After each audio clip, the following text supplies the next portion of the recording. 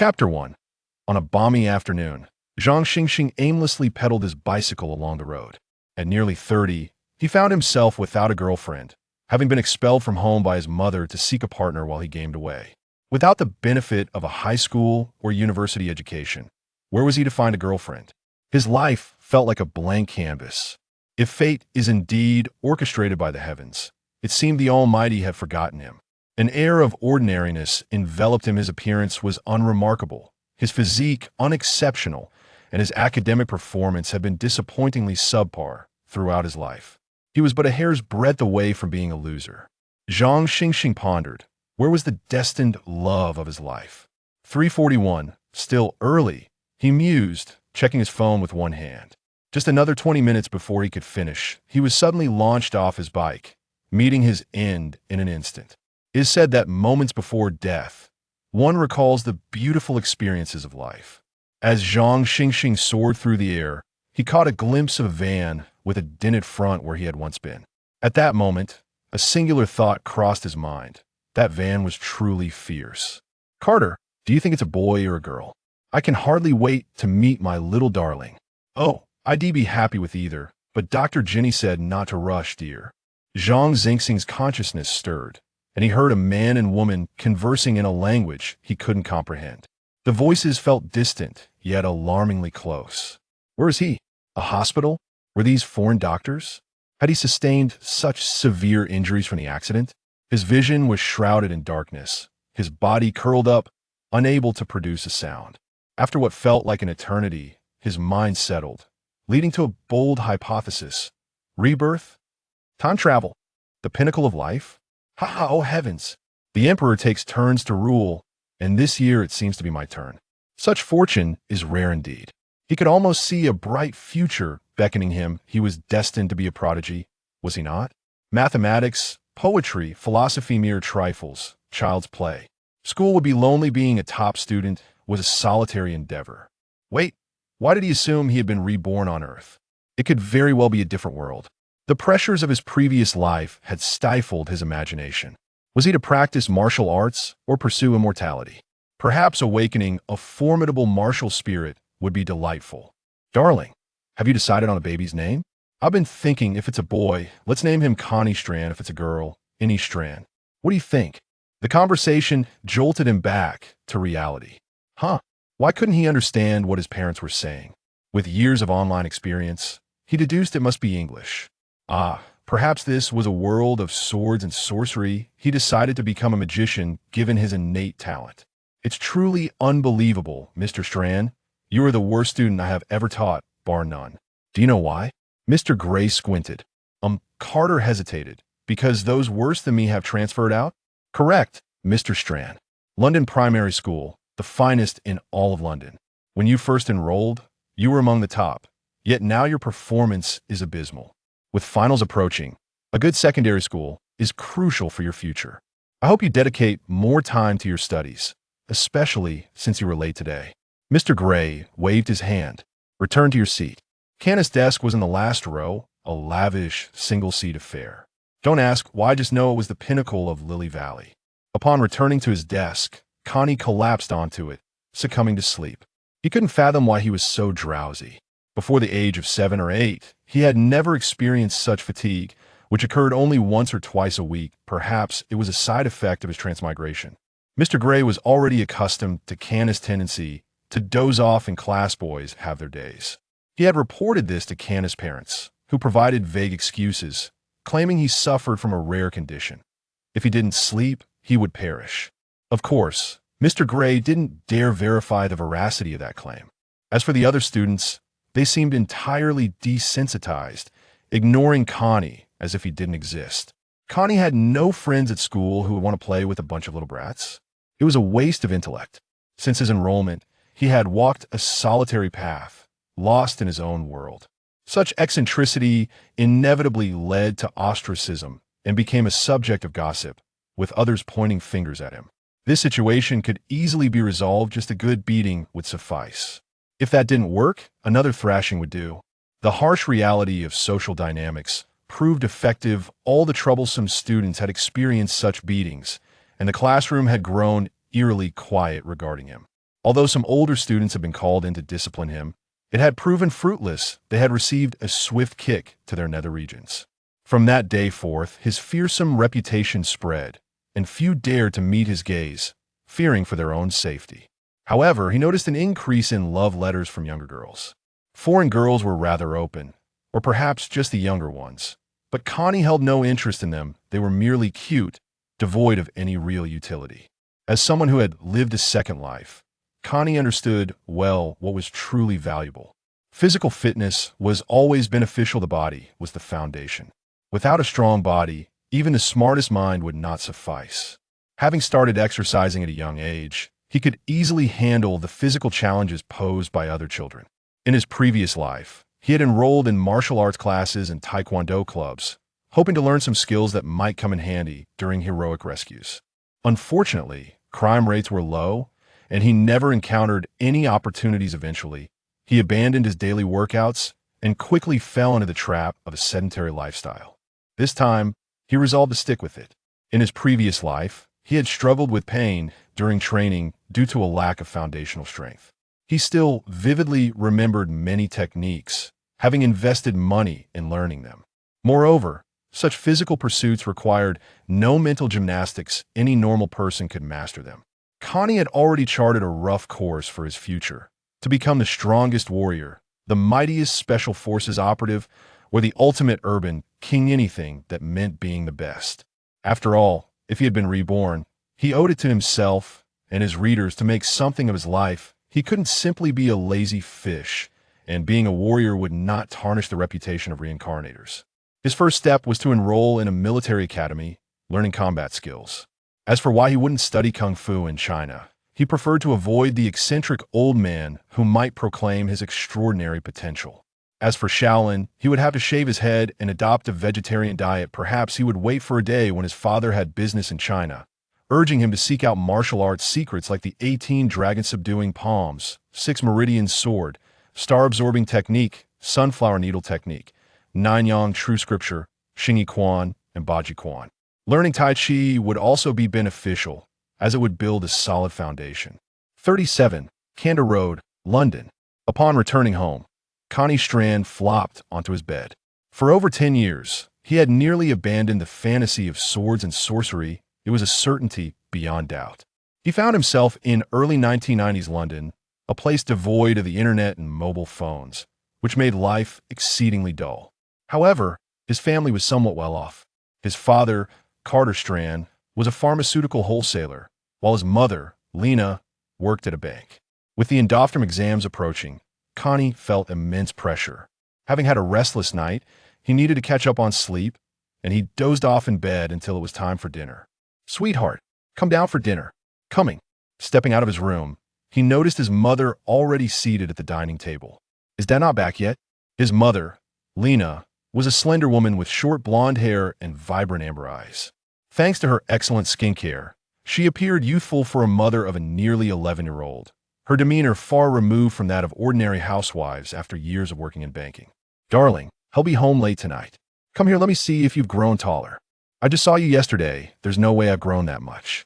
At 10 years old, Connie had inherited his father's brown hair and his mother's amber eyes. His height, due to a good diet, surpassed that of his peers by a head. "Oh, in just a month, it will be your birthday. What do you want as a gift? With finals coming up, have you decided which secondary school you want to attend? Just give me a little brother or sister." Dinner unfolded as it usually did, with conversations about everyday life passing leisurely. Time flew silently by, and the summer vacation arrived as expected. Connie woke early to exercise in his room. He was bursting with energy, and his perfect physique would serve him well in attracting girls, even if he was somewhat ordinary-looking and had freckles. However, he felt confident that he wouldn't turn out unattractive due to his mother's genes. Knock, knock, knock, knock, knock. Just as I reclined on my bed to rest, I was startled by a rhythmic tapping sound emanating from outside the window, a pattern that piqued my curiosity. "What on earth? Goodness gracious, supernatural beings, be gone!" Carney exclaimed, peering out to behold a disconcerting sight. A large black bird perched before the window, its lifeless, fish-like eyes staring blankly, tapping against the seemingly fragile glass like a woodpecker. Upon closer inspection, It was an owl, a creature rumored to herald misfortune. How terrifying. This owl seemed quite deranged, as it picked up a sock and hurled it at the window in a futile attempt to scare it away. To no avail, the owl continued its rhythmic tapping.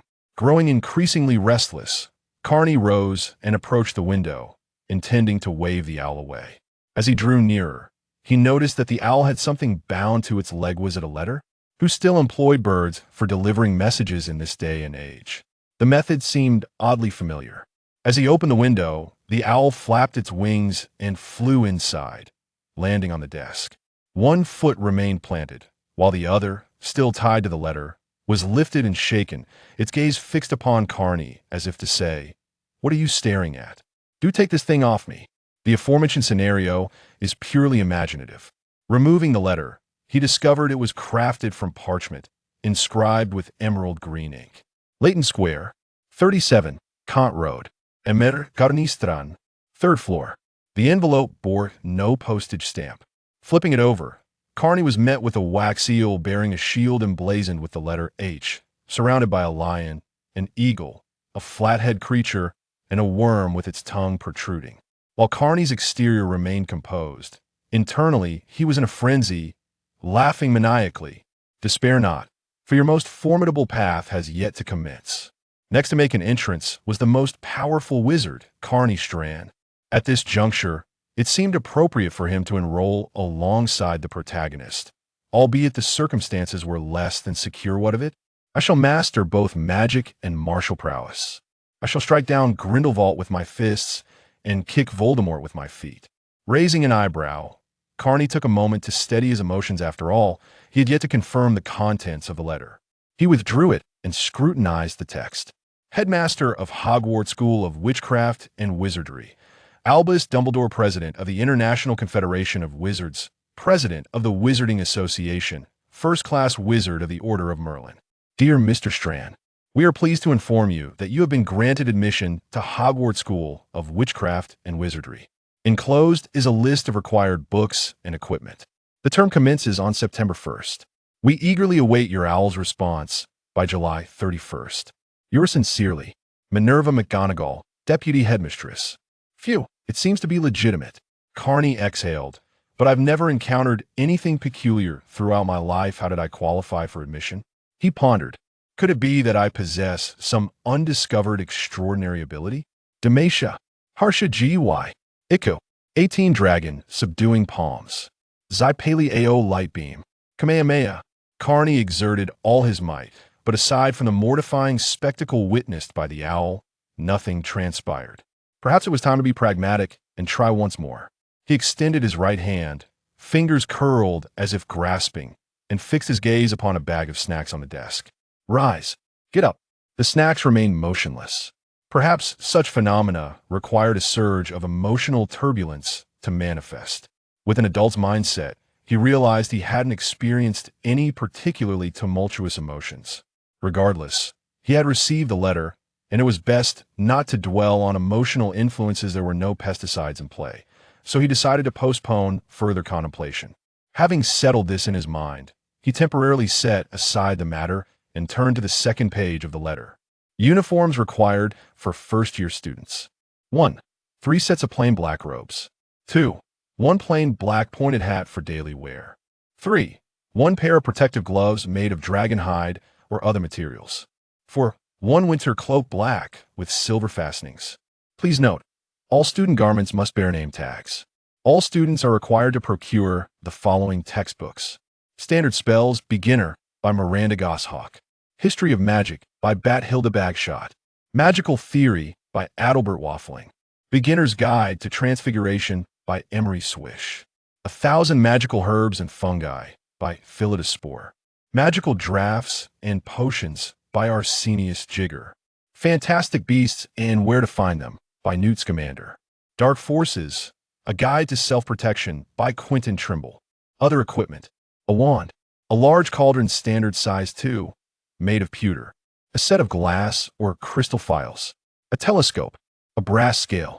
Students may bring either an owl, a cat, or a toad. Parents are reminded that first-year students are not permitted to bring their own broomstick for riding. Gazing at this pile of reading lists, I can only describe my feelings with two words: a headache. Yet, I am filled with excitement. This must be what it means to experience pain intertwined with joy. After discussing this matter with my parents and expressing my intentions, they even convened a family meeting specifically for this purpose. I have long believed that my child is unlike others from a young age, destined to accomplish great things in the future. I was surprisingly unopposed to my mother's concerns. I had anticipated she would misunderstand the concept of magic. However, I do intend for my child to inherit my position one day. My father, grappling with the notion of magic, expressed skepticism, having never heard of it before. Is it reliable? He questioned. Father, upon my graduation, I can inherit the family fortune, provided you haven't squandered it all before then. How could that be? I am quite prudent with my spending, he retorted, glancing at my mother. Very well. It's settled then that I penned a reply, which politely expressed my gratitude while voicing my uncertainties regarding where to acquire the necessary books and equipment, hoping for someone to guide me. Although I recalled places like the Leaky Cauldron and Diagon Alley, I felt it prudent to present myself as a typical child, tying the letter to the owl's leg. I watched as it gradually soared away. Now all that remained was to await a response. Who could it be that would lead the way? Most likely Professor McGonagall. That on the evening of July 20th. The Strand family was gathered around the dinner table, the meal nearing its conclusion. Ding dong. That must be the professor from the school, Connie surmised, leaping up and dashing to the door. Hey, we've just finished dinner. Take it easy. The parents followed closely behind. Upon opening the door, they were greeted by none other than Professor McGonagall, adorned with a pointed black hat and rectangular glasses, her curly hair elegantly arranged in a bun, draped in a deep green robe. Professor, please come in. Thank you. What a polite child you are. You must be young Mr. Strand, Professor McGonagall complimented. Upon entering, she introduced herself, and my mother served her a cup of tea. Professor, I apologize for the trouble. You had to come personally. Thank you. It is part of my duty. I must ask, is there really magic? I mean, can you perform magic? My father could not contain his curiosity. Oh, certainly, a simple cleaning spell, Professor McGonagall replied, unfazed by such inquiries. With a flick of her wand towards the dining table, she uttered an incantation, and the remnants of the meal vanished as if they had never existed. My mother, eyes gleaming, picked up a plate to inspect it closely. After exchanging a few pleasantries and familiarizing themselves, they arranged for Professor McGonagall to take Connie to Diagon Alley in 2 days to procure the necessary supplies. As both parents had worked the following day, Connie would venture alone. Feeling assured in McGonagall's guidance on the morning of their scheduled outing, Professor McGonagall led Connie to the Leaky Cauldron, nestled between a bookstore and a record shop. This street was familiar to them. They had previously visited the bookstore, yet had never noticed the shabby little pub next door. This place is cloaked in enchantments, rendering it invisible to muggles, Professor McGonagall explained. Having already learned the meaning of muggle during their previous evening's conversation, as they pushed through the door, the ambience left much to be desired, with few patrons present, likely due to the early hour. Following Professor McGonagall to the bar, she greeted the bartender. Good morning, Mr. Tom. Good morning. There are certainly many students this year, the bartender replied while polishing a glass. They then traversed past the bar to a small courtyard enclosed by walls, where only a solitary trash bin leaned against the wall. Mr. Strand, remember this. 3 taps above, 2 taps horizontally. With her wand, she lightly tapped the indicated bricks 3 times. The bricks began to tremble and shift, gradually revealing a passageway. Before they could step through, the sounds of bustling conversation enveloped them. This Diagon Alley. Where do we go now? Connie exclaimed, wide-eyed, as the alley bustled with students preparing for the new school year. First, we must visit Gringotts to exchange muggle money for wizarding currency. Where is Gringotts? We are already here. It is the largest building in the area. Gringotts stood tall, a magnificent white structure adorned with 4 grand pillars. Inside, the goblins were strikingly distinct, each with a unique character, shorter than Connie, with pointed ears and elongated noses. After exchanging sufficient galleons, the 2 parted ways.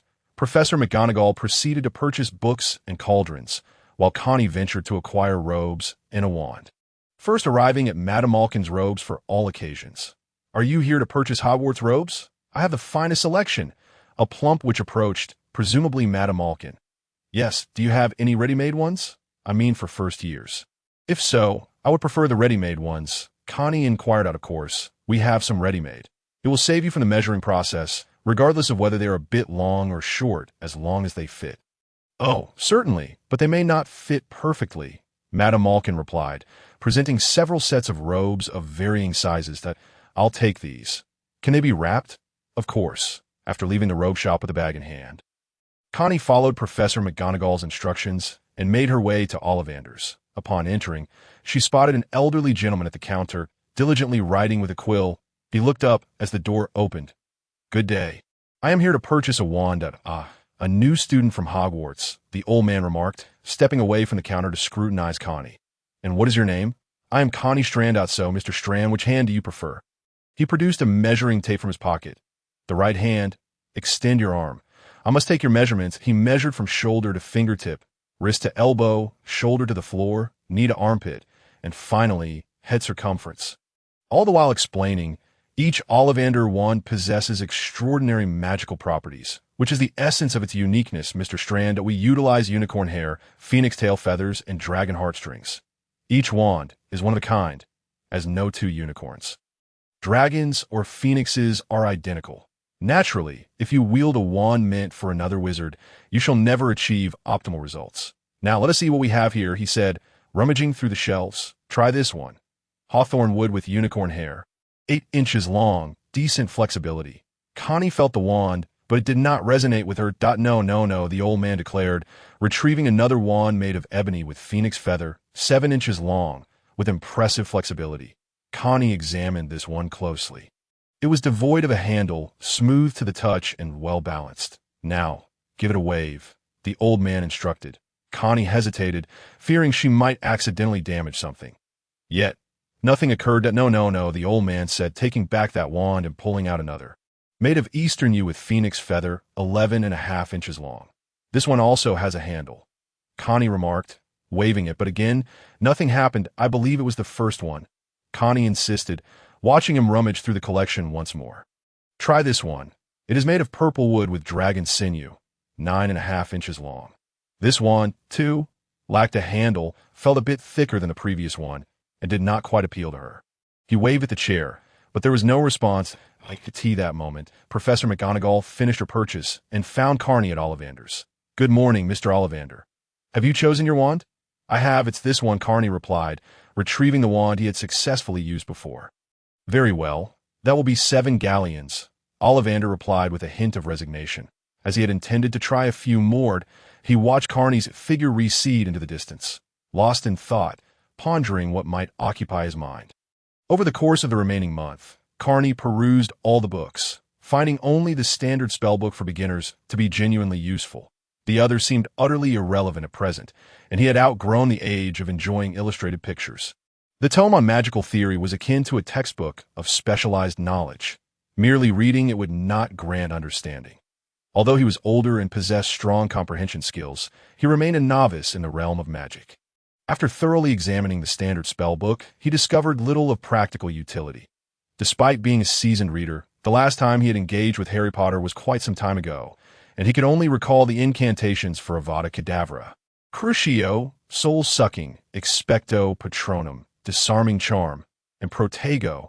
Their frequent appearances were memorable, but knowing only the incantations was of little value. Mastering the Patronus charm was premature, being an advanced form of white magic, not easily learned without a professor's guidance. The other minor spells he encountered were merely those listed in the book. Wingardium Leviosa, Alohomma, Petri Ficus Totalis, Agumeni, and others. These seemed to serve primarily for academic expansion rather than practical application. He also recalled the cleaning charm Professor McGonagall had used that day, Scourgify. First years had no access to truly lethal spells, and such advanced incantations were beyond his reach. Besides, merely knowing the correct incantation did not guarantee successful casting. The intricacies of magical energy were still a mystery to him. He pondered whether his knowledge of such dark magic might lead him down a path of villainy, perhaps even surpassing Voldemort in malevolence. After all, Voldemort had not known such dark arts at such a tender age. Yet, Having undergone 9 years of compulsory education and internalized the core values of socialism, he was capable of discerning right from wrong, even if it meant embracing the role of a villain. Speaking of Voldemort, Carney felt no trepidation. This year marked the beginning of the main storyline, and the school was relatively safe. During the first year, he needn't follow Harry into perilous escapades, nor should he wander off to the Chamber of Secrets in the second year. Mastering the Patronus charm in the third year would ensure his safety, while in the fourth year, he would not participate in the Triwizard Tournament, being underage. That he resolved to focus on personal growth and avoid recklessness. Saving his strengths for later, as the day of the new term approached, the Strands rose early. King's Cross Station was not close, and a late departure might lead to delays. They arrived at the station by 9:30. With Carney pushing the trolley ahead. "Which platform is it again?" His father looked around, surveying the surroundings. "Platform 9 3/4. "Right, where is it?" "Dear, have you found it?" "Yes, it's right here." Carney pointed to the wall between platforms 9 and 10. "The entrance to the platform." "Through the wall?" "Yes, we practiced it yesterday," his father joked, stepping forward to pat the wall. "It seems I can't get through. We'll leave you here. Be sure to write to your mother often." His mother, Lena, said, giving Carney a fond pat on the head, "Make sure to get along well with your classmates." His father, Carter, added, patting his shoulder, "Rest assured, I'm going in." After embracing his parents, Carney jogged through the wall with his trolley. Upon emerging, he was greeted by the sight of a red steam engine, with students already boarding and finding their seats. Carney quickly stepped away from the wall, avoiding any sudden collisions. He was not impoverished and had no need to feign accidents. The train's crimson exterior and sturdy metal body instilled a sense of reassurance. Arriving early, he found many empty compartments, choosing one at random to stow his luggage before settling by the window. He gazed outside, hoping to spot Harry or the Weasley family, as they were easily recognizable. After all, he did not wish to fade into the background as an extra or a mere casualty. Bored on the train, he had no desire to read. He was on the brink of a new world and lacked the inclination to engage with books. Noticing the time was still early, he decided to lay his head on the table for a brief nap, feeling a bit drowsy from the early start. Perhaps when he awoke, he would find Harry seated beside him. His slumber was not deep, as the bustling noises outside gradually grew louder. When he heard the compartment door open, he lifted his head to see a round-faced boy, one hand carrying luggage and the other cradling an unattractive frog. "Hello, I'm Carney Strand." Carney sensed the boy's intentions and preemptively asked, "Do you need help?" "Thank you, I'm Neville Longbottom, but you can call me Neville." After they collaborated to stow the luggage, Neville sat across from Carney. "No problem. You can call me Carney. Is your family a wizarding one?" "Yes, it is." "How cool. I know so little about the wizarding world. Could you tell me more?" "Of course, although I don't know that much either. My grandmother rarely shares anything." As their conversation unfolded, they found themselves discussing Hogwarts School of Witchcraft and Wizardry. "Which house do you think you'll be sorted into?" Carney mused, "I believe I'll be placed in Gryffindor. My parents and grandmother are all Gryffindor graduates, and Headmaster Dumbledore is from there as well." Neville replied, "That I hope to be sorted into Gryffindor too." Carney recognized that the sorting hat placed significant emphasis on personal choice. Aside from Slytherin, which did not accept those who were not pureblood, AS for Ravenclaw, he lacked the requisite talent, and though Hufflepuff was commendable, it lacked the favor of old Dumbledore, who was a Gryffindor alumnus. Moreover, the treasures of the other 4 houses were tainted by Voldemort, losing their purity and destined for destruction. In contrast, Gryffindor's sword remained intact, accessible only to those of its lineage. This was a primary consideration. Cultivating a good relationship with the headmaster was essential, despite his somewhat flamboyant demeanor. One could not discriminate against others' preferences after being influenced by 21st century ideals. With a loud clatter, the door swung open again, and a girl entered. "Are you discussing the sorting?" "I hope to be placed in Gryffindor too." She had a mane of thick brown hair and prominent front teeth. "I've memorized all the textbooks." "I hope it's enough. From what I've read, Headmaster Dumbledore graduated from there too. But I think Ravenclaw is nice as well. You've memorized everything?" "That's impressive," Neville exclaimed, his eyes wide. Carney found himself reflecting. Here was an 11-year-old girl who had already committed all the textbooks to memory, while he, an older student, lacked any earnest desire to study. "Thank you. It's nothing. I've just read them a few times. I'm Hermione Granger." she said, settling beside Neville with her chin held high. I'm Neville Longbottom, he replied. Carney Strand, Carney added. Are you children from wizarding families? No one in my family knows magic. I was utterly shocked when I received my acceptance letter. Hermione chattered away. Neville is, my parents are ordinary people, Carney replied nonchalantly, leaning back in his seat. Hermione was indeed a chatterbox, her words spilling forth like a Gatling gun spewing blue flames. As the conversation unfolded, Hermione began to bombard Neville with questions. Much like Connie had earlier, Neville, delighted, reiterated what he had just shared. The train was in motion, and Connie occasionally chimed in, captivated by the scenery outside. Around noon, a loud clattering sound echoed down the aisle as a smiling woman pushed a cart laden with snacks and inquired, "Would you care to purchase some refreshment for the journey?" After chatting for a while, they all felt a bit peckish and opted for pumpkin pasties and cauldron cakes. Halfway through their meal, Neville realized that Leaf was missing. It struck him only then, as he contemplated feeding his pet frog, that it had vanished. They searched the compartment and the aisle, but to no avail. Hermione suggested they check other compartments. Connie pondered that the door to the compartment hadn't been opened before Hermione arrived, and she hadn't seen the frog at the entrance. It likely went missing when they bought lunch, possibly hopping onto the snack cart. Wait here, I'll be back shortly, Connie said, leaving the compartment and following the direction of the cart. Eventually, he spotted it in front of a compartment near the end of the train. Found it, he exclaimed, and to his relief, Leaf was still perched atop the cart. Not having wandered off elsewhere, he discovered the frog, larger than his palm, nestled in the lower compartment. I hope I haven't caused you any trouble, Connie said to the cart lady. Not at all. I was even aware there was a pet on board. It's quite lively. Do keep an eye on it, she replied, glancing into the adjacent compartment. Connie noticed two young boys, one with glasses and dark hair, the other with freckles and red hair. They must be Harry and Ron. Hello, I'm Connie Strand. He introduced himself. Hi, I'm Harry Potter, Harry replied. I am Ron Weasley, Ron added, his cheeks slightly flushed. Oh, so you're here by snacks? I won't disturb you then. Neville is waiting for his frog, Connie said as he took his leave. Thank you, Connie. Leaf often goes missing. I usually spend ages searching for him without success. Neville expressed his gratitude, cradling the frog in his hands. No trouble at all. Just a small favor, Connie replied. Where did you find it? Hermione inquired curiously. Connie shared his deduction about the snack cart. What brilliant reasoning. Why didn't I think of that?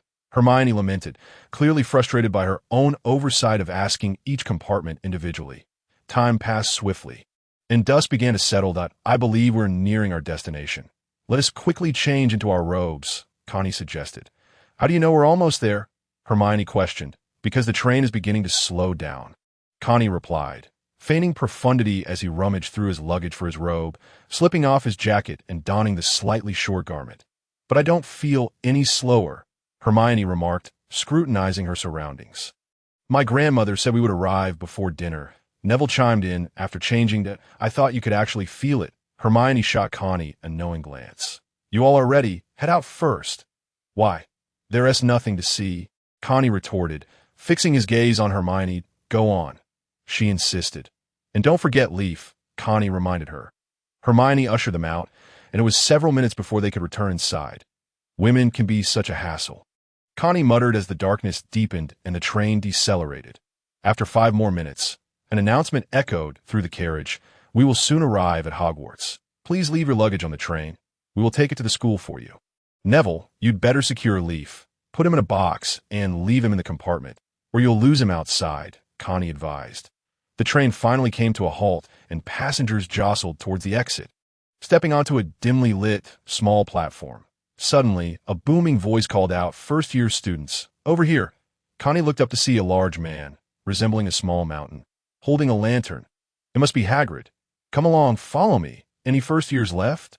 He called, cautioning them to watch their step. All right, first-years, follow me. Hagrid's bearded face broke into a welcoming smile. They followed Hagrid for a while until they reached a lake, across which stood a magnificent castle, its windows glowing with light. That is Hogwarts, Hagrid exclaimed, pointing to a line of small boats moored nearby. Each boat can hold no more than 4 people. Connie, Neville, and Hermione climbed into the same boat, while others found their companions. Everyone aboard. Let us set off. Hagrid called from his own boat. The boats magically glided across the water without oars, creating ripples as they approached the castle, passing through a curtain of ivy that covered the cliff face and entering a dark tunnel, eventually arriving at a dock-like area. Under Hagrid's guidance, they climbed through the tunnel, across the grass, and up stone steps to a massive oak door. Everyone here. Hagrid surveyed the group before knocking 3 times on the door. It swung open to reveal Professor McGonagall. Her expression stern. First-year students, Hagrid announced. Thank you. Hagrid, I'll take over from here, McGonagall replied, pulling the door wide open to reveal a grand marble staircase leading upward. Following her, they arrived in a small chamber. Welcome to Hogwarts, Professor McGonagall said. The feast is about to begin, but before you take your seats in the dining hall, we must sort you into your respective houses. Sorting is an important ceremony. During your time here, your house will be like your home at Hogwarts. You will attend classes with your housemates, share dormitories, and spend leisure time in your house common room. The 4 houses are Gryffindor, Hufflepuff, Ravenclaw, and Slytherin. Each house has its own rich history and has produced remarkable witches and wizards. Your exemplary performance will earn points for your house, while any misconduct will result in point deductions. At the end of the year, the house with the highest score will receive the House Cup, a great honor that I hope that regardless of which house you are sorted into, you will strive to bring glory to it.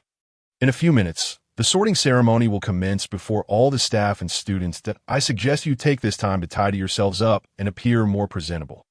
Her gaze lingered on Neville's cloak, which was fastened awkwardly under his left ear, and the dirt on Ron's nose. Harry nervously attempted to smooth his hair. As soon as preparations are complete, I will come to fetch you, Professor McGonagall instructed, adding, please remain quiet while you wait. She exited the room, and whispers filled the air. How can they possibly determine which house we belong to? Harry's voice broke through the murmurs. I suppose there is some sort of test. Fred joked, though Ron added, that sounds quite daunting, but I think he's just kidding. Tension filled the room, while Hermione began reciting from her books. Neville appeared on the verge of panic. Meanwhile, Connie remained relaxed, casually observing his surroundings. Suddenly, a shriek echoed from behind, and Connie turned to find a host of ghosts gliding into the room. The sight startled some of the first years, and others were equally taken aback as a dozen translucent, pearly-white spirits floated through, whispering amongst themselves, seemingly oblivious to the newcomers. They appeared to be engaged in a debate. A plump, monk-like ghost declared, we ought to forgive, we ought to forget. I say we should give him another chance. My good monk. Haven T, we given Peeves enough chances. He has given us all dreadful nicknames. Another ghost retorted, you see, he doesn't even meet the bare minimum to be considered a ghost. What are you doing here? Connie asked. We are first years, he replied. Brave first years. The round ghost smiled at him. I take it you are preparing for the test? Indeed, Connie remarked. I hope you all get sorted in a Hufflepuff. The monk replied, I attended that house before. Well, I won't disturb you any longer. We must take our leave. Upon finishing his words, they vanished through the wall. You are truly brave, Neville whispered. Oh, it's nothing, merely a bit audacious. Connie encouraged him, patting his shoulder. You can do it too. Neville looked at him and nodded in agreement. Indeed, it is real. Harry Potter has arrived at Hogwarts. A platinum-haired youth stared at Harry, flanked by 2 portly figures, as the surroundings fell into an immediate hush. Some wizarding families whispered among themselves, glancing around, while those of Muggle birth appeared perplexed. This is Crabbe, and this is Goyle, the youth casually stated, before stepping forward and standing on a stone step before Harry, solemnly introducing himself. I am Malfoy, Draco Malfoy. Ron stifled a chuckle to avoid bursting into laughter. Draco Malfoy fixed his gaze on him. You find my name amusing, do you? No need to ask who you are. My father informed me that the Weasley family is characterized by red hair, a face full of freckles, and an abundance of children they can hardly afford to raise. He turned to Harry and said, You will soon discover that some wizarding families are far superior to others. Potter, surely you wouldn't wish to befriend those of lesser standing I can discern who is unseemly well enough. Thank you, Harry replied coldly, ignoring Draco's outstretched hand. Draco Malfoy's face did not flush red. Instead, his pallid cheeks bore a faint tinge of pink. "This blonde really lacks in social graces," Connie observed, recalling the familiar scene. "Listen, does that even qualify as human speech? If I were you, Potter, I would exercise extreme caution," he said slowly, as if still wishing to deliver a cutting remark. Suddenly, his shoulder was tapped. It was Professor McGonagall returning, who glanced at Harry and Ron before saying nothing further. "All right, let us proceed," Professor McGonagall announced. "The sorting ceremony is about to commence. Please form a single line and follow me." Once arranged, they trailed behind Professor McGonagall, exiting the room, traversing the entrance hall, and passing through a set of double doors into a magnificent dining hall. The hall was adorned with 4 long tables, each designated for one of the 4 houses, followed by the staff table. Thousands of candles floated above, illuminating the entire hall, while the ceiling appeared to be open to the night sky, stars twinkling above. Plates and goblets adorned the tables, yet they were all empty. "Wow!" The first years gasped in hushed awe at the enchanting sight. "This place has been bewitched to resemble the sky outside. I read about it in a passage of Hogwarts history." Hermione whispered to Connie and Neville. Professor McGonagall led them to the front of the staff table, instructed them to stand still, and placed a 4-legged stool before them, atop which sat a tattered, filthy, pointed wizard's hat. The clamor in the hall ceased, and the newcomers fell silent, the atmosphere turning utterly still. Then, the hat began to stir. Its brim split wide open, resembling a mouth, as it commenced to sing. "You may deem me not so fair, but do not judge me by my air, that if you find a hat more fine, I'll eat myself, that would be divine. You may polish your top hats bright, and make your tall hats a pure delight. I am the sorting hat, a magical tool, far superior to any hat in your school. The thoughts you hide within your mind will not escape my gaze so blind.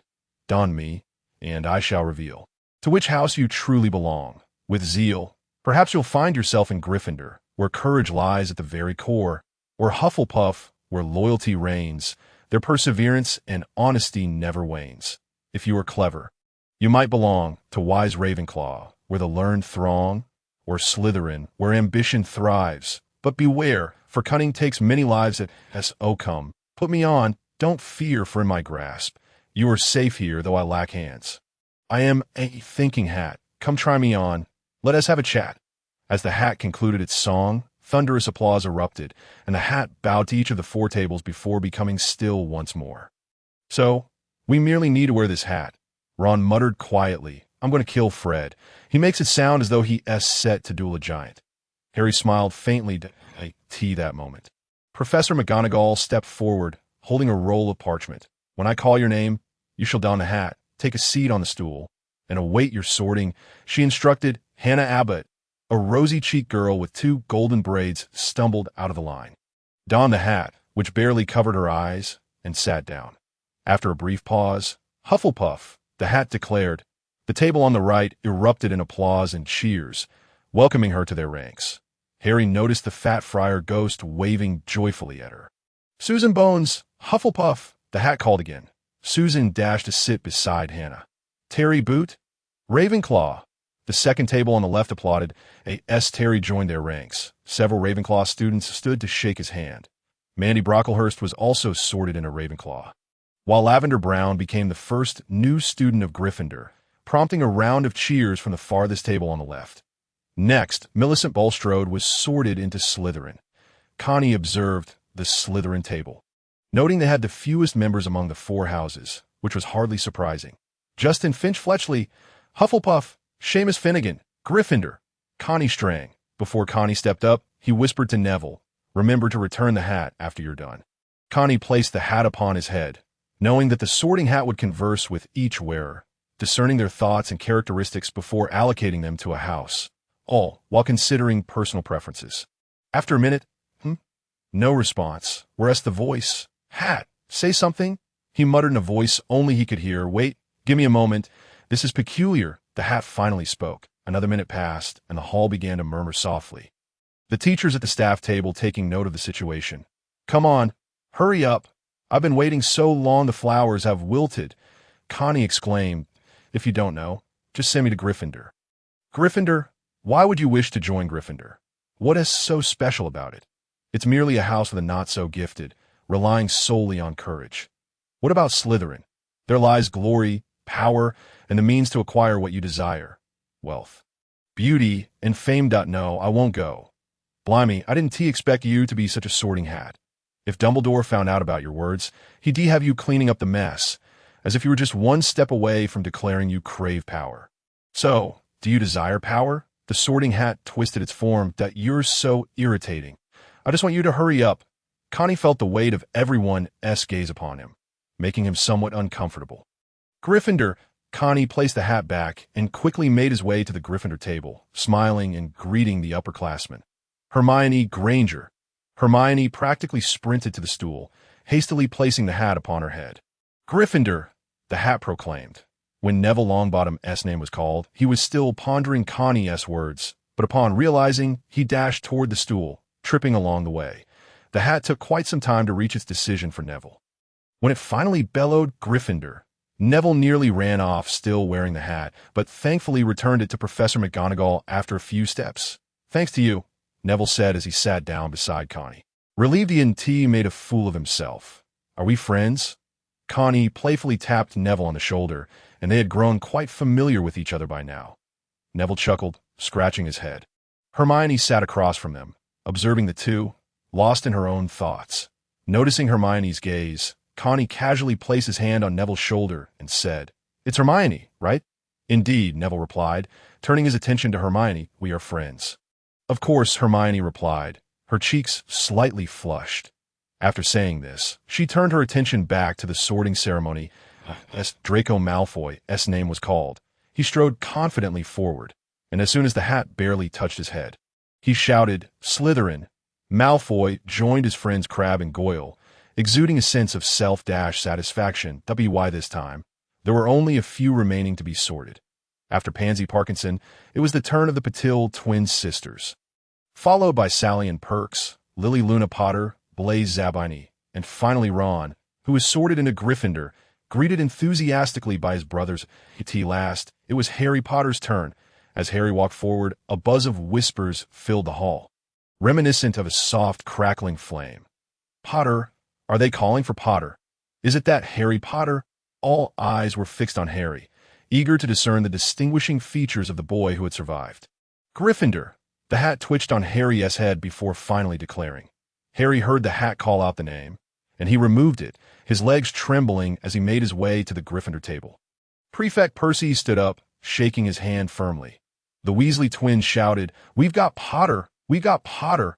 Harry sat down next to Prefect Percy. Once the last name was called, Professor McGonagall rolled up the parchment and took the sorting hat away. Connie watched the hat vanish in McGonagall's grasp. Pondering his own sorting experience, it was quite strange. The sorting hat, a magical artifact created by the four founders of Hogwarts, seemed not to have read his thoughts. Did he possess some sort of mental block?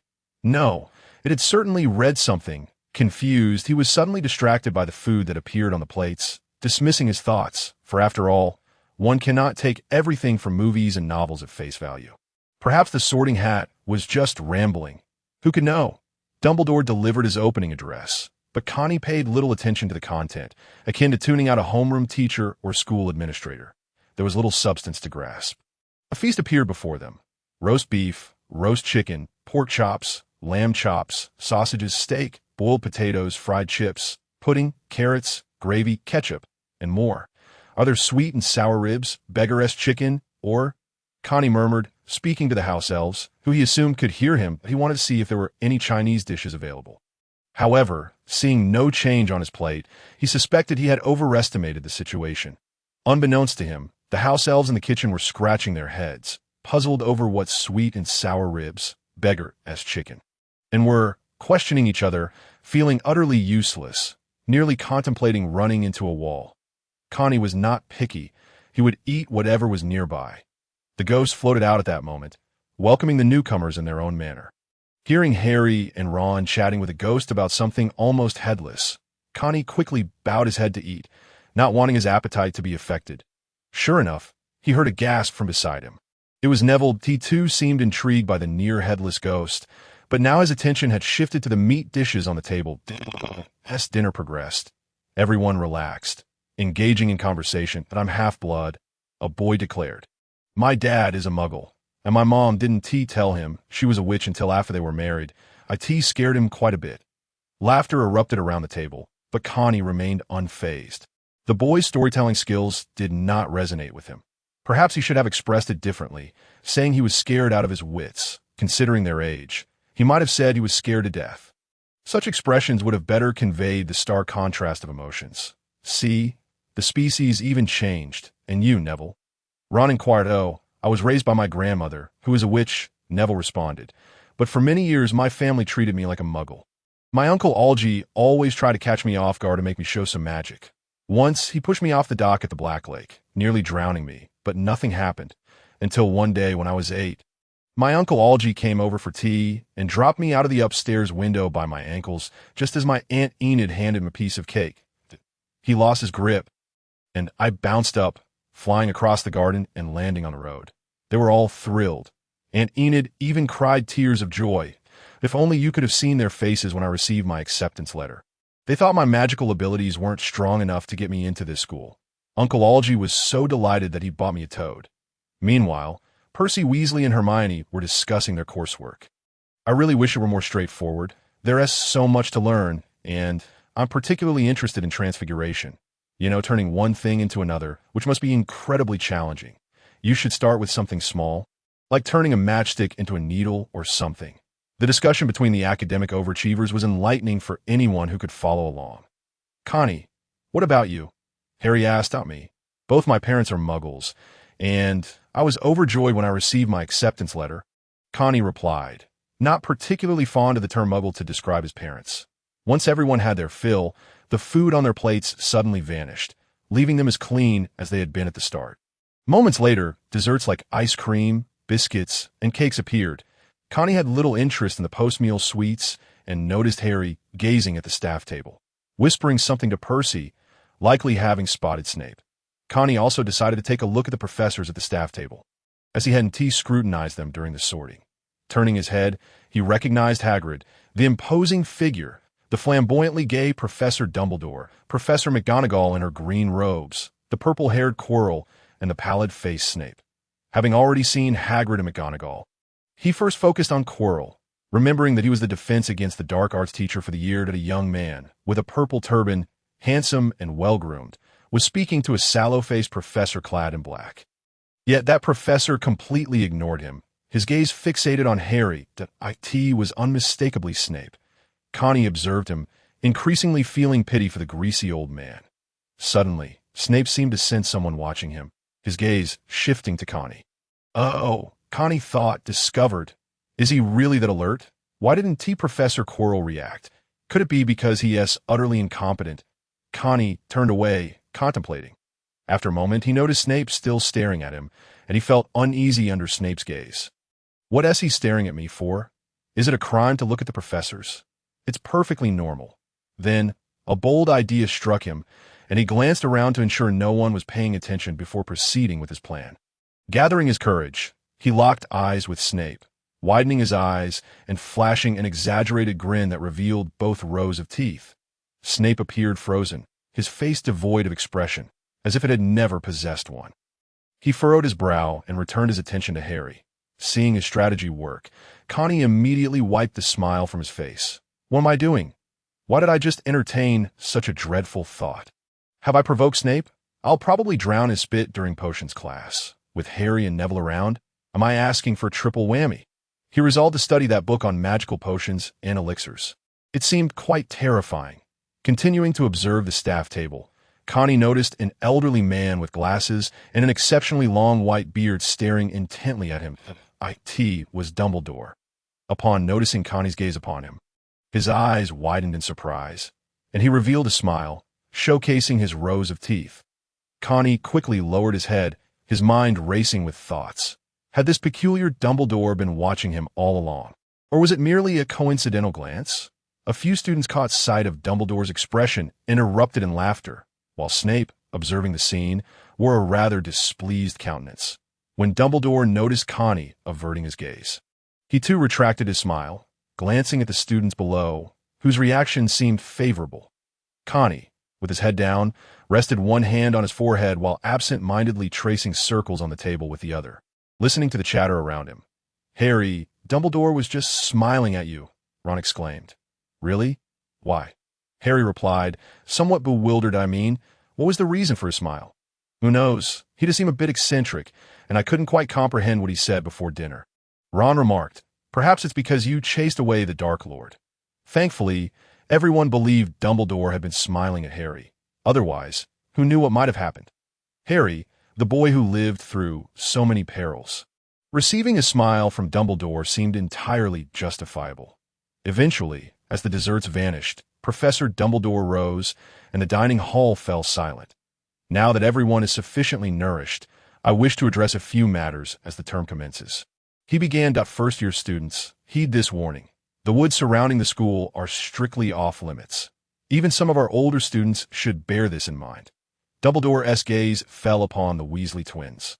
"Additionally, Mr. Filch has requested that I remind everyone not to cast spells in the corridors during breaks. The tryouts for the Quidditch team will take place in the second week of this term. Anyone wishing to join the house team should consult Madam Hooch. Lastly, I must inform you all that those who wish to avoid unexpected misfortunes and untimely demise should refrain from entering the corridor on the right side of the fourth floor." A hint of amusement rippled through the crowd, and Harry let out a hearty laugh, though only a few joined in.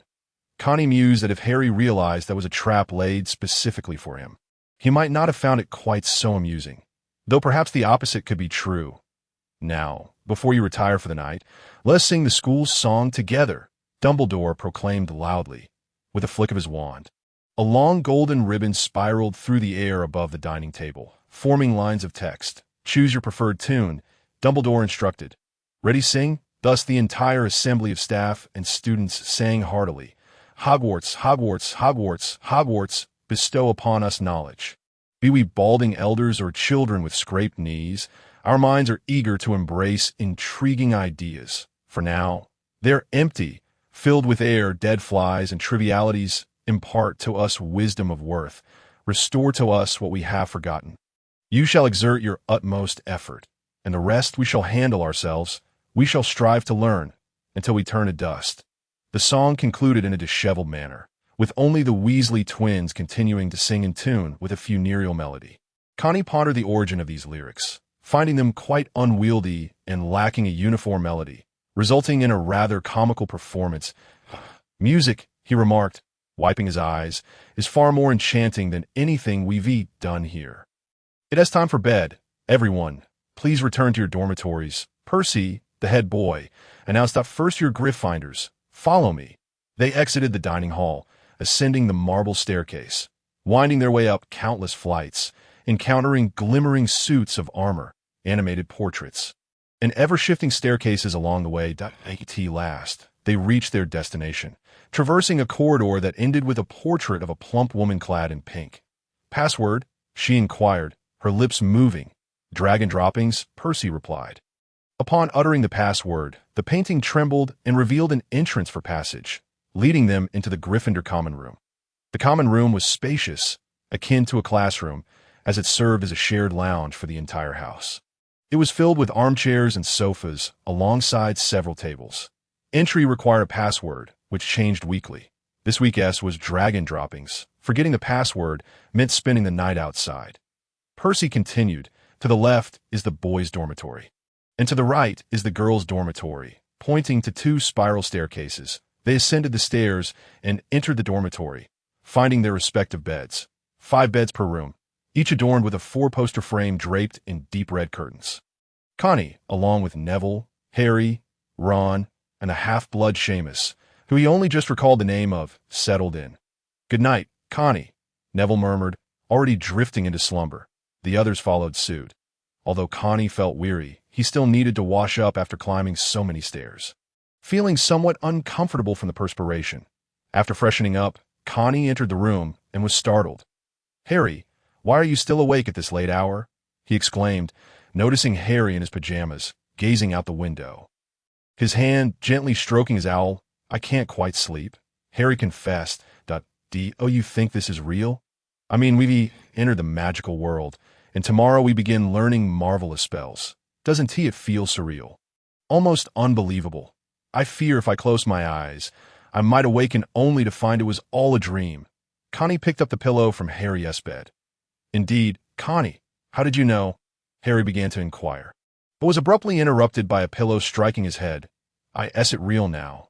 Connie returned to his own bed, fully aware of the question Harry wished to pose. It was rather predictable. After all, Harry's 11 years spent at the Dursleys were hardly pleasant, and now he finally had a chance to escape, entering a world previously unknown to him, the world of magic. Most of the others seemed unable to sleep, perhaps believing they were merely dreaming. Get some sleep? I have a feeling you'll be late tomorrow, Connie advised, falling silent thereafter. Just speaking, why throw me? And why use my pillow? Harry grumbled, now lacking the inclination to sit idly any longer. Retrieving his pillow and climbing into bed. Hogwarts was not the only place where sleeplessness reigned. In the headmaster's office on the 8th floor, Dumbledore sat at his desk, donning the sorting hat. Do any of this semester's new students stand out? You're quite audacious. It responded. Cough. Dumbledore was momentarily taken aback by his own spittle. He promptly removed the hat, attempted several spells, and found no traces of dark magic. After a moment's hesitation, he donned the hat once more. Are you all right? He asked. Having lived many years and served as headmaster for quite some time, he was well acquainted with the sorting hat. I learned that phrase from a new student. You're quite audacious, quite novel. I've never heard it before, but it's a splendid descriptor. I cannot glean the thoughts of that student. Isn't that peculiar? All right, I've grasped that phrase. You needn't repeat it, Dumbledore remarked, unable to meet the hat's gaze that at Connie Strand. Indeed, he requested to be sorted into Gryffindor. I see, Dumbledore replied as he stored the hat away. Falling into contemplation once more, before long, the office door swung open, and two individuals entered in succession. Professor McGonagall and Professor Snape. Albus, is there something important that warrants calling us at this hour? McGonagall inquired, while Snape remained silent, merely observing Dumbledore. It pertains to Connie Strand, Dumbledore explained. Mr. Strand? McGonagall asked with a hint of confusion. What is so remarkable about him? You had previously asked me to escort this new student, yet I found nothing out of the ordinary. His magical aptitude seems average. If it is merely this matter, I believe I still have a few potions to brew. Snape discovered that it was that loathsome little brat. He had assumed it was concerning Harry. Severus, do not be hasty. Allow me to elaborate. I am eager to hear your thoughts, Dumbledore remarked. You are all aware of how Hogwarts identifies talented witches and wizards across the entirety of Britain. Are you not? 11 years ago, the name of Connie Strand had already graced the pages. I had sent an owl with a notification letter, yet failed to deliver the message. It was only upon my arrival that I realized Mr. Strand had not yet been born, though he would be soon. That book detects all children in Britain who exhibit magical fluctuations prior to their 11th year. Most magically gifted children experience such fluctuations, influencing their surroundings and thus being detected. Upon thorough investigation, I found that the day his name appeared was an ordinary one. The Strand couple was at home resting for the weekend, and no peculiar events transpired, which in itself is rather strange. Professor McGonagall and Professor Snape's expressions suddenly darkened at this revelation. McGonagall voiced her concern. Could it be the unspeakable? It remains uncertain. His magical energy appears remarkably stable, and there are no signs of loss of control or rampancy. Dumbledore replied that in today's sorting ceremony, there were also odd occurrences. Severus, do you believe Mr. Strand exhibits any signs of having studied the mind-cloaking charm? Snape's demeanor shifted. You mean to say it is impossible? I have not observed any indications of him having studied the mind-cloaking charm as a double agent. Snape maintained his mind-cloaking charm at all times. By now, it was likely second nature to him. His expression was so stoic that no cosmetic enhancement could remedy it. He was exceedingly familiar with this spell. The sorting hat just informed me that it did not perceive any thoughts or intentions for Mr. Strand. His placement in Gryffindor was entirely of his own volition. Dumbledore, naturally, refrained from voicing that particular statement. It grows late. I hope you will keep a close watch on him and promptly inform me of any discoveries. Dumbledore said, glancing at the sky. That night, the ranks of the sleepless would swell by 3. The following day, Carney rose early at 7 o'clock. The morning held only one double period, Professor McGonagall's Transfiguration class. Commencing at 9, he refrained from waking his still slumbering roommates, taking his wand and Transfiguration textbook as he descended the stairs, discovering that the common room was already occupied by several students engrossed in their reading. He did not recognize them, likely upperclassmen, although one caught his eye. Hermione. He had no intention of greeting her, as he was once again famished and in a hurry to eat, not wishing to disturb the studious girl who appeared quite absorbed. "Good morning, Carney. Off to breakfast?" Hermione inquired, having noticed him. "Yes," he replied. "Perfect, let's go together," she said, closing her book. "What about the others? They're still asleep." Upon exiting the common room, Carney asked, "Do you know the way to the Great Hall?" "You don't know where it is, and you're walking alone?" Hermione rolled her eyes, striding ahead with a hint of confidence that I memorized the route after walking it once last night. "Follow me, that you're impressive." Carney noted, realizing that this young lady was the type to enjoy compliments. He followed behind her, unable to see her expression, and the silence on the way felt a bit awkward. "Hermione, didn't you already memorize the textbook? Why do you still need to read it?" Carney sought to change the subject. "That essay library book borrowed from an upperclassman. I've finished my own, but I plan to borrow a few more books at noon to pass the time. I worry that my current knowledge is insufficient. After all, I'm not from a wizarding family, and I know far too little now that I don't want to fall too far behind them." "Would you like to join me?" Hermione's chatter resumed. "Now that you mention it, I'd like to check out the library as well," Carney agreed, noting that many first-year textbooks were not included. "Is it just the two of us?" Carney asked. "Wait a moment. Ask the boys. I haven't seen anyone else besides you and me. Today is our first class, and I'd rather not have points deducted on the very first day." She chuckled. After breakfast, they noticed that Harry and Neville had yet to appear, prompting Hermione to suggest they head to the classroom. Indeed, the ever-resourceful Hermione had already gathered information on the location of the Transfiguration classroom, as well as for other subjects. You only need to listen to her ramble to have a free, all-knowing academic at your side. Arriving early at the classroom, they found it empty, and Hermione chose a seat in the middle on the right. Carney, however, was accustomed to sitting at the back, near the door, as he had always done in elementary school. "Why do you sit at the back?" Hermione asked, her brow furrowing. "Because I aim to ascend to the pinnacle of Hogwarts." Carney responded without hesitation. "Are you in a hurry to deliver a message to the Ollery? The highest place at Hogwarts is the astronomy classroom, and above that is only the Ollery," Hermione remarked, perplexed. "Moreover, I doubt you'll hear every word the professor utters from the back." You make a valid point," Carney replied, realizing that it would be wise to leave a good impression on the professor during the first lesson. Particularly since it was a class with their head of house, he shifted to a more central position on the left. As for why he did not sit next to Hermione, he did not feel familiar enough to do so and felt somewhat shy, especially since he had been a romantic novice in his previous life, and still was. The classroom remained eerily quiet, and Carney found himself at a loss for what to do.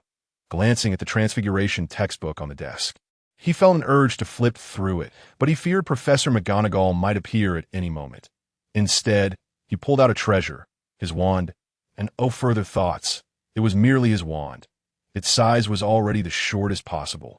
Yet it was only suitable for 3 types of transformations. One method involved pinching it like a cigarette, drawing circles with the tip and butt. This was relatively simple. Another involved spinning it on his thumb, which was also fairly easy. The last required the use of all 4 fingers except for the thumb, a feat he was not yet skilled enough to accomplish that he attempted the first method, as it was less likely to result in an accidental drop. Breaking his wand would earn him ridicule from his peers for 7 years. "Why don't you come sit over here?" Hermione broke the silence. "Really? I can sit next to you?" Carney was somewhat surprised, as in his previous life, he had rarely received invitations from girls. Of course, we plan to go to the library together after class. "Don Tiwi," Hermione said in a tone that suggested it was a matter of course. "Are you accustomed to sitting alone?" "Yes, in elementary school, I always sat in the last row by myself, as I could never quite connect with my peers. While children abroad may mature earlier than those in China, it isn't early enough to reach adulthood at 20 I feel the same. I worked tirelessly in school, yet always felt out of place that it wasn't until I received the acceptance letter that I realized Hogwarts was where I truly belonged, that I am different from them. Here, we can find like-minded individuals." Once Hermione opened her mouth, she could speak for ages. Hermione believed her feeling of alienation stemmed entirely from her intense love for learning. Her eloquence left no room for rebuttal from her peers, which was likely why she had no friends at just 11 or 12. Why be so exceptional? Such matters should only be pondered internally, not expressed aloud, in the name of friendship. Hermione, you've memorized the Transfiguration textbook. Have you tried any spells? I mean, transforming objects. Carney shifted the topic, knowing discussions of studies would easily redirect Hermione's focus. A tactic that had proven successful before I have tried, but only achieved minimal changes. The textbook mentions some theory, yet lacks substantial guidance. I haven't succeeded in a single spell thus far, Hermione confessed, her anxiety evident. I fear I may be the worst. Not a chance, Carney declared resolutely. I'm the worst that I practiced 2 spells at home for a month, and still cannot execute them flawlessly every time. And I cannot even memorize the textbook. Why not 3? Because I gave up on the shield charm after failing to produce it even once. Thank you. I practiced a few spells at home, and succeeded, Hermione replied, still somewhat uneasy, as she always aspired to perfection or greatness. Perhaps you should start with the simplest spells, like the Lumos charm, Hermione suggested. Is there such a spell? Oh, I recall now. How did I not think of it? Lumos, akin to the clear water charm, is an auxiliary creation spell, one intangible and one tangible. He had originally been focused on the clear water charm, yet lacked a comparison, and the Lumos charm was simpler to use and required less mental effort. What was the key to it again? He merely glanced through the book, contemplating the necessity of a light source. Before reciting the incantation and giving his wand a gentle flick, just like this. Lumos. Hermione took out her wand to demonstrate, its tip illuminated with a bright, white glow, though the morning light rendered it less impressive. Lumos! Lumos! Lumos! Connie attempted thrice before finally succeeding, although the brightness was somewhat dimmer than Hermione's, likely due to his struggles with harnessing magical energy, of which he was still largely unaware. He tightened his grip on the wand with his right hand, a technique he had discovered while practicing the levitation charm at home, where the objects would rise sluggishly. Instinctively, he exerted force on the wand, repeatedly imagining himself lifting the objects with sheer will. And indeed, the levitating items soon ascended much more rapidly. The wand's tip grew increasingly radiant, casting discernible shadows, yet the intensity remained far from the blinding glare of a welding torch. Useful, Connie mused, gradually amplifying his strength, his muscles trembling in response. The light intensified, resembling a miniature sun, or so Hermione perceived. Though it lasted merely 3 or 4 seconds, Connie felt as if it had stretched into several minutes. As fatigue and soreness began to creep into his body, he finally halted, the wand's glow dimming as well. How did you manage that? Hermione, astounded, witnessed the disparity. Her own Lumos had always shone with a consistent brightness, which she had assumed was the standard. This revelation left her feeling rather deflated. I'm not entirely sure, Connie replied. Was it a matter of physical exertion? What about magical energy? He felt exhausted, akin to having run a 3,000-meter race. Although his body was weary, his spirit remained vibrant and unaffected, yet he found the idea of attempting again utterly implausible. Thankfully, it had only lasted a few seconds. Otherwise, he might have been sprawled on the ground rather than seated. She regarded Connie with a mix of annoyance, feeling his earlier self-deprecation was utterly unwarranted. Now, in contrast, he appeared leagues ahead of her. That IT was akin to sitting an exam, only for a friend to declare their performance dismal.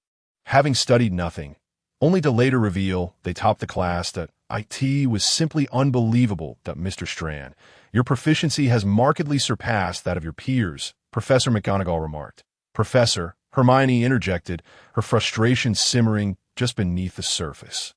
The following morning, Professor McGonagall arrived half an hour early to the Transfiguration classroom, only to discover that some students had already arrived.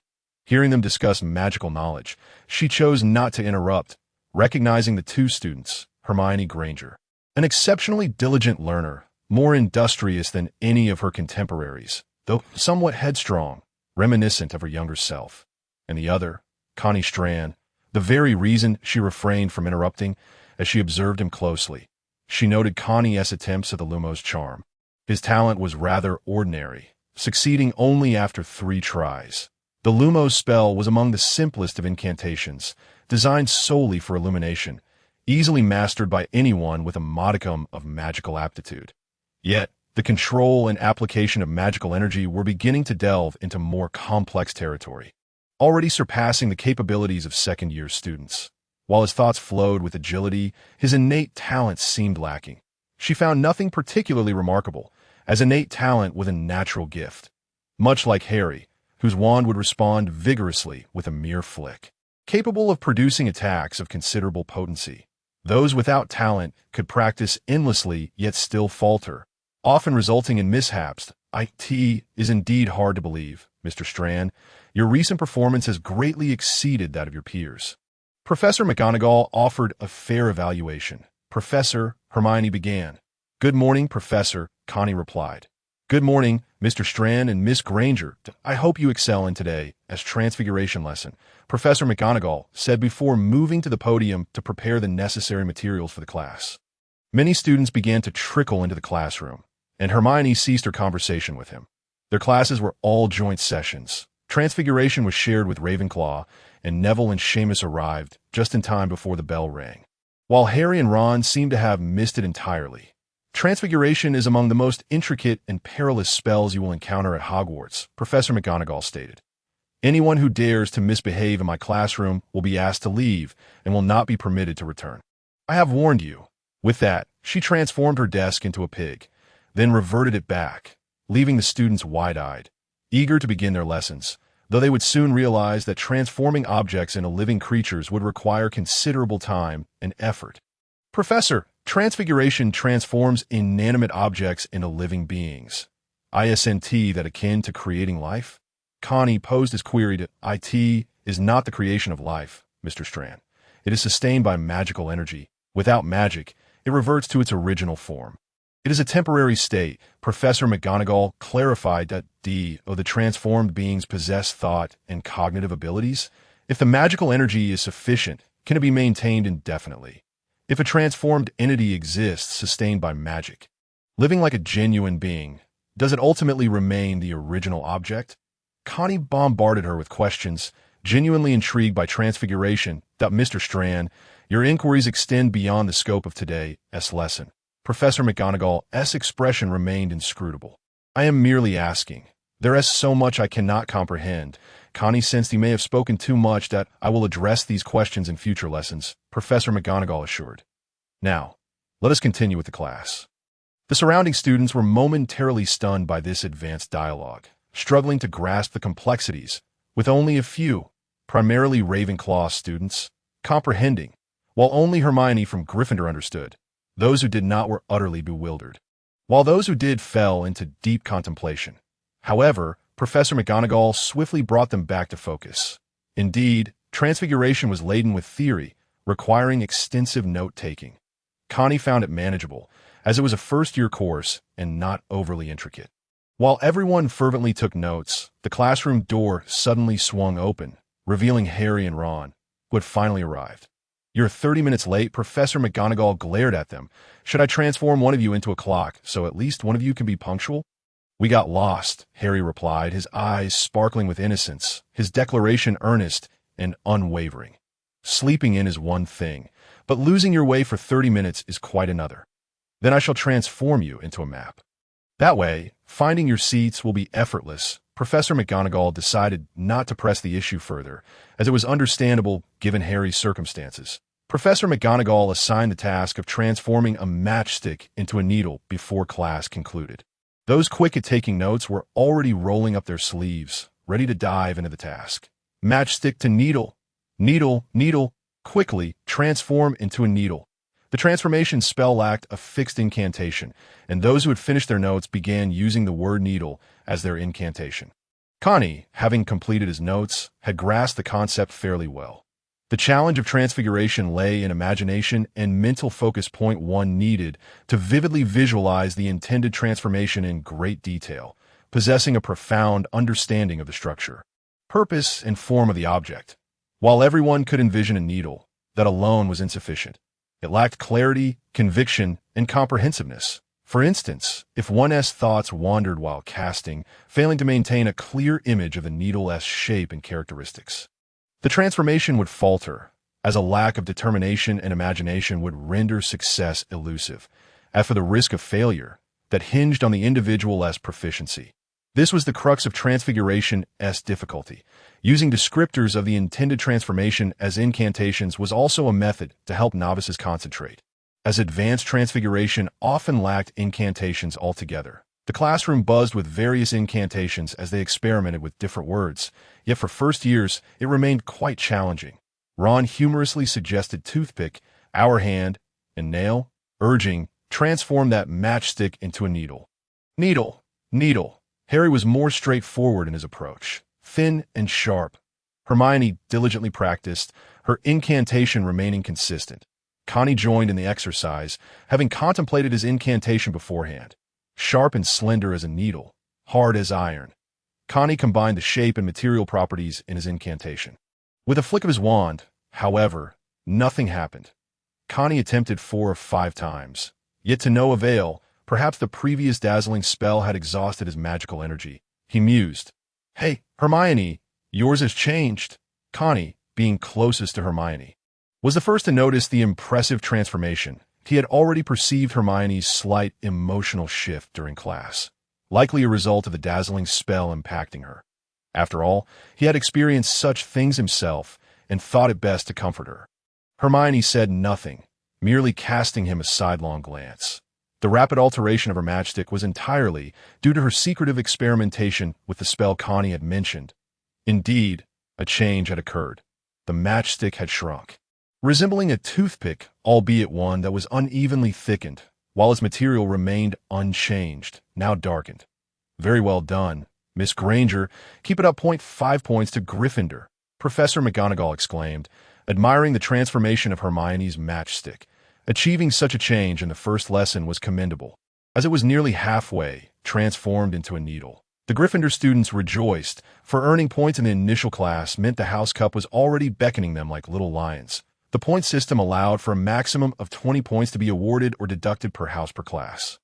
Flushed with embarrassment, Hermione remained silent, listening to the quiet praise from those around her. She felt a twinge of conflict, for the credit truly belonged to Connie's spell. Perhaps if he tried a few more times, he would succeed himself. She had witnessed him deep in thought, crafting the spell, yet felt as though she had pilfered his hard-earned by the end of the class. It was only Hermione who had managed to alter her matchstick, effectively dampening most of her classmates' enthusiasm for the Transfiguration lesson. Hey, Hermione, when shall we head to the library? Connie inquired, leaning closer to her. Hermione was about to question Connie on why he had deceived her. Given his intelligence and prowess, perhaps he was merely feigning ignorance in Transfiguration. However, she soon noticed that he was not the only one nearby. Harry, Ron, and Neville were also present, making it awkward for her to express her frustration. It's still early for lunch. Let us go now, Hermione replied, turning to lead the way. Connie, you were right, Harry remarked. We really did arrive late today. Tea would have been much better if we had an alarm clock in the dorm. Harry's daily wake-up call was Aunt Petunia's clattering of the cupboard, which was now absent. Connie, Neville, why didn't you wake us up? Ron complained. I got up at 7. Are you sure? Connie responded. So early. Aren't classes supposed to start at 9? Forget it. Ron retorted that I did call you. But you wouldn't wake up, Neville said with a sense of resignation. Wait a minute. What does having an alarm clock in the dorm have to do with being late? Didn't you get lost? Hermione, growing increasingly perplexed, turned to question them. Yes, they got lost in their dreams, Connie said earnestly, right? Indeed. Harry and Ron's expressions turned serious, reflecting on the unfortunate experience T.O.B. laid on the very first day of class is truly remarkable. And to deceive the professor by claiming you were lost. I'm certain she knows it wasn't due to that. Hermione aimed to impress upon the two sleepy heads the gravity of their situation. Fortunately, the professor did not pursue the matter, or else Gryffindor would have been penalized on the first day for tardiness. Not that there weren't any penalties, Ron murmured, realizing that the one responsible for the points was the very person in front of him. And he chose not to continue. Hermione shot Ron a glance before turning away, choosing not to comment further. She is truly annoying, just like my mother, Ron whispered to them. My mom often speaks in that tone at home, and I've grown tired of it. Thankfully, I'm now in school, so my ears can finally find some peace. The reason he whispered was that he believed Hermione would hear him otherwise and would undoubtedly lecture him. After winding their way through the corridors, they arrived at the library, where many students were already engrossed in borrowing books or completing their assignments. The library was divided into 3 sections: the reading area, the borrowing area, and the restricted section. Wow, this place is huge, Ron exclaimed. Let us begin. Find the books you need. I'll take a look around, Connie announced, weaving through the shelves in search of spellbooks, while Hermione and Neville sought out their own interests. Harry, let us just wander about, Ron suggested. Let us see if there are any books on Quidditch. I'm quite interested in that, Harry replied. Silence is required in the library, came the voice of a frail, elderly woman, resembling a malnourished vulture. If you cannot comply, kindly leave. Harry and Ron immediately fell silent. After searching for a while, they found many books with flamboyant titles: The Most Powerful Spells, Ancient Magic, and The Secrets of Enchantment. Initially, they thought they had struck gold, but upon flipping through, they found only introductions, spell names, and descriptions of their powers, along with attributions to their inventors, entirely unhelpful. After a thorough search, they managed to find 2 standard spellbooks: Intermediate Standard Spells and Advanced Spells. Isn't this just the textbooks for upper years? Although I suppose if I keep searching in this library, I should find something useful. Still, this library seems rather vast, he mused, concluding that the general section held little of value for him at present. Though it might assist him later when writing papers, he should have anticipated this. Otherwise, Harry wouldn't have been limited to merely a handful of spells when confronting Voldemort. Even Hermione, who spent her days in the library, hadn't he gleaned much more than that one powerful potion. Exiting the borrowing area empty-handed, he discovered that Neville and Ron were already seated at a table in the reading area, engrossed in their borrowed books. Neville had checked out several books on herbology, while Harry and Ron had borrowed a few introductory texts on Quidditch. However, the two appeared quite odd. Ron, while reading, nudged Harry, shifting the book closer, his mouth agape and eyes wide with shock. What is wrong with you two? Connie inquired, puzzled that we were warned by the librarian that if we spoke loudly again, we would be banned from entering. Neville whispered, You'd better be careful then. You'll need the library to finish your assignments. Connie said, lowering his voice as well. Where's Hermione? She borrowed her books and left with Lavender. We're just waiting for you here, Neville replied, while Harry and Ron were still wary of speaking, fearing Mrs. Pants' wrath. Lavender? The one who sat behind you in Transfiguration? Connie asked. I remember now, he replied, feeling somewhat embarrassed. To be honest, there were only a little over 10 first-year students in Gryffindor, and aside from Harry and the others, he only recognized Seamus. Well then, let us head out. It's time for lunch, Connie declared. As they exited the library, Harry and Ron finally began to converse. Connie, did you not find any books you wanted to borrow? Harry asked. No. I was hoping to find some spellbooks to learn more magic, but I came up empty-handed, Connie shrugged. Aside from the standard spell textbook provided by the school, it's nearly impossible to find spells elsewhere. Wizards are quite protective of their spell knowledge, having worked hard to invent them, and they certainly want to share them freely. Wizarding families often possess their own libraries, containing numerous ancient spells and those invented by their lineage. Some even have unique inherited spells that have been passed down for generations. Ron elaborated, If you manage to find any, it would indeed be a stroke of luck. Connie recalled that Ron seemed to know a mucus spell, which had no counter. One could only wait for him to stop spewing it out. That was back in second year. It was impressive to wield such a curse. Even if the Weasley family appeared to be somewhat diminished now, they were still once aristocrats. He wondered why he couldn't find those spells he vaguely remembered from the past.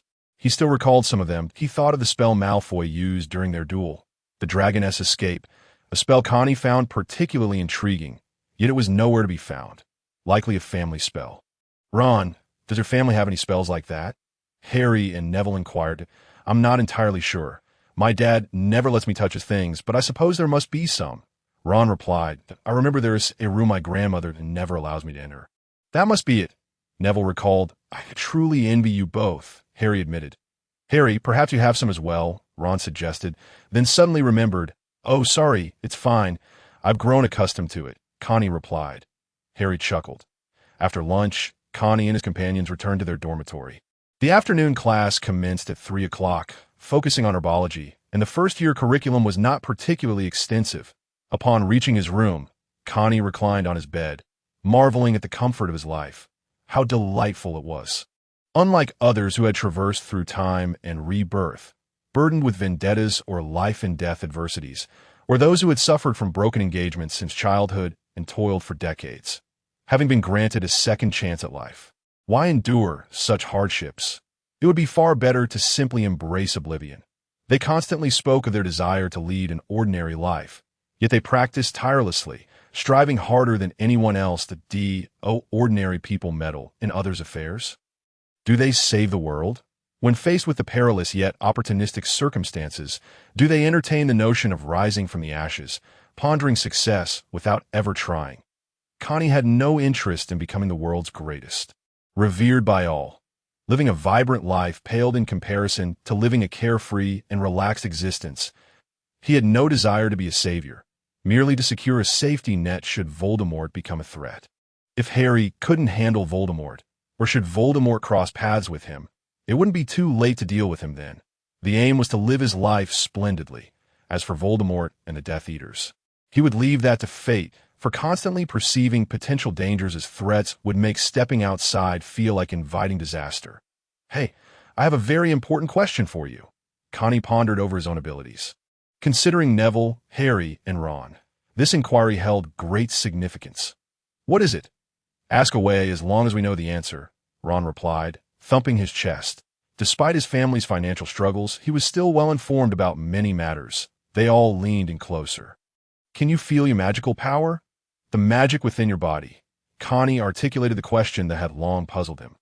Neville and Harry both shook their heads. Magic? I don't feel anything, but I heard George and Fred mention that there's a class on it at school. Ron stated. Huh. Is there a lecture? What class is it? Connie began to flip through his textbook. Magical theory. That must be it, he thought, flipping through the initial pages without finding anything relevant. They merely discussed how magic was generated and its wonders. After a few more pages, he finally found a related introduction, likely from the first half of the semester. Magic is omnipresent, he read, bewildered. What nonsense, he exclaimed, flipping to the next page. Magic resides within a wizard's body.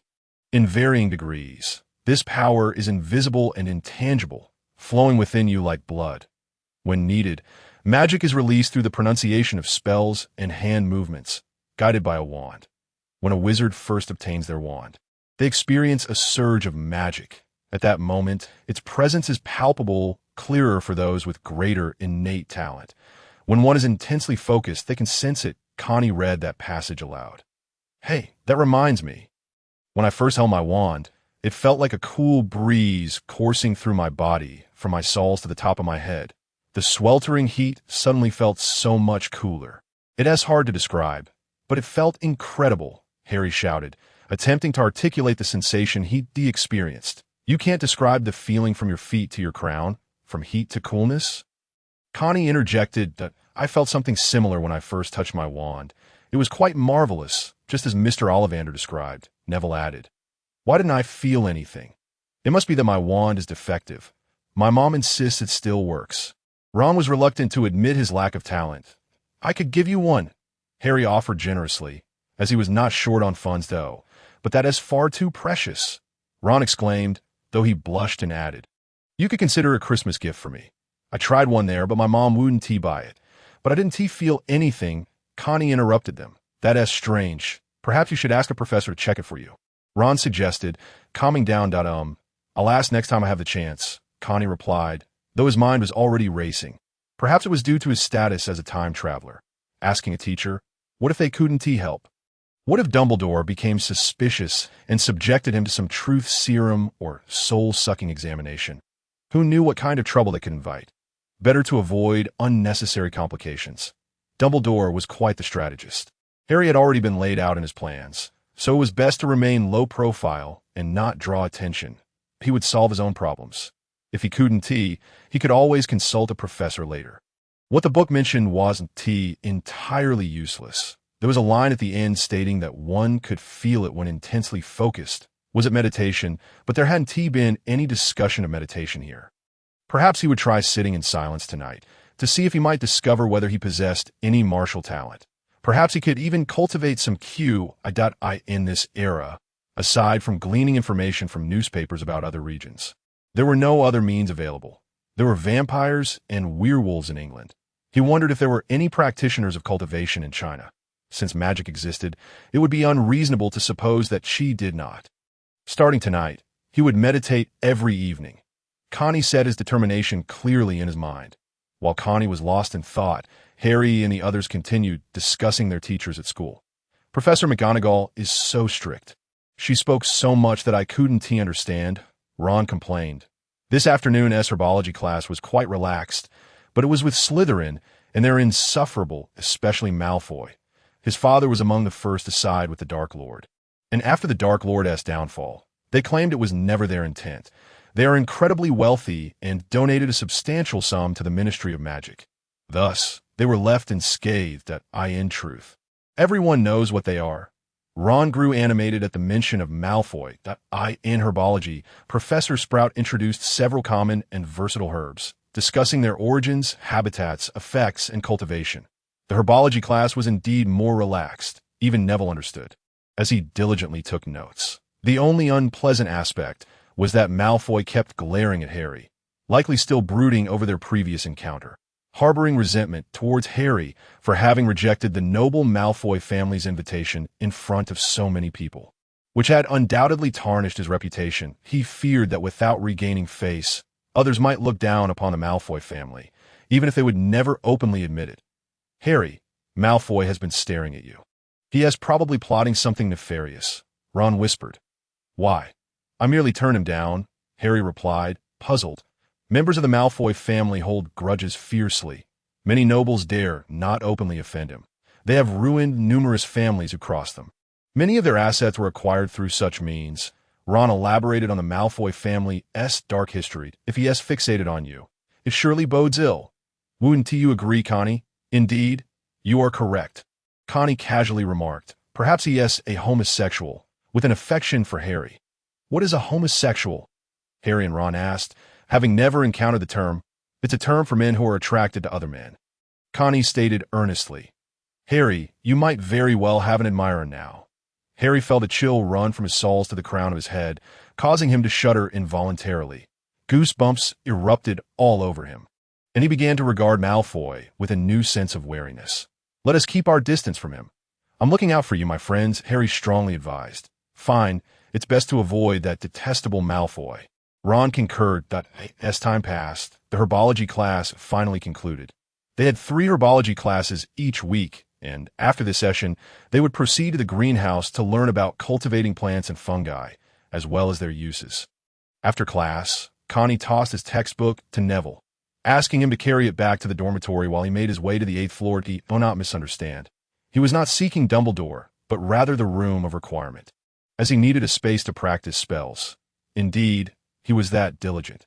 Wandering through the 8th floor corridor, he finally identified a suspicious wall. Connie paced before it, inwardly contemplating, I need a spacious room for practicing spells. I require a spacious room for practicing spells. I need a spacious room for practicing spells. The wall began to respond, its color shifting to reveal a large, black door. Upon entering, he found himself in a dimly lit room, utterly devoid of furnishings, save for a few lamps illuminating the 4 walls and one wall made of special glass. Not bad, though could use a chair or 2, he mused. Connie closed the door behind him. For his foremost task now was to sense his magical power. In the morning, while casting the flash spell, a wave of soreness swept through my waist and legs, leaving me feeling mentally unsteady. As if my body had been drained of vitality. It wasn't merely a depletion of my kidneys. Rather, it felt akin to the exhaustion of magical energy. Yet in that moment, I hastily cranked the power to its maximum, and my magic was consumed within mere seconds, reminiscent of Zhu Beiji's insatiable appetite for ginseng fruit, without any noticeable sensation. The fluorescence flickered. This spell was surprisingly manageable. I successfully illuminated an entire area with my first attempt. Gazing at the white speck of light atop my wand, I felt no physical alterations. That it seemed that the wand, while casting, harnessed the ambient magical energy, thereby conserving the caster's own reserves, a concept I had encountered in my studies of magical theory. I still hadn't sensed any magical energy. The only method to control my body was through muscle tension as I exerted myself. The light at the tip of my wand grew increasingly bright, gradually illuminating the entire room. That I paused, closed my eyes, and focused on my own sensations. As I maintained a flash spell, I could only perceive my strength waning, a creeping fatigue enveloping me. That I interrupted the incantation. I certainly did not wish to collapse in one go. Experiments rarely yield success on the first attempt. After a brief respite, I took a deep breath, breathing. If there is magical energy in the air, shouldn't I be able to absorb it? But wait, that means ordinary people should possess magical energy too, albeit perhaps in a diluted form. Breathing serves to intake oxygen, as the human body consumes a substantial amount during vigorous activity, leaving runners panting like dogs. Yet, I cannot recall any wizard exhausting their magic to the point of breathlessness. Better to attempt a few more times. That on my second try, I sensed the energy within me ebbing, the strength of my body suddenly dissipating. However, I did not feel any lack of oxygen, nor did I discover anything else. That my third attempt yielded the same result, a profound fatigue, as if the spell was drawn from the very essence of my being. After 3 attempts, I concluded that further practice in sensing magical energy might yield little reward. I would await the results of my evening meditation. Instead, my next endeavor involved practicing offensive spells. My levitation spell remained inconsistently effective, yet the clear water spell was one I had practiced extensively at home. After much study, I realized it was particularly conducive to extension. Once mastered, it could be wielded for water-based attacks. Becoming a water mage had its allure. I pondered whether I could conjure a water arrow for offensive purposes. Though I had experimented with water spheres at home, their impact was minimal, merely suitable for a hair wash. Water arrows, however, represented a different ambition. Controlling water into the shape of an arrow was no trivial task. Without formidable mental strength, it remained an elusive goal. That I had spent considerable time perfecting the clear water spell, tweaking its incantation. When I attempted it without modifications, the spell merely produced a stream of water, requiring me to subsequently guide it with mental focus to form a sphere, a rather cumbersome endeavor given my current limitations. Mental guidance entails silently commanding the water to coalesce into a sphere, concentrating my thoughts. Though to an outsider, it may seem like merely a 2 or 3 second task. Yet, I recall that a true wizard could conjure a water sphere with just a single incantation. While I was burdened with this arduous process, language itself possesses magical qualities, akin to ancient curses, where a dying wizard invoked a curse upon his executioners, leading to the downfall of their lineage due to a flaw in their bloodline. The specifics of which were never disclosed. The conjure a spell feels overly simplistic in modern times. The phrase water sphere embodies both elegance and clarity, yet some may question its sophistication. If I were to say water sphere, the grandeur diminishes, losing its striking resonance. After all, the incantations of my predecessors brimmed with gravitas. To adopt a lesser name would feel like a disservice to my 9 years of compulsory education in language arts. Arrows like rain, I declared, shaking my wand high above, yet nothing transpired. Perhaps this concept was overly complex. I decided to switch to a previously envisioned spell, the Ice Arrow Rain, a broader version of the water arrow, which evidently proved to be somewhat challenging. Congeal water into a spear. With a flick of my wand, a 2-meter-long spear of water appeared before me. The term congeal emphasizes form more than gather, as the water sphere remains round, flowing slightly under magical influence, and would deform as it flew. Although this water spear was significantly better than the water sphere, it lacked solidity and appeared devoid of offensive potential. With a controlled gesture, I directed the spear toward the glass wall, but it disintegrated into a puddle before reaching its target. I had underestimated the distance. My mental control extended only about 10 meters. I stepped closer to the glass wall, moving within 5 or 6 meters. Congeal water into a spear. The water spear, upon contact with the wall, began to disperse, rippling outward as the tip met the surface. Its impact moderate, certainly not a mere hair wash, but it required further practice. The spear was too large and difficult to solidify, failing to meet my expectations for impact. It wouldn't harm a person. Though it was heavier than my current punches, if compared to an adult's fist, it fell short, and could such water possess the hardness of bone? The thrust of the water was decent for repulsion. Yet I was merely at the beginning of my journey, with ample time for improvement. Congeal water into an arrow, I commanded, and a 1 meter long, 1 centimeter diameter water arrow materialized before me. I guided the arrow, which appeared remarkably solid, as if the water were frozen in time, maintaining its arrow-like form, sharp at the tip and feathered at the end. Go. I felt a surge of confidence with this attempt, pointing my wand at the wall. Clink! A crack appeared in the glass wall as the water arrow embedded itself, though it reverted to water shortly thereafter, the wall returning to its original state with a ripple. Not bad. It resembled an arrow quite well. I needed to familiarize myself further to avoid any issues with my control. Now, however, I was doubly fatigued, my body ached, and my mental energy was waning. The previous flash spell had not consumed much mental energy. But this endeavor was markedly different, fatigue settling in my mind. After a series of spells, I felt overwhelmed. Lying down was far more appealing than sitting. I had no knowledge of the glass wall's limits. Yet the half-embedded arrowhead attested to its potency. Resting on the ground, my thoughts continued to race. A reincarnate. My mental prowess was commendable. Light of holiness. I recalled simple, rudimentary spells from novels of my past life, hoping to glean inspiration from them. Suddenly, I thought of the holy light bullet, which bore resemblance to the flash spell. I wondered if I could launch the flash spell as an offensive projectile. However, the flash spell lacked offensive capability, and the only harm-inflicting light belonged to the guardian spell. Moreover, there were limitations to mental control. How could I release it like an energy cannon? No amount of contemplation could substitute for practical application. I needed to attempt it directly. Fluorescence flicker. A bright light erupted, a point of illumination the size of a glass bead formed. Yet how could I separate it from the wand? Go. I pointed my wand forward. This single-word command bore a semblance to an order, consistently effective for many launching spells. To my surprise, the light point indeed detached from the tip of the wand and flew forward, but it vanished before halfway through my control range. Was my magical energy depleted? I hadn't yet fully mastered sustaining the flash spell, so I resolved to increase the output and consider the issue of speed as well. Fluorescence flicker, with my right hand firmly grasping the wand. The light point suddenly intensified, swelling to the size of a ping-pong ball. With a swift and decisive motion, I pointed my wand forward. Having familiarized myself with the process, I could omit the initial command. Whoosh!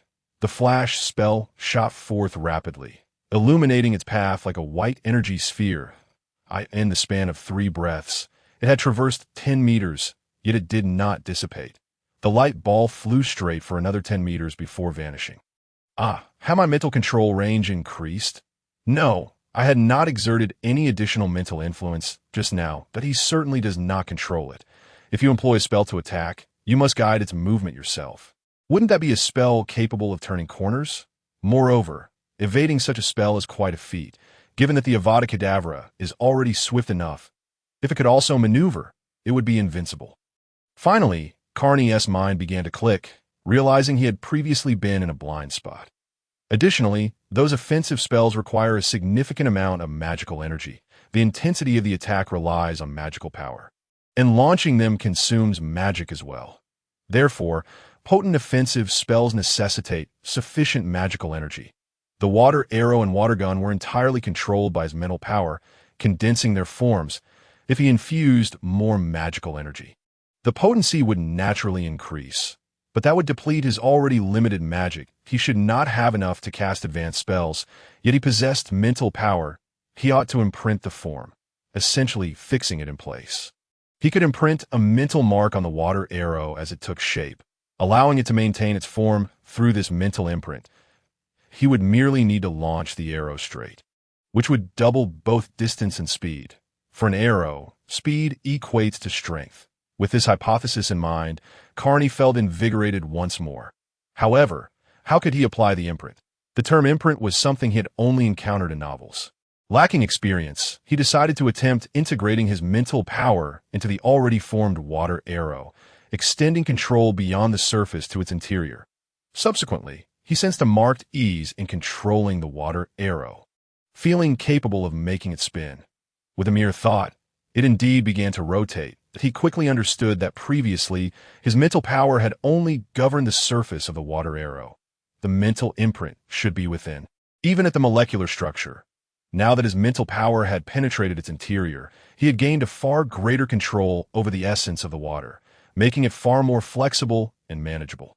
Chemically, water is designated as H2O, composed of hydrogen, H, and oxygen, O. The electrolysis of water yields oxygen and hydrogen at the positive and negative electrodes, respectively. Just a brief scientific tidbit. Although he had the theory, he found it entirely impractical. How could he transform water into hydrogen and oxygen? Never mind.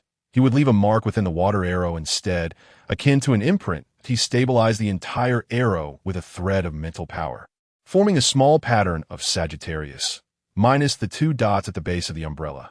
This should be an imprint, though he could not ascertain its success since it was intangible. He continued to control the water arrow, envisioning the imprint of his mental energy within. However, he did not perceive any differences. It seemed he had not succeeded. After several attempts, he finally discerned that by dividing the water arrow into 3 parts with his mental power and drawing them together, while simultaneously envisioning the Sagittarius design, he felt an unexpected release in his mind. Had he succeeded? Gradually, he relinquished control of the arrow's form, and it remained intact. Fire! He commanded, and the water arrow flew forth as if shot from an iron bow.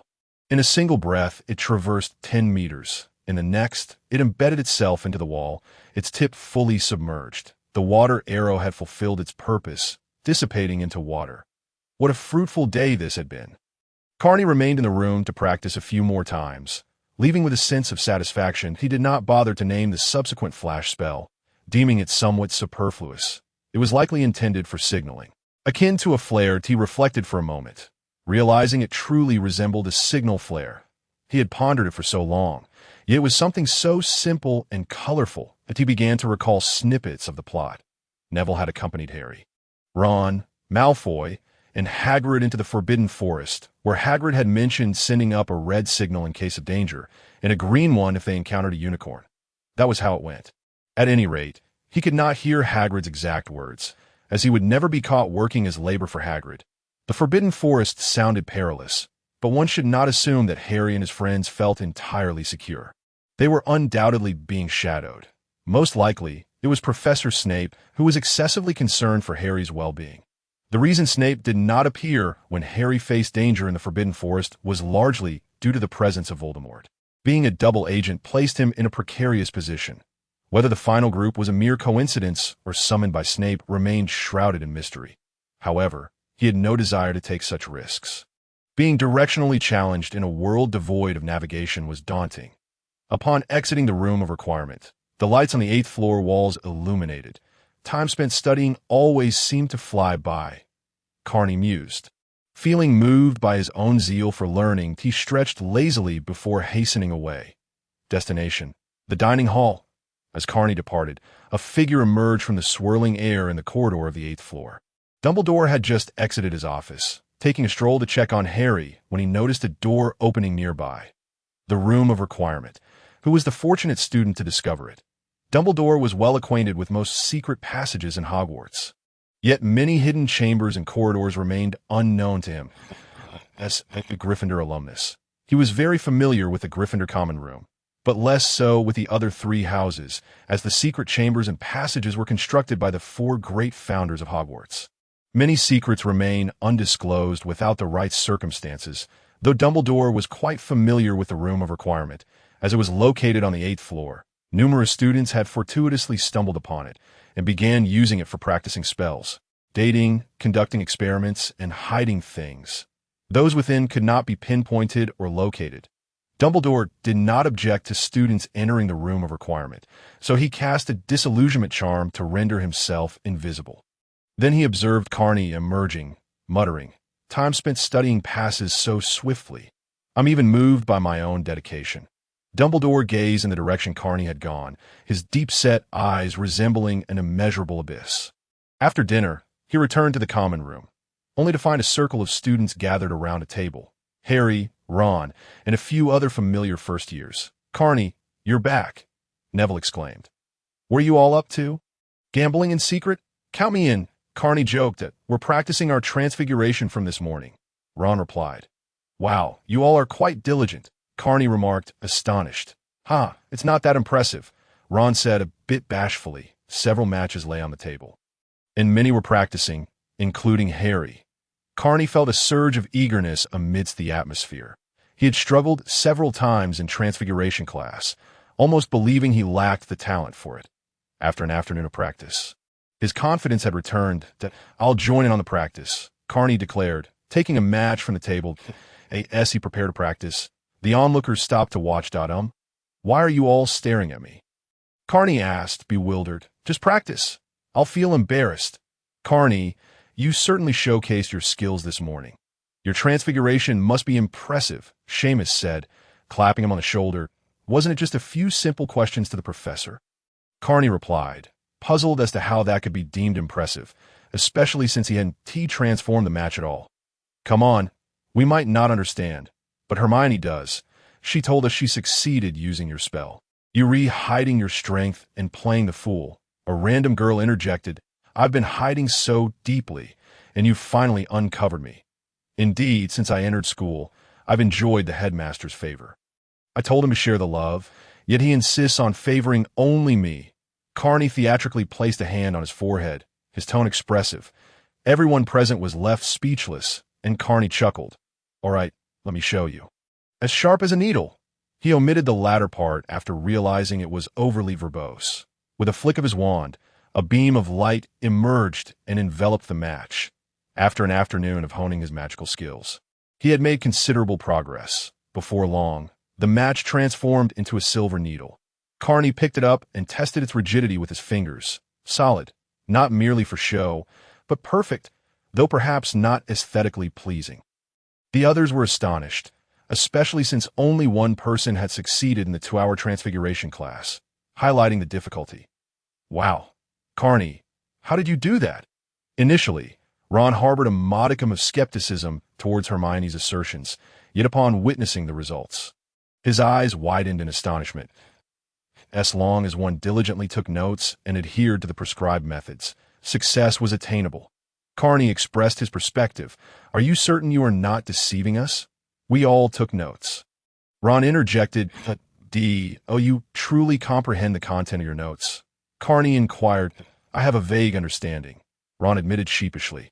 "You must grasp everything in its entirety to have any hope of succeeding, and if you do not fully comprehend today's lesson, in the next, and allow each class to accumulate without understanding, you will find yourself utterly lost," Carney stated with gravity. He spoke from experience. During his own academic tenure, he had dismissed the importance of attending classes and thought it trivial to miss a lesson here and there. However, as the days progressed, he found himself overwhelmed. "I believe I understand most of it, yet I still have not succeeded." "Carney, do you possess any tips?" "I realize this may be somewhat inappropriate," Harry said, despite his tardiness. Harry remained exceptionally diligent in class. Truly, he was the protagonist, endowed with talents far surpassing those of the supporting characters. With a little effort, he excelled effortlessly. It was no wonder his signature spell, Expelliarmus, could withstand even Voldemort. "No problem. I shall offer you some guidance, and you need not regard me as your mentor," Carney replied. The surrounding companions, keenly aware of the implications, chose to omit the latter remark and gather closer. First and foremost, the incantation is paramount. The closer the adjectives align, the better. Clear your mind and envision the form of the needle you require. Concentrate your focus, then articulate the incantation while wielding your wand. Carney advised, opting for simplicity in his explanations. "That sounds remarkably easy," Neville exclaimed foolishly. "Sharp as a needle." Harry concentrated, directing his wand at a matchstick. At a flash of light struck the match, transforming it instantly into a slightly thicker silver needle. "I did it!" "Carney, you truly have a knack for this," Harry exclaimed, elated at his magical success. It was his first successful spell, a sensation more tangible than any other. As others witnessed this triumph, they began to replicate his feat. Many lessons were shrouded in complexity, difficult to comprehend, yet for the exemplary youth of the 21st century, Carney found them rather uncomplicated. "You all must remember to gift me something for Christmas," Carney reminded them, stating, "I do not charge fees, but I do accept gifts." "Not a problem. I shall boast to Fred and George tomorrow. They have never succeeded in their first-year Transfiguration class," Ron declared, brimming with excitement. Ron's Christmas present will likely be a sweater. "And it will undoubtedly bear the letter K on the front," someone mused. Despite Neville's somewhat dull demeanor, he too succeeded before bedtime, rendered speechless with exhilaration. Carney observed all of this with a knowing smile. How quaint, these mortals. Upon returning to the dormitory, Carney immediately proceeded to freshen up, feeling quite unwell after a long afternoon. After a refreshing shower, he intended to meditate, choosing a spot by the window to face the moon. Leaning against the wall, and began to close his eyes to gather his thoughts. "Carney, what are you doing?" The other four in the dormitory regarded him with confusion. "Are you unable to sleep as well?" Harry asked, noting that this was indeed the spot he had occupied the previous night, a prime location with a view of the moon and the lake beyond Hogwarts. "That I am cultivating my immortality," Carney replied with his eyes still shut. "What does that entail?" The novelty of the term piqued their curiosity. Cultivation grants one unfathomable strength, the ability to traverse the heavens and the earth, eternal youth. Immortality, the power to turn stones into gold, and the capacity to obliterate a mountain with a mere wave of the hand, Carney elaborated whimsically. "That sounds implausible," they scoffed. "Indeed, what sort of magic could possibly destroy a mountain?" Of course, such magic exists, though it may not initially possess such power. The longer you practice, the more formidable it becomes. But there are two minor risks involved. Carney continued to weave his tale. "What risks?" Harry inquired. "Firstly, while you practice, lightning may occasionally strike you from above. The consequences can range from severe injury to a fatal outcome." Carney replied nonchalantly, explaining that as one advanced in their practice, the potency of the lightning would increase until nothing remained. The second risk is that one might suddenly suffer a fatal hemorrhage during practice. "Does anyone wish to learn?" "I can teach you, and I guarantee results." "No thanks, we are not interested," the four chimed in unison. "Will there be lightning strikes soon?" Neville asked quietly. "No," Carney assured him. "And will there be any fatal hemorrhaging?" Neville queried again. "No," Carney replied, but added, "However, I am aware that if anyone does not cease their incessant chatter and settles down to sleep, they may find themselves facing consequences." Neville promptly covered himself with his blanket, and the dormitory fell silent. Carney resumed his rhythmic breathing, practicing the art of inhalation and exhalation, absorbing the essence of the moonlight. With the window closed, can I still absorb it? Perhaps I should open the window, he pondered. "Carney, wake up!" Neville gently shook the slumbering Carney. Carney stirred groggily. "What is it?" "We are about to be late for defense against the dark arts class," Neville announced, now fully dressed. "Oh, what time is it?" Carney suddenly became alert, leaping from his bed to get dressed. "It is 8:30. How did I oversleep?" Carney and Neville exited the dormitory together. Fortunately, they arrived at the defense against the dark arts classroom just before the bell rang, where Professor Quirrell, with his purple turban, stood awaiting them. "Good morning, Professor," Carney greeted Quirrell with a smile. It was essential to extend such courtesies. "Oh, what a polite child." "Now, please take your seats," Quirrell responded with a smile. Striving to maintain coherence, Carney and Neville located Harry and Ron, settling into seats behind them as Carney began to reflect on the previous night.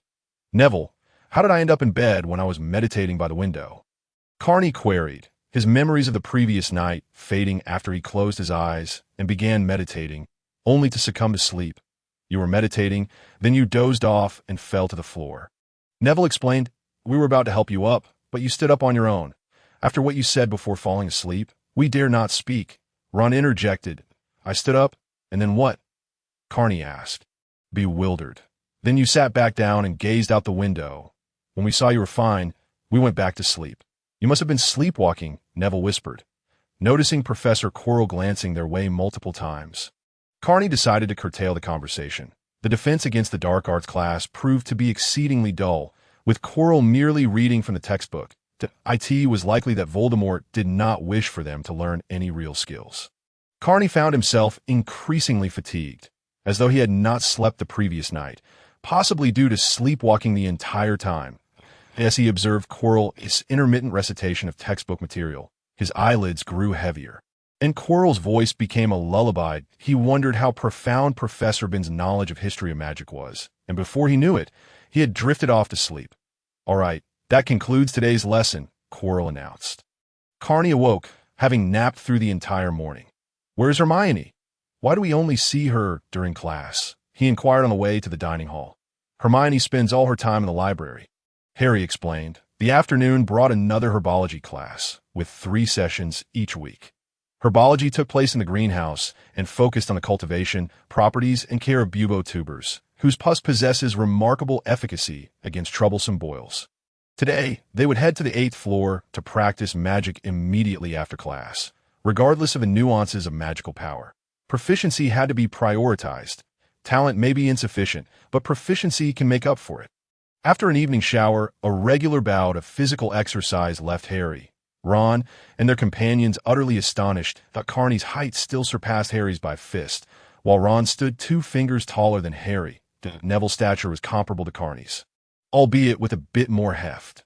This clearly indicated that Harry had indeed suffered mistreatment. Ron's family circumstances were dire, having to support 7 children, while Neville had been pampered since childhood, though he was quite sensible given that his parents had been hospitalized for as long as he could remember. With relatives looking out for him, unlike Harry W. Merlin, "You're truly impressive. Fred and George can barely manage 20 push-ups," Ron exclaimed in astonishment.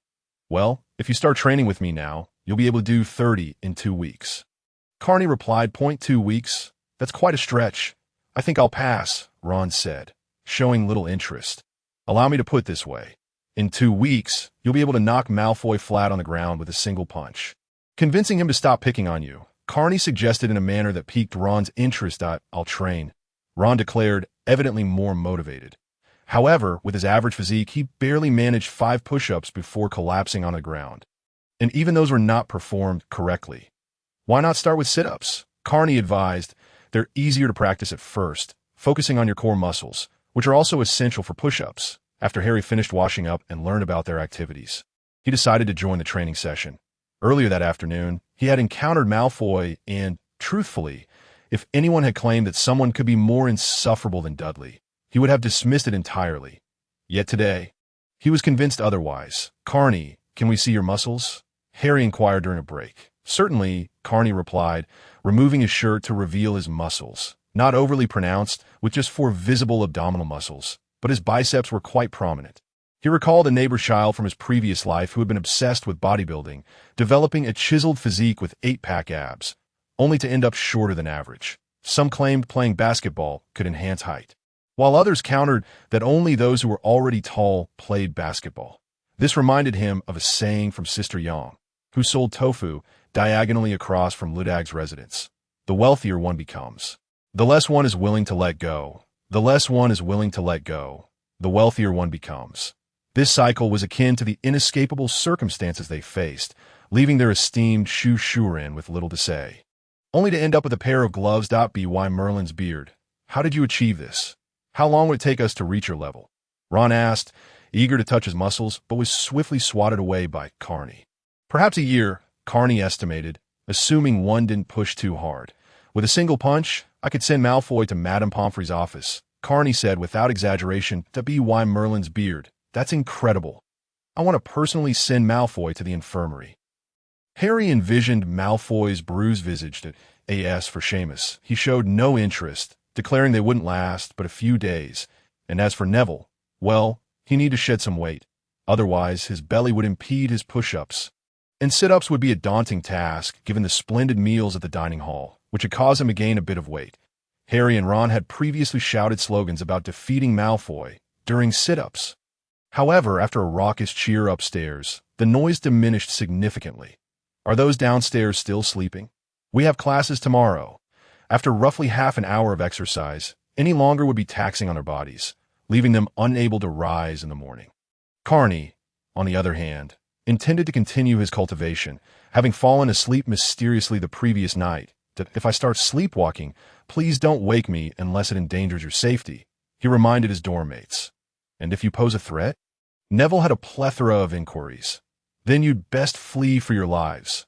Carney responded earnestly, fearing he might inadvertently harm Neville. I could see that moment, for pillows struck him.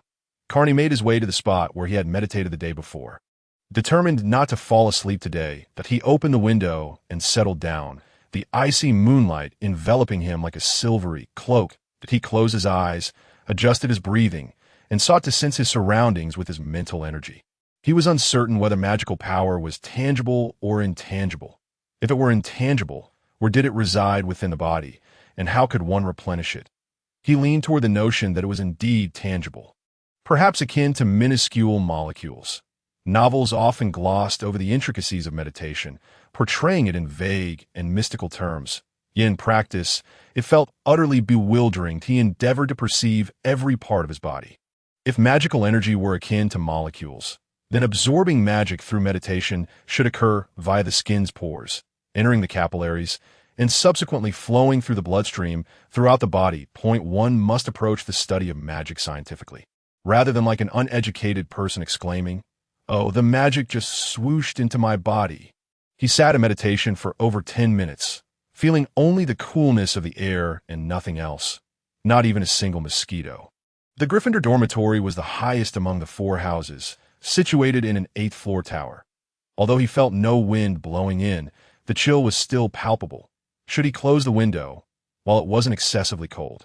One could never be too cautious about catching a chill. So Carney shut the window, though it did little to warm the room. The silvery moonlight streamed through the window, casting a shadow upon the wall. The chill was likely unrelated to the window being open or closed. Every dormitory, lounge, and classroom possessed a temperature-regulating charm, ensuring it would not be cold. Having realized this, Carney reopened the window, only to find himself unable to restrain a sudden release of gas. He sat in silence for another 10 minutes, a feat requiring considerable willpower, yet still, he felt nothing. Upon opening his eyes, he beheld a full moon hanging in the sky, rounder and brighter than the one he had seen the previous night. Though he had gazed upon a moon before, he had rarely witnessed one so perfectly round and luminous. Perhaps this was the nature of the wizarding world, where the moon appeared clearer than it did elsewhere. As he pondered the moon, he wondered about the origin of its light. The moon itself was not a star and did not emit light. It merely reflected sunlight striking its surface. The sun's rays were warm, filled with energy and ultraviolet light. What of the moonlight that was reflected? The saying about the coldness of moonlight might truly hold some merit. The moon could transform werewolves, suggesting it, too, bore energy. Cultivation and magical beings absorbed the essence of the sun and moon, indicating that solar and lunar energies were indeed absorbable, along with the radiance of the stars. If magical powers stemmed from the sun and moon, then the spiritual energy spoken of in the East might well be the same essence. Carney formulated a hypothesis, shifting his position to escape the moonlight's glare. It's not cold anymore. After sitting for another 10 minutes, he finally began to feel some progress. The power of the sun, moon, and stars was visible only as light. The sun and moon, being closer, possessed warmth capable of influencing the earth. Thus, their energy must manifest as light and warmth. Absorbing the light and warmth they emitted should equate to absorbing their energy. Carney returned to his previous position, feeling the icy moonlight wash over him once more, and he began to relax. Initially, his posture had been rigid and tense, but he started to ease into a more comfortable state. Due to the principle of thermal expansion and contraction, when the body sensed warmth, the pores would open, releasing sweat. Conversely, in the cold, the pores would constrict to ward off the chill. As he relaxed, he felt the frigid air seep through his pores, inhaling at a steady pace, with some of the coolness entering his internal organs, stimulating his nerves, and causing his mind to unwind. He sensed the cool air entering his body, gradually coalescing and flowing slowly within him. Though not uniformly from head to toe, it diverged slightly from Harry's description. The sensation was profoundly pleasant, as if all his muscles were loosening. Gradually, the feeling of coldness within his body began to dissipate. Time slipped away unnoticed, and as he perceived the coolness around him starting to diminish, Carney opened his eyes to find the moon no longer clear and whole. Dawn was fast approaching, yet he felt no drowsiness. His spirits were high, and he understood why cultivators enjoyed seclusion so much. It truly was a splendid experience. However, despite absorbing energy throughout the night, he had scarcely felt any significant change. The icy air that entered his body seemed to vanish without a trace, leaving only a faint essence that flowed within him, gradually diminishing. The moon, when present, does not evoke much sensation. However, as it gradually descends, such feelings become markedly pronounced. Eventually, within the body, there remains but a faint wisp of energy, meandering through, no longer cool, akin to a pure essence. Connie meticulously attunes himself to that lingering breath, which unconsciously flows with his blood, creating a cycle within his being. He has no intention of rising. For the adage claims that the morning holds the key to the day, and the tomes he has perused speak of auspicious energies arriving from the east at dawn, a time most conducive for cultivation. The Gryffindor dormitory is rather well situated, facing south, allowing for a perfect view of the sun and moon's rise and set. Connie relaxes every pore of his body, awaiting the break of day. Before long, a beam of golden light emerges from beyond the mountains, heralding the sun's ascent. This golden radiance is not blinding, and Connie has no desire to close his eyes. After a night of contemplation, he no longer requires closed eyelids to fully experience the sensations within. The light envelopes him gradually, the dawn's glow neither harsh nor oppressive, instead imparting a gentle atmosphere that swirls around him, while his hair remains undisturbed by any breeze. Given that this cultivation process resembles the ethereal energy of immortals, he shall henceforth refer to this sensation as spiritual energy.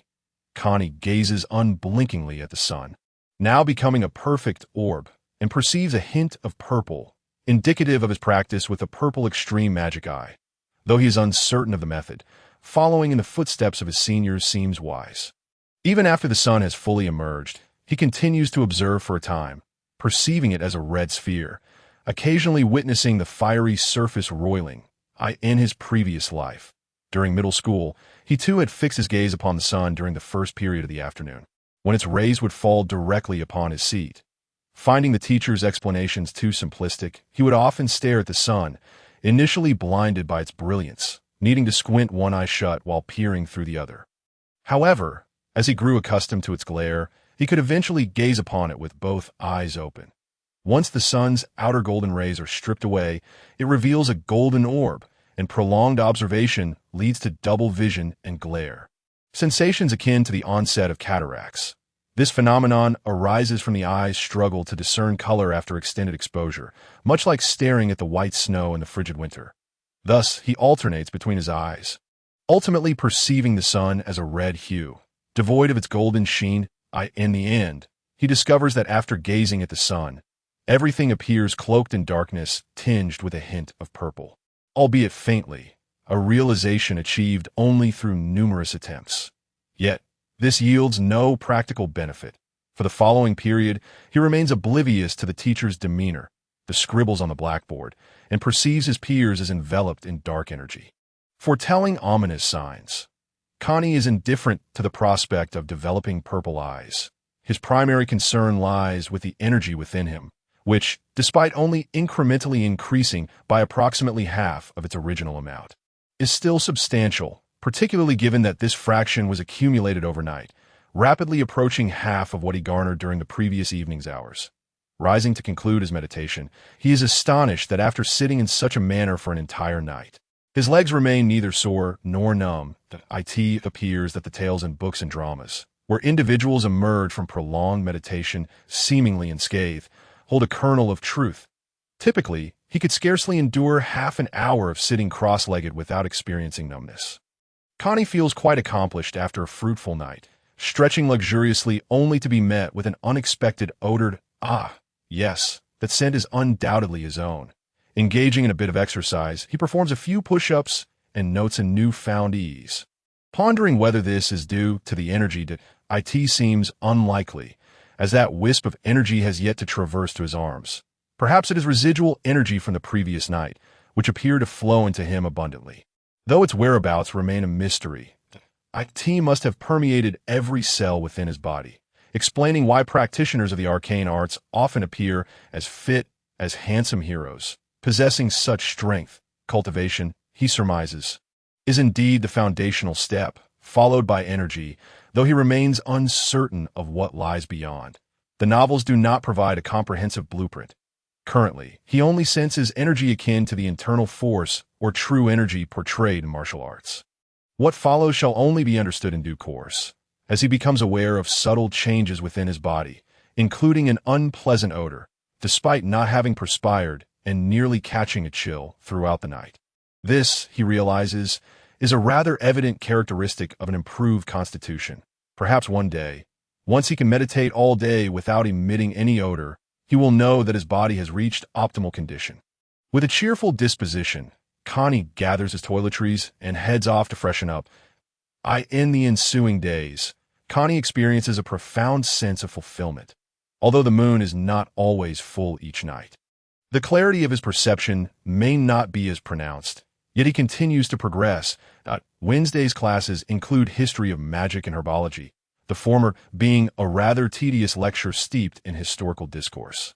Indeed, more soporific than Professor Quirrell's sessions. The first week lacks a flying class, with Transfiguration scheduled for Thursday morning and Charms in the afternoon.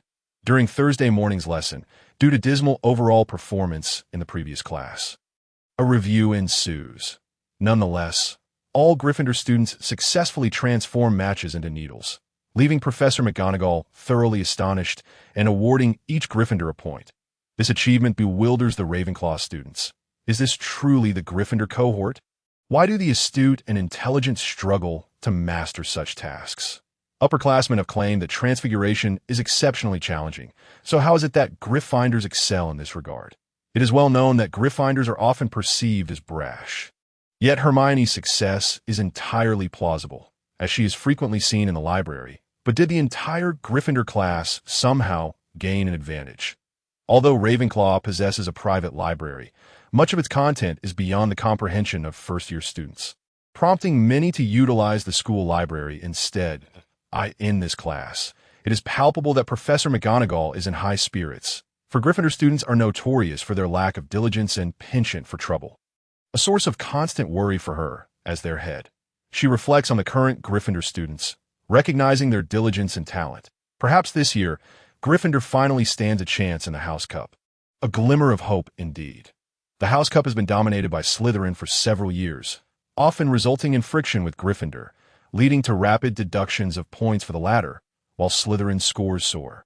Primarily due to Gryffindor's lack of participation in class and issues outside of it, which only exacerbate their predicament. To reward Gryffindor, Professor McGonagall assigns an extensive amount of Transfiguration homework due for the next class, determined to nurture their evident talent. The afternoon Charms class is taught by the diminutive Professor Flitwick, who instructs alongside Hufflepuff.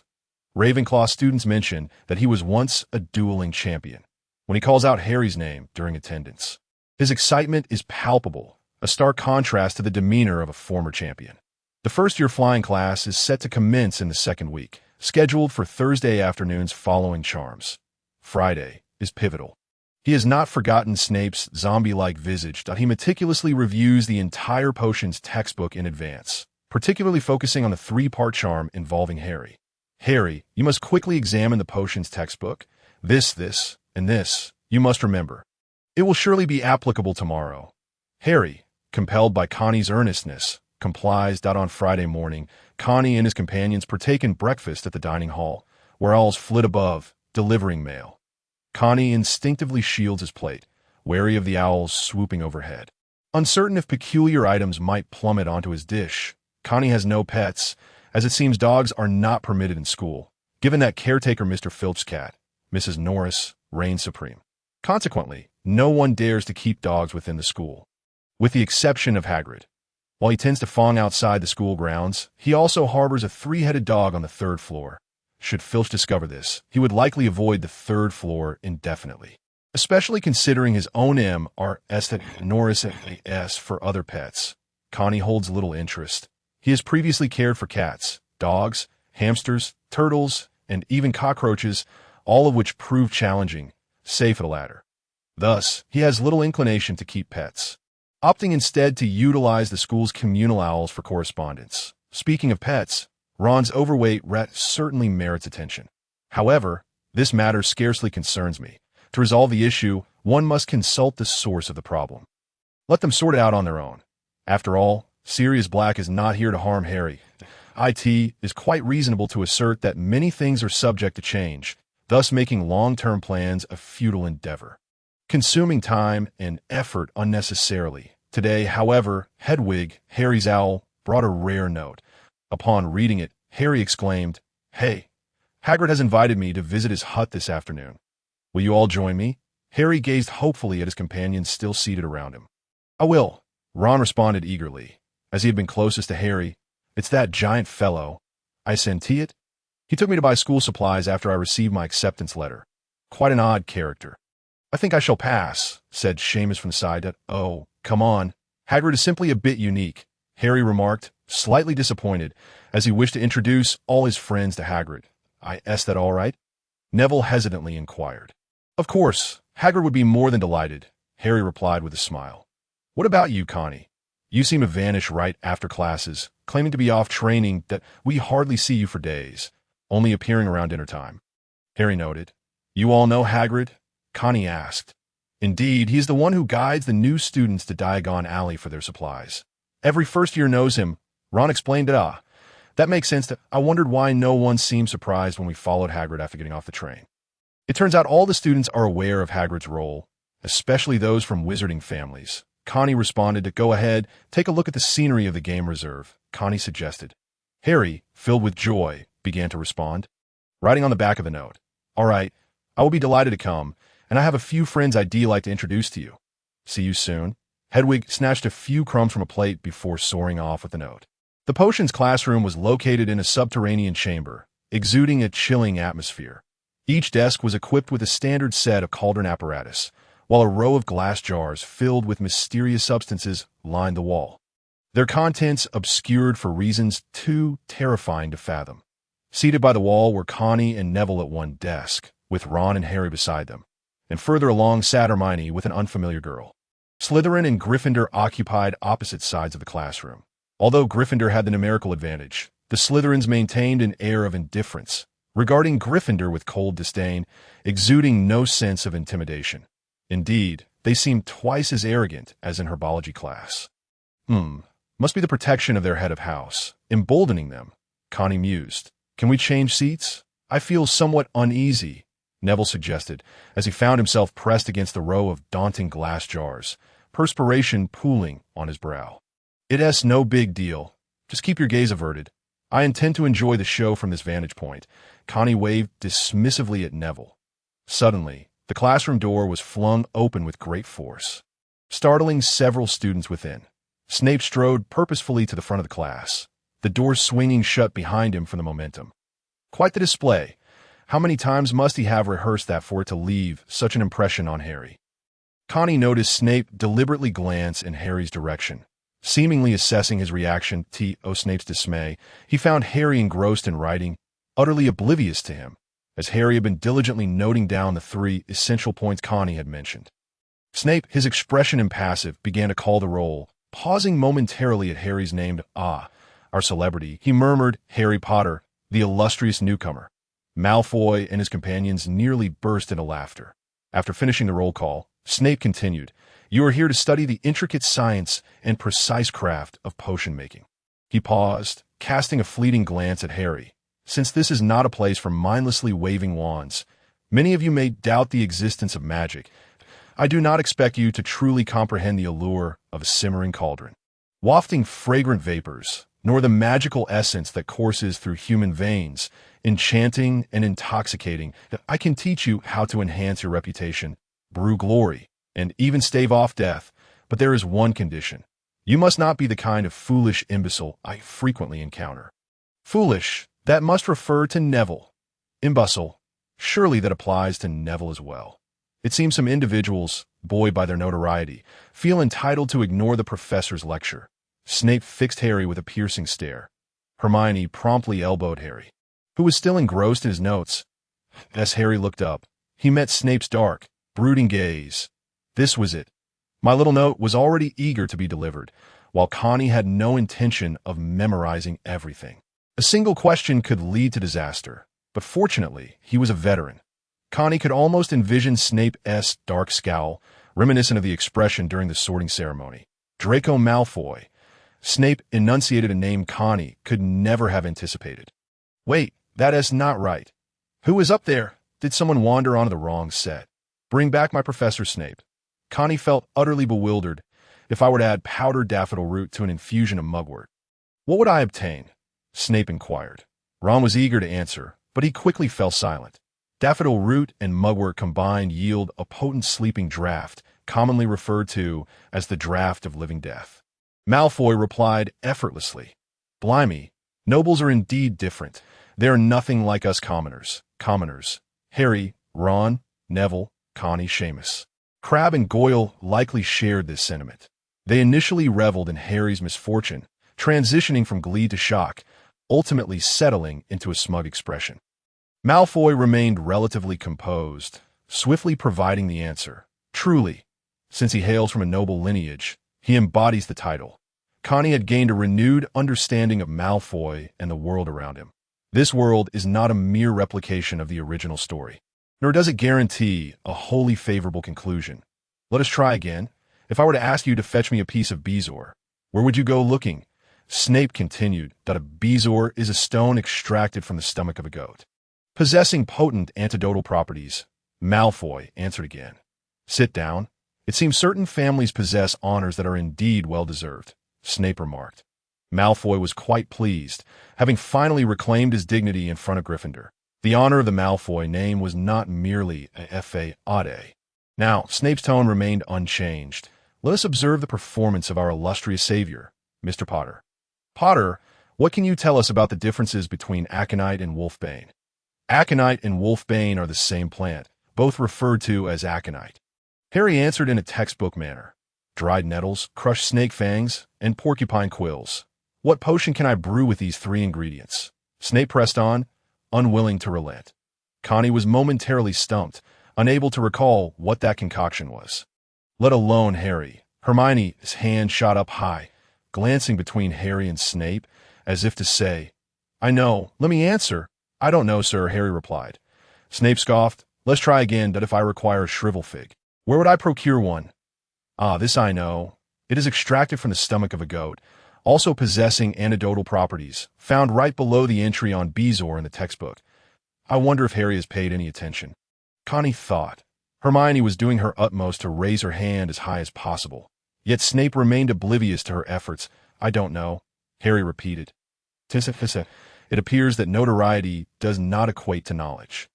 Malfoy and his entourage were shaking with silent laughter, thoroughly enjoying the spectacle. Clearly, Hermione knew the answer. Why didn't Harry ask her? Harry muttered under his breath. At that moment, several students burst into laughter, and even Malfoy was nearly doubled over with mirth. Snape, however, was not pleased. Sit down, foolish girl, he thundered at Hermione. Allow me to enlighten you. Potter, stinging nettles, ground snake fangs simmered in a cauldron, and after extinguishing the flame, the addition of porcupine quills will yield a potion to cure scabies. Porridge stones are the calcified remnants found within a goat's stomach, possessing potent detoxifying properties. You comprehend. He continued without pausing for breath. A flurry of quills scratching against parchment erupted throughout the classroom. Snape swiftly returned to his desk, seized a quill and a notepad, and proclaimed, Draco Malfoy has answered all questions correctly. Slytherin gains 5 points. Potter, due to your insolence towards the instructor, Gryffindor loses 5 points. His voice grew ominously low as he uttered those last words. This was merely the commencement of a lengthy potions class, during which Snape conjured a myriad of reasons to deduct points from Gryffindor. Particularly targeting Harry, he exhausted the limits of point deductions in a single lesson. Snape was indeed a formidable figure, possessing a remarkable eloquence devoid of vulgarity. Even Neville, hiding by the wall, was nearly brought to tears. Though fortunately, he seemed to escape Snape's ire, being called upon only for attendance. Every member of Gryffindor had faced Snape's reprimands, Yet Hermione, having memorized the entire textbook, managed to evade his scorn and was even bestowed the honorary title of Miss Know-It-All. However, bestowing such nicknames is rather impolite, and Hermione did not emerge from the lesson unscathed. Slytherin too faced Snape's acerbic tongue. Aside from Malfoy, he was, after all, quite adept, and he was also Snape's protege. Curiously, Carty thought he would be relentlessly targeted, but found himself ignored instead. Was this a novel form of punishment akin to what middle school teachers often employ with underperforming students? Ignoring them. Letting them flounder? Snape, it seemed, possessed a cunning mind, deliberately choosing not to reprimand Carty in order to sow seeds of doubt among Gryffindor, thereby isolating him. How terrifying! Carty almost saw through Snape's machinations in an instant. Yet, Snape was not as calculating as he appeared. He merely believed Carty to be a quiet individual, and it was best to leave him be. The quiet ones are not to be underestimated. After all, there was a quiet one in Fantastic Beasts, and those who insulted him met grim fates. The phenomenon of the quiet ones was quite prevalent during the Grindelwald era, as children with magical talents, not fully understanding their abilities, suppressed their magical powers, leading to the emergence of a second persona. Did Dumbledore really cast this burden upon us? Ridiculous. I find watching Harry quite sufficient. Harry and Carty share a good rapport, so I shall simply keep an eye on them and refrain from provoking them further. He wished to live a few more years, particularly to witness James's offspring make a spectacle of themselves. Snape divided them into pairs, instructing them to concoct a simple potion to cure scabies, one of the questions he had previously posed to Harry, found on the first page of the textbook. Throughout the lesson, Snape traversed the classroom, his long black cloak trailing behind him. Neville was indeed clumsy. Fortunately, he was paired with me, lest he develop a lasting aversion to potions class, having already seemed shaken after Snape's sharp tongue. Carty mused that this was akin to the practical experiments conducted in middle school, with the steps laid out on the blackboard and detailed in the textbook, albeit with slight discrepancies. This was the only instance where the potions master, Snape, did not skimp on sharing the perfect procedures he had refined through countless trials. Naturally, this information was worth copying down. Carty, why are you copying from the blackboard? The textbook has the information. Wouldn't it be more convenient to copy from there? Neville whispered from the sidelines, completely disregarding Carty's proximity to the cauldron, that I suddenly felt the urge to write. Copying from the textbook feels like a punishment, Carty replied softly. The differences were minimal. Only minor steps have been altered, and without careful attention, one would not discern the variations. As for Hermione, crowned with the title of Miss Know-It-All, her appreciation for Snape's teaching had plummeted to 0. Snape had even explicitly told her that in his potions class. Raising one's hand to ask questions was strictly prohibited. Consequently, this had yet to be discovered. Surely, this notes would become highly sought after during exams, especially as long as Snape remained the potions master. Hey, Carty, are you quite familiar with Snape? Not at all. So, is he a relative of yours? I am his father. Absolutely not. Then Snape must have taken a liking to Carty. Harry quipped, his humor relentless, throughout the entire lesson. Snape had not uttered a single word to Carty, save for taking attendance. He must have felt too shy. During lunch, a throng of students bombarded Carty with questions. That's because since my enrollment, I have been the sole favorite of the headmaster. I told the headmaster that fairness was paramount, yet he simply refused to listen and continued to dote on me. Carty stated with utmost seriousness. If you don't even understand what's going on, the others resumed their meals and chatter. If you don't believe it, so be it. I do, Neville said with a beaming smile. Carty's potions class was exceptional. He managed to complete today's potion all on his own and diligently copied the steps. Thank you, Neville. Have some more to silence your chatter. Carty offered him a pudding. Hermione, do you have time this afternoon? Hagrid has invited us for tea at his hut. Harry proposed. What time? 3 o'clock. That works for me. Hermione replied after a moment's contemplation. As they made their way back to the dormitory, Harry asked, "Why did you invite Hermione?" Ron remarked that Hermione had gone to the library after lunch. Hey, if all our acquaintances were male, wouldn't that feel rather gay? Harry mused. You have a point, Ron conceded thoughtfully. Approximately 10 minutes past 3, the group departed the castle, descending a gentle slope, and in the distance, they spotted a small cottage emitting smoke at the edge of the woods. Hagrid's hut was situated beside the forbidden forest. with an array of tools scattered at the entrance, the most conspicuous being a large bow. "Hagrid," Harry called as he approached and knocked on the door. "Back off, Fong, back off," at a few low growls emanated from within, followed by Hagrid's voice. Shortly after, Hagrid opened the door, holding a large black dog with wrinkled skin that was desperately attempting to escape outside. Harry and Ron, at the forefront, were startled. "Oh, Harry, relax. Fong 1 bite." "Yes, very gentle," Hagrid said, tugging on the leash to pull Fong back. Hagrid welcomed them inside. The hut was small, consisting of only one room, which also served as a bedroom, and a kettle was boiling by the stove. And biscuits were baking. In one corner stood a large bed, and various items hung from the ceiling, including turkey, ham, bread, and even spiders. Thankfully, there were plenty of chairs in the hut, all quite large. "Make yourselves comfortable. Sit wherever you like," Hagrid said cheerfully as he pulled out a few stools from the corner. Despite Hagrid's hospitable demeanor, they hesitated. "Hagrid, have you ever done anything on those stools?" Harry inquired. "Oh, I forgot. I once butchered a chicken and forgot to wash them," Hagrid exclaimed, noticing a small speck of dirt on the stool. "And oh, need for such trouble. Magic can clean it up in an instant," Carty suggested. The stool remained unchanged. "This stool seems peculiar. Oh dear, I've lost face. You've been feeling a bit bloated lately." Hagrid had just begun to speak when someone interjected. "Allow me." The stool was instantly cleaned. It was Hermione, who had practiced this spell at home, so she was confident. "What splendid magic!" Hagrid remarked. "Harry, it seems you made quite a few friends at school." "This is Ron, Carty, Hermione, and Neville." Harry introduced them one by one. Hagrid poured hot water into teacups and retrieved the biscuits from the oven. "Ah, another little Weasley, I presume," he said, glancing at Ron's hair. "Keep your 2 twin brothers out of the Forbidden Forest. I had to expend nearly a lifetime's worth of energy." Ron, his face flushed, remained silent. "Connie, oh, what a fine young man you are, quite robust." Hagrid immediately discerned the muscles concealed beneath the clothing, but he noted that mastery of magic requires considerable familiarity. "I possess a rather developed physique. Yet my intellect is somewhat simplistic," Connie remarked, uttering a rather nonsensical comment. "Hermione, what a lovely and charming girl you are, with remarkable magical talent. Your future is sure to be extraordinary." "Thank you." Hermione blushed in response. Neville Longbottom, I have seen you before, when you were a child. Your parents were both heroes," Hagrid stated solemnly. "You two shall be one." Neville nodded but remained silent, lost in thought that Neville's parents were likely still at St. Mungo's, tormented by Death Eaters with unforgivable curses, and had yet to recover. Hagrid invited them for tea and biscuits. "You can't drink this water directly," Connie suddenly exclaimed.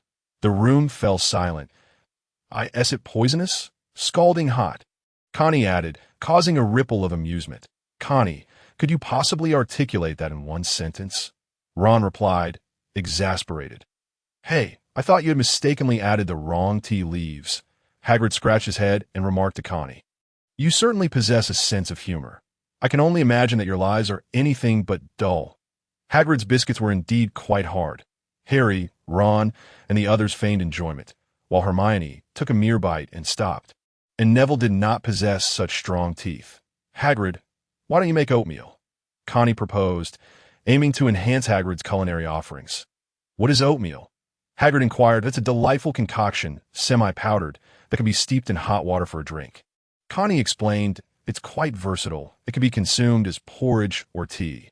"That sounds promising. How does one go about it?" Hagrid asked with interest. "I notice your biscuits are quite flavorful, albeit overly hard. You could grind them into powder." Connie continued, "And you might also add milk or chocolate." "Oh, what a splendid idea. How did I not think of that?" Hagrid exclaimed, slapping the back of his head. "Oatmeal primarily consists of ground wheat. Various flavors can be added during steeping." Connie elaborated. "Hagrid, if you were to open a shop here and expand the surroundings a bit, making it more appealing, many would flock to enjoy a drink, especially young couples. You could also package the oatmeal in bags for sale, and you would surely prosper." "Connie, your mind is truly brilliant. I cannot fathom what thoughts are swirling in that head of yours. You have so many ideas." Hagrid playfully ruffled Connie's hair. "Indeed, Connie is also practicing his cultivation daily." Harry chimed in. "What is cultivation?" Hagrid inquired curiously. Hermione perked up her ears. Harry recounted Connie's earlier words verbatim. Is it truly that impressive? Hagrid questioned, skepticism evident on his face. Come now, even the four founders of Hogwarts could not simply erase a mountain. Hermione, well read, countered with sound reasoning that I read it in text from the East. They document such occurrences, along with numerous cases and ancient legends. Connie contemplated boasting, but thought better of it. There's a tale of a white snake who devoted itself to becoming human, fell in love with a mortal, and embarked on a thrilling romance. There's a story of a monkey who reached a high level of cultivation, ascended to the heavens, battled deities, and was ultimately compelled to protect a prince on a quest to India, accompanied by a pig and a river spirit. There's also a colossal giant pursuing the sun. Furthermore, several fairies, having violated celestial laws, fell tragically in love with mortals. Connie spoke with eloquence and passion, having merely skimmed the surface of these tales, yet the others were captivated, their eyes fixed on him. However, Connie, holding his teacup, showed no intention of elaborating further. These stories are lengthy and not suited for daytime. The atmosphere is lacking that we are all friends, and there will be ample time to share them later, Connie stated calmly, though inwardly he reveled in his cleverness. Tea must be frustrating, piquing your interest without divulging more. We shall recount it tonight in the dormitory. Harry, Ron, and Neville clearly could not contain their excitement. Oh, I want to hear as well. Hagrid mumbled. We will relay it to you, Harry assured him, although Hermione did not voice her thoughts. Her eager expression betrayed her interest. However, she refrained from engaging further with Connie for now. Hermione contemplated that if he were to come over and explain, she would forgive him. If not, she would simply write home and ask her father to check out Chinatown. Connie remained unfazed, chuckling to himself. Ah, children, so easily swayed by a few stories. It seems I am destined to be a leader, of course, no problem. Which story would you like to hear first? Hermione, must you exert yourself so? After bidding farewell to Hagrid, Connie observed Hermione preparing to dash off to the library. You work so hard, yet advise others to ease up. I shall surpass you. Hermione blurted out, a rather nonsensical comment that Harry and Ron could not comprehend. What effort have I exerted? I chat and nap during class, and play during breaks. Connie replied innocently. You vanished this afternoon. Who knows where you went? Hermione retorted. Indeed, Connie, where do you disappear to every afternoon? You never invite us along. Ron and Harry chimed, Oh, I went to practice magic. After all, lacking talent, I couldn't bear the thought of being mocked by you all. Ha ha. Connie scratched the back of his head. You, lacking talent? Nonsense. You excel at transfiguration. Ron interjected. When I performed for George and Fred, their jaws nearly dropped, and they kept asking for my secrets. Did you share them? Of course not. I wanted to boast to my mother first before revealing anything. You could charge for it? Hey, that is a brilliant idea. Would you charge us? No. Connie continued, I accept gifts. We digress. I merely failed in class and went off to practice alone. I don't wish to fall too far behind. Connie stated earnestly, Then what of that Lumos spell? You claim to lack talent, yet your shine's brighter than mine. Hermione began to soften towards him. After all, he was the first friend she made, with Neville being the second. Oh, I truly don't know how it happened. I just thought about making it brighter, and it did. I nearly collapsed from the effort. Connie explained. Effort? Hermione questioned, puzzled. Yes, just gripping the wand tightly and concentrating on exerting force through it. Connie replied. It seems to amplify magical output. Perhaps. Lumos. Without a moment's hesitation, Hermione drew her wand and began experimenting by the roadside, her demeanor tense. However, the brightness at the wand's tip indeed intensified considerably, and Harry, Ron, and Neville grew intrigued, joining in practice. Hey, it really works. Since I can't yet sense the magic within, my magical output feels uncontrollable. Now, it seems I found a way. Harry's innate talent ignited. All right, I misjudged you, Hermione said. Her cheeks flushed. Remember to tell stories tonight. She did not forget this point and dashed off. Where are you going? Connie called after her out of course, to find a good place to practice spell casting. The studious Hermione was already eager to begin her research and practice that I know a place I often go to practice. Would you like to join me? Connie called out to Hermione, then turned to Harry and the others. "Certainly you can't leave us behind," Ron said. "Yes, yes," both Harry and Neville nodded. "I in the corridor on the 8th floor of Hogwarts. I it here. There's no door, just a wall. You simply need to walk back and forth 3 times in front of this wall. Thinking of the room you need, and it will work," Connie demonstrated, and a dark door materialized on the wall. "Cool," Harry exclaimed. "Oh, this is where you hide every afternoon," Ron remarked. "No wonder I couldn't find you. This is the room of requirement." Connie pushed the door open and entered. The environment was just as it had been during previous practices, though it now boasted a few additional chairs and tables. I was aware of the room of requirement. I had read about it in books. Yet there were no specific instructions on its location or how to access it. The ever-knowledgeable Hermione provided a brief explanation, stating that the room of requirement could manifest anywhere within Hogwarts, and no one could pinpoint its exact location. Even if someone were to be concealed within, Dumbledore would be unable to locate them. This was where I practiced magic, and by attacking the glass wall, one could gauge the strength of their spells. Moreover, it appeared that the restoration of magical energy within the room occurred at a faster rate than outside. Connie pulled out a chair and sat down.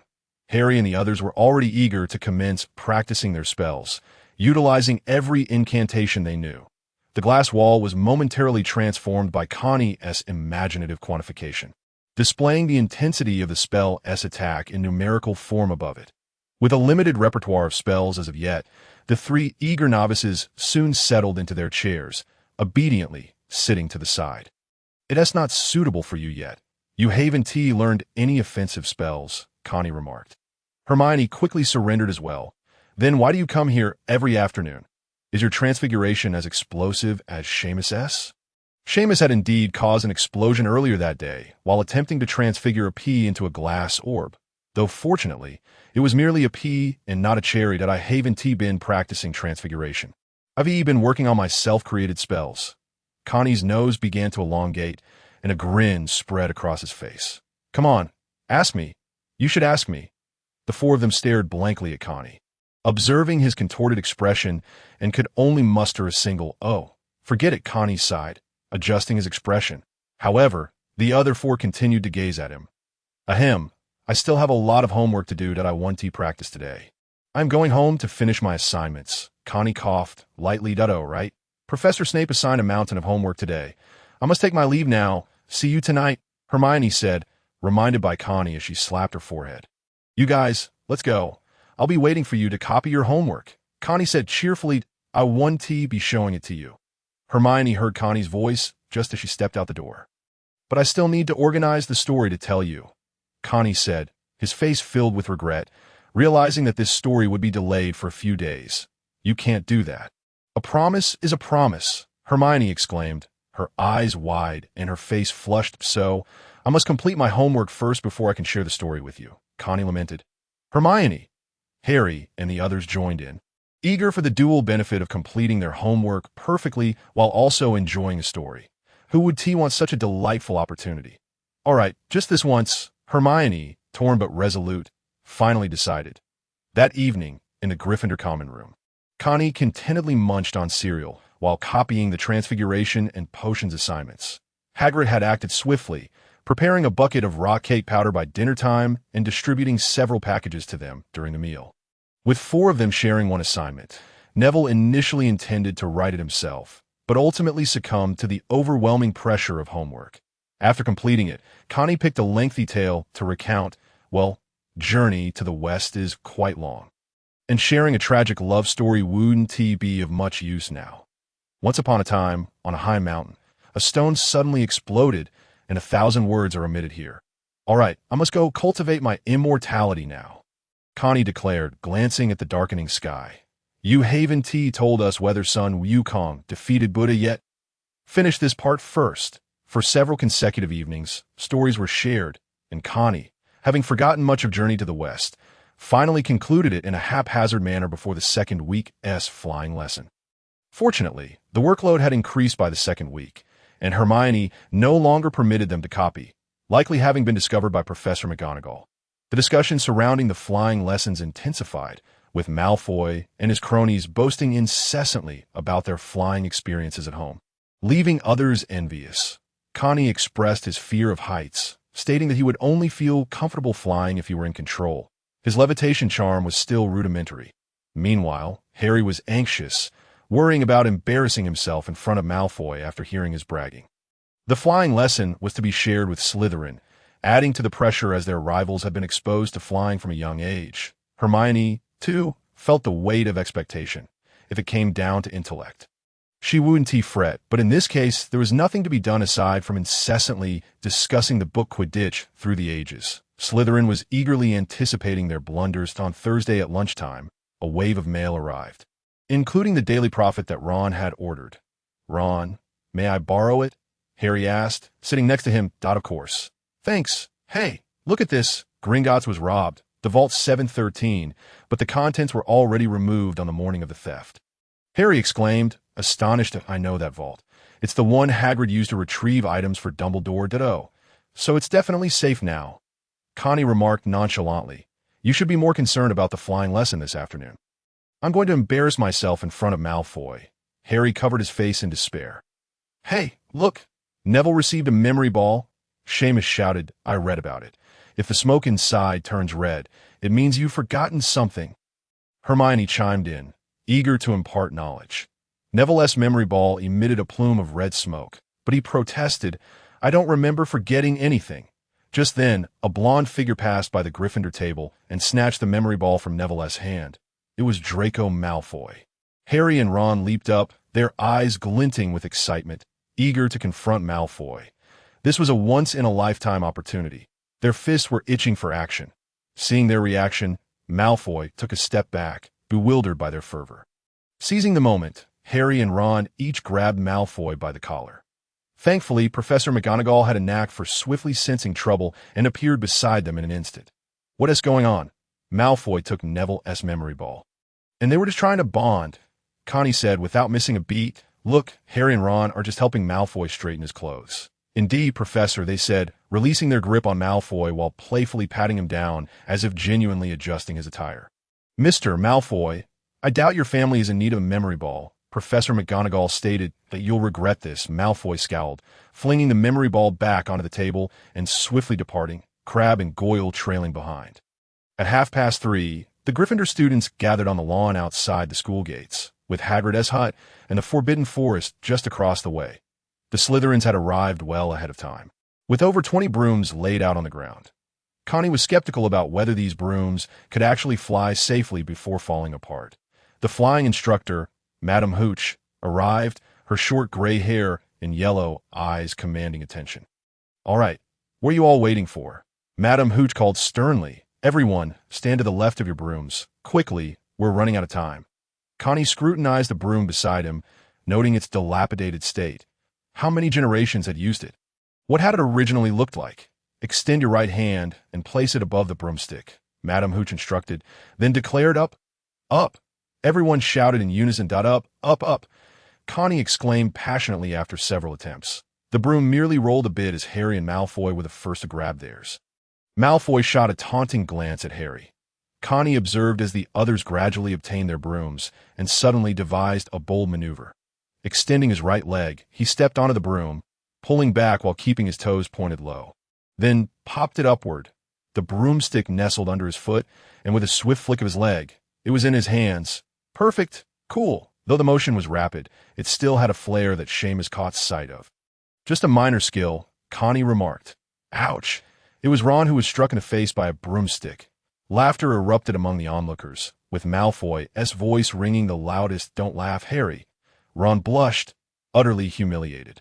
Once everyone had received their brooms, Madame Hooch demonstrated how to mount them without slipping off, along with the methods for control. She then walked through the line, correcting their grips, particularly that of Malfoy. When Cormac grasped his broom, it floated up into the air, leading him to believe he had to channel magic, only to find that it was unnecessary. "All right, when I whistle, you will kick off the ground with both legs. You must push off with force," Madame Hooch instructed. "Hold your broom steady, rise a few feet, and then lean slightly forward to descend back to the ground. Listen for my whistle. 3-2. However, it seemed Neville was either too nervous or simply miscalculated, as he took off before she could even whistle. "Longbottom, come down," Madame Hooch called out loudly, but Neville soared straight up, 10 feet, 20 feet, before he began to flail wildly, the broom behaving like a runaway stallion, swaying left and right in a violent manner. Fortunately, Neville's tight grip on the broomstick prevented him from being thrown off. Although the broom was careening about, it appeared to be drifting towards the forbidden forest. Initially, Cormac thought it was Neville's own doing, but he soon realized something was amiss. Perhaps the broom was faulty, yet now was not the time for contemplation. "Neville, let go! Let go!" Cormac shouted, his voice hoarse. "Madam, prepare to cast the levitation charm." Harry and Ron joined in the cries, and Neville must have heard the voices of his friends. From a distance, they saw Neville tumble off his broom, and thanks to Cormac's warning, Madame Hooch rushed forward. The broom wobbled higher, flying towards the forbidden forest, then vanished from sight. Wingardium Leviosa! A force caught Neville's rapidly descending body, and Madame Hooch gently lowered him to the ground. Everyone rushed over, and after checking him for injuries, Madame Hooch, visibly shaken, reassured him. "It's all right, child, get up." Turning to the entire class, she declared, "I will escort Mr. Longbottom to the infirmary. You all stay put. If I catch any of you flying a broom before you understand what Quidditch is, you will be expelled from Hogwarts. Now, come along, dear." Neville, dazed and clearly still frightened, was led away by Madame Hooch. As soon as she was out of sight, Malfoy erupted into laughter. "Did you see that expression? What a big oaf!" The other Slytherins chuckled as well. "Shut up, Malfoy," shouted Parvati Patil, a girl familiar with Neville from herbology, prompting Cormac to take note of her. "Protecting Longbottom, are we?" Pansy Parkinson remarked, a short-haired Slytherin girl of average appearance. "Aligned with Malfoy, that I never imagined you'd be fond of that chubby little crybaby, Patil." "Hey!" Malfoy charged forward, snatching something from the ground, an item sent by Neville's grandmother. If he had remembered to squeeze this before taking off, he wouldn't have looked so foolish. It was Neville's remembrall. "Hand it over, Malfoy," Harry commanded, stepping forward quickly to snatch it from Malfoy, who attempted to break free, but his slight frame was no match for Harry's determination. Though Harry was not particularly large himself, he had trained for a week and was able to hold on. "Can't fly," Harry noted, as Malfoy's broom was now out of reach. "Let go." Malfoy spat angrily, in response. Harry's fist came crashing down on Malfoy's face. Their friends stood in shock. "Potter, you'll pay for that. What are you two doing?" Malfoy shouted as he and Harry grappled, calling for Crabbe and Goyle. However, those two were intercepted by Cormac, who stood his ground against the larger boys. Ron, seeing the size of Crabbe and Goyle, instinctively stepped aside to assist Harry. "You'll have to deal with me," Cormac declared. Crabbe and Goyle charged forward, attempting to bulldoze their way through. Crack, crack, Cormac delivered a slap to each of them, sending their hefty bodies spinning to the ground as they clutched their faces. Utterly incapacitated, Cormac had intended to strike their stomachs, but, fearing he might cause them to lose their lunch, opted for the face instead. Pansy Parkinson tried to help Malfoy, but was soon entangled with Parvati Patil. The two girls grappling fiercely. Hermione, displaying more rationality, drew her wand. Once she did, the atmosphere shifted dramatically. Seeing a Gryffindor brandishing a wand, the Slytherins pulled out their own in response, aiming them at the Gryffindors. The onlookers from Gryffindor, unfazed, followed suit and drew their wands, ready to confront the Slytherins. This cannot escalate into a fight. Otherwise, we'll all end up in the infirmary. Expulsion is uncertain, but I can imagine our points will be severely deducted. Cormac thought to himself. However, he dared not intervene, fearing he might ignite the already tense situation. Harry appeared quite relaxed, having only slightly disheveled clothing, while Malfoy sported a bruised face. But the tipping point came from Pansy Parkinson, who, seizing an opportunity, drew her wand and cast an incantation that struck Parvati Patil. Parvati's hair began to fall out, completely gone, driving her into a frenzy. With a flick of her wand, a burst of light shot out, striking Pansy and soaring towards the Slytherin crowd. Unbeknownst to anyone, the first attack came from within the Slytherins, leading to a flurry of spells exchanged between both sides, and a cacophony of incantations filled the air. As colorful spells flew back and forth, creating a lively spectacle. Fortunately, these were minor spells, causing little harm. Many found themselves transformed into various amusing states. only to retaliate immediately. Without a doubt, the exchange was lively. As long as vital areas weren't struck, there was little cause for concern. "Harry, Ron, come over here." Connie stepped back, pulling Hermione behind him. One must not stand at the forefront during such a large-scale brawl. Although the Slytherins were outnumbered, they were all elite fighters, while Gryffindors were merely ordinary opponents. Both Harry and Ron were taken aback by the scene. After all, it was just a scuffle with Malfoy. How did it escalate into a conflict between two houses? With Connie's shout, spells began to fly towards Harry and his companions. Fortunately, they managed to dodge by rolling aside, each taking hold of Malfoy to shield themselves from the incoming curses. The Slytherins had not yet descended into madness to attack Malfoy.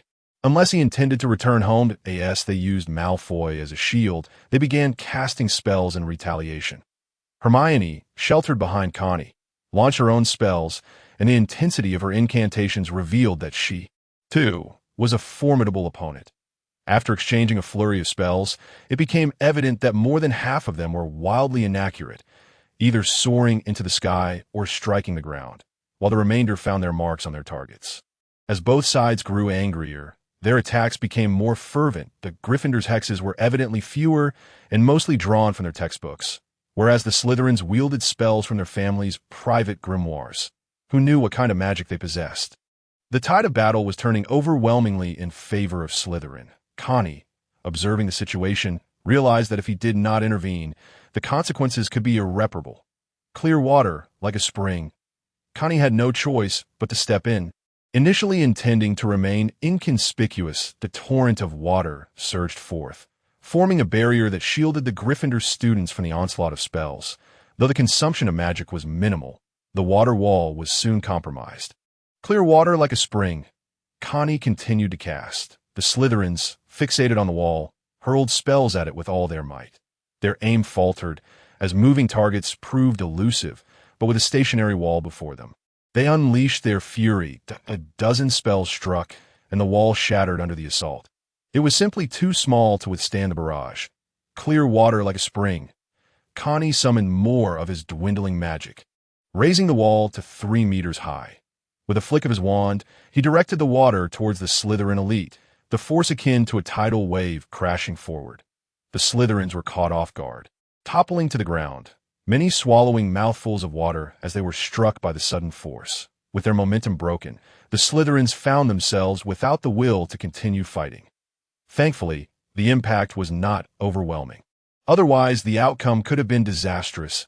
As the dust settled, Connie felt a tingling sensation coursing through his body. The water wall had absorbed the brunt of the spells, yet the expenditure of his magic was evident.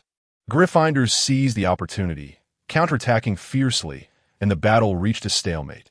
Despite Connie's efforts, the relentless onslaught continued to chip away at the water wall. During brief lulls in the fighting, few on the grass remained unscathed. Save for Connie, Hermione, and the beleaguered Malfoy, they had never unleashed such a barrage of spells before. Connie mused that they could not continue this way and decided it was time to unleash a decisive strike. The Slytherins, too, had lost their initial fervor, their spellcasting frequency dwindling. It was time to showcase true skill. Connie, over time, had begun to sense the magic within him, not as a mere flow of energy, but as tiny points of light. Invisible to the naked eye, clear water like a spring, he drew upon the last remnants of his magic, raising the water wall to 3 meters high. With a sweeping motion of his wand, he sent the wave crashing towards the Slytherin elite, resembling a great tidal wave. The Slytherins were completely unprepared, swept off their feet, many still mid-incantation, swallowing significant amounts of water. This surge effectively extinguished their fighting spirit. Having exhausted his magic, Connie did not feel the typical fatigue. Rather, his magic was scattered throughout his body, yet he could not communicate with it, thus lacking control. Although his previous methods had proven effective, they were not entirely correct. Only after countless attempts had he begun to understand. What spell was that? Harry and Ron, having hurried over with Neville's memory ball, had not caught Connie's incantation from afar. It was clear water like a spring. Hermione replied, astonished. Can the water summoning spell be utilized in such a manner? Harry marveled. I need to practice that spell more. Harry Potter, could you kindly explain what you are doing?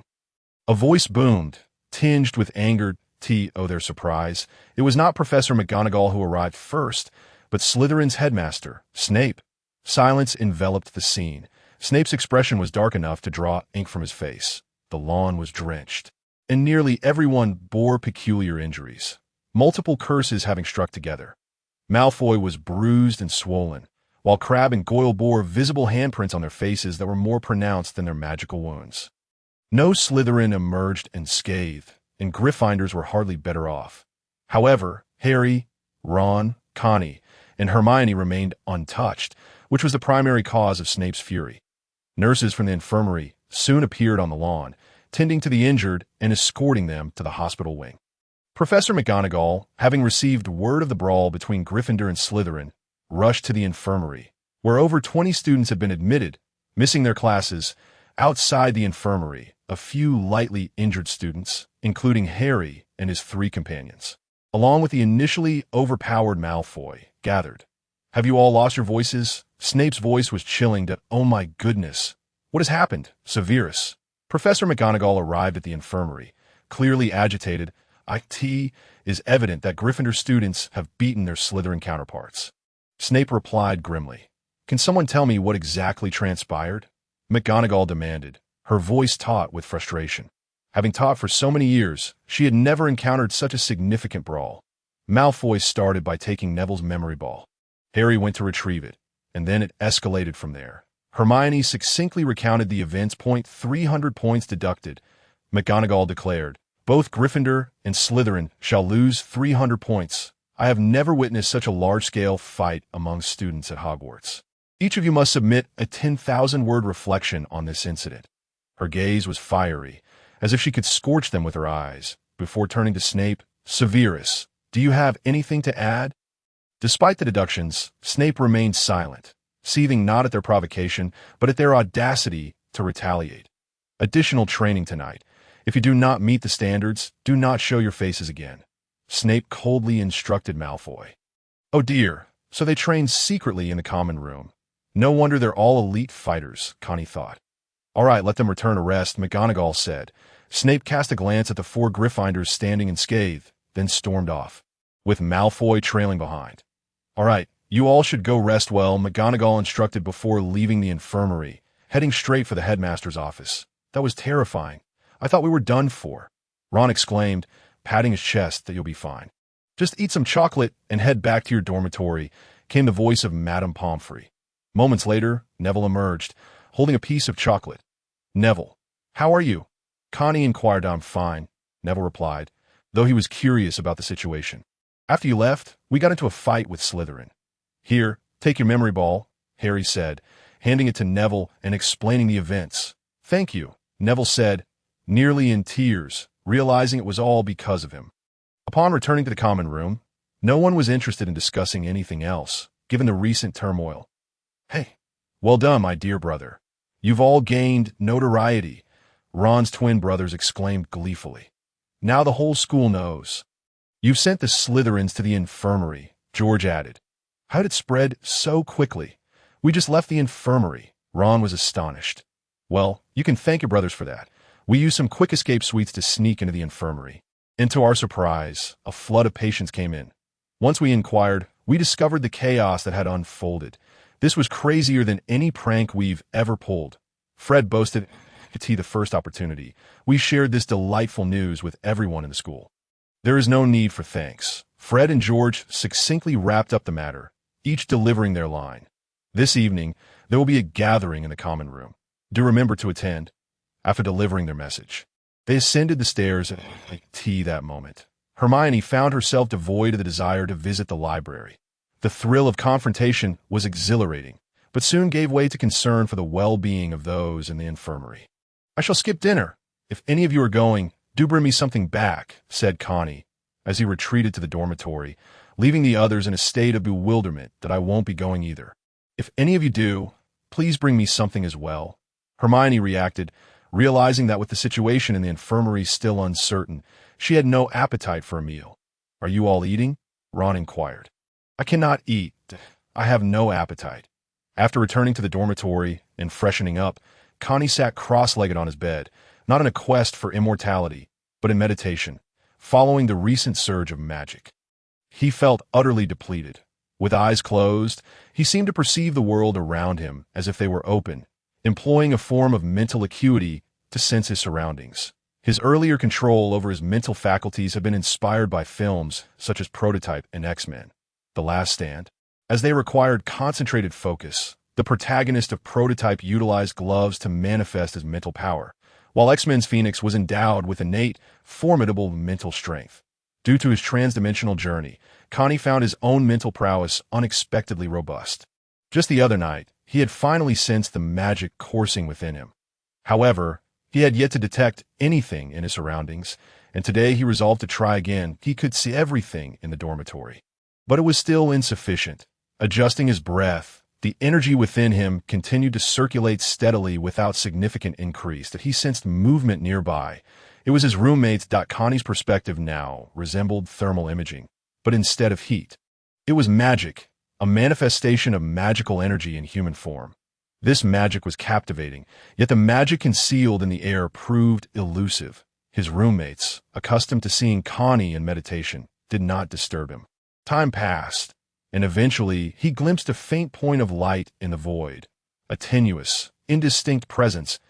As he acclimatized to this state, the surrounding points of light grew clearer, and it felt as though his body possessed a magnetic pull, drawing them closer.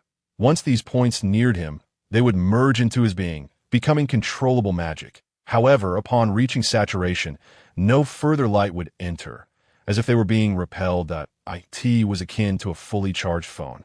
Even when plugged in, it would not accumulate additional power. Connie opened his eyes to find that it was already deep into the night. Oh no, he had missed the gathering. Yet he did not feel hungry. He faced two choices: to sleep or to continue his pursuit of enlightenment. It was a difficult decision. He could now fully control his magic, and with a single step, he could officially join the ranks of wizards. Perhaps he would choose the path of enlightenment.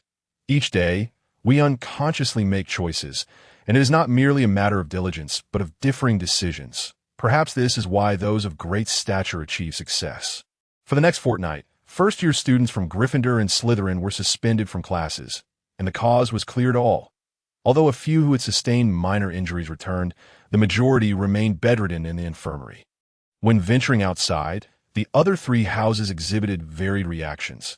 Naturally, Gryffindor supported their own, despite having all their points deducted, while Slytherin, with its higher base score, still retained a few points even after losing 300.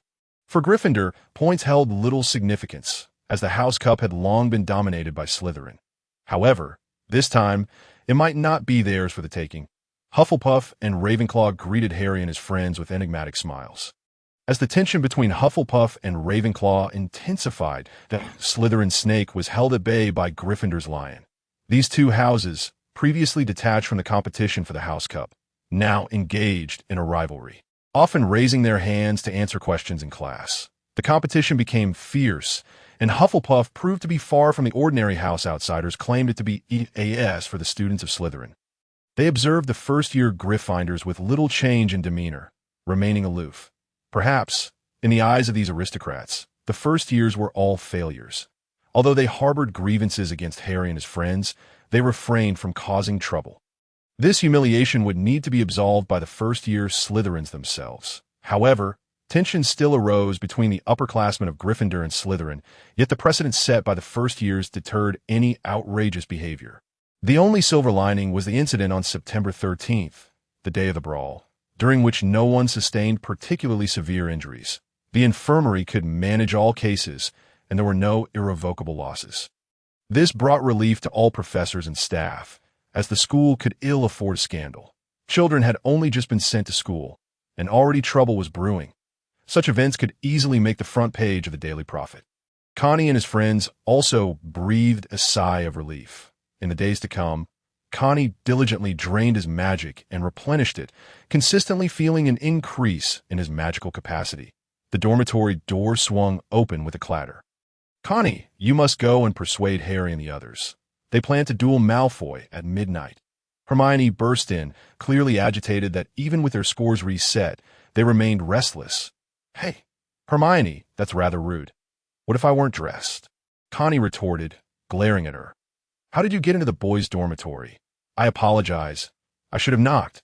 If you had read the notices posted on the common room wall, you would understand, Hermione replied earnestly. Harry and the others are going to duel Malfoy tonight. And you must stop them. That's splendid. Another chance to give Malfoy a good thrashing. You all should go. I shall abstain. Connie was aware of what they would likely discover that night. If you're not going to help, then forget it. Hermione snapped before departing. Shortly after, Harry and Ron appeared. Connie, do you have time tonight? Ron asked, unusually opening his spell book. If you intend to thrash Malfoy, that should suffice. If I join, it might not escalate into a fight. Connie was reluctant to get involved. Traversing the night was best avoided. He was not the protagonist, and the incident with Neville and the broomstick was no simple matter. It was highly likely that Professor Quirrell was behind it, perhaps intending to target Harry while not daring to approach too closely. Among the Gryffindors, there were only two with dark hair, Harry and Neville. Who could say? Perhaps Quirrell had simply lost his mind. After all, Quirrell had previously employed the same trick against Harry during Quidditch, but it seemed he would have no opportunity now. Did Hermione tell you? I knew it. She always does this. Malfoy isn't specifically targeting her. So of course she can say that, Ron remarked. But she chose the wrong person. Connie is on our side. It was for the best that Connie did not participate. After all, he had easily knocked Crabbe and Goyle down with just 2 slaps. Harry added, if they knew Connie was back, they might be too frightened to show up. Silly Harry. I simply refused to attend, and they would not show up either. At midnight, Connie had shifted from his bed to the window, bathed in the glow of moonlight, and he could now deftly control the flow of his chi. Following the energy, he could distinctly sense the condition within his body. Previously, he could only allow it to course through his bloodstream to facilitate circulation. Although he was unaware of which 2 meridians constituted the run and do, nor did he grasp the intricacies of various acupoints, he understood that allowing the chi to traverse every corner of his body was undoubtedly beneficial. Cautiously, he dared not experiment recklessly, instead guiding the chi to move in a circular motion. Entering wherever it could, he discovered numerous impediments. Yet with a gentle push from the chi, they would loosen, as if only a little more force would lead to their resolution. It resembled an elaborate game of pushing boxes. While some boxes were few and easily maneuverable, indiscriminate pushing would quickly lead to a pileup, making it increasingly difficult to progress as time went on, ultimately resulting in a deadlock. Connie was not in a hurry. He methodically unraveled the knots until all that could be smoothed out was indeed smooth. He felt an urge within him, as if something were about to burst forth, and he sprang into the washroom. The scent of the night was more pungent than usual, and he discovered a sticky layer upon his skin, prompting him to take another shower. Emerging from it, he felt considerably lighter, his fists curling into punches, which were now twice as swift as before. Lacking dumbbells or anything substantial to lift, he resorted to raising the table, and his strength had notably increased. Connie privately assessed his own capabilities. He was nearing the strength of an adult. Indeed, the joys of dual mastery in magic and martial arts were unparalleled, offering double the delight. The dormitory door swung open, and without a doubt, it was Harry and the others returning. In the entire dormitory, they were the only ones present. Neville had yet to return, perhaps having forgotten the password, while Seamus remained in the infirmary. You won't believe what we discovered tonight, Connie, Ron exclaimed as he entered, with Harry and Neville trailing behind him. They had found Neville asleep at the entrance of the Gryffindor common room when Harry and the others returned, and he had collapsed onto a bed. Guess what we encountered this evening? Draco did not come. Instead, it was Filch. Connie remained unfazed. How do you know? You weren't even there, Harry exclaimed in astonishment. If you had encountered Draco, you wouldn't be wearing that expression. Connie concocted a plausible excuse. That cowardly Draco. Fortunately, Filch did not discover us, but we made other significant discoveries. Ron whispered mysteriously. In a room on the 3rd floor, we found a massive dog with 3 heads. Its eyes as large as pumpkins and teeth that were quite terrifying, Harry said, still shaken. Hermione even discovered a trapdoor beneath the dog. I suspect it's something Hagrid retrieved from the vault, and it's guarding it. Well, the truth is out. We've uncovered the whereabouts of that item, and it's quite safe. Time to wash up and sleep, Connie remarked, having no interest in the Philosopher's Stone, as it was not his concern. Connie, don't you wish to know what is being guarded? Of course, but I'll just ask Hagrid directly tomorrow. Well said. The following day, Harry, Ron, and Connie made their way to Hagrid's hut, while Hermione and Neville evidently showed no interest. Particularly Hermione, who was still fuming over the events of the previous night and refused to speak to Harry and Ron. Harry and the others felt that Hermione was typically self-righteous and enjoyed giving orders, unlike Connie, who shared their excellence without such unpleasant habits. Thus, they considered it a welcome relief to have Hermione absent from their chatter. Hagrid, do you know what lies hidden beneath that room on the 3rd floor? There's a 3-headed dog guarding it, Harry inquired directly. How do you know about the 3-headed Fluffy? Hagrid asked, 3-headed Fluffy. Yes, he's mine. I acquired him from a Greek fellow at a pub last year, and I lent him to Dumbledore to guard. Hagrid was interrupted by Harry's urgent query. Guard what? Do not pry further. It is not for you to know, Hagrid replied sternly. That is classified information, understand? Classified information, Harry and Ron echoed. Enough of this. If I say more, I might accidentally slip. Now, off you go. Children, I have work to do, Hagrid said, patting his mouth and picking up a large bough as he headed towards the forbidden forest. Harry and the others racked their brains but could not fathom the nature of this classified secret, especially after the first-year students from Gryffindor and Slytherin emerged from the infirmary. With little time to ponder, and Connie uninterested, the matter eventually faded away on the night of the hospital discharge. The school held a grand assembly, specifically reprimanding Gryffindor and Slytherin. The students of both houses quieted down considerably, and life gradually returned to normalcy. Attending classes, practicing spell casting in the afternoons, and engaging in meditation for cultivation in the evenings. Unbeknownst to them, they had already spent over 2 months at school.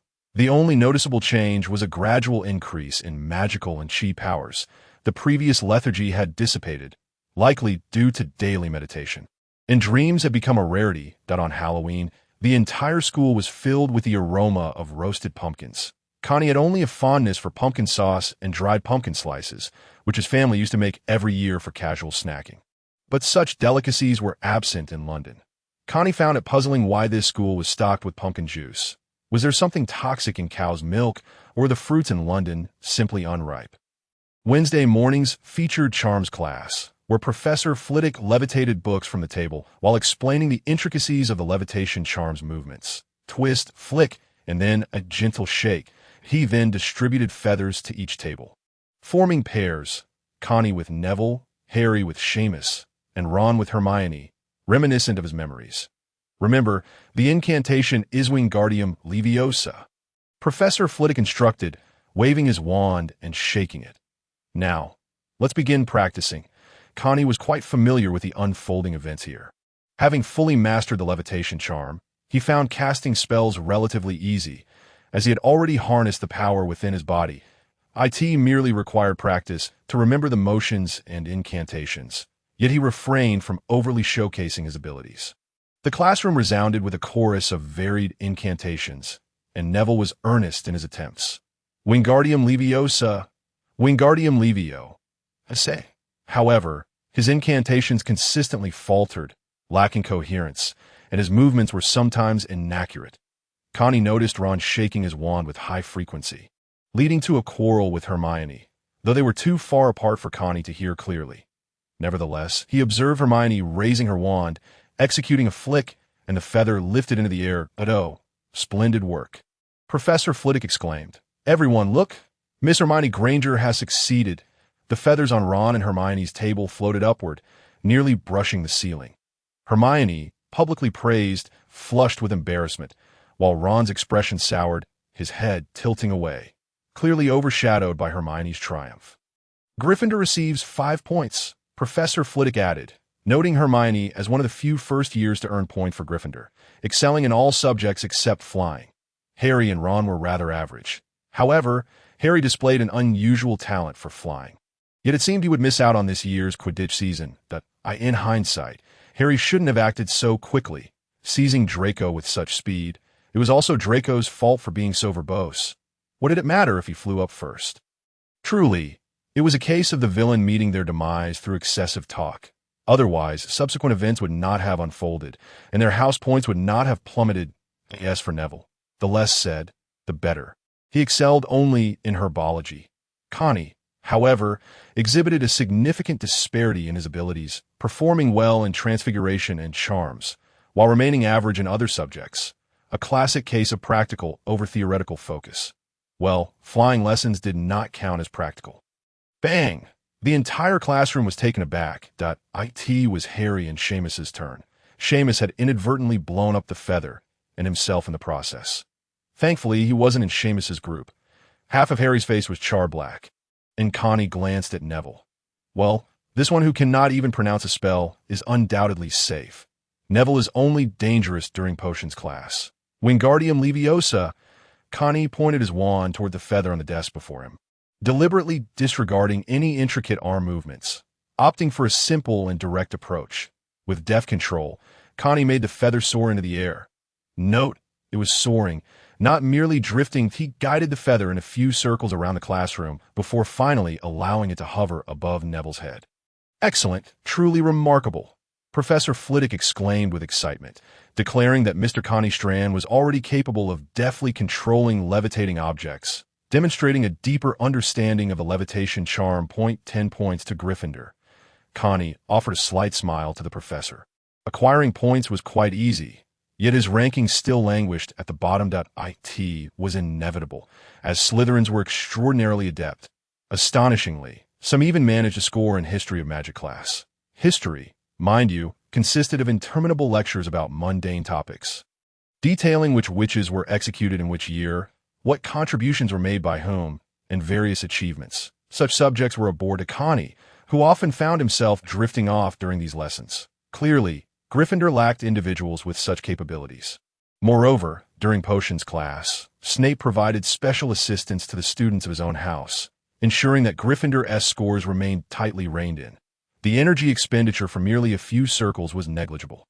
After all, it was just a feather. Such a lightweight object could remain airborne with a mere puff of breath. Having successfully completed the bonus task for the lesson, Connie found himself at a loose end. His thoughts wandering into the ether, he was somewhat apprehensive about the troll that was rumored to appear that evening.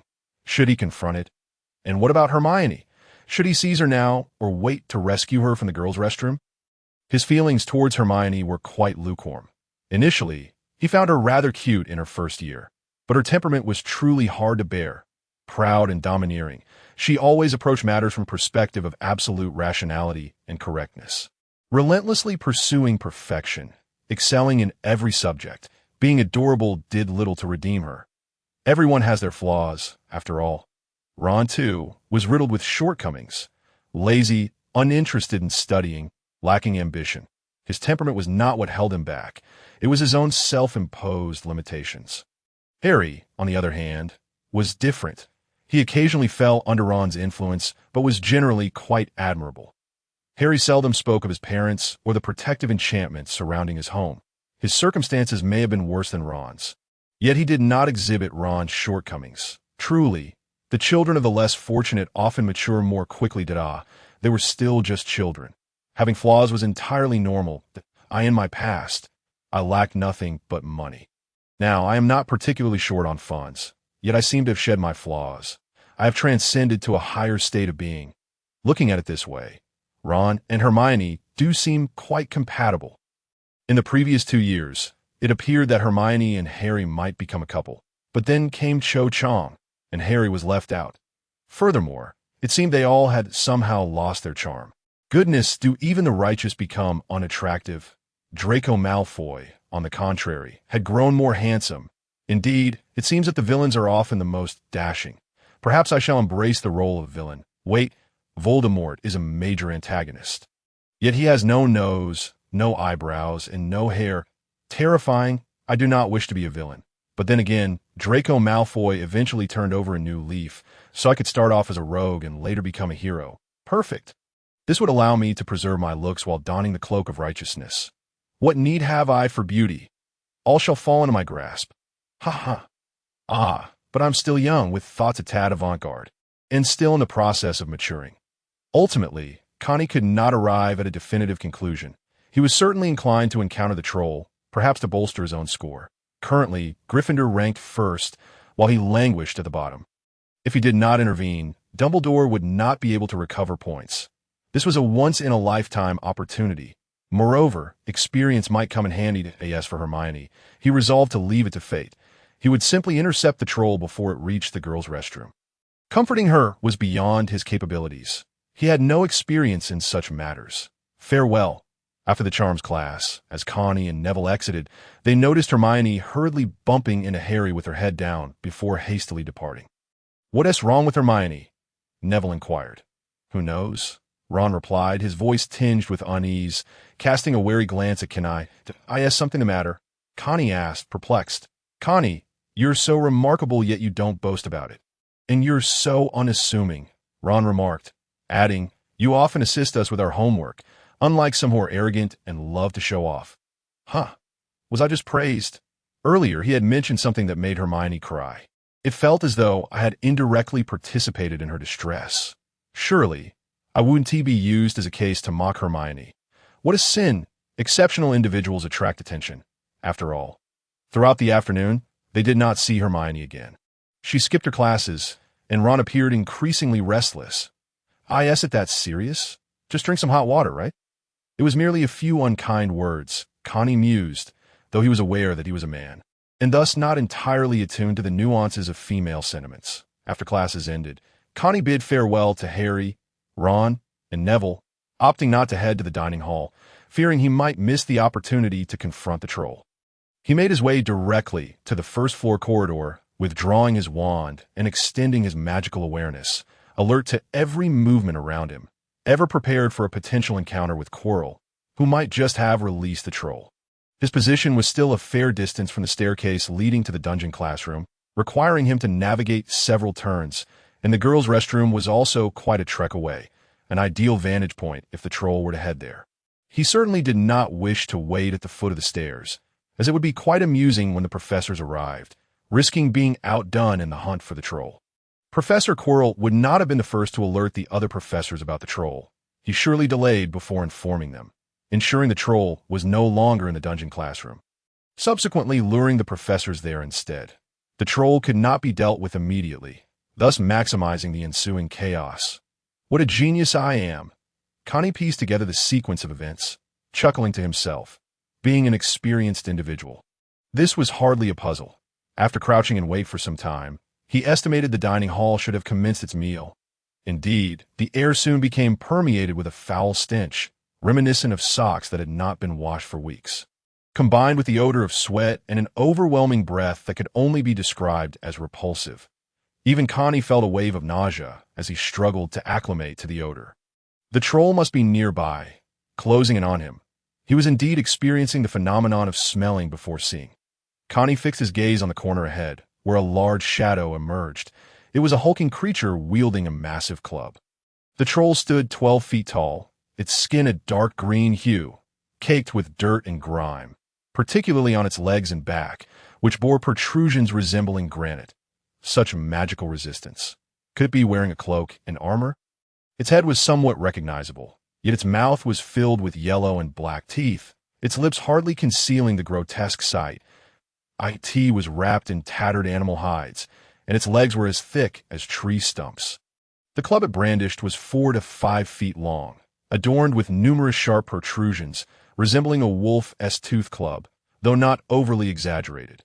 One blow would surely render a head akin to a watermelon. Roar!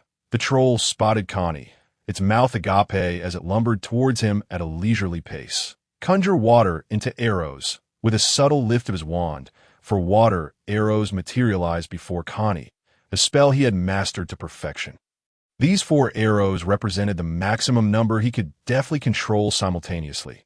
Directing his wand towards the giant, the arrows surged forth, not aimed at the creature's robust body, but rather targeting its eyes. Striking elsewhere would be futile. The giant's tough hide rendered any attempt at penetration nearly impossible. While a more powerful spell might have had a chance, Connie had yet to employ such magic. With a thunderous roar, the giant abandoned its massive club, using its hands to clutch its head where its eyes once were. Green liquid, presumably the giant's blood, oozed from the sockets. The foolish giant, oblivious to the danger. was met with the full brunt of the 4 arrows, 2 piercing each. Connie's earlier concern that a single arrow might not suffice to blind the creature proved to be unfounded. Though caution was always prudent, the giant, now driven to madness, began to thrash wildly, demolishing everything in reach with its arms. Fortunately, the first floor was devoid of portraits, or there would have been chaos. Yet, vases, suits of armor, and lamps scattered across the corridor as they were sent flying. Wingardium Leviosa, Connie commanded, levitating the giant's club, which then plummeted from the ceiling towards the giant's head with a forceful crash, faster than flesh. A voice echoed in Connie's mind. The giant swayed dizzily, rubbing its head in confusion. The club soared once more, delivering another devastating blow. More. The club ascended again, ready for yet another strike. The giant's skull was now fractured, blood trickling down, though its dark green hue made the injury less conspicuous. With a few more strikes, the giant crumpled to the ground, the club slipping from its grasp. Connie, almost in a trance, glanced down at his feet. Realizing he was not wearing his protective gear, an oversight that warranted a poor rating, one that could not be undone. Connie, is that the giant? Is it dead? Hermione, when did you arrive? How did you sneak up on me? Connie exclaimed, startled. I could hear the commotion from the restroom with the door closed. That truly a giant. Hermione hesitated to approach, the sight of the creature's bloodied head instilling fear. How could a giant be in the school? The entire premises is protected by enchantments. How did it lose its eyes? Despite the gory scene, Hermione noted the 2 gaping holes where the giant's eyes once were. This must have been the source of its fury. She had only witnessed its rampage before Connie's intervention silenced it, too frightened to speak during the ordeal. Just a little trick, a mere trick, Connie replied nonchalantly to Hermione's tone. Usually laced with superiority, seemed unusually humble. I've worked hard, yet it pales in comparison to your abilities. Knowledge is a form of power, though it may not have manifested yet. Perhaps in the future, I will be confined to the office while you engage in the laborious tasks. Surprisingly, she refrained from mentioning the missed opportunity to seek help from a professor. Her eyes still glistening with unshed tears, Hermione chuckled. Thank you. Otherwise, that giant would have made its way to the restroom. How can you be certain the giant would head to the restroom? Simpleton. If the giant turned the corner, there was nowhere else for it to go, just the unused classrooms or the restroom. Hermione shot back, a smile creeping onto her lips. It indeed made sense. The restroom on the first floor was rather secluded, and most classrooms were unoccupied, allowing her some solitude for her tears. Observing Hermione, Connie pondered what to say.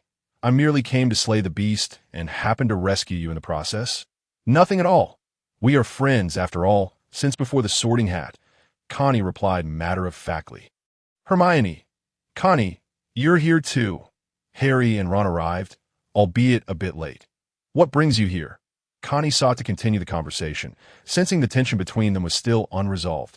Professor Quirrell said a giant had entered the dungeons, and we were worried about Hermione, so we came to find her, Harry explained, with Ron blushing beside him. I'm sorry for what I said this morning. Ron added, don't worry about it. Thank you, Hermione replied cheerfully, grateful for their concern. After a long afternoon of tears, she felt somewhat better and accepted Ron's apology graciously. B.Y. Merlin's beard. Ron exclaimed as he spotted the giant sprawled on the ground. Is that really a giant? It's enormous. Bigger than Hagrid. Is it dead? Harry and Ron cautiously approached, emboldened by their Gryffindor spirit. Connie, did you do this? Harry was astonished. How did you manage it? This is incredible. I've only read about giants. Their magical resistance is formidable. I merely applied what we learned today about levitation. Connie chuckled awkwardly. We should leave quickly. The professors will be here any moment, Harry urged, recalling the professor's instructions for students to return to their dormitories. Exactly. Otherwise, how would the professors know who defeated the giant? I wouldn't want to miss out on the credit. Points, after all, Connie replied, his voice laced with excitement. Moments later, Professor McGonagall appeared at the corner, followed closely by Snape and Quirrell. Quirrell took one look at the giant sprawled on the floor and burst into a fit of weak sobs. Leaning against the wall, clutching his chest, Snape bent down to examine the giant. McGonagall's stern gaze fell upon Connie, Ron, and Harry. Connie had witnessed her fury before, her lips pale with anger. What is the meaning of this? Why aren't you all in your dormitories? McGonagall's icy voice pierced through the air. Her eyes fixed on them, filled with indignation. Professor, I just happened to pass by and saw a wild giant in the corridor, so I took care of it. I sent it almost dinner time. What is the point of staying in the dormitory? Connie replied innocently that Connie's absence from the dining hall had shielded him from the news of the giant's intrusion, making his delay in returning to the dormitory understandable. And what about you, Mr. Potter, Mr. Weasley, and Miss Granger? McGonagall's incredulous expression was evident, especially towards Hermione, known for her exemplary behavior. I was in the restroom on the first floor, preparing to head to dinner when I saw Connie deal with the giant. Hermione's explanation was logical. McGonagall's piercing gaze shifted to Harry, questioning how he always found himself embroiled in perilous situations within just the first term. Snape shot Harry a scrutinizing glance, his eyes sharp. We were looking for Hermione and Connie. They were unaware of the giant's presence, Harry whispered. You should have notified the professors first instead of putting yourselves in danger. McGonagall's tone softened slightly upon hearing this. The giant was slain by its own club, presumably by the levitation spell, Snape remarked, intrigued by the wounds on the giant's eyes, which did not resemble any known curse. Just a trick, a mere trick. Nothing of consequence, Connie said humbly. I do not recall any spell in the first-year textbook capable of causing such damage. Snape retorted, his gaze fixed on Connie, unconvinced by his modesty. It was a spell I devised. Extending clear water like a fountain, Connie demonstrated, conjuring a water arrow that shot forth and embedded itself into the wall before dissolving into a puddle. Impressive application. Snape conceded, no longer indulging in superfluous discourse. I must say, Connie, you have earned my respect. Single-handedly vanquish a mountain giant in your first year. You have secured 30 points for Gryffindor, McGonagall announced. Now, hurry back to your dormitories. Severus, please inform the students that the crisis has been averted, and Quirrell will handle the giant's remains. Connie and his companions hastily made their exit, jogging towards the fat lady's portrait at the entrance to their common room. Connie, that water arrow was incredible. Can we? Absolutely. We'll find a room of requirement to practice.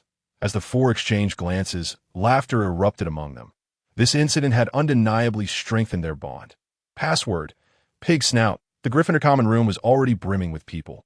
As the food from the dining hall had been relocated here for the occasion of Halloween, the room had been festooned with decorations, including jack-o'-lanterns crafted by the students, which floated enchantingly from the ceiling.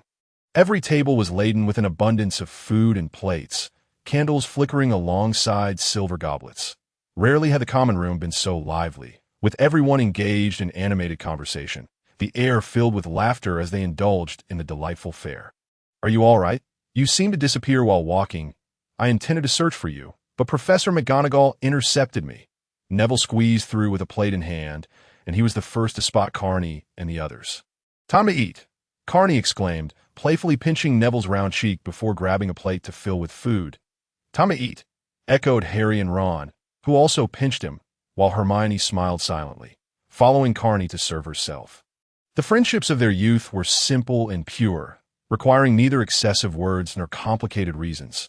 They genuinely relished this meal, especially knowing that it was Carney who had vanquished the troll, earning 30 points for their house, prompting cheers and applause from all around. Carney was hoisted aloft, tossed around the common room in celebration, and the revelry continued well into the night, leaving him with no inclination for meditation. He simply wished for a good night's sleep and pleasant dreams. The Quidditch match was scheduled for November, with the weather shifting from chilly to slightly warmer, the surrounding mountains shrouded in a misty gray. The night before, a heavy snowfall had blanketed the entire school like a thick quilt. Today was Friday, and with the match set for Saturday, looking out of the dormitory window, Hagrid could be seen clearing the snow from the Quidditch pitch, while students nearby built snowmen and engaged in snowball fights. Why not within the school grounds? Because Hagrid had cleaned the snow away early that morning. After attending Snape's potions class, many Gryffindor students ventured out to play in the snow. Harry and Ron enthusiastically joined in. As Harry had opted out of Quidditch, unaware of how Professor Quirrell had betrayed him, what reason did they have to suspect that Snape was after the Philosopher's Stone? How could they even know it was the stone in question? Due to my alterations to certain events, The future may very well change. Dumbledore would surely have everything arranged, though he only appeared in the dining hall during dinner, absent at other times, likely preoccupied with some unknown matters. As for Professor Quirrell's intentions, did he know, or was he oblivious? If he was aware, he would have already orchestrated his plans accordingly. If he was unaware, I wouldn't want to be the one to inform him. Should I perhaps rush to the headmaster's office and say, "Headmaster, that object on the back of Quirrell's head seems quite familiar to you"? While this method may be simplistic and rather blunt, it would ultimately be disadvantageous for me. How could I possibly know such things? Just then, Quirrell came into view, approaching Harry for a conversation. Carney initially suspected Quirrell might have ulterior motives, but he soon departed. It was Snape who emerged from the shadows, following Professor Quirrell. Snape had been discreetly watching Harry, and Carney was almost certain that Snape was acting as Harry's protector at school, whether assigned by Dumbledore or willingly volunteering. He could not tell. Quirrell rarely spoke to Harry, with their interactions limited to the classroom. Today, however, Quirrell seemed unusually peculiar. "Harry, what did Professor Quirrell just say to you?" Carney inquired as he hurried down the stairs. Pulling Harry away from the snowball fight, he mentioned that I ought to learn some defensive spells, as they could come in handy, and he offered to teach me. "But I'm not sure yet. Is there a problem?" Harry replied, somewhat perplexed. "I thought there wouldn't be any danger at school, so why learn this?" "Huh. I think you should reconsider. Professor Quirrell himself seems rather timid. He claims that the purple scarf he wears was gifted to him as protection against vampires after a prior encounter." Ron interjected, having been hit by a few snowballs and now conceding defeat. He is terrified. "I've never seen him remove that scarf. Following him would be less useful than training with Carney." "Ron, you've had an epiphany. Planning to pursue cultivation?"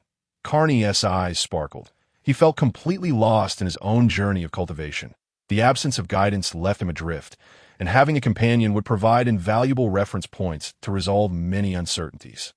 "Your progress has been minimal after half a semester of practice." Ron rolled his eyes, though he remained energetic despite foregoing sleep. "It's not that simple. The energy within me is barely the size of fist. I've expelled impurities several times, yet still find them lingering. Perhaps I should attempt fasting for a few days, a practice known as abstaining from grains in the cultivation world. Could it be that Hogwarts food was simply subpar? Or perhaps he required rare treasures to enhance his abilities? The pace of progress was frustratingly slow. Lacking both techniques and martial arts, he felt like a mere brute, aside from utilizing energy within his body. A punch might not fell a cow, but it could certainly knock over a sheep. Currently, Carney could only wield his energy akin to dark force, inflicting internal injuries as if attacking from a distance. Do not inquire how Carney knew this, for one of Hagrid's goats had mysteriously vanished, providing them with an unexpected feast. Last month, while intending to harness his energy, he found nothing suitable to strike.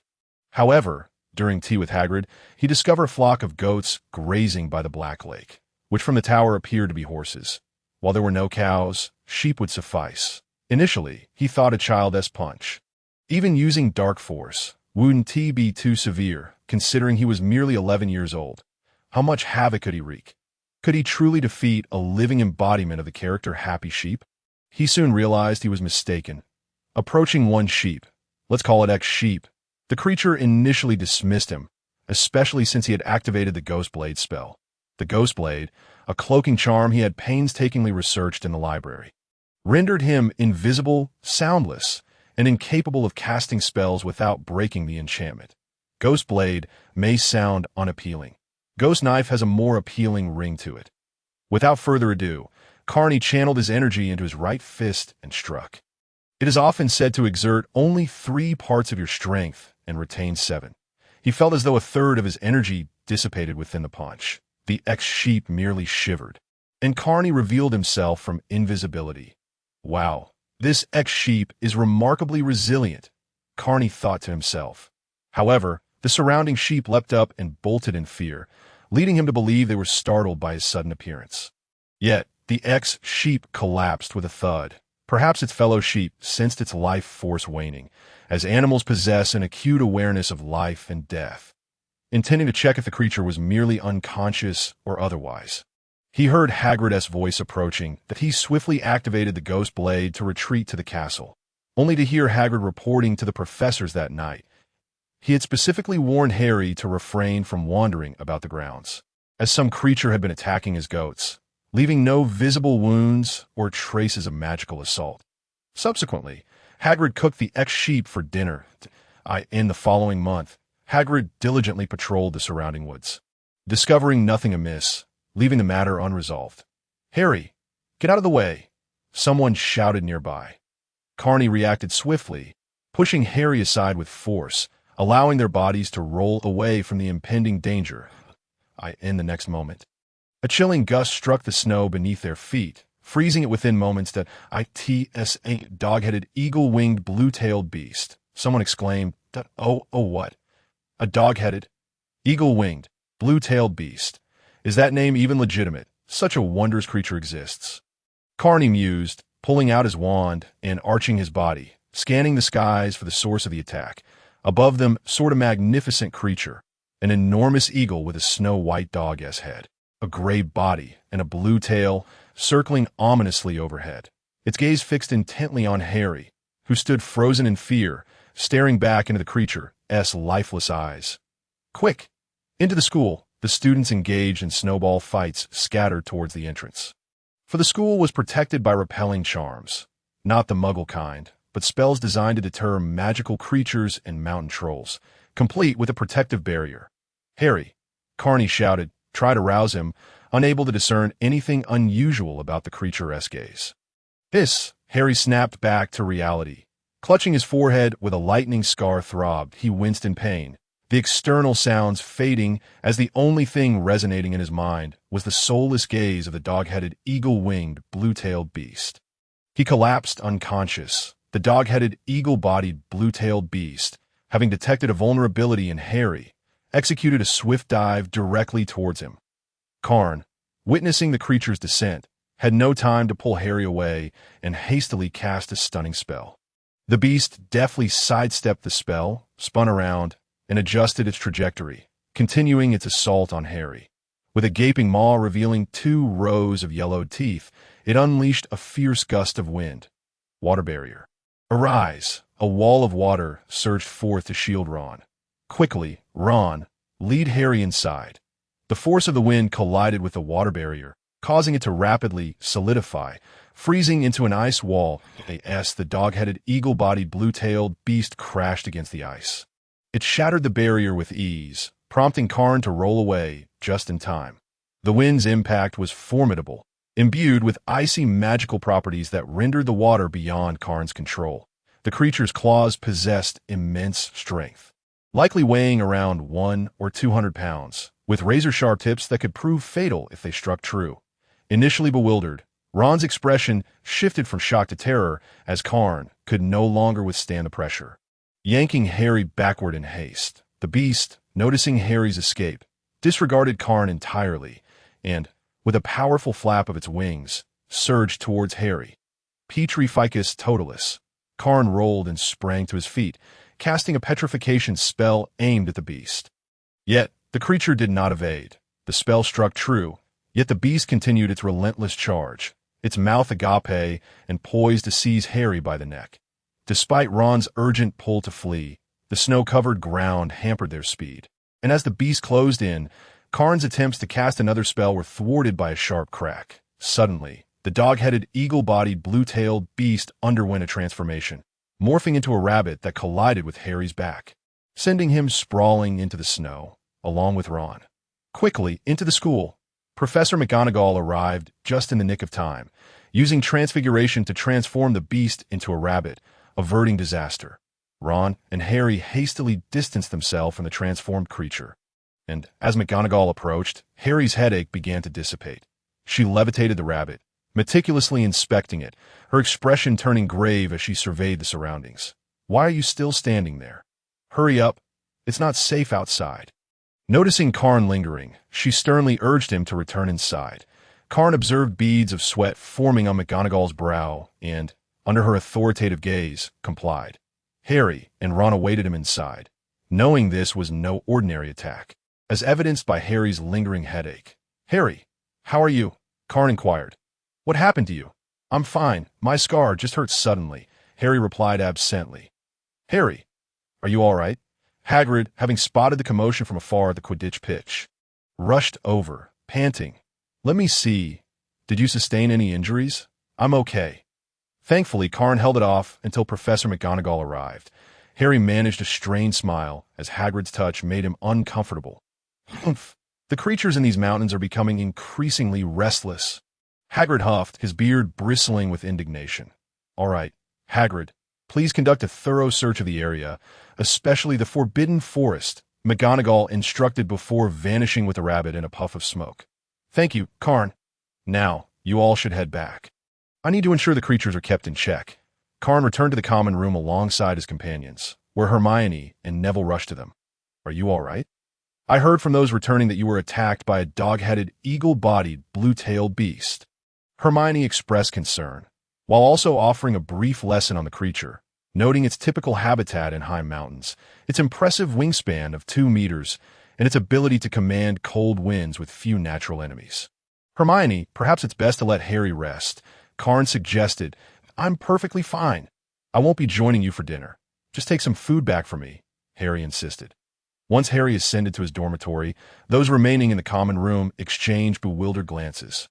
The atmosphere at Hogwarts had grown tense, with many students voicing concerns about the school's safety measures. When Simon returned, he reported that Slytherin students were planning to approach the school board, expressing doubts about Dumbledore's capability to ensure safety at the school. With the recent encounters involving trolls and now a blue-tailed beast, one could only wonder what might come next. Karn felt uncertain, yet he was certain this incident was tied to Professor Quirrell. The situation was far more complex than it appeared in the original narrative. He had previously enjoyed a false sense of security. The vibrant atmosphere surrounding Quidditch had been dampened by this event, and news quickly spread that the Quidditch matches would be postponed, with plans to reinforce protective barriers outside the pitch. Such events typically attracted many family members and figures from the magical community, including reporters from the Daily Prophet. While the school generally maintained strict security, Quidditch events were an exception that if a mishap were to occur during one of these matches, the consequences could be dire, potentially jeopardizing Hogwarts itself. The dining hall buzzed with hushed conversations as students expressed their fears, many writing letters home lamenting the school's inability to guarantee their safety. Malfoy smugly boasted, "My father is one of the board members. He's already informed him of the situation.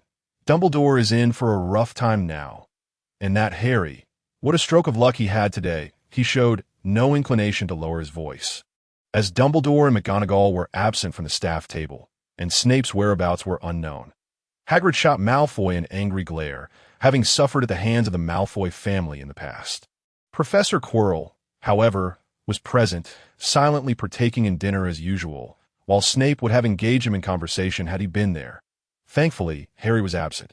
Otherwise, Malfoy would have surely seized the opportunity to mock him. Karn felt conflicted. He was certain Quirrell was involved, particularly since he had previously asked Harry if he wanted to learn defensive spells. Harry had deemed the school safe enough to forego additional training. Now, following the attack, Harry might be reconsidering that decision. Reflecting on the encounter, Karn still felt a chill at the thought of the beast's sharp claws. The fact that Voldemort could wield such power, even in his current state, was a cause for concern. If this continued, who knew what might come next? A dragon or a giant, perhaps? You all enjoy your meal. I must go to the room of requirement, that I won't be returning tonight, Karn announced to his friends before departing. He had gained insights from his earlier confrontation with the blue-tailed beast and felt the urgent need to enhance his abilities. On the 8th floor, Karn paced before the wall, repeating the motion several times without eliciting any response. The room of requirement remained elusive. It must be here. I can't be mistaken. He had visited numerous times, so the only possibility was that someone else occupied the space, rendering entry impossible. Alternatively, the occupants might have established some form of restriction, rendering it futile for him to remain outside. Inside the room of requirement, shadows enveloped the surroundings, illuminated only by 4 torches. In the center, 3 figures encircled a dog-headed, eagle-bodied, blue-tailed beast: Dumbledore, McGonagall, and Snape. The beast, bound by iron chains, struggled incessantly. Dumbledore cast a spell, causing the creature to quiet, raising its head to gaze at him, its eyes devoid of life. It was the soul-sucking curse, extracting memories. After a brief moment, Dumbledore returned to his senses, the beast's spirit visibly diminished. Albus, this was an attack directed at Harry. The beast was subjected to the soul-sucking curse, McGonagall remarked, her voice trembling with fear and uncertainty. Was it him? Or one of the Death Eaters? Let us hope not. Severus, Dumbledore replied, concern etched on his face. What were you doing at the time? Why did you not keep a close watch on Harry? It was my oversight. However, who else could I have been watching so intently but Quirrell? Snape, too, was filled with regret. Thankful that Harry had not come to any harm, he was drenched in cold sweat, for how else could he account for it to Lily? Professor Quirrell, what has become of him?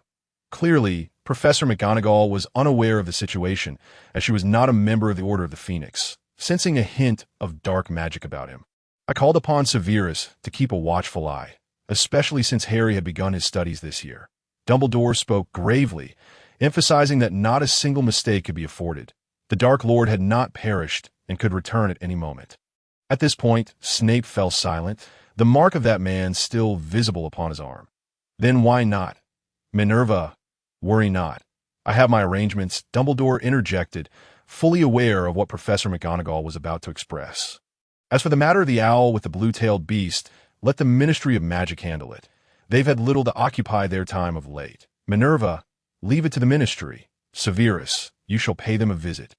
Dumbledore did not specify where, but Snape nodded in acknowledgement, and McGonagall refrained from further inquiry. I must see to another little fellow. I should have good news. Meanwhile, Connie found himself unable to enter the room of requirement and resolved to seek an alternative location. A sufficiently spacious, empty classroom was not difficult to locate, with the crucial stipulation being that it must not be discovered by Filch. After wandering to the 7th floor, having already explored the 8th, he found few rooms available one by one. He scrutinized each classroom, pushing open door after door. This one was too new, that one lacked seclusion, and the other was not spacious enough to the end of the 7th floor. Against the wall, Connie discovered a door devoid of any writing. The round doorknob turned, but it was locked. Alohomora! The door clicked open. Connie pushed through this final door. It was indeed a perfect classroom, isolated, ample in size, moonlight streaming through the window, devoid of unnecessary furnishings save for a pile of old desks and chairs in the corner, coated in dust. The only object of particular intrigue was a tall, imposing form shrouded in deep crimson fabric against the opposite wall. This object appeared extraordinary, feeling entirely out of place among its surroundings. Despite its concealment, it emanated an alluring aura, compelling one to uncover what lay beneath the cloth. Connie fixated on the covering, repeatedly admonishing himself that lingering here was unwise. It felt decidedly peculiar, and it would be better to seek out another classroom. Yet he found himself unable to move, his gaze firmly affixed upon the fabric. Just a quick glance, just a glance, then I shall leave. Slowly, he approached, for this school was full of secrets, requiring but a modicum of luck and the courage to explore. Enough, curiosity killed the cat. My life is paramount. Suddenly jolted into action, he hastily returned to the door. In decades to come, he would surely lament not having unveiled that cloth. With this thought, he turned back once more. This object is locked away here. I can return tomorrow with Harry and the others. There will be another opportunity. Connie shook his head, resolutely stepping out. Yet immediately he darted back inside, gently closing the door behind him. It was Filch. The hour of curfew was upon them, and discovery would spell disaster. It seems fate has decreed it. If so, let us commence. Of course, not by lifting the cloth. That object was too suspicious for such reckless behavior. Clear water, like a spring. He conjured a water sphere the size of a human head. Diving straight into the task at hand, he recalled witnessing water transform into ice earlier that afternoon, thereby overturning his previous assumptions. He viewed the water as individual molecules, which did not connect, thus lacking a fixed form. His prior efforts had merely imposed an external shape upon it. Enchanting his vision, he imbued his eyes with magic. His amber pupils shifted to a vibrant green. After a series of contractions and transformations, he could clearly discern the molecular structure of the water sphere. This enchantment had come to him during a morning exercise when his inner energy had allowed him to perceive the sun with newfound clarity. This sparked an idea. If he nurtured his eyes daily with this energy, might he not awaken a third eye? He supplemented this with magical energy, though he was uncertain of the interaction between the two forces. As a sharp pain coursed through his eyes, their color gradually transformed, the amber hue shifting to a verdant green. He was unsure why the energies within him remained unchanged while his eyes underwent this transformation. Of course, the green hue was not permanent. Once he severed the flow of energy, his eyes reverted to their original state. This was one of the remarkable discoveries he had made since his arrival in this world. And he dared not apply this nurturing to other areas, for the pain in his eyes had once been excruciating, leading him to fear he might go blind. Yet he remained oblivious to the sheer magnitude of this ability. Seeing molecular structures was astounding, though it consumed considerable magical energy, while his inner energy remained intact. Now, he endeavored to connect all the molecules, solidifying their form, linking each molecule in succession. The surface of the water sphere began to stabilize, gradually transforming into a crystal orb. Connie relinquished control, catching the water sphere in his hands. It feels warm to the touch. A failure. Connie gripped it tightly, applying pressure. It was as solid as genuine crystal. Releasing his hold, the water sphere fell to the ground with a thud. It did not shatter, but merely lost a few fragments. The shard did not immediately revert to water. Connie continued his experiments, hurling a piece against a wall devoid of clutter. Thud! The water sphere shattered, breaking into several large fragments. Connie picked up a piece, feeling its interior. It was indeed solid, akin to glass.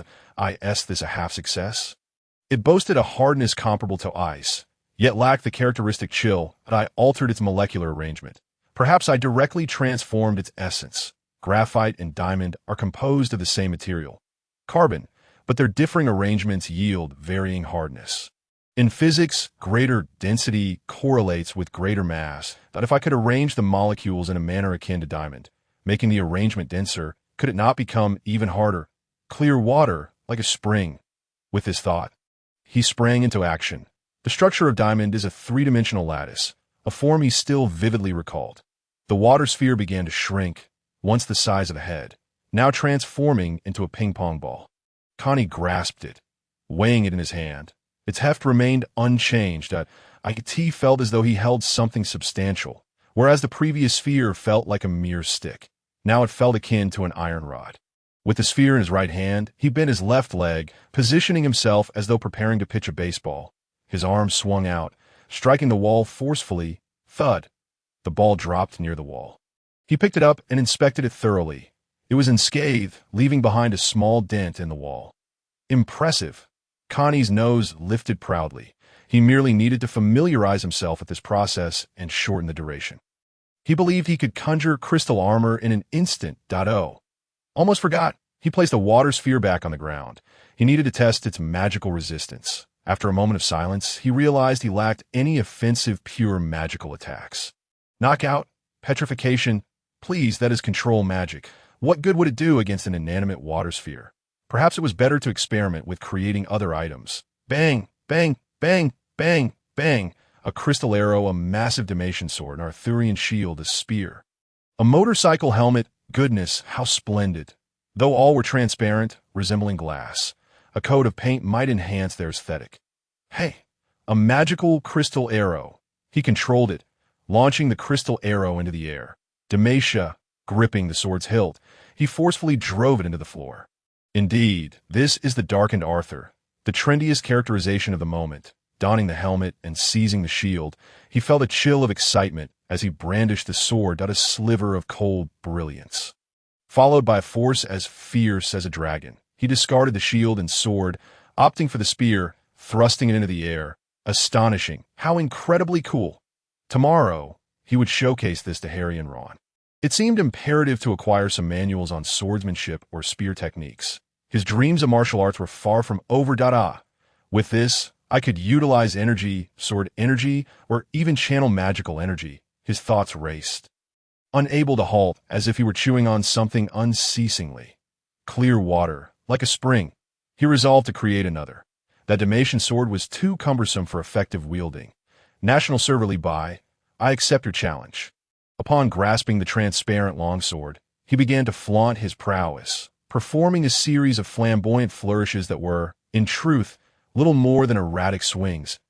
As the spiritual energy within him surged, he positioned himself 2 meters from the wall, wielding the 1-meter-long sword with both hands, gathering strength.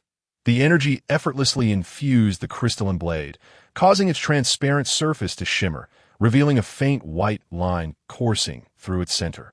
With a decisive step forward, he executed a horizontal slash, albeit an unrefined one, which failed to make direct contact with the wall. Despite his forward motion, the sword's tip remained half a meter away from the surface. Nevertheless, a horizontal mark was etched into the wall, the deepest part measuring approximately 10 centimeters, a sight both deep and unmeasurable. Turning back, he resolved to venture into the Chinese district to procure a few volumes on swordsmanship, lamenting that his innate talent should not go to waste. Such a fate would be a disservice to himself. As he traced the sword mark with his fingers, he murmured to himself, "Let us test the magical power." The magic proved far more manageable than spiritual energy. Clutching the crystalline sword felt akin to wielding a wand. Magic surged from his hands, and the water arrow sword ignited with a brilliant blue radiance, enveloping the entire blade in luminescence. Its magical capacity reaching saturation. Ha! He exclaimed, unleashing a powerful swing that a thunderous blue arc cleaved through the air, striking the wall with a resounding crash. In an instant, dust and debris filled the air, revealing a substantial gash in the wall, 3 meters long and half a meter wide, its depth measuring 2 to 3 centimeters. Yet a distinct line remained in the center, a remnant of the previous sword mark. Repaired to its former glory, startled, he quickly drew his wand, commencing the restoration of the ravaged wall. Under the influence of his spell, the wall began to mend, fragments of stone reattaching themselves, restoring the surface to its pre-attack state, erasing the traces left by the sword energy. Surely, this one to attract Felch's attention, he thought, having completed the restoration. He pressed himself against the door, straining to hear any sounds from outside. After a moment of silence devoid of footsteps, he finally felt at ease. With a sword in hand, he declared, "The world is mine." Examining the now-reverted transparent crystalline sword, he noted an intriguing bluish hue. What could this color signify? He pondered, moving into the moonlight for a closer inspection, only to discover that other objects bore a similar faint blue tint. Previously mistaking them for mere transparency due to lighting, he now questioned whether this was elemental in nature. Earth, wood, water, fire, metal, or perhaps light and dark, fire, water, wind, earth, and thunder, he speculated, contemplating the elements, concluding that ice likely shared properties with water. Perhaps the prominence of my water manipulation accounts for this blue hue. He offered himself a tentative explanation. Seating himself cross-legged, he set the sword aside, recognizing that his magical energy had been nearly depleted and prepared to replenish it.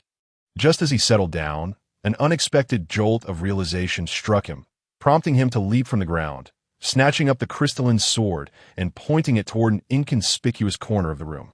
Upon activating his magical perception, he was astounded to see a flurry of magical energy throughout the room, remnants of the magical outburst from his earlier strike.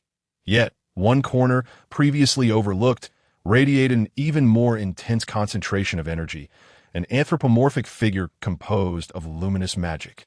Its brilliance was blinding, causing him to leap back in fright, brandishing his sword in defense. "Who dares to intrude?" he challenged, reciting a line reminiscent of a television drama. Dumbledore, meanwhile, found himself bemused. He had orchestrated this scenario well in advance, awaiting the fish to take the bait.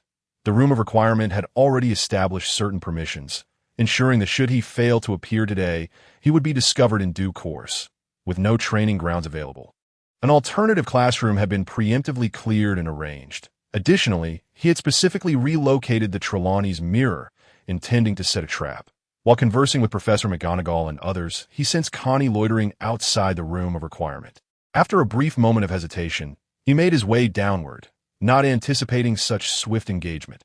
Once his conversation concluded, Dumbledore promptly apparat to the room housing the Trelawney's mirror, recognizing it as the most suitable location.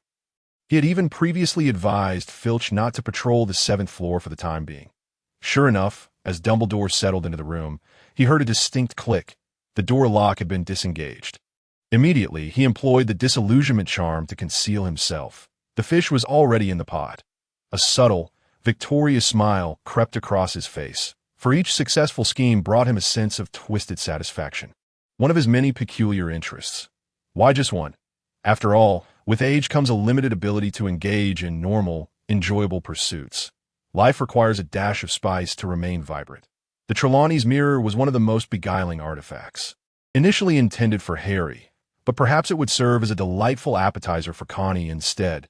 He had draped a cloth over the mirror, knowing that even the slightest curiosity would prompt anyone to unveil it.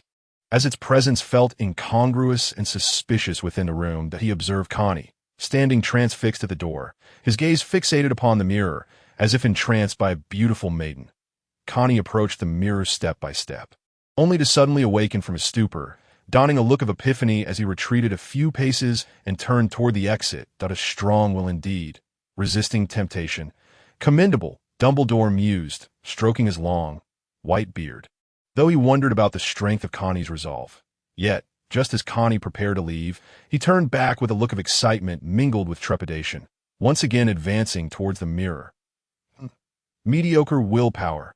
I overestimated him, Dumbledore mused, stroking his beard once more, realizing he had nearly misjudged the situation. However, Connie abruptly exhibited a look of clarity, decisively turning away this time. How naive, to think you could simply walk away. Dumbledore's irritation escalated as he nearly pulled out his beard in frustration. This back-and-forth performance of his was indicative of his fate. Filch! As expected, just a moment after Connie exited, Filch appeared, lantern in hand. Traversing the corridor of the 7th floor, Connie quickly returned to the room, closing the door softly behind him. Splendid! I have never miscalculated, he chuckled to himself, stroking his beard with narrowed eyes. This little fellow is exceedingly enigmatic. He pondered, reflecting on the peculiarities of Eastern elders who found such comfort in stroking their facial hair. What is he doing? Come closer. This object is so suspiciously placed, and yet you don't come to investigate.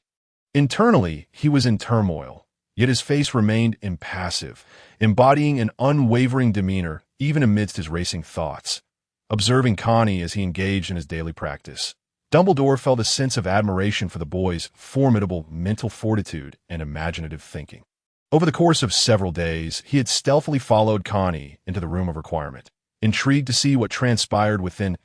As time passed, he could not help but respect Connie's extraordinary mental prowess and imaginative approach. The boy had begun to deviate from traditional spells, adopting a more direct method of utilizing elemental forces. This approach increasingly resembled that of a wizard, and not just any wizard, one that predated even Merlin himself. In ancient times, both wizards and sorcerers were united under a single title, with two factions led by formidable leaders, one known as sorcerer, the other as wizard. They were immensely powerful, not reliant on wands or incantations, their names echoing throughout the world. Yet, for reasons unknown, they vanished from existence, as if they had never been, leaving humanity to forget them over time. Ancient structures buried deep within the earth held the fragmented records of their existence, neither detailed nor complete.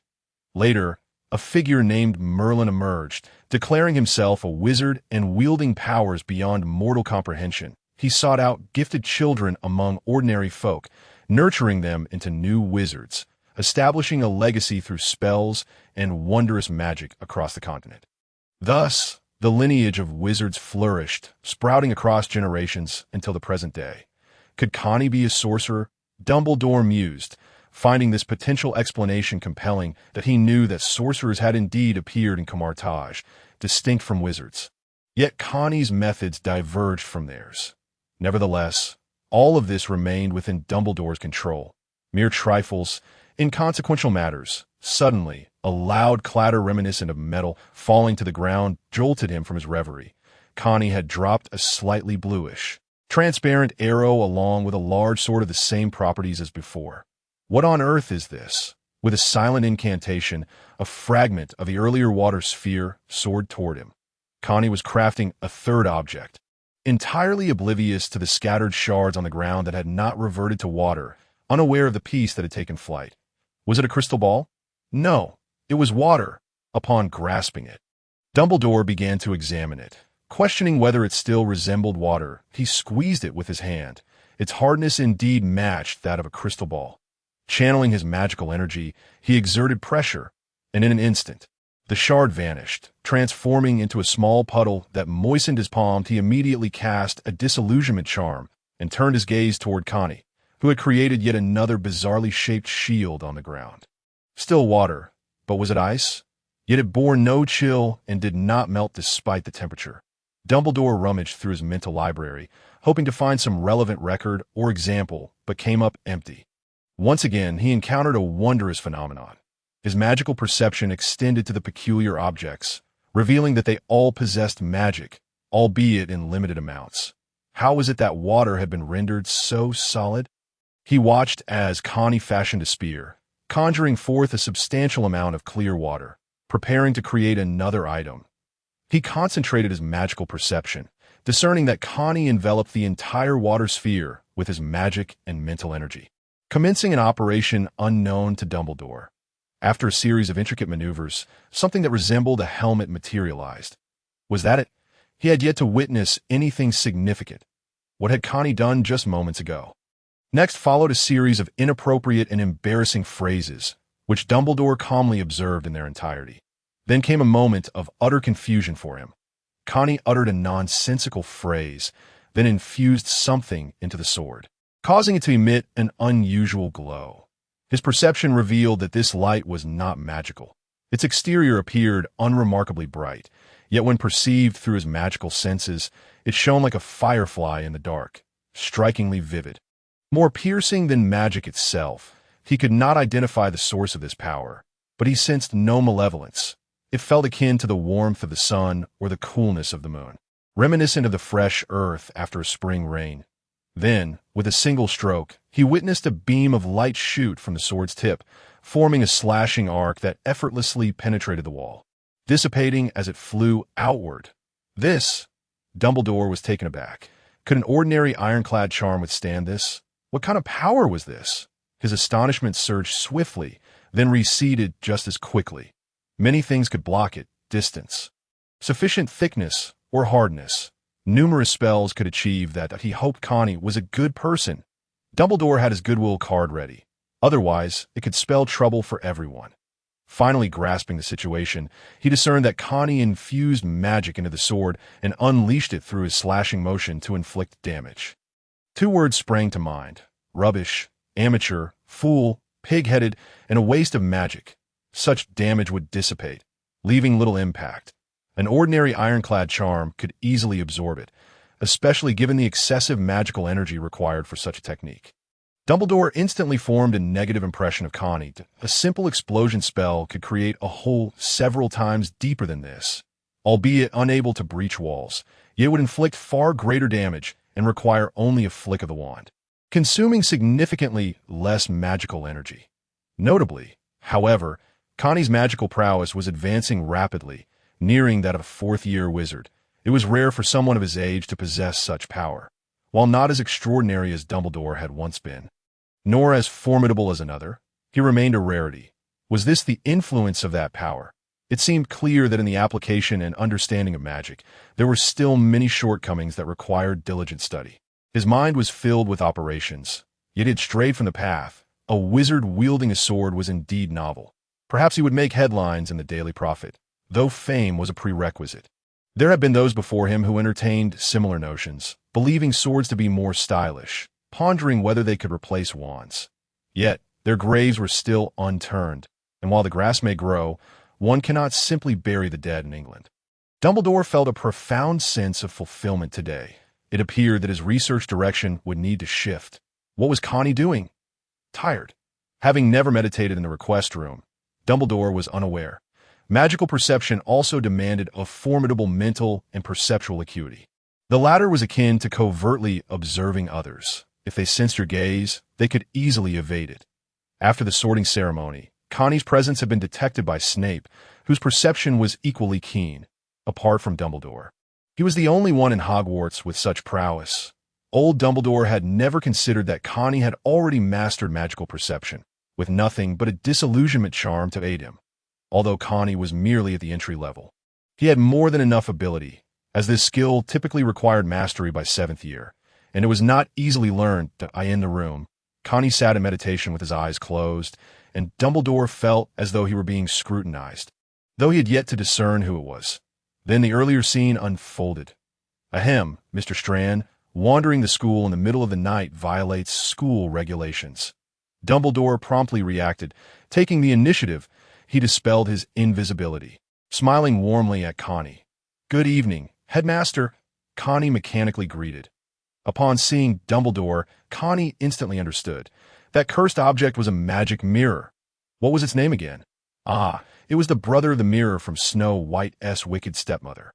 Gazing at Dumbledore's face, Connie found himself momentarily at a loss for words. Wasn't he that mirror meant for Harry? Evidently, he had been noticed. After such a long time, he had not received an invitation to the headmaster's office for tea, and he had assumed everything was fine. "Headmaster, is there something you need?" Connie directly inquired, avoiding any roundabout approach. "Nothing in particular." "Do you have something to say?" Dumbledore replied with a kindly expression, resembling a friendly neighbor. "I've hidden myself so well, yet you still discovered me." Connie decided to lay his cards on the table.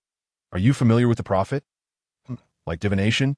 Dumbledore questioned skeptically, unsure of Connie's intentions. "I am the prophet," Connie exclaimed, leaping straight into his declaration. "What I foresee is remarkably accurate, for instance." Dumbledore's previously cheerful demeanor shifted to one of intrigue. "I foresaw Connie's thoughts and decided to be straightforward. Voldemort's Horcrux."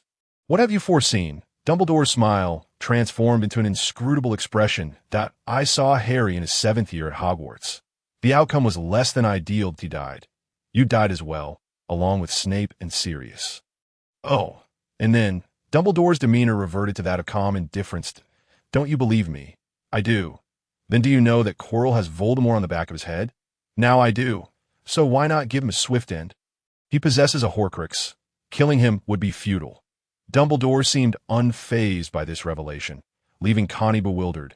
Was he unconcerned about this? "Headmaster, I wish to see the Philosopher's Stone." Since Dumbledore had appeared, he surely had a purpose. This crafty old man was up to something. It would be best to cut straight to the point, as he was no match for Dumbledore's intellect. Who knew what schemes he was plotting? Of course, Dumbledore appeared to have anticipated this, retrieving a treasure from his trouser pocket. "Look," Dumbledore held forth a blood-red, irregularly shaped, multifaceted stone, presenting it to Connie. "I'd like to hold it." Connie felt he was being toyed with. "Why not just hand it over?" "Oh, you didn't mention it earlier." "No problem." Dumbledore grinned mischievously as he passed it over. Connie took the stone, feeling it truly resembled a stone. How does one achieve immortality? And how does one turn stone into gold? Connie infused it with magical energy to test it. The energy sank into the stone like a stone cast into the ocean, leaving no trace. Why not try using the energy from your first sword strike? "All right, I had intended to keep that hidden, but since you've seen it, I won't conceal it any longer. But I've heard that regardless of the object, infusing it with spiritual energy will reveal its secrets." As soon as a hint of spiritual energy was infused, the stone began to radiate warmth, emitting a golden glow. Connie felt an immense power surging from the stone in his hand. Directing it towards the floor, a brilliant beam of golden light shot forth, illuminating the surface beneath, and once the radiance dissipated, the floor transformed into a lustrous gold. Could this be the legendary ability to turn stone into gold? "Why isn't the magic working?" Connie inquired. "This requires a unique method of alchemy to achieve. Crafting an elixir of immortality also demands extensive knowledge of alchemy, along with the necessary tools and techniques." How troublesome.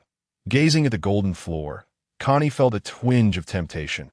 Having foreseen that this magical stone would no longer be needed in the future, why not destroy it?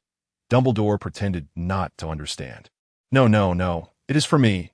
Connie circled around until he directly asked, perhaps in a moment of impulse, he might just give it to me. This was a gift from an old friend. Since you desire it, I shall bestow it upon you, Dumbledore said with a smile, then shifted to the crux of the matter. However, there are others who require it as well. So, Connie realized it was Voldemort. I cannot grant it to you just yet. It must be arranged properly. You should be able to foresee that. Dumbledore winked. What nonsense. Of course, he could not voice that aloud. Have you discovered the puppeteer behind the trolls and the monstrous hound? Indeed, this matter has long been planned. Dumbledore shifted the conversation. I have a small inquiry, Mr. Strand, if you would be so kind as to answer. The headmaster, please proceed.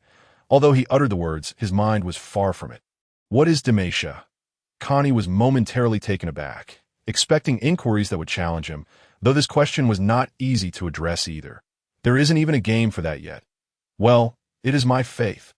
Connie pondered. Oh, a peculiar faith, Dumbledore exclaimed, realizing he needed to investigate what religion dementia represented. The peculiar weapons you have crafted are quite fascinating. Dumbledore picked up the Dalmatian greatsword at just a little trick.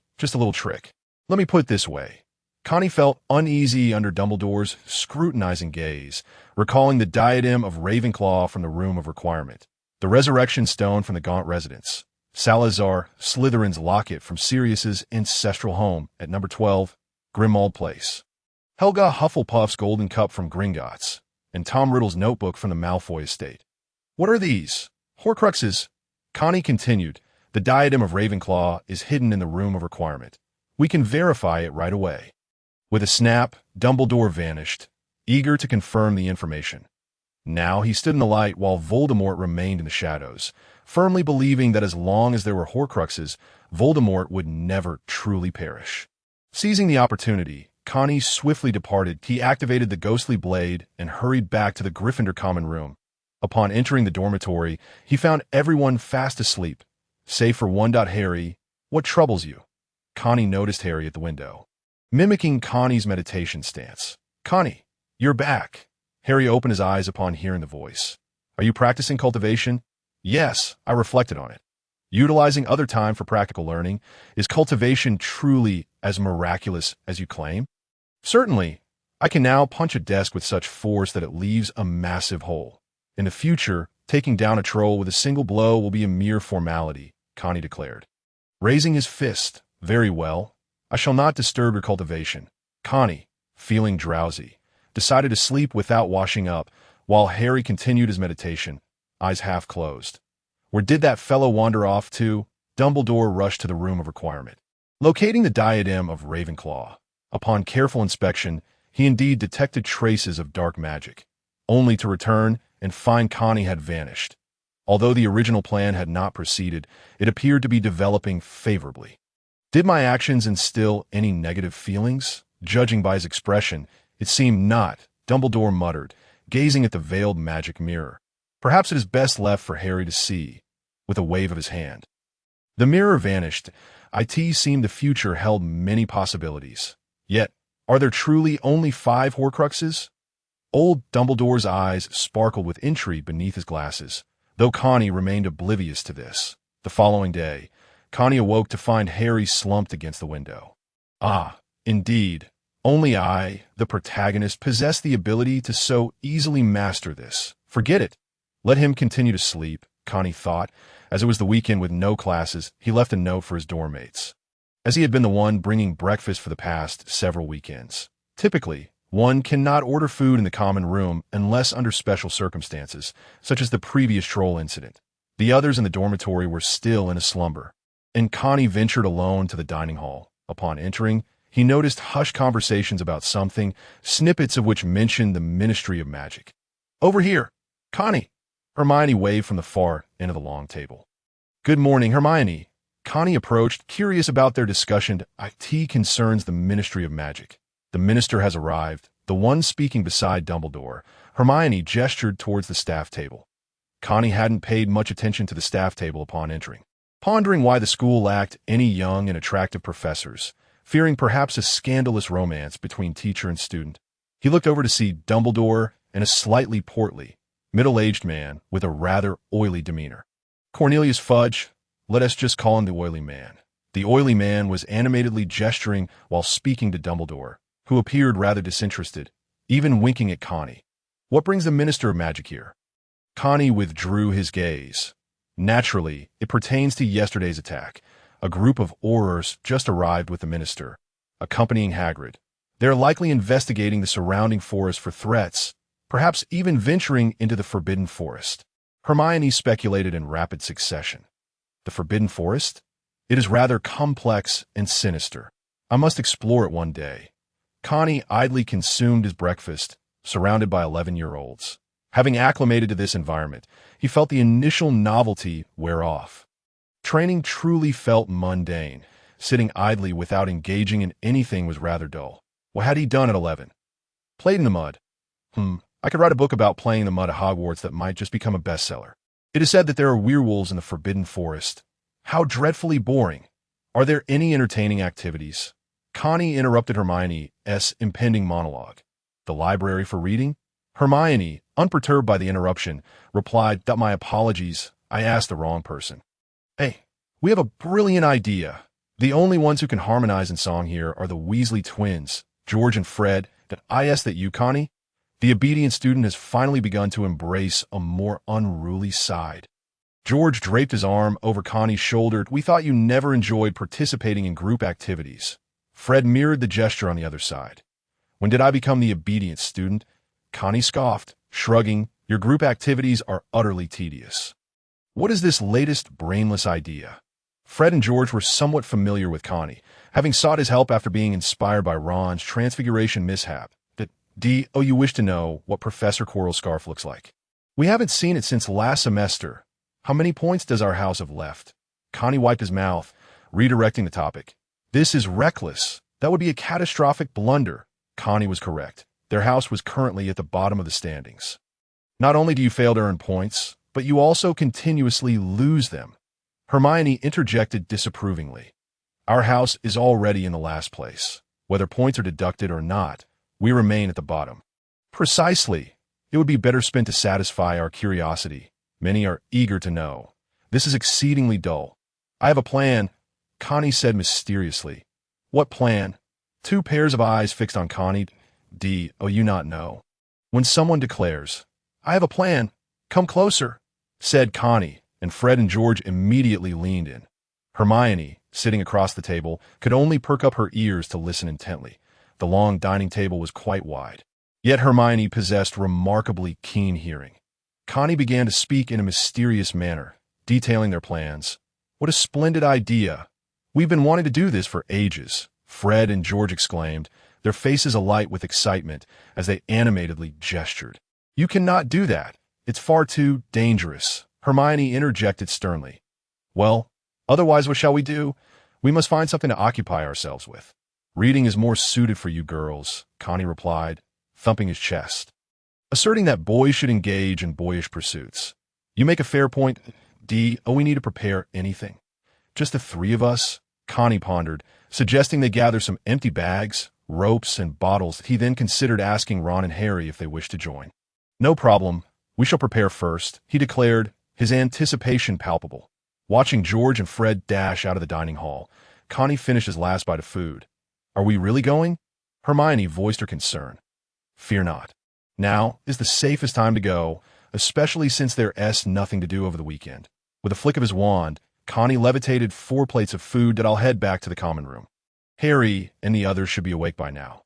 "All right, I shall also go to the edge of the Forbidden Forest." "Why are we going to the Forbidden Forest?" "Because it's close to the school." "Fine. Hagrid S&T here. Let us proceed." Connie, wand in hand, led the way. "What exactly are we doing here?" Hermione asked, trailing behind Connie. "Of course. We are here for an adventure."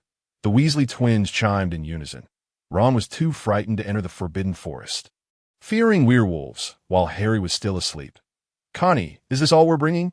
George asked, clutching several empty bags, with a length of rope draped over Fred. "Shoo," Connie whispered, spotting a wild poisonous snake, having activated his magical perception upon entering the Forbidden Forest. Connie noted the ambient magical energy was several times denser than outside. Such rich magic should indicate a remarkable place. Why was it labeled as forbidden? Clear water like a spring, with a wave of his wand. A stream of water shot toward a nearby tree trunk, ensnaring a black snake. Connie twirled his wand, causing the water to swirl around the snake like a washing machine, until it succumbed to unconsciousness. Ding, ding, ding, captured a little black snake, Connie proclaimed, lifting the snake by its head. This a poisonous snake. It doesn't seem like one. George leaned in closer. This is a black rat snake, a common type of venomous snake. Its venom and fangs can be used to brew potions, Hermione promptly replied. I have a feeling we will reap great rewards today. Connie tossed the snake into the coarse bag George was carrying. All the trees looked the same and dark. How did you spot the snake? Hermione inquired. Looking at Connie, I have excellent vision. Mastering magical perception is no easy feat. He had diligently studied relevant texts. Though unsure of the specifics required, he had honed his skills through practice, aided by his innate talent. Deeper into the forbidden forest, the light grew dimmer, with the trees towering several times higher than those outside. Looking upwards, they could only see an irregular array of branches and patches of dark green leaves. Along their journey, they collected numerous creatures, including snakes and insects, and even found a few nests with bird eggs. It said that there are werewolves in the forbidden forest. We've been wandering for quite a while, and haven't seen any, George chatted as he carried the bag. While Connie handled most of the tasks. Could there be trolls here? Fred pondered. Perhaps, but what use are trolls? They don't taste very good, Connie shrugged. I know the potion that requires troll blood. That one I encountered before was likely taken by Snape for potion making. That I recall that there are unicorns, centaurs, and spiders in the forbidden forest. Where could they all have gone? Connie closed his eyes, maximizing his magical perception. Something amiss? Everyone, get ready. A gray wild boar about the size of a podium charged towards them, tusks protruding from its mouth, its hooves thundering against the ground. A wild boar. Hermione exclaimed. The boar barreled forward, and Connie quickly cast a spell to create a wall of water, which began to shift as they scattered in various directions. Connie controlled the magic with one hand, while pulling Hermione to safety with the other. Uncertain if his watery barrier would withstand the impact, that a wall of crystal appeared before the boar, which, possibly due to poor vision, collided with it. The wall held firm, but the boar, disoriented and dazed, caused cracks to form in the barrier. Quick, focus your attacks. Knock it out, Connie shouted, casting a stunning spell. Petrify it. Set it ablaze. The other three immediately joined the assault. Fred and George, despite frequently skipping classes, displayed commendable spell-casting skills. The boar bellowed as several spells struck it. Yet it remained unfazed by Connie and Hermione's control spells, suffering instead from the effects of Fred and George's attacks. A small wound appeared on its back from Fred's spell. The boar shook its head furiously, locking its gaze on Fred. Knock it out. No, its hide is too thick. It has high magical resistance. Hermione lamented, only familiar with stunning and petrifying spells. The boar ignored the other spells entirely, crouching low and charging directly at Fred. Clear water like a spring. Connie, lacking offensive spells, could only erect a crystal wall to shield Fred. Nearly paralyzed with fear, Fred had no time to dodge as the boar barreled towards him. But fortunately, Connie's crystal wall arrived just in time. Clear water like a spring, Connie conjured a massive sphere of water, akin to the size of a podium, directing it toward the boar. The colossal water sphere enveloped the boar, which thrashed violently in a desperate attempt to escape. Connie struggled to maintain control as the boar's frantic movements disrupted his focus. Petrify them all. Delay it. Connie aimed to trap the boar within a large crystal sphere, needing time to convert the water into crystal. The boar's fierce thrashing made controlling the water increasingly difficult. Petrify it 3 times. Just as the boar broke free from the water sphere, it attempted to flee. But within mere meters, 3 petrifying spells ensnared it, followed by the massive water sphere descending over its head. This time, Connie altered his approach, encasing only its head. The once massive water sphere shrank until it formed a crystal ball snugly around the boar's head. The boar regained some mobility but found its head encased, leading it to frantically ram everything in sight, suffocating more intensely. All right, tonight's dinner is secured, Connie declared, confident that this crystal head would not be easily broken. With a thud, the boar's movements gradually slowed until it finally collapsed. Connie, you truly have a knack for this. Who would have thought to use water to suffocate it by freezing its head? Fred and George began picking up their scattered belongings. Indeed, no amount of practice at school can compare to real-world experience. Connie reflected, "It's no wonder so many great figures venture out to face monsters and seek battles. They discover breakthroughs and grow stronger through combat.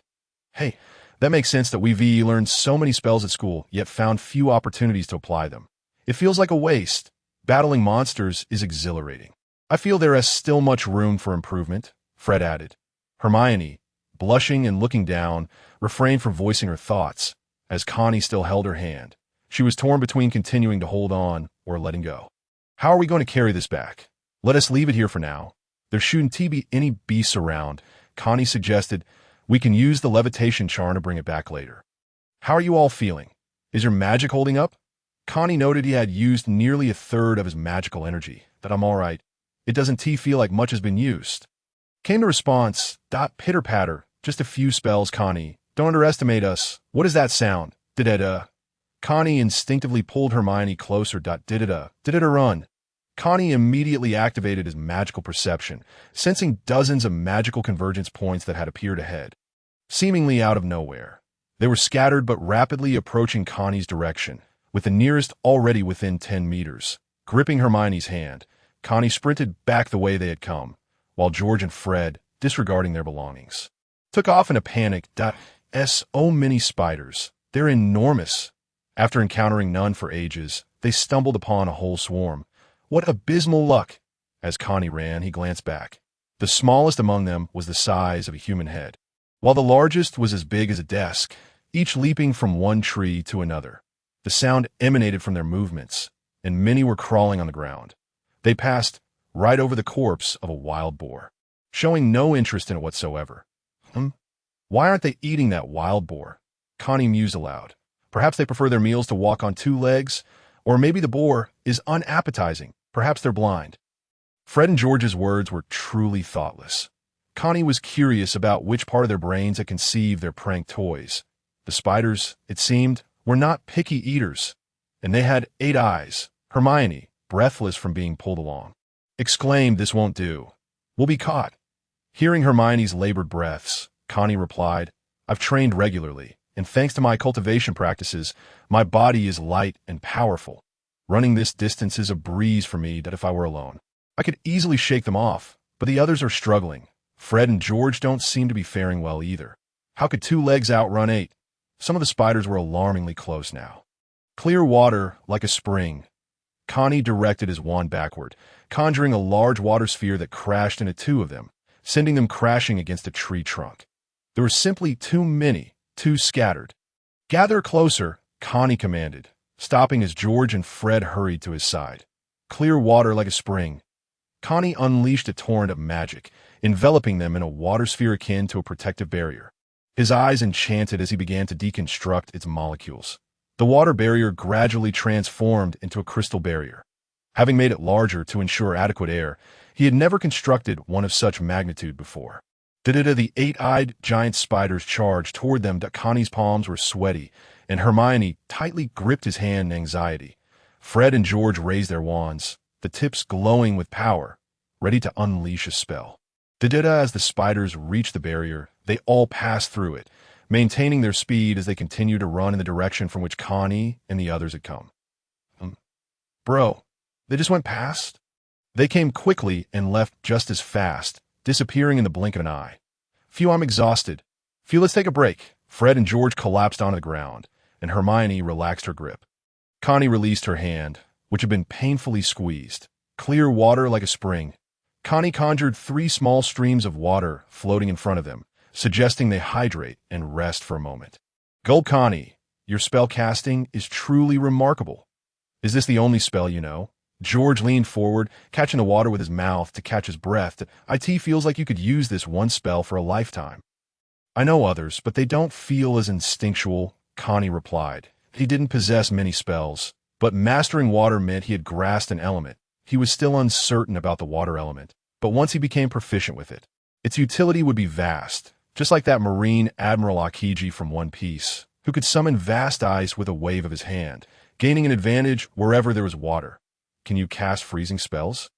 Connie inquired, realizing that what he created wasn't ice.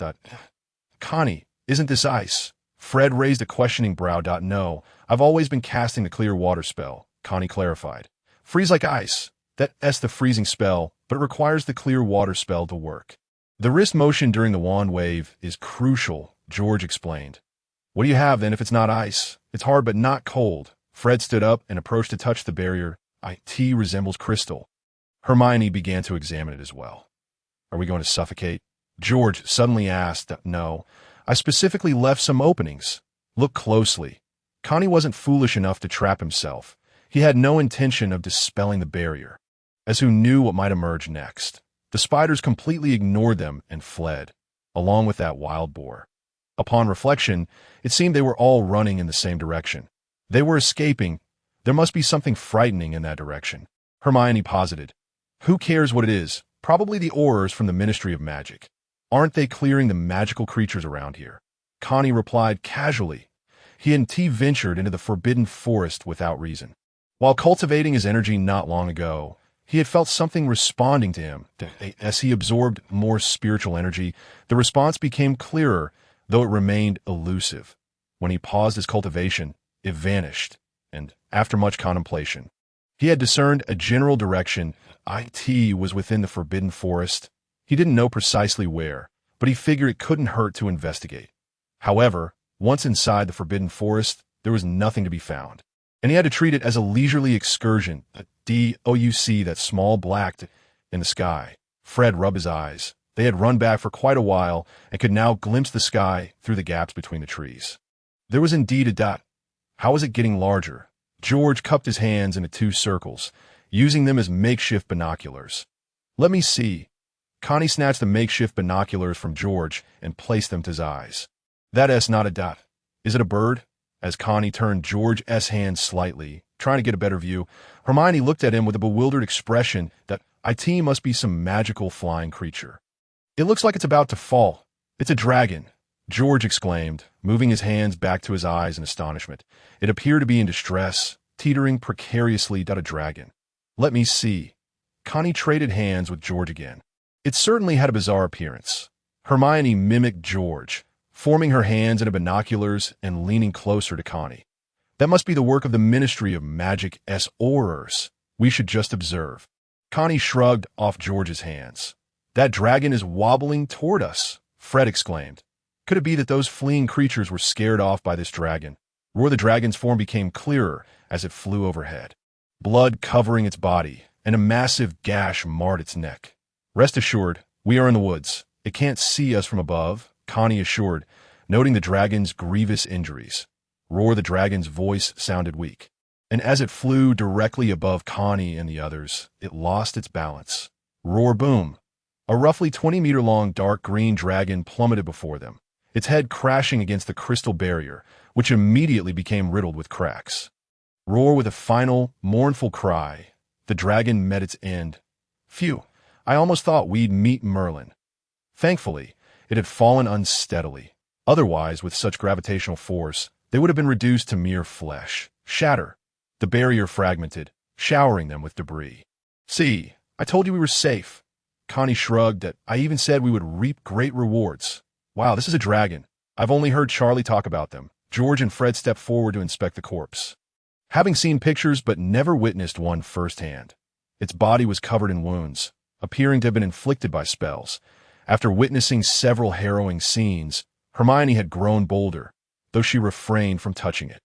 The dragon's wounds were horrifyingly large, and blood continued to flow profusely in certain areas. One can observe bones, and beneath the wings, there are gaping wounds, which explains the peculiar manner of flight. It is likely the work of Aurors. They must have discovered a dragon nearby and are preparing to apprehend or neutralize it. Through his magical senses, Connie detected a potent surge of magic emanating from the wound, undoubtedly a result of a curse, rather than from his own consumption. They should arrive shortly. We must hasten our efforts. Connie called out to the two dazed individuals still groping their bodies.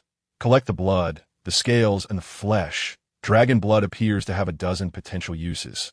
Scales can be fashioned into armor, and the meat is edible. Connie commanded, "It is already deceased," Hermione remarked in a tone that was remarkably perplexing. Connie met her gaze and recognized that Hermione was experiencing one of her episodes.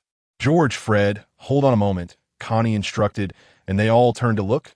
"Let us observe a moment of silence for this wretched, helpless dragon that has perished here," Connie said, his eyes closing in sorrow. 3 seconds passed. "All right, let us move quickly. If the Aurors arrive and we are caught violating school regulations, we shall be apprehended," Connie added, conjuring several crystal vials filled with pure water, which he handed to George and Fred after their moment of silence. Hermione stood frozen in shock. Connie, meanwhile, rolled up his sleeves and began to extract several of the longest dragon teeth. "Oh, we still have a bag?" Connie inquired, as he only managed to find one from George. "I threw it away while being chased by the spiders at the boar." "Well then," Connie said, pulling off another 7 or 8 scales, filling the bag nearly to capacity. He also possessed a bag from a prior encounter with a snake. Though it contained a fainted snake and some eggs at Oh, not ask what kind of eggs. "We have both bird and snake eggs." "Hey, Connie, how do we handle the meat?" George asked, having filled his vials and preparing to deal with the flesh. "Haven't you learned any related spells?" Connie replied as he probed the indescribable wound beneath the dragon's neck. "What do you think?" Fred chimed in that "I think is unwise," Connie retorted bluntly. "Try other methods. If those fail, we can gather more scales." "Then let us proceed," Connie said, not bothering to concern himself with them, as he removed his coat and thrust one hand into the indescribable wound, rummaging around. After a considerable time, Connie finally felt something hard as stone. "It truly is a stone," he exclaimed, extracting a black, fist-sized rock. Activating his magical senses, he observed a dense aura of magic surrounding it. Could this be a dragon crystal? Such items should be present on every dragon. "Are we all set?" Connie asked, stowing the dragon crystal away. "Okay." The twins responded in unison. "Hermione, we are merely maximizing our benefits. Otherwise, how could Dumbledore discover their uses?" Connie said, cleaning the blood from his arm after extracting the dragon crystal. "I understand," Hermione replied, quickly regaining her composure, for intelligent individuals tend to be more accepting. "Let us depart. We do not know when the Aurors from the Ministry of Magic will arrive." Connie prepared to retrace their steps, holding on to their findings. "Perhaps this dragon flew too far," George suggested, "or perhaps there is more than one dragon," Fred added. They jogged back to Hagrid's hut, fortunate to encounter no further dangers along the way. Meanwhile, at the site of the fallen dragon, 5 Aurors arrived on flying broomsticks, commencing their search of the dragon's remains and the surrounding area. "Hey, Chief, this dragon has already been tampered with," said an Auror clad in leather. "We are not blind," another, wearing a hat, retorted, fixing his gaze on the area beneath the dragon's neck, dismissing the leather-clad Auror's comment with a glance. "Are those glass shards on the ground?" If another male dragon hadn't detained it, we wouldn't have suffered such losses, the leather-clad Auror lamented. "What losses?" "Our task was to comply with the headmaster's request to eliminate threatening creatures in the woods surrounding Hogwarts," the hat-wearing Auror interjected, unable to contain himself. "This is the Forbidden Forest. Are these Hogwarts students or those from the Forbidden Forest?" A bespectacled Auror calmly analyzed, adjusting his glasses. "Vulture, what is your take on this?" "It seems there's only one possibility, a bald Auror," he began, but was quickly interrupted. "It was Hogwarts students," the hat-wearing Auror exclaimed, exasperated by the unprofessionalism of his subordinates. "Remarkable. You figured it out so quickly," a female Auror gushed. "The footprints here indicate 4 students, and they seem to have departed from Hogwarts," the hat-wearing Auror remarked. "Let us remove the dragon. Since it is indeed Hogwarts students, we shall let it slide. Collect some of those peculiar crystals from the ground." The bespectacled Auror muttered under his breath about the head's connections to Hogwarts and his son being a student there. "If you understood the reasons behind this, you could be a leader like me." "Get to work." "Understood, Chief," the bespectacled Auror replied. "And oh problem, Chief," the leather-clad Auror added. "Yes, Chief," the bald Auror echoed. "All right," the female Auror chimed. "How do we return to school without being detected?" Hermione pondered aloud. "This is our specialty," George replied with a grin. "We know all the secret passages within the school," Fred added. "Hurry, lead the way," Connie urged. "I am famished." What time is it? Fred and George guided them through winding paths, eventually leading them to a wall. Split left and right. The wall parted to reveal a staircase hidden within. They climbed the stairs, navigating through more twists and turns. George and Fred led the way, with Connie trailing behind, after 3 or 4 minutes. They emerged into the Gryffindor common room, and Connie looked back, seeing only a wall. All right, I have noted this secret passage. Upon returning to their dormitory, they found it empty, uncertain of where Harry and the others had gone. Connie called for the Weasley twins and Hermione to gather around. Now, let us divide our spoils. 1 dragon crystal for vials of dragon blood, 8 dragon teeth, 21 scales, and 11 unidentified eggs. The bird and snake eggs got mixed up. Connie announced, laying out their findings. Ahem, I am particularly interested in the dragon crystal. You can divide the rest among yourselves. I shall only take the dragon crystal, Connie stated first. That is unacceptable. Indeed, it cannot be. The Weasley twins immediately protested. The dragon crystal is rightfully yours, as you found it and contributed the most. How can you take only one item? We only require the dragon blood, teeth, and scales. The rest is more than sufficient. George and Fred concluded after consulting one another. What about you, Hermione? I am indifferent. I hardly contributed, Hermione replied quietly. Ultimately, they decided on 4 vials of dragon blood, with each taking 1, 2 dragon teeth per person, and 4 scales each. The extra scale was deemed too difficult to divide, so they resolved to save a few for Harry and Ron, leaving that dilemma for them. The 11 eggs went unclaimed, falling into Connie's possession. Huh. Dragon scales, we have certainly struck gold this time, Fred exclaimed, laughing heartily upon receiving the scales, and the dragon teeth could fetch a handsome price. They are also excellent for crafting armor. It is merely dragon scales, Connie remarked, remaining rather composed. Connie, you may not be aware, but currently, most dragons lack scales, George said, his eyes gleaming with excitement. Indeed, most of the armor sold outside is made from dragon hide. Dragon scales are a rare find, Connie reflected, realizing the truth in his words. All right, who knows where the kitchen is? Connie asked, his hunger becoming unbearable. We know. It's right next to the Hufflepuff common room. We often go there for late-night snacks. The Weasley twins were well acquainted with the location. Perfect. Then I shall trouble you to fetch us some lunch, Connie shamelessly requested, covered in the scent of adventure. I need to take a bath. So I appreciate your help. Rock, paper, scissors. George and Fred exchanged glances. That I shall also take a bath. La la la. See you in the common room. George departed with an item in hand, leaving Fred with no choice but to make a trip.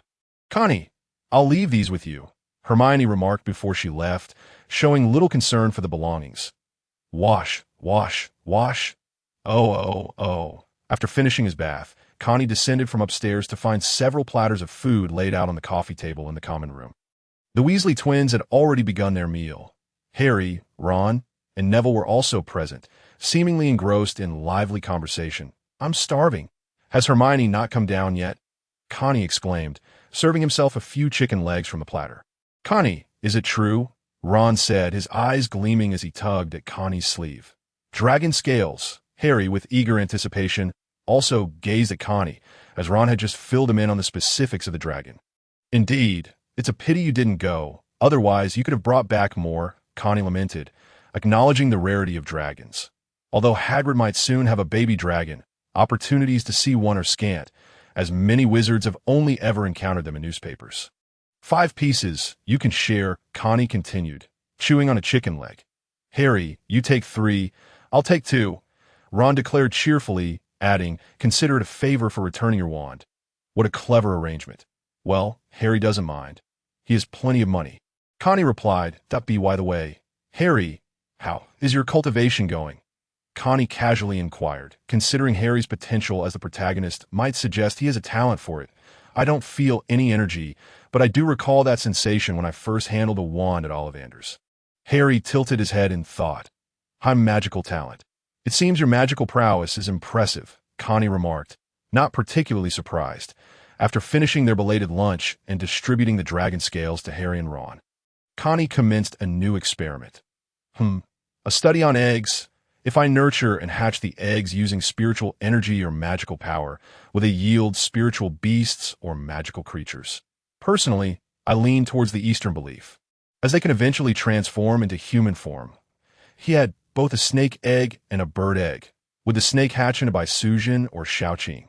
Would the bird egg yield a phoenix or a sparrow? Connie fashioned a nest with a blanket and placed all the eggs inside. How could he infuse spiritual energy into them? Should he transmit it like imparting skills? Wouldn't that be a bit forceful? Considering they are still eggs, no amount of pondering could replace practical experimentation. Connie retrieved one egg. Cradling it in his palm, he circulated the spiritual energy within his body to his hand, separating a thin strand of energy to direct towards the eggshell. Crack! A crisp sound echoed. It's a bird egg. It seemed that such force was indeed too much. The egg could not withstand it. Connie discarded the broken EGG.IT seemed he needed to nurture them with fine particles of energy. Much like how he absorbed spiritual energy, which coalesced into a fluid state within his body. Furthermore, he was forcefully injecting it, rather than allowing it to be absorbed autonomously. Connie tried a different approach. Positioning his palms facing the eggs, the spiritual energy swirled and evaporated in his palms. The energy, in a smoky form, erupted from his hands. Although ordinary individuals could not see it, Connie could. White spiritual energy enveloped the 10 eggs. Though he had no way of knowing if any had penetrated inside, as the energy dissipated slowly into the air. Connie, what are you doing? Hatching eggs. Harry, having finished with the dragon scales, noticed Connie's peculiar actions and inquired aloud. Yes, I'm trying to hatch a pet, Connie replied, his spiritual energy entirely depleted. What kind of eggs are these? Bird eggs and snake eggs. Connie carefully covered the eggs with a blanket and placed them on the bed. Want to guess which will hatch first? Bird egg, snake egg. Harry and Ron exchanged glances, each making a guess, and no rewards for guessing correctly. Connie added. TCH, Harry and Ron suddenly lost interest, returning to their own conversation. That evening, Connie sat by the window, cradling the eggs wrapped in a blanket while cultivating, directing part of the absorbed spiritual energy into his embrace. Harry, on the other side, did not require the moonlight's enhancement. He was puzzled as to why Connie seemed illuminated by the moonlight, as if a halo enveloped him. Rubbing his eyes, he saw nothing amiss. Connie had ensured all the eggs received the moonlight's glow, recalling that mystical beings absorb the essence of the sun and moon. Perhaps beings of extraordinary potential do the same. Previously, he was unsure if the eggs had absorbed the smoky, spiritual energy. Now, it felt more evident. The energy he guided entwined around the eggshells, and as Connie opened his eyes, he saw the eggshell glistening under the moonlight. Feasible. For the next 7 to 8 days, Connie cradled the eggs each night. While during the day, he nestled them in his bedding. He hoped to hatch a female. A male would be quite a loss. After several days, 10 eggs dwindled to 3, while the others inexplicably ceased to absorb any energy, showing no reaction to the moonlight. After consulting Hagrid, he learned those eggs had likely gone cold. Hagrid could discern the vitality of creatures at a glance. Days passed, and during his evening practice, only one egg reacted, shining brightly under the moonlight. Its shell had transformed from a pallid white to a translucent brilliance. Cradling it in his hands, Connie could faintly feel it trembling, sensing that it would soon break free. He had taken the egg to Hagrid, who confirmed it was indeed a snake egg. He kept the egg protected in his pocket, even skipping flying lessons. During dinner, he felt the egg in his pocket shifting restlessly, causing him to lose his appetite. After greeting Harry and the others, he hurried back to the dormitory. Repeating familiar actions and processes, Connie enveloped the snake egg in spiritual energy, which greedily absorbed the surrounding smoky energy. Familiar to it. You're a white snake, you're a white snake, you're a female snake. Connie had been giving the egg positive affirmations, unsure if it could comprehend. The snake egg trembled vigorously, but showed no signs of breaking. He pondered whether he should drop a drop of blood on it. After all, one must establish a bond of recognition. What if the creature that emerged did not recognize him? Lost in thought, the egg wobbled and cracked open. A white snake. A white snake. Connie focused intently on the egg about to hatch, as cracks began to spread under the impact from within. It's a female. It's a female. With a sharp crack, a piece of a shell was pushed aside, and a small black snake slowly emerged from the egg. The little snake measured about 5 inches long, its dark scales gleaming under the light. Thinner than a wand, its oval head lifted slightly, flicking its tongue as it gazed intently at Connie with its tiny, unseen eyes. As their eyes met, Connie cast aside all previous thoughts, feeling an inexplicable familiarity towards the little snake. This creature was born from his painstaking efforts. Nurturing it with spiritual energy, he slowly extended his hand to touch the little snake. The snake, unafraid, tilted its head and coiled around Connie's hand, resting comfortably in his palm. "You are my find. I am neither your parent nor your sibling," Connie blurted out unexpectedly, though he believed it could not understand him. "You are entirely black. Your nickname shall be Little Black. We'll decide on a proper name later." It was a pity it wasn't white.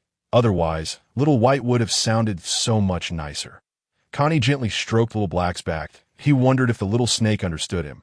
It seemed content, eyes closed, relishing the warmth of Connie's palm. If it were male, naming it would be easy, perhaps Ihua. If female, perhaps Haimambo or Hai. Connie excelled at naming. He had named all the cats and dogs in his family. Little Black, can you understand me?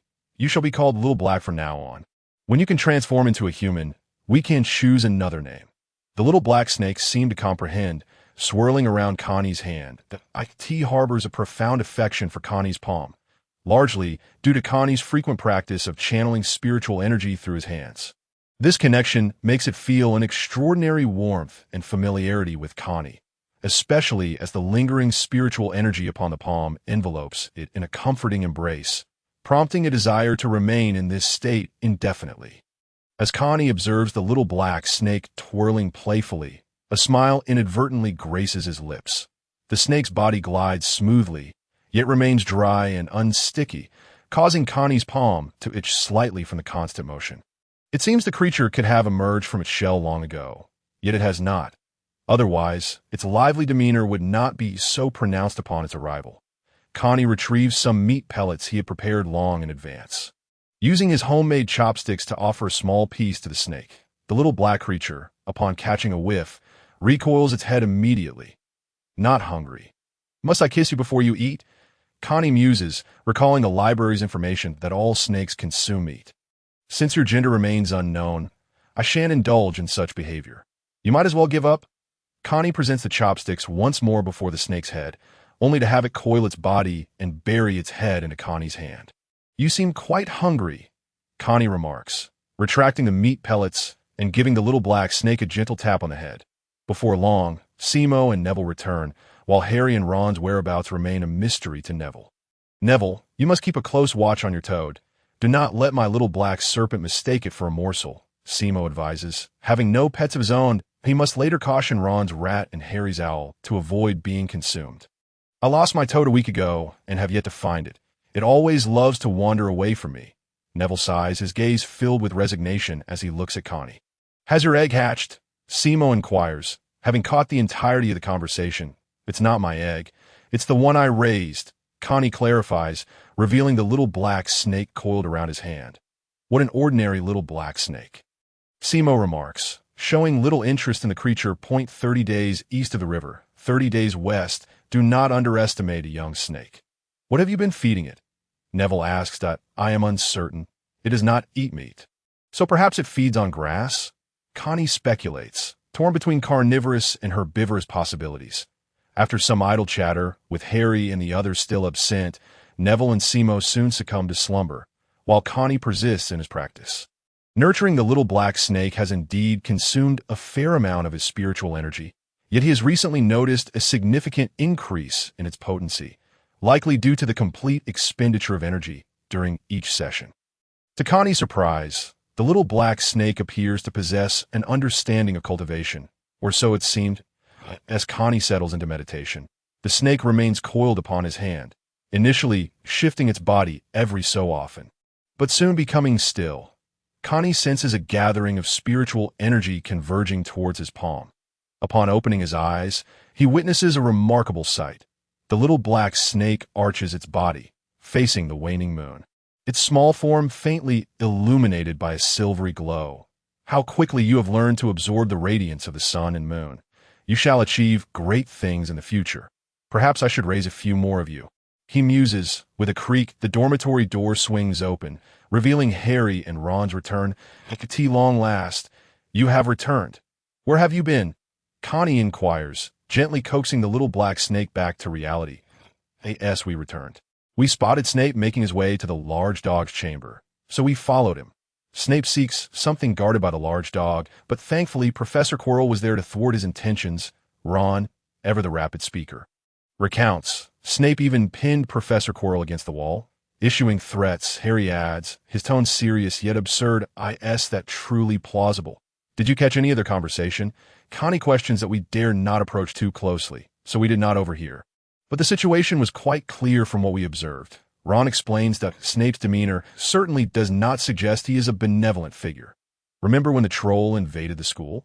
We saw Snape hastily making his way to that corridor on the 3rd floor. He must have released the troll to create chaos and then sought to exploit the situation, perhaps to acquire whatever the large dog guards. Harry speculates, his tone laced with malice. Absolutely. Ron concurs, his face a mask of conviction. What brilliant reasoning. With no classes tomorrow afternoon, let us inquire with Hagrid. Connie thinks it best not to interfere, allowing them to continue their suspicions regarding Snape. Indeed, Connie's words only serve to bolster their belief in their theory. Allow me to present to you my newly hatched pet.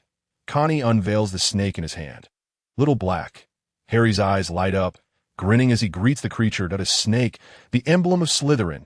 Ron expresses a hint of apprehension. The emblem of Slytherin is now my pet, Connie retorts. That is a fair point. Ron ponders aloud. Well then, it is getting late. You should retire for the night. Tomorrow morning brings Snape's potions class. Connie urges them to rest. Indeed, I dread potions class, Harry remarks, nearly forgetting that he possesses the ability to speak Parcel tongue. It is paramount that this secret remains between Connie and Harry for now. As Connie watches Harry and Ron settle into their beds. He contemplates the implications of Harry's ability being revealed. It might not be so dire, given the absence of a basilisk. After all, he has vanquished the Dark Lord, and being a Parselmouth is hardly scandalous. Perhaps he is being overly cautious, yet the little black snake is still so small. It likely cannot speak, just why as the morning sun streams on Connie's face, he awakens, exhaling deeply, ready to embrace another vibrant day. The little black snake, too, emerges from its meditative state, coiling around Connie's wrist. During breakfast, Connie offers the snake some vegetarian fare from the table, but the little creature shows no inclination to eat. Connie fears it may perish from hunger, or perhaps it is a snake that shuns the mundane. In the morning potions class with Snape, Ron and Harry fixate on the instructor, searching for any signs of unusual behavior. Connie, too, endures Snape's customary sharp tongue, with only Hermione managing to evade his barbs. After lunch, Connie, Harry, and Ron make their way to Hagrid's hut. While the little black snake has yet to consume anything since its hatching, its earlier exuberance now diminished. Good afternoon, Hagrid. They greet good afternoon, Harry and Connie and Ron. Hagrid replies, testing his large bow in the surrounding woods. Hagrid, could you take a look at my pet? It refuses to eat. Connie expresses his concern, handing the little black snake over to Hagrid, though the egg has hatched. Hagrid carefully accepts the snake, raising it to eye level for a closer inspection. What a beautiful girl. Her scales are smooth and cool, yet she looks positively famished. Indeed, she has not eaten since last night. Connie frowns. Obsidian snakes consume mice, worms, and ants. What have you been feeding her? Hagrid inquires. Pork, bread, chicken legs, and sweets, Connie lists. Does she not eat pork? Hagrid ponders. Perhaps she drinks milk? Harry suggests that no, snakes do not drink milk. You all go inside and sit. I shall prepare something, Hagrid replies, returning the little black snake to Connie and inviting them inside, darting off to tend to something unknown. Familiar with Hagrid's hut, they settle in, the absence of Fong indicating he has likely gone out to play. As the creatures around fear him, likely due to Hagrid's presence, they sit down, pouring themselves some water and enjoying oatmeal. Despite the cookies on the table, no one seems inclined to sample them. Hold on. Are you feeling impatient? Hagrid calls as he enters, carrying a plate piled high with meat pellets. The plate bears some moisture, indicating the meat has been washed. Give this a try.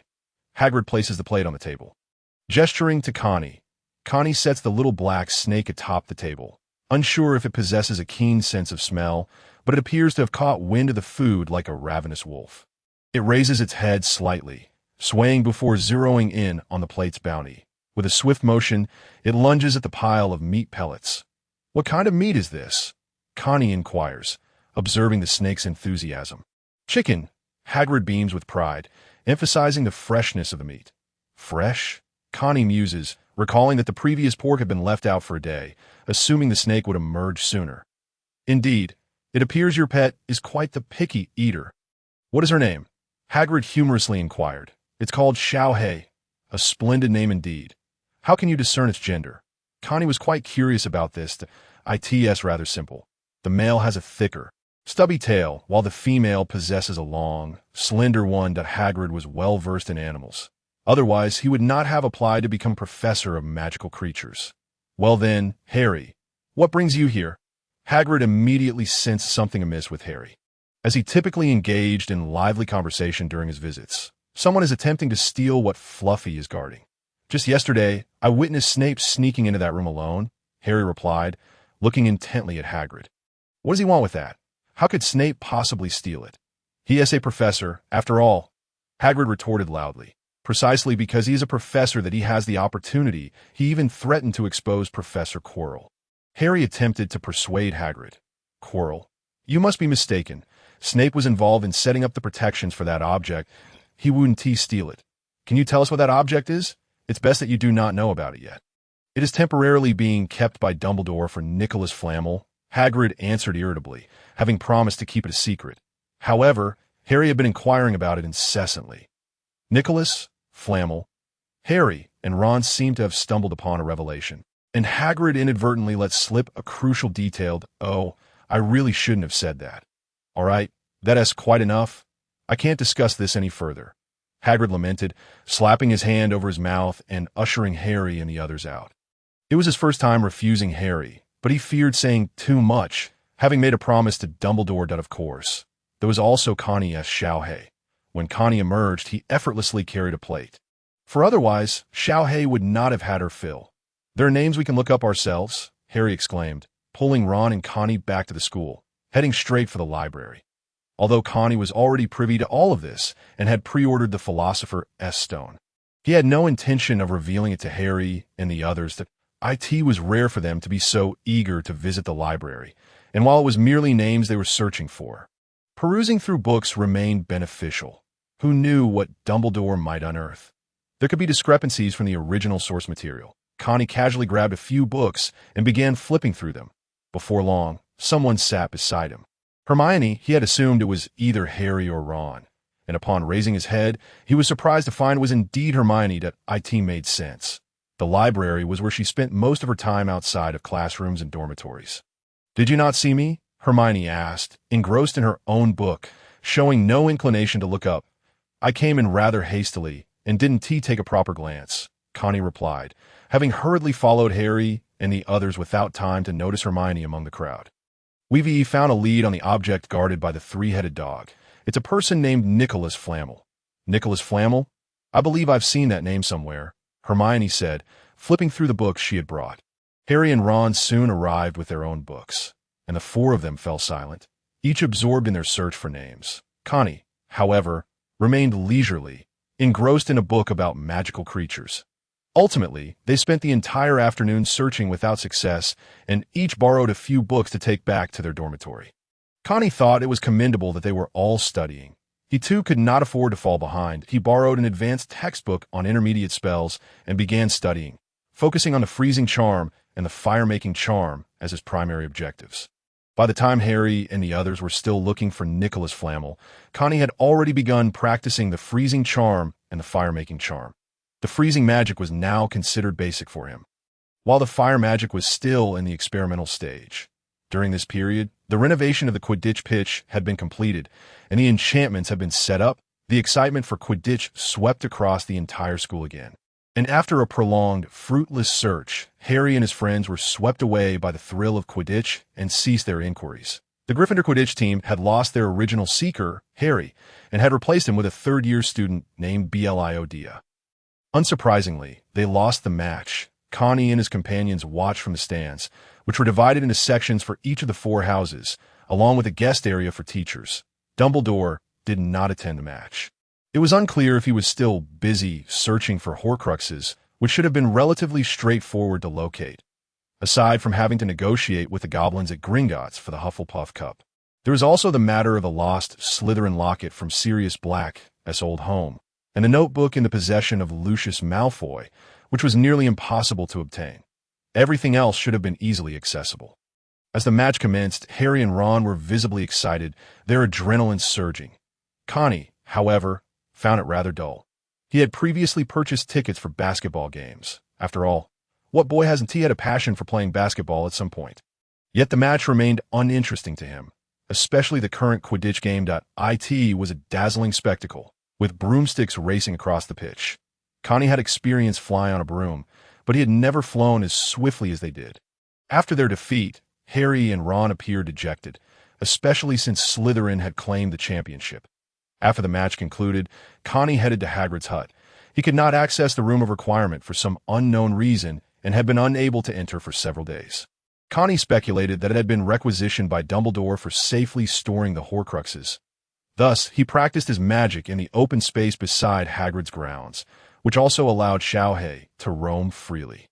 Hagrid provided fresh food, as most of the meat from the school kitchen was not freshly killed, but rather pre-frozen and stored in the ice house. Otherwise, they would have to slaughter hundreds of animals for each meal, which would be time-consuming and labor-intensive, not to mention difficult to handle. "Freeze like ice," Connie commanded, and the water balloon before him shrank slightly, solidifying into a lump of ice, emanating a chill. During this period of practicing spells, his clear spring charm had become second nature to him, allowing for silent execution of the spell. He had previously attempted wandless magic, but could distinctly feel the surge of magical energy coursing through his hands, with a slight accumulation of magical particles in the air. Ultimately, however, nothing was released aside from a fleeting flash of white light, and the consumption of his magical energy was 5 to 6 times greater than when using a wand. After several failed attempts, he ultimately returned to using his wand. He had successfully mastered the freezing charm to the point where he could reliably freeze water. However, applying it effectively in combat was still a distant goal.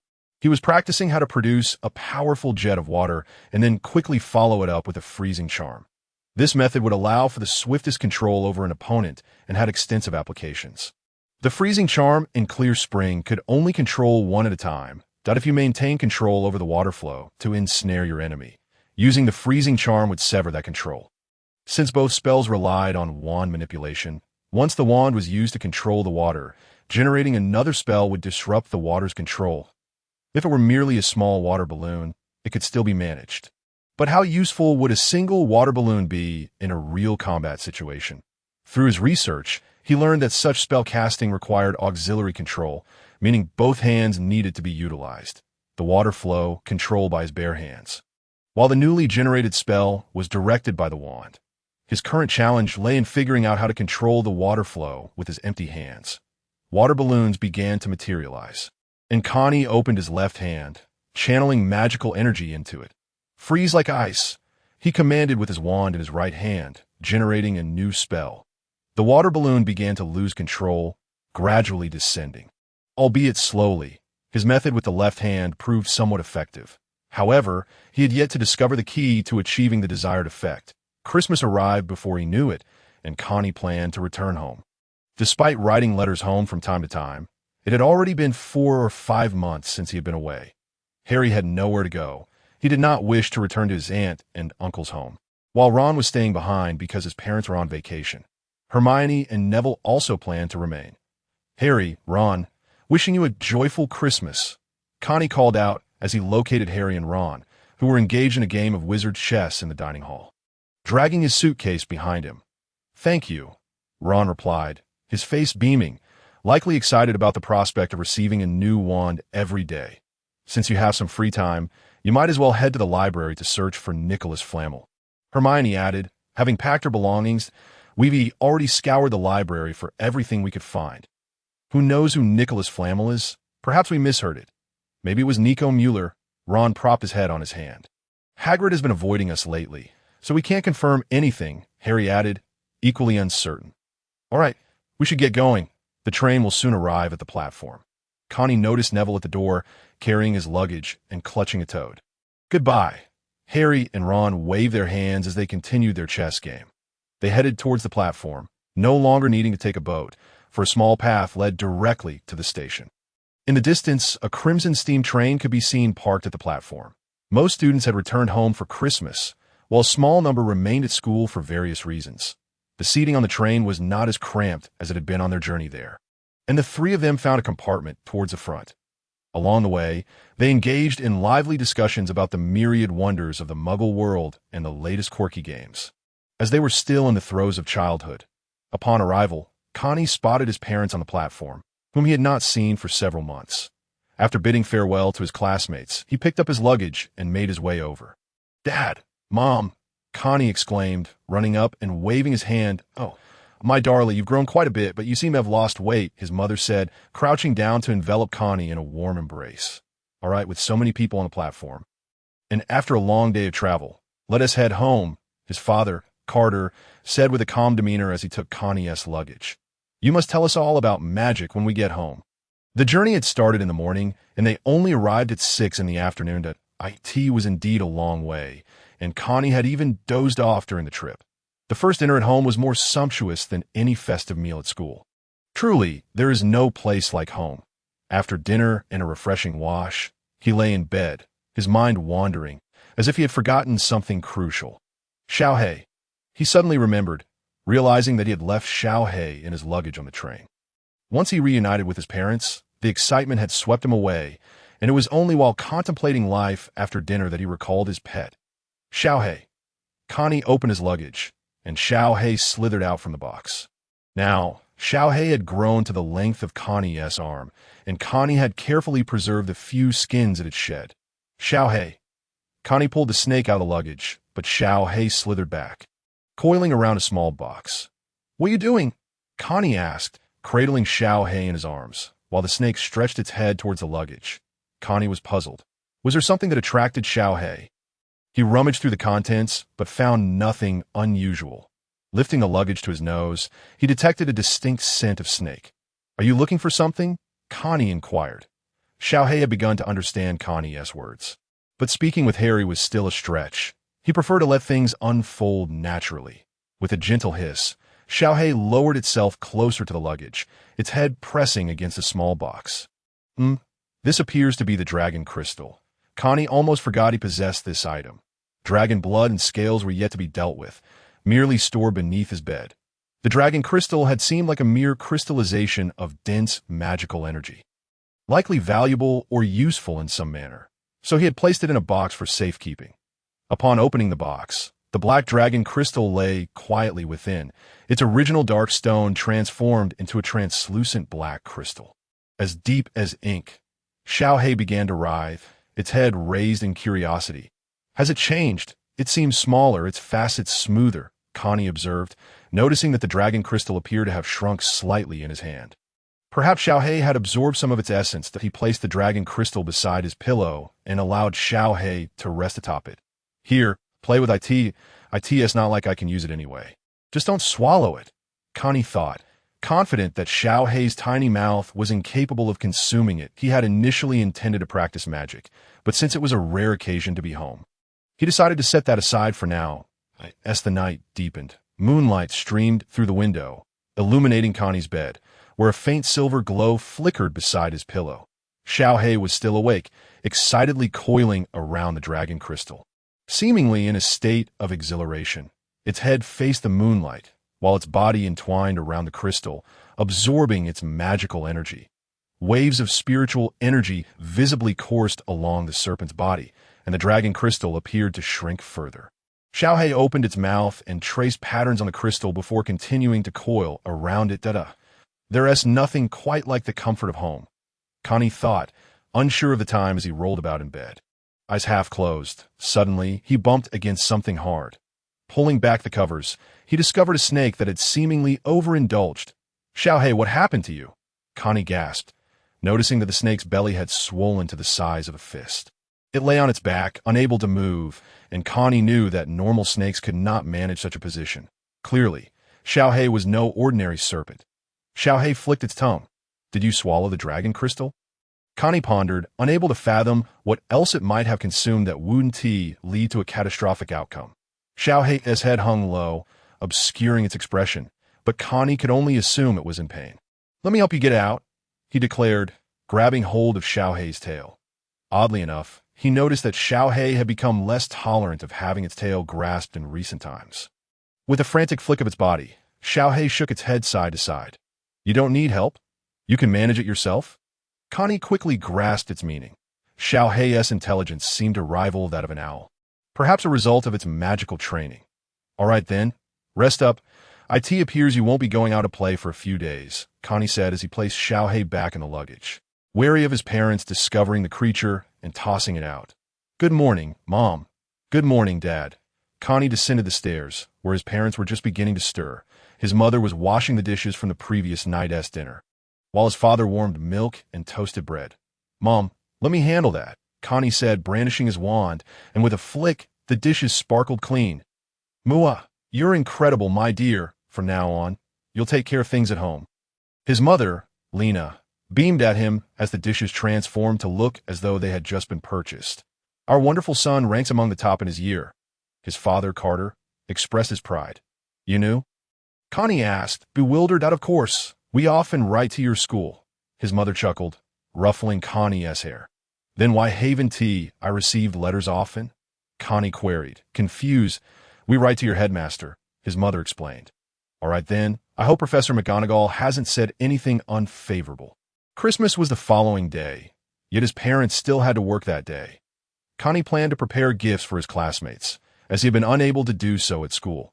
Surprises must not be discovered. The task of gifting was somewhat challenging, but the list of recipients was not extensive. Harry, Ron, the Weasley twins, Percy, as they had the most family members, with Ginny joining them next year, Hermione, Neville, Seamus, Hagrid, Dumbledore, Professor McGonagall. And of course, Xiaohei. What a conundrum. Xiaohei's gift had already been given, albeit not intentionally. It had consumed it. The room was filled with gift boxes. For the Weasley twins and Ron, he decided to give them some galleons. That works well, Connie thought as he pulled out a handful of galleons to distribute that for Harry. He would give him a children's toy, as it seemed he might enjoy that. Connie selected his newest robot toy. Percy would receive a watch, as they were not particularly close. Neville, the chubby one, would get a sturdy cage. His toad would surely appreciate a new home, provided Connie could locate it, as he had yet to master the summoning charm. For Seamus, he would give a piece of dragon scale, as Connie had plenty stored under his bed. Ever since Seamus learned that they had dragon scales, he had been envious but had not dared to ask. As a good friend sharing the same dormitory, Connie felt it only fair to include him. Dumbledore would receive some Bertie Bott's every flavor beans. Surely he would enjoy them. Connie could already envision him tasting flavors ranging from earwax to foul socks. Hagrid would get a few boxes of fairy tale books to pass the time. As for Professor McGonagall, that was somewhat tricky. He held great respect for her, as she was the head of his house and quite stern. Sighing, he decided to give her a cushion, as he could think of nothing else. For Hermione, he would also opt for a cushion. All done. Connie summoned his owl and sent all the parcels off, scheduling their delivery for just past midnight. Finally, everything was arranged, and he could begin to relax. He powered on his computer and opened Word. Glancing at his outline, he suddenly realized, oh no, I have no outline. Shrugging, he decided to just wing it. Closing Word, he noted a loss of 250 words. Writing all day is exhausting, he thought. What am I doing? I'm not a writer. I'm a wizard. I want to surf the internet. The quality of the computer-esque graphics was truly disappointing. Bored, Connie aimlessly browsed the web, hoping to stumble upon some websites that were perhaps unsuitable for someone of his age. Yet there were number 4399 games, nor any traces of 7K. What was the point of surfing the internet? He pondered whether there was a similar platform to Taobao in the UK.hm. What a mess. The quality of websites these days is rather dismal. After searching for a while, he found a site akin to Xinyu. Itchy. The name sounded vaguely familiar. and he clicked in, beginning to peruse the myriad of items listed. Surprisingly, there was a considerable assortment of goods, including international offerings. Had cross-border shipping already become a reality? Connie knew little about these products, yet that did not deter his shopping spirit. The usernames here were quite amusing, such as Mr. Heartthrob 217. There was something whimsical about that name. To buy or sell items, Connie would first need to create an account. For now, he could only gaze longingly at these treasures, planning to ask his parents for assistance later that evening. The items for sale were rather peculiar. Medieval sailor knee pads? $100. Instruments for maritime navigation? $120. His great-grandfather's broken glasses? $50. Connie marveled at the eccentricity of these wares. Who would even buy such things? Those glasses looked oddly familiar. Just as he was about to make a jest, he was captivated by the image of the spectacles. They were old-fashioned round lenses, both cracked. Was that Sam? Connie glanced at the location. America. The image of the glasses was somewhat unclear, but the resemblance was striking, and the whimsical username added to the intrigue. Transformers? Autobots? Decepticons? Wasn't this the realm of wizards? What on earth was going on?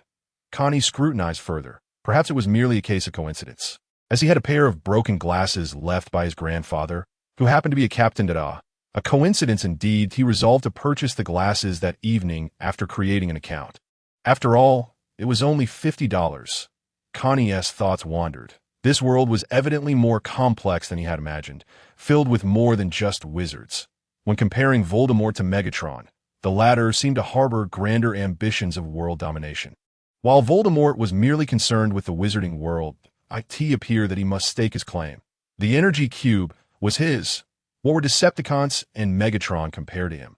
First, he would acquire the glasses. Seizing the initiative, Connie paced back and forth in his room, convinced that he was on the verge of encountering Bumblebee. He had purchased a car with an A- grade at the end of the term. That should be possible now. Wait, that was during the summer, wasn't it? Did the first Transformers movie feature snow? It must have been summer break. Winter break was just around the corner, still early. Perhaps he should be cautious about his purchase. But buying would mean leaving an address and revealing personal information, a bit of a hassle no matter. He would inquire online first. He clicked on Mr. Heartthrob 217. Anonymous. Hello. May I pay for these glasses with 1 gold coin? Waiting online. Urgent. All right. Now to await a response. Connie slumped in his chair. Surely, a gold galleon should suffice, considering it was genuine gold. Ding. Sam was preparing for Christmas tomorrow, cradling his cursed chihuahua in front of the computer. Suddenly, a notification popped up from Ichi. He quickly clicked in. Not a single item had sold his auction, nor had anyone even viewed his listings. Was the price too high? Anonymous. Hello. May I pay for these glasses with 1 gold coin? Waiting online. Urgent. Gold coins? Sam replied instantly. Mr. Heartthrob 217. Is it truly gold? Anonymous. Yes, genuine gold. Connie typed back. Mr. Heartthrob 217. Of course, we could do a face-to-face transaction. Sam struggled to conceive of any other method of transaction. How could one conduct a gold exchange online? It had to be in person. 1 gold coin, after all, was worth more than $50. This couldn't be true. Anonymous. Almost yes. Just provide your address. I will send it via bird. ULL. Place the glasses in a box, secure it, and upon receiving the gold coin, you hand over the box to the bird. Connie tried to phrase it as normally as possible, but it was already quite peculiar. Mr. Heartthrob 217. A bird? Aren't you worried the gold might fall? Or the box? Sam felt bewildered. Was there really a service for delivering items by bird? Sending letters was one thing, but this seemed rather unreliable. Anonymous. Don't worry. I have plenty of gold coins. You won't be spending anything now. You just need to wait for my bird to deliver the gold. Once you receive it, you can give the glasses to the bird. If there is no gold, you need not give it either. You might even gain a bird. Sam found this reasoning somewhat acceptable. After all, he had nothing to do but wait for the gold to arrive and then hand the glasses to the bird. What happened after that was not as concerned Mr. Heartthrob 217. But what if something happens to the bird while it's delivering the glasses? Anonymous. Nothing will happen. It's generally safe that if something does occur, you won't be held liable. Rest assured. Sam felt relieved by this assurance Mr. Heartthrob 217. Very well. The address is XXXX. Anonymous. Good. It should arrive tonight. as so far, would the burr not tire? But he cast that thought aside. After being listed for so long with no buyers, Sam removed the glasses from auction. Phew, that should be fine. Connie rose from his computer chair. With a flick of his wand, a gray owl swooped in through the window. Go back and bring me the strongest, fastest, and most reliable owl. I need to send something across the ocean. Connie pulled out a few gold galleons for the owl. The gray owl flapped its wings and flew off. Returning shortly with a larger black owl, its gaze sharp and piercing. Go to XXXXX. Deliver this package to Sam in return with a pair of glasses. Connie provided the address and the item for return. Securing a small package to its no problem.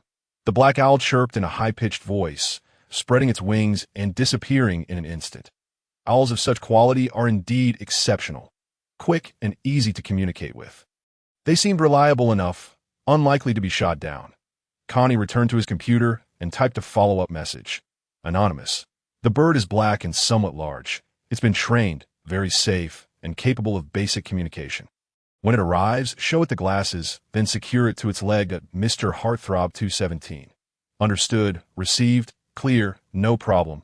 Rest assured, Autobots transform. Connie envisioned a promising future, marrying a wealthy beauty, becoming CEO, and reaching the pinnacle of success. Why? Why did you leave me? Don't you love me anymore? No, it's because I ran out of money. That is not a reason. You are now a mature beggar. You must learn to be self-sufficient. Bang! The sounds of firecrackers outside drowned out the television in Connie's home, creating quite a racket and disrupting his show. Connie pushed the window open to see a group of mischievous children playing with firecrackers in the snow, while adults nearby set up a bonfire. Barbecue grill and tables already erecting several large tents. What is so fun about firecrackers? Barbecuing on a snowy day and making snowballs is far more delightful. Connie felt a sudden urge to join in. After all, if he had learned magic, he ought to put to use. Wingardium Leviosa. With a flick, 3 snowballs floated up, striking 3 small children in the back of their heads. Who? You wish to play this game? Then let us see what I have. Dare to throw at me. Witness my super-duper flying spinning snowball attack. Ha! Prepare to be vanquished by my ultimate technique, the meteor snowball. You shall all submit to my masterful skills, dinosaurs and airplanes. Now, this is more like it. Engaging in physical activity is beneficial for both body and mind. Firecrackers only harm the environment. Connie tilted his head, watching the children throw snowballs at one another, accompanied by a variety of ludicrous and embarrassing attack names. Did I forget something? Connie furrowed his brow, recalling a crucial matter that had slipped his mind. What could it be? He scratched his head, feeling perplexed. It seemed to be something very important that required attention. Suddenly, Connie caught sight of a pair of eyes peering at him from the corner of the opposite window. His eyesight was sharp. He was certain he hadn't imagined it, even though those eyes vanished in an instant. Did they witness me casting magic? A sudden jolt coursed through Connie's heart that, oh no, it seems that the school had issued a warning prior to their departure, forbidding the indiscriminate use of magic in public. Connie truly felt the weight of the situation. Having already performed the cleaning charm this morning and the levitation spell just moments ago, it was becoming quite overwhelming. How careless of me. I thought I had forgotten something important. Perhaps I was still groggy from this morning. Although Connie was not particularly timid, there lingered a hint of apprehension. Now, all that remained was to await a notification from the Ministry of Magic that I recall it being stated that due to the presence of certain hairs or fibers in wands, casting spells outside of school would be recorded. It seems I must begin practicing wandless magic, lest I find myself restricted by evening. This matter had faded from my mind. After their return, Connie's parents brought home an abundance of items, preparing to assist neighbors with the barbecue.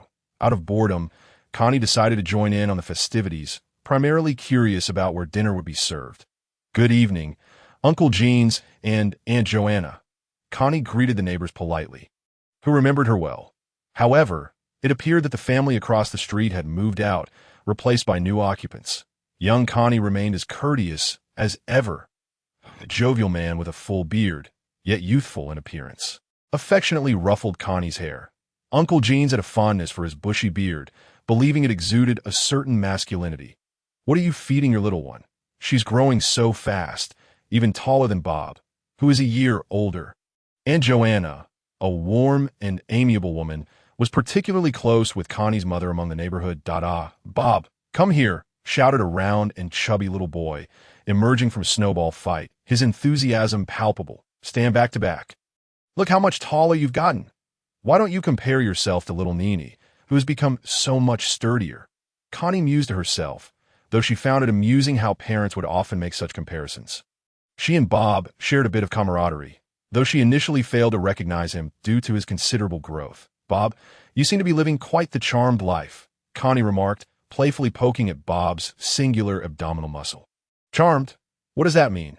Bob, a typical child, asked a perfectly reasonable question, demonstrating that he was not lacking in intelligence, despite not being as astute as his peers at school. That IT means comfortable and pleasant. Connie stammered, struggling to find the right words. Which school do you attend? It's been ages since you last returned, Bob inquired while brushing the snow off his clothes. I've been studying out of town. Connie replied, echoing what her family had agreed upon. Want to join the snowball fight? Bob asked, clearly eager for more fun. That I'll pass. I'm afraid of the cold. Connie declined, reluctant to engage with a gaggle of children with whom she shared little in common. Okay then, Bob replied, seizing 2 handfuls of snow to form balls and darting back into the fray, shouting, Bear flies a plane. As Connie observed the adults bustling about, she felt a desire to assist, but found herself at a loss for how to contribute. Instead, she sought a quiet chair to sit in. She recognized most of the neighbors, except for the ones across the street, who seemed to be new to IT. Wasn't long before dinner was ready, and the children, having grown weary of their snowball fight, turned their attention to building snowmen. Dinner is served. The little ones abandoned their toys and rushed eagerly to the table. The main course consisted of barbecued meat encircled by a crackling bonfire, creating a lively atmosphere, enhanced by the warmth of the fire and the children's exuberance. While indulging in her meal, Connie felt a gentle tug on her sleeve. Turning around, she was greeted by an unfamiliar little girl with long, straight golden hair reminiscent of a porcelain doll, somewhat unsettling. Yet, Connie recognized those eyes. They were the same golden pupil she had glimpsed from the opposite window, enigmatic and inscrutable. Hello. What's the matter? Connie inquired politely. Can you do magic? The girl whispered conspiratorially in Connie's ear.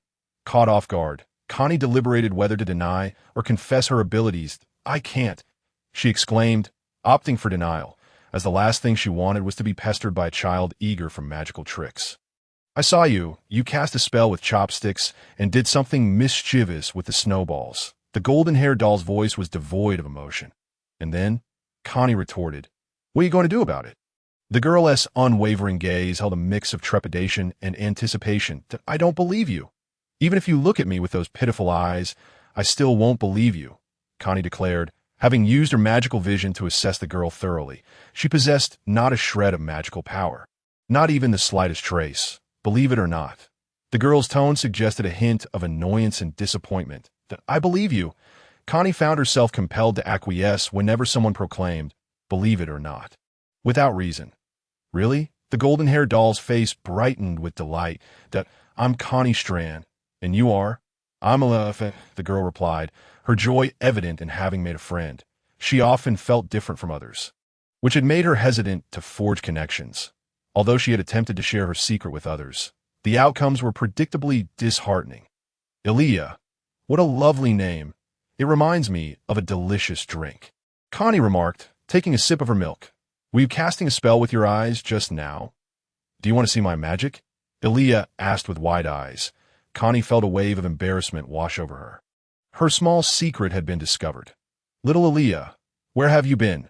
A melodious yet gentle voice suddenly interjected, startling Connie that a blonde woman, seemingly not yet 30, appeared from nowhere, interrupting their conversation. This woman approached and gently ruffled Ilya's hair, saying, How could you wander off like that? I was worried sick. I thought, it's the golden-haired lady, Ilya stammered. Mother, I found a friend. She could do magic too, Ilya began, but her mother swiftly covered her mouth, silencing her. Mrs. F.I. Merry Christmas. Would you like to join our Christmas bonfire? Connie's parents had been observing her conversation with the little girl across the street, choosing not to interrupt. After all, children will be children. But it was courteous for the parents to engage in a few pleasantries. having lived nearby for a few months without much interaction, thought, "Oh, thank you. Merry Christmas. I think we'll pass. I prepared dinner at home. I hope you enjoy yourselves." The golden-haired lady politely declined. Connie, having remained silent throughout, sensed that their new neighbors were not to be underestimated. "Aaliyah, Merry Christmas. Thank you, and you too." With that, Aaliyah was led away by her mother, who smiled back at Connie as they entered their home, leaving Connie intrigued. "So, the little girl's name is Aaliyah. That was quick. Has she taken a liking to her?" Connie's mother, Lena, pondered with a hint of curiosity. "Our new neighbors?" Connie tilted her head toward her mother. "Yes, quite the peculiar woman, all alone with a child. They moved here just a few months ago," her mother explained, accustomed to the presence of single-parent families in the neighborhood. Though conversations often fell short as for why Connie believed the golden-haired girl's claims, it was simply because she had not detected even the slightest hint of magic within her. In truth, it was impossible for anything to lack magical essence entirely. Magic permeated everywhere, merely varying in intensity.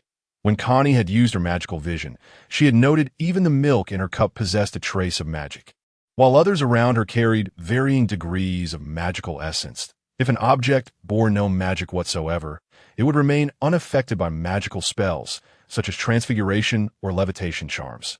However, physical-type spells would still apply.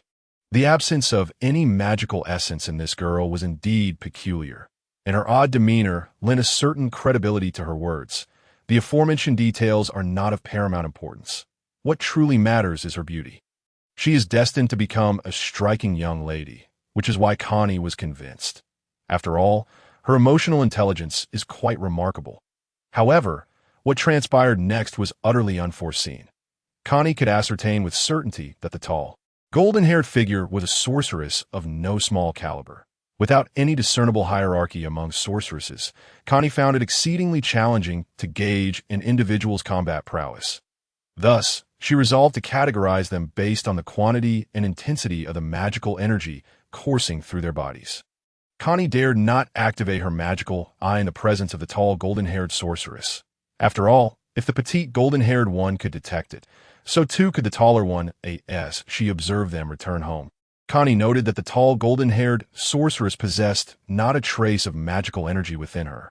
When viewed through the lens of the magical eye, they appeared as two shadowy figures, one large and one small, cloaked in darkness. Magical energy manifested as luminous orbs drifting through the air, disappearing upon nearing them, akin to a black hole. Others around them exhibited faint glimmers of light. Connie had not even noticed when the tall golden-haired sorceress had materialized beside her. Was it an art of teleportation? There had been no sound of a sudden appearance. "Stop daydreaming and eat your food," Connie's mother, Lena, exclaimed as she approached, playfully ruffling Connie's hair. Following their meal, the time for casual conversation and gossip ensued. Connie, disinterested and unwilling to frolic in the snow with the younger children, contemplated returning home directly. "Tornado!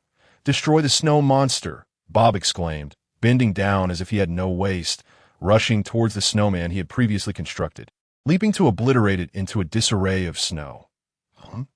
Connie had not yet reached her doorstep when she heard Bob's anguished cries. "A tornado!" It was as if a light bulb had flickered to life in Connie's mind. How did I not think of that? She hurried upstairs, retrieving her notebook to jot down this brilliant idea. A tornado could undoubtedly be conjured using a levitation spell, provided one acted swiftly. She would have to test it upon returning to school. Connie resolved to retire early that night, eagerly anticipating the gifts awaiting her in the morning, hoping they would not be too eccentric. Before retiring, she decided to check on Little Black's condition. Still the same, she observed, noticing the large clump of fur seemed smaller than it had that morning. Hissing, Little Black raised its serpent-like head, flicking its tongue in Connie's direction. "So diligent," Connie remarked, shifting her belongings to the corner of her bed. The moon was neither particularly round nor distinctly visible, likely due to the absence of a sorcerer's realm. "Let us share this space," Connie thought, her interest in sleep dissipating as she began to meditate beside Little Black. The magical energy here was significantly weaker than at school, and the spiritual energy felt sparse, almost negligible. However, Little Black appeared unaffected, enveloped in a substantial aura of spiritual energy. What is this? Is it stronger than me? Connie speculated, attributing it to the effects of the dragon crystal. She had never practiced with a dragon crystal before, so she was uncertain, but it certainly seemed plausible. Approximately an hour later, sensing her parents' imminent return, Connie hastily concealed her belongings and leaped onto her bed to feign sleep. She soon heard the door creak open and then close again. After a brief moment of rest, she emerged, opening her belongings to reveal Little Black, who continued its meditation. Knock, knock, knock. Connie opened her eyes, returning from her meditative state, as the owls delivering Christmas gifts arrived. The sight of the gifts dangling from their claws indicated that a flurry of owls soon followed. Bringing a multitude of presents, it appeared that her night would be dedicated to unwrapping gifts rather than meditating. With presents before her, there was no time to waste. She eagerly anticipated what her friends had sent. Counting the gifts, she found only 13 or 14, yet she felt a sense of fulfillment. She recalled Harry's cousin, Dudley, who had received over 30 gifts and still remained unsatisfied. However, Connie had yet to tally the gift from ordinary folks, which were few in number and primarily from relatives. Let us see who sent the largest gift. Harry, Connie exclaimed, lifting a gift the size of a small box, adorned with the label, from your good friend. Harry, upon unwrapping, she discovered a pet box, handcrafted from oak, with exquisite craftsmanship and intricate carvings. Inside lay fine sand, feather-filled fragments, and several small caverns. This doesn't seem to be my gift, Connie mused, realizing that Harry appeared to favor Little Black more than her, which was both unexpected yet reasonable. Connie herself did not seem to lack for anything else. Little Black, you must relocate. You cannot continue sleeping on my bed. Little Black, bathed in moonlight, tilted its head slightly in response. If I could transform into an Armanigus and become a snake, I could reside here too. Connie, talking to herself, put away the pet box and began to unwrap another present out of sweater. Kid, I did guess correctly. It was a gift from Ron, and the sweater was quite well knitted. The two gifts from the Weasley brothers were their own homemade trinkets, lacking instructions. 1-star mark for that. Dumbledore's gift. Surely it wouldn't be the Philosopher's Stone? Connie picked up a small box from Dumbledore, a ring. Surely not. Upon opening it, she found a silver-white ring, devoid of any extravagant embellishments, yet both sides bore intricate engravings. Strictly speaking, it should be classified as a band. Since it was given, it must hold significance, Connie thought, trusting Dumbledore, who was sly yet not malevolent. The ring seemed a touch large, but Connie slipped it onto her left middle finger. The band shimmered, contracting to fit perfectly. Why the left hand? It signifies a certain stance. Why the middle finger? That too conveys a sentiment. Feeling nothing, she concluded that perhaps the time had not yet arrived for its magic to manifest. Dumbledore was indeed a schemer. After rotating the ring a few times, she found it rather appealing, albeit somewhat mismatched for her masculine demeanor. What about Hagrid's gift? Socks? Or perhaps gloves? A striped sock, reminiscent of the long socks fashionable among girls of the 20th century. In a vibrant pink hue. How avant-garde. But why only one? Connie tucked it back into the box. This was something she might never use. Far too small. Even Hermione couldn't wear it. Hagrid's thoughtfulness had surprised her. She had misjudged him. Neville and Seamus' gifts were rather conventional. Neville had gifted a book with a gray cover, filled with dense notes on the application and comprehension of magical energy. This was precisely what Connie needed at the moment. It could prove immensely useful in addressing her current challenges. Seamus had given her an hourglass filled with multicolored sand, layered beautifully. What have the girls said? In terms of social connections, Connie's were quite commendable, especially considering her contributions to her peers in the same year at Hogwarts. All were from Gryffindor, and upon unwrapping, she found an assortment of candies and snacks. No love letters, which warranted a disapproving mark. Finally, she reached Hermione's gift, a new wizarding robe. Connie felt a warmth spread within her. Her original robe either dragged on the ground or barely covered her ankles. Rising, she donned it, finding it a perfect fit. And the fabric felt significantly superior to her previous one. Honestly, with this, will my old pillow seem too casual? After satisfying her non-existent compulsions and mild curiosity, Connie returned to her meditation and training. Beep, beep, beep. The alarm clock rang at 6. prompting Connie to rise and silence it. In winter, the dawn arrived late. The heavens seemed reluctant to awaken, and Connie's room faced the opposite side, that a small head was peeking out. Smiling at her from across the way, Connie waved back. She wondered if anyone had witnessed the owls delivering gifts the previous night. Her mother must have realized she was a witch by now. Connie's thoughts began to drift. Was she part of a fallen ancient family, or a noble on the run? Perhaps a unique individual shunned by society. Ely also waved her small hand, having barely slept the day before. Despite her mother's endless warnings, she couldn't help but think of the friend she longed to meet. Unable to sleep, she approached the window, noticing the light emanating from Connie's window across the way. The brightness appeared to originate not from within the house, but rather from the moon. However, the moon was not particularly luminous tonight. Why is it that I can see the moonlight, but not here? Truly magical. Captivated by the glow, she soon spotted an owl carrying a multitude of gifts, tapping at Connie's window. This is truly magical. I long for gifts too. Subsequently, Connie emerged after receiving gifts, and the owl took flight, causing the light from the window to dim momentarily, though it soon returned to its original brightness. The glow illuminated the night, and she observed it for the entire duration. When can I learn magic? She pondered, recalling Connie's mention of September. Ely was somewhat eager for September's arrival, hoping it would come sooner. Upon seeing her newly made magical friend Connie wave at her, she hurriedly waved back, a smile unconsciously gracing her lips.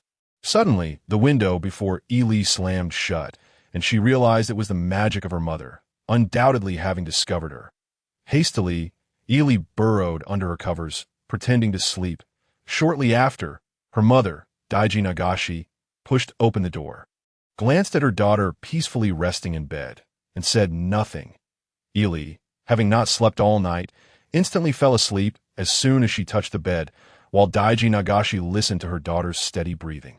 Sighing, she cast her gaze at the tightly shut window, though her focus was not truly on her own window. Why did the window suddenly close? Connie withdrew her hand, pondering whether Ely would receive her acceptance letter from Hogwarts during the summer holiday. Oh dear, I forgot to ask her age. Hogwarts required students to be 10 years old to meet the enrollment criteria. If she happened to encounter Professor Dumbledore, she would mention this matter to him. Such matters could not be dismissed lightly. They were too troublesome and best left for others to fret over. All she needed to do was quietly smile from the sidelines. She truly disliked entangling herself in troublesome affairs, as they disrupted plans and created busyness. Connie firmly grasped her glasses case and fell asleep on the Hogwarts Express. After a tense day, finally boarding the Hogwarts train brought her some comfort. When she received her glasses from the owl, she noticed the creature was bleeding, having been shot. Using her magical eye, she spotted a bullet lodged in the owl's leg, not buried too deeply. Connie used the levitation spell to extract the bullet and offered a gold galleon, after which the owl flew out of the window and vanished. This could not possibly be an accident. Who would shoot an owl for no reason? If they were going to shoot, they might as well hit their target, which seemed rather far-fetched. The postal owl flew at incredible speeds, faster than an ordinary flying broom, and it was a magical creature. The owl's flying altitude was beyond what a sniper could reach. Civilian firearms lacked the range. Was it a SEAL team? Or perhaps a counterterrorism unit? Or was it the Decepticons? Connie made a swift decision, moving into the leaky cauldron, explaining to her parents that she had important matters at school, and spent the remaining time there. The Hogwarts train would not wait for her alone. In the leaky cauldron, she anxiously gripped her wand throughout the day, finally passing through the wall at King's Cross Station and boarding the Hogwarts train, allowing her to relax. Encountering the Decepticons now would not be easy. Armed with machine guns and cannons, they were formidable opponents. While she was merely wielding a small wooden stick, they could fire in fractions of a second while she needed to chant spells. Arriving early, she stowed her luggage and found an empty compartment where she promptly fell asleep. Boom! Boom! 2 resounding explosions echoed at the Hogwarts Express station. Connie jolted awake from her slumber, immediately drawing her wand and sitting up. Outside, many students and parents had gathered, all pausing in confusion. They could hear the explosions but were unaware of their source, as nothing nearby appeared to have detonated. Connie opened the window to look outside. Seeing no signs of fire boom, it was King's Cross Station, The wall to return was blocked. Another inexplicable explosion rumbled, prompting everyone to test the wall, shouting in panic. What? How are we supposed to get back? My mother is still outside. Is this a terrorist attack? Are muggles throwing bombs again? Chaos erupted on the platform, but fortunately, someone soon stepped in to maintain order. For everyone's safety, please board the Hogwarts train. We will transfer her to Hogwarts and use flu powder to leave. A uniformed man, presumably the train conductor, announced that I have already notified the Ministry of Magic in Hogwarts. An Auror will arrive shortly to resolve the situation. Please board in an orderly manner. Connie worried about whether Neville and Hermione had arrived at the station, that I hope they're not still outside. She thought anxiously. Connie stepped out of her compartment, peering around, hoping to find them. However, the crowd was bustling towards the train, making it impossible to exit. Hermione! Neville! She called, but her voice was drowned out by the noise. As everyone boarded and found their seats, Connie retreated to her compartment. Once everyone had boarded the Hogwarts Express and the train began to move, the explosion ceased, though the train was filled with chattered clang. A girl with a dark red ponytail pushed open the compartment door. Dressed in a standard Hogwarts robe, clearly a first year. Hello, is anyone sitting here? May I take this seat? She asked, plopping down across from Connie. Hello, you've already sat down, Connie replied, bemused. The girl had a hint of baby fat and pale blue eyes. Oh dear, there's no one here. Are you a Hogwarts student too? The red-haired girl inquired. Yes. My name is Connie Strand, a first-year student from Gryffindor. You are the Connie who defeated the troll and the entire first-year Slytherins. Right? I'm Shasha Janavani, a second year from Hufflepuff. Just call me Senior Shasha. She seemed intrigued. Connie noticed quite a few flying brooms outside, all belonging to Aurors. There was a terrorist attack at King's Cross Station. I suspect that's the case, Shasha remarked, gazing out the window. I wonder what is happening over there. I'll go check if my classmates have boarded. Connie noted the noise in the corridor subsiding and stood up to leave her compartment. Thankfully, the train separated student compartments from those for parents, making it easier to search. She checked several compartments, but found no sign of Hermione or Neville. That I hope they're all right. Connie returned to her compartment. Perhaps your friends Haven T arrived at the station yet. It's still early. If the train were to depart on time, there would be 10 more minutes, Shasha reassured her, pulling out her watch. Yes, Connie sat down, realizing that worrying wouldn't help. She hoped they were just slow. All of this trouble is because of those Decepticons, she thought, touching her glasses case in her pocket. Summer is still far off. Why did the Decepticons arrive so quickly? I don't believe this is a terrorist attack. I think I'll take a nap. Please wake me up when it's time to eat. Connie closed her eyes. Sleep well. I'll wake you, Shasha replied, pulling out a book as she waited. Wah wah wah. In just 5 minutes, an announcement rang out. The train will soon arrive at Hogwarts. Please leave your luggage on board, and we shall deliver it to the school. We've arrived.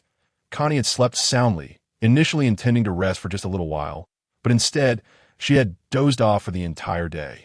Senior Shasha, didn't you say you would wake me? Connie rubbed her eyes and her stomach. Oh, I meant I'd call you for lunch, but you didn't specify whether it was lunch or dinner. I didn't eat lunch, Shasha stated seriously, holding her book.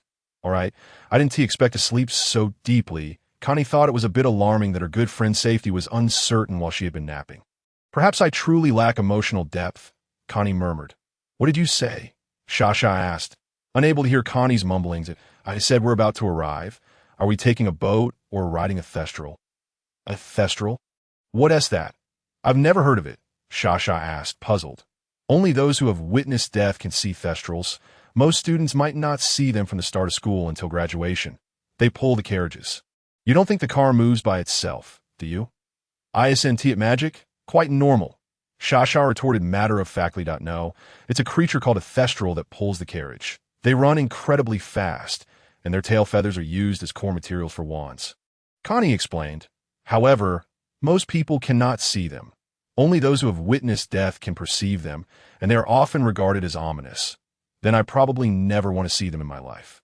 Neither do I. Let us get ready to disembark.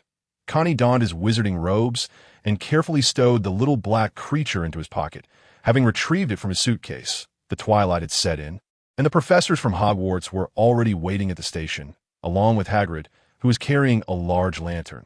Students, please follow Professor Snape back to the school. Hagrid bellowed, while he instructed the other travelers to accompany him to Hogsmeade. Hogsmeade is a well-known locale in the wizarding world, brimming with shops, clothing, confectionaries, and pubs. Its proximity to Hogwarts makes it a favored destination for students on weekends, although only those in their third year and above are permitted to visit. Suddenly, the sound of clapping echoed through the gathering of parents, all of whom were wizards. Many utilized apparition to depart, their presence on the train primarily motivated by concerns for their children's safety. Others, perhaps less adept at apparition, followed Hagrid, likely intending to shop in Hogsmeade.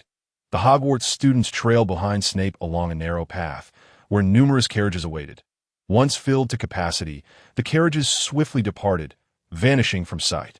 Seated in one of the carriages, Connie noticed with his magical eye that a horse-like creature with wings was pulling the vehicle.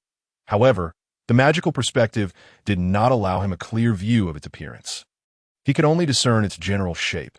Chisha glanced at Connie, her lips moving as if to speak, but she refrained. The others who boarded with them remained quiet, their expressions betraying their concern for their friends. Upon arriving at the school, Snape was no longer needed as a guide, and they made their way to the dining hall, where Snape mysteriously disappeared. The dining hall was abuzz with noise, particularly upon their entrance.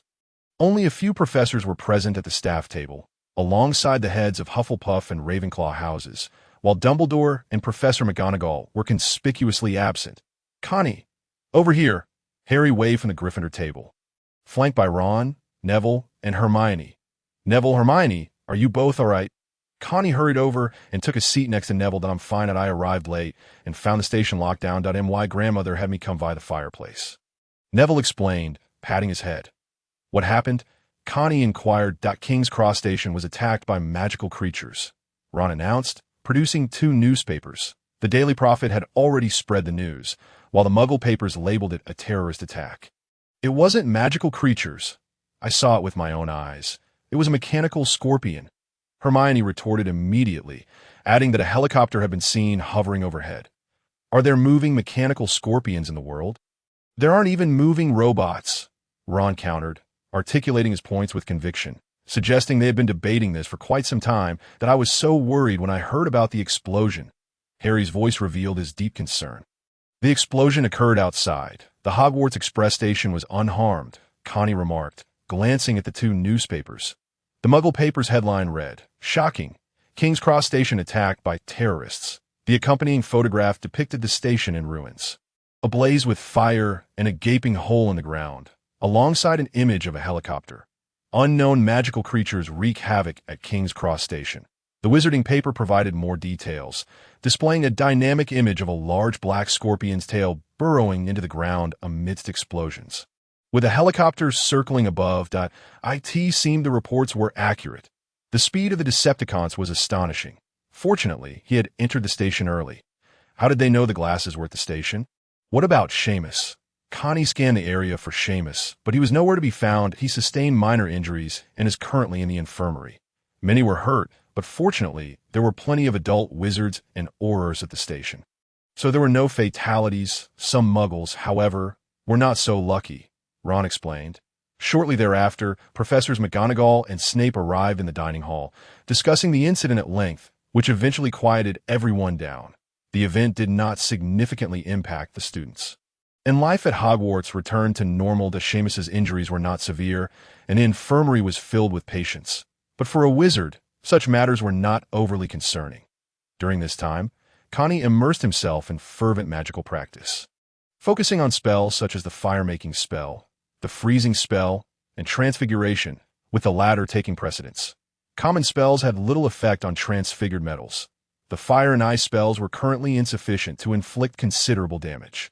The petrification and stunning spells proved ineffective against robots, making transfiguration particularly intriguing. That if he could transform a Decepticon into a mouse and crush it underfoot, that would be quite satisfactory. Theoretically, it was feasible, though increasing the difficulty would result in a cartoonish robot instead. Connie specifically requested Professor McGonagall for additional tutoring after class, emphasizing the importance of mastering the animagus transformation. Very few in the wizarding world possessed this ability, and Professor McGonagall was among the select few. After discussing this with her, he received a favorable response, as she was quite accommodating. Come to the Transfiguration classroom every Friday afternoon. On Friday, upon arriving at the Transfiguration classroom, Connie found Professor McGonagall already present. All right, let me see the extent of your transfiguration skills. She produced a matchstick, a button, a pea, and a leaf. These were all items they had studied, transforming a matchstick into a needle, a button into a beetle, a pea into chocolate, and a leaf into a biscuit. Connie had prepared in advance and practiced diligently. With a flick of his wand, he transformed the matchstick into a silver needle, the button into a mechanical beetle that crawled, the green pea into a black chocolate bean, and the leaf into a potato chip. Professor McGonagall dismissed the silver needle. Having already seen it before, it was deemed very simple and merely a formality today. She picked up the beetle. Its legs continued to move mechanically as she held it, but within a second, it reverted back to a button. This is barely acceptable. Your shaping needs improvement, and your understanding of magical energy is insufficient. She critiqued, offering a brief evaluation without elaborating on how to address the issues. Transforming living creatures had yet to be successfully accomplished by first years. The task remained exceedingly challenging, requiring a profound understanding of biology and formidable mental strength to meld magical energy into something alive. As for the chocolate bean, Professor McGonagall sampled it, and from her expression, it seemed quite tasty.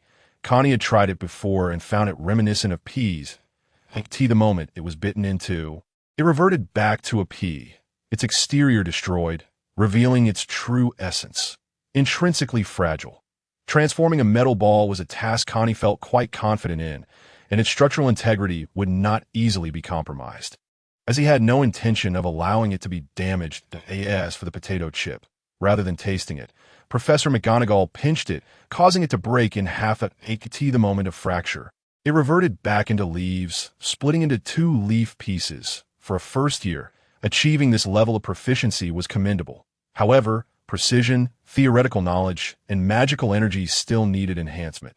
Professor McGonagall produced a stack of books, informing him that to learn the animagus transformation, he would need to study extensively, with theoretical knowledge being indispensable and magical energy requiring at least 5 times his current capacity. In essence, you are quite lacking in all aspects. 0.5 times the magical energy. How long will that take? Therefore, you have ample time to read through these books, she declared, producing another stack. You should thoroughly review these. If you encounter any confusion, come to me for clarification. That concludes today's lesson. Connie trudged back to the dormitory, burdened by the weight of 2 stacks of books. Reading was not a burden, but increasing his magical energy 5-fold would likely take a year or 2 at his current pace. For the past several weeks, Connie had been engrossed in study, participating little in Harry and the others' activities. As they put it, he was on the verge of becoming another Hermione. Every Friday afternoon, they practiced in the Transfiguration classroom, and now he had reached the limit of transforming objects the size of chairs with precision. Harry and the others were not entirely idle. At the very least, they had learned about Nicholas Flamel and the 3-headed dog, Fluffy, guarding the Philosopher's Stone. Speaking of the Philosopher's Stone, it could potentially be the fastest path to rapidly enhancing magical energy, or he could concoct a potion for magical growth or potential enhancement. Though materials posed a significant challenge, fortunately, he had managed to borrow powerful magical potions, each containing intriguing ingredients. But he was stymied by the lack of materials. It seemed he needed to seek ways to earn galleons, perhaps hunting in the Forbidden Forest. That day, after attending his afternoon classes, Connie returned to his dormitory to continue his studies, only to be interrupted by an exclamation. "Connie, Hagrid's dragon egg is about to hatch," as the dormitory door swung open. Hermione poked her head out and informed Connie that Harry and Ron had already departed. Last week, upon discovering the dragon egg during their visit to Hagrid for confirmation regarding the Philosopher's Stone, they learned of its existence. Consequently, they had been visiting Hagrid's hut in the hunting grounds daily, eager to witness the hatching of the dragon hatchling firsthand. "We cannot afford to miss this, Little Black. You must remain here in the dormitory and refrain from moving about." Little Black's belly no longer appeared as alarming as before, yet overall, it still looked somewhat swollen, affecting its mobility. Hurrying to Hagrid's hut, Hermione was soon drenched in sweat. "Fortunately, we made it in time," It hasn't hatched yet, has it? She accepted the water Hagrid offered and gulped it down eagerly. It's about to come out. Hagrid shifted his body to reveal a black dragon egg resting atop a metal bucket, warmed by a fire beneath. This method, which Hagrid had learned for his library studies, was specific to the Norwegian Ridgeback, which required high temperatures for incubation. The egg trembled continuously, and the afternoon passed. Harry and Ron stood nearby. Engrossed in a book of illustrations while discussing Quidditch, it was reminiscent of Little Black's hatching, which had also involved much trembling before the hatchling emerged. Connie savored the dinner that Hagrid had prepared, noting that they were now unable to leave the dining hall. "Where is Little Black? Why didn't you bring it along?" Hagrid inquired. "Little Black is currently nestled in the pet box that Harry gifted it, and it refuses to come out day after day," Connie replied, interrupting Ron mid-sentence. Hagrid must not learn about the dragon crystal incident. After all, prior to Christmas, Hagrid had discovered a sack full of small creatures in the Forbidden Forest. Along with some ropes, he had assumed that the Weasley brothers were once again exploring the Forbidden Forest, which was partially true, but they could not let Hagrid know that they had also ventured there. "Speaking of which, what do you think of the little sweater I gifted? How does Little Black look in it?" Hagrid seemed unconcerned that is fine that I was curious about the long tubular socks. I thought they were for me. Suddenly, the ironed bucket clanged as the dragon egg bumped against it, prompting Hagrid to hurriedly clear the table and scoop the egg out with a large spoon, placing it on the surface. With a crack, the olive-sized dragon egg shattered, revealing a small, mud-green dragon with wings, covered in a slimy substance. Its back arched slightly, devoid of horns, with its hands fused with its wings. This was not what Connie had envisioned. It remained uncertain whether this breed lacked horns or if they had yet to develop. "Look, it's truly beautiful. Let us name it Norbert." Hagrid was captivated, reaching out to touch it. Norbert tilted its head, inviting Hagrid's touch while Harry and Ron leaned in closer. As Norbert opened its mouth, a fiery sneeze erupted, singeing a patch of Hagrid's beard. "Wow." Harry and Ron instinctively stepped back. It's all right. What a lively little creature." Hagrid quickly patted the sparks from his beard. "Who is out there?" Hagrid glanced out the window and spotted someone, calling out in surprise. The moment everyone turned to look, the figure fled, but that golden hair was unmistakable. There was no one else at the school. "It's Malfoy," Harry exclaimed. "He's bound to tell the professors." Ron added, "Let us heed my advice and send it away. After all, it is a dragon, and keeping one at school is strictly prohibited for the safety of the students." Hermione insisted, "But Norbert has just been born and is so small. He still needs care," Hagrid protested, albeit reluctantly. "Dragons grow rapidly. Before long, it will be as large as your house." Connie produced a piece of meat that Hagrid had prepared earlier and tossed it to Norbert. The little dragon devoured it voraciously, swiftly finishing the entire bowl. Hagrid, however, remained apprehensive, watching as Norbert belched a fiery burp after satisfying its hunger. "Hagrid, do not disappoint Dumbledore's expectations of you." Connie knew this would resonate, given Hagrid's loyalty to Dumbledore. "All right, but where can I send it?" Hagrid relented, aware that Dumbledore had granted him the job at the hunting grounds, and the thought of disappointing him was unbearable. Why Brother Charlie is in Romania studying dragons. "He can take excellent care of Norbert," Ron suggested. "That sounds like an ideal location. Hagrid, if you take a holiday, you could visit him." "All right, I'll write to my brother Charlie immediately, asking him to find a way to transport Norbert," Ron declared, seizing a piece of paper. "They should come to Hagrid's hut at night. The school seems to have protective barriers," Connie reminded in the original text. It's unclear why they weren't stopped at the astronomy tower. Perhaps Dumbledore was aware and opened the barrier for them. "Cheer up, Hagrid. It's not happening just yet," Connie consoled. "It's getting late. We should return, or we'll lose point for being out after curfew." After bidding farewell to Hagrid, they made their way back to the dormitory, relieved that they had successfully sent Norbert away, thus absolving Harry and the others of any involvement. There shouldn't be any more incidents concerning the Forbidden Forest and unicorns, especially since Dumbledore was aware that Professor Quirrell was behind it and likely under constant watch. However, one could never be too sure.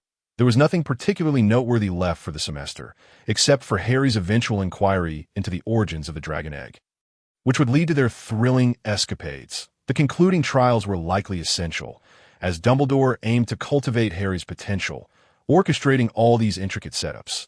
The following day, Charlie responded, stating he would come with some friends in 2 days to transport the little dragon. During this time, Connie had expected Malfoy to report them, yet nothing transpired until Norbert was safely sent away. Malfoy's family was wealthy, so they certainly wouldn't lack for dragons. Hagrid appeared quite despondent. For days after Norbert's departure, he seemed out of sorts. Could Malfoy really be so benevolent? He must have some ulterior motive, Ron speculated, continuing his usual jabs at Malfoy. Connie, what do you think? Harry and Ron discussed the matter as they walked, while Connie remained preoccupied with various theories of transfiguration. I think it's fine that you'd be better off practicing magic than debating this. You could teach him a lesson yourself, Connie interjected. Classes are already troublesome enough, Harry replied. And Connie, could you refrain from practicing transfiguration in the dormitory? I ended up bringing a cup to class this morning and devoured half a notebook at lunch, Ron lamented, supporting his head with a sigh. I lost a notebook, and the restoration charm couldn't fix it. Transfiguration is fascinating, isn't it? Though it is indeed somewhat challenging to master, Connie remarked. Enough, Connie. The books you're reading are beyond my comprehension. And Percy can't understand them either, let alone George and Fred. Ron groaned, rolling his eyes. If you wish, I'm sure Professor McGonagall would be eager to teach you to know. We're not interested, Harry and Ron replied in unison. Upon returning to the dormitory, Connie's side was a chaotic mess. Insects littered the table. A cat lay on the pillow, a dog slept in front of the desk, and the floor was strewn with fruit. Biscuits and bread that a spider with 8 eyes dangled from the ceiling. These were all Connie's creations, having transformed various objects before leaving in the morning and practicing again upon returning at noon. Neville was likely off studying plants in the greenhouse, while Seamus was probably out with the neighboring dormitory. Ron examined his belongings with his new wand, checking for any other items Connie might have transformed. His area of the dormitory had become quite bizarre. He had transformed an empty cup into a textbook and vice versa, until Ron finished brushing his teeth and brought the textbook to class, where it reverted back into a cup midway through the lesson. Transfiguration was indeed magical, akin to the legendary 72 transformations, including Animagus. He had read through all the materials on becoming an Animagus, which were undoubtedly profound. It was a completely different kind of magic. One could argue that being an Animagus was not magic in itself, but rather a manipulation of one's own magical essence, affecting oneself permanently, transforming the body with magical energy, allowing it to permeate every cell and instigate a profound metamorphosis in memory, necessitates an immense amount of magical power and a high level of skill. The magical essence that becomes lost is that which harmonizes with the body, retaining the memory of your Armani-Gus transformation. Besides the initial transformation, which requires magic, subsequent changes consume almost none. If Connie's understanding is correct, this is essentially the case. It is somewhat regrettable that Armani-Gus can only assume a singular form. Why not several? However, that discussion can wait until he is capable of transforming into Armani-Gus with a flick of his wand. Everything that had transformed reverted to its original state. Hiss, Xiaohei emerged from beneath the pillow.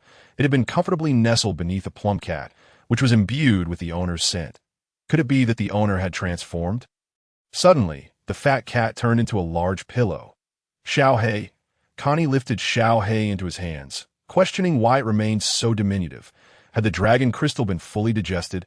Hiss, Xiaohei shook its head, wriggling its serpentine body. In an instant, Xiaohei's slender form expanded dramatically, growing to 2 or 3 meters in length, with its thickest part as wide as a bowl. What a massive snake! Ron was taken aback by the sudden appearance of the large serpent, while Harry remained relatively composed, noting that it was about the same size as the snake he had seen at the zoo prior to enrolling. Fear not, it is Xiaohei. Connie supported the snake's belly, maintaining the same posture as Xiaohei grew larger. Despite its weight, Connie felt no fatigue. Hiss, Xiaohei flicked its forked tongue, brushing against Connie's face, its undulating body coiling around Connie's waist and legs. Connie and Ron exchanged glances, fearing that Xiaohei might consume Connie. One should maintain a respectful distance. Connie easily pried the snake's body away from him, The force with which Xiao He coiled around him felt akin to being enveloped by a heavy blanket. When Xiao He was smaller, its eyes were not particularly discernible, but now they were clear, with black pupils surrounded by a ring of white. Growing so rapidly, Connie's magical eye shifted from amber to green as he reached out to touch the snake's body. The magical eye revealed that Xiao He was brimming with magical energy, though it paled in comparison to Connie's own. However, all of her spiritual energy was concentrated in her abdomen, where a crystal of magical energy, likely the dragon crystal, resided. All right, your current size is impractical for transport and care. Connie gently patted her head. Hello, Xiao He, Harry greeted the snake. Hiss, Xiao He flicked her tongue again, shaking her body, and in a moment, her 3-meter length transformed back into a form as slender as Connie's arm. With a girth the size of a cherry, she spoke. Did you all hear that? Harry exclaimed, leaning closer to Connie. Connie, Harry, have you come down with a fever? I only heard hissing sounds. Ron cautiously approached. I distinctly heard Xiao He say, Hello. Harry insisted. How could Harry hear her now when he hadn't tea before? Was it possible that Xiao He's small size muted her voice, and now that she was larger, her voice had grown louder? How could you possibly communicate with snakes? That is the emblem of Slytherin. Ron was astounded and struggled to comprehend the situation. Isn't that magic? Harry, still oblivious to the implications, remarked, I've spoken with snakes at the zoo, but attempting to converse with other animals yielded no results. But that is a trait unique to Salazar Slytherin. Salazar Slytherin was also a Parselmouth, which is why the emblem of Slytherin House is a serpent. Ron explained. The Dark Lord was also a Parselmouth, and all descendants of Slytherin possessed this ability. Then why isn't every Slytherin a Parselmouth? Connie inquired. Not all Slytherins necessarily speak Parseltongue. The recent emergence of a Parselmouth is solely attributed to the Dark Lord.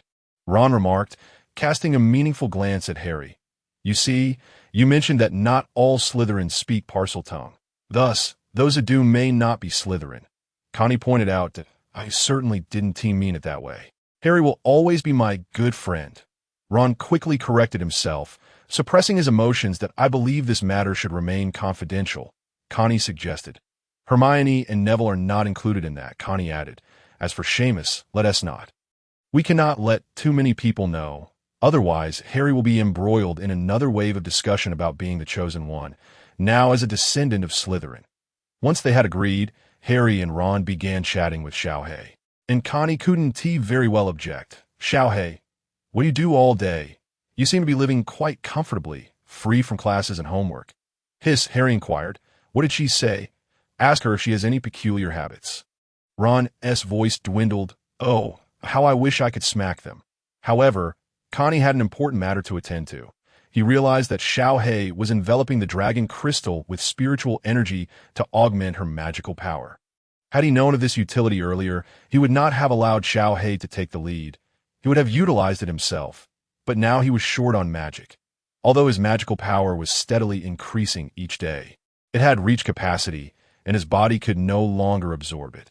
He required a substantial influx of concentrated energy to expand his existing limits. That it was akin to a balloon.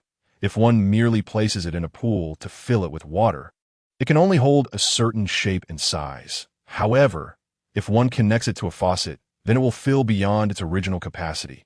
Furthermore, the material of the balloon is a factor. A 1-cent balloon cannot hold much and will burst when inflated to the size of a bowl. But a $5 balloon can expand to the size of a stool. That Connie's current constitution could easily withstand strain, yet he lacked the equivalent of a faucet to channel the magical power into him. However, this was not the crux of his discoveries. The pivotal question was, could spiritual energy be converted into magical energy?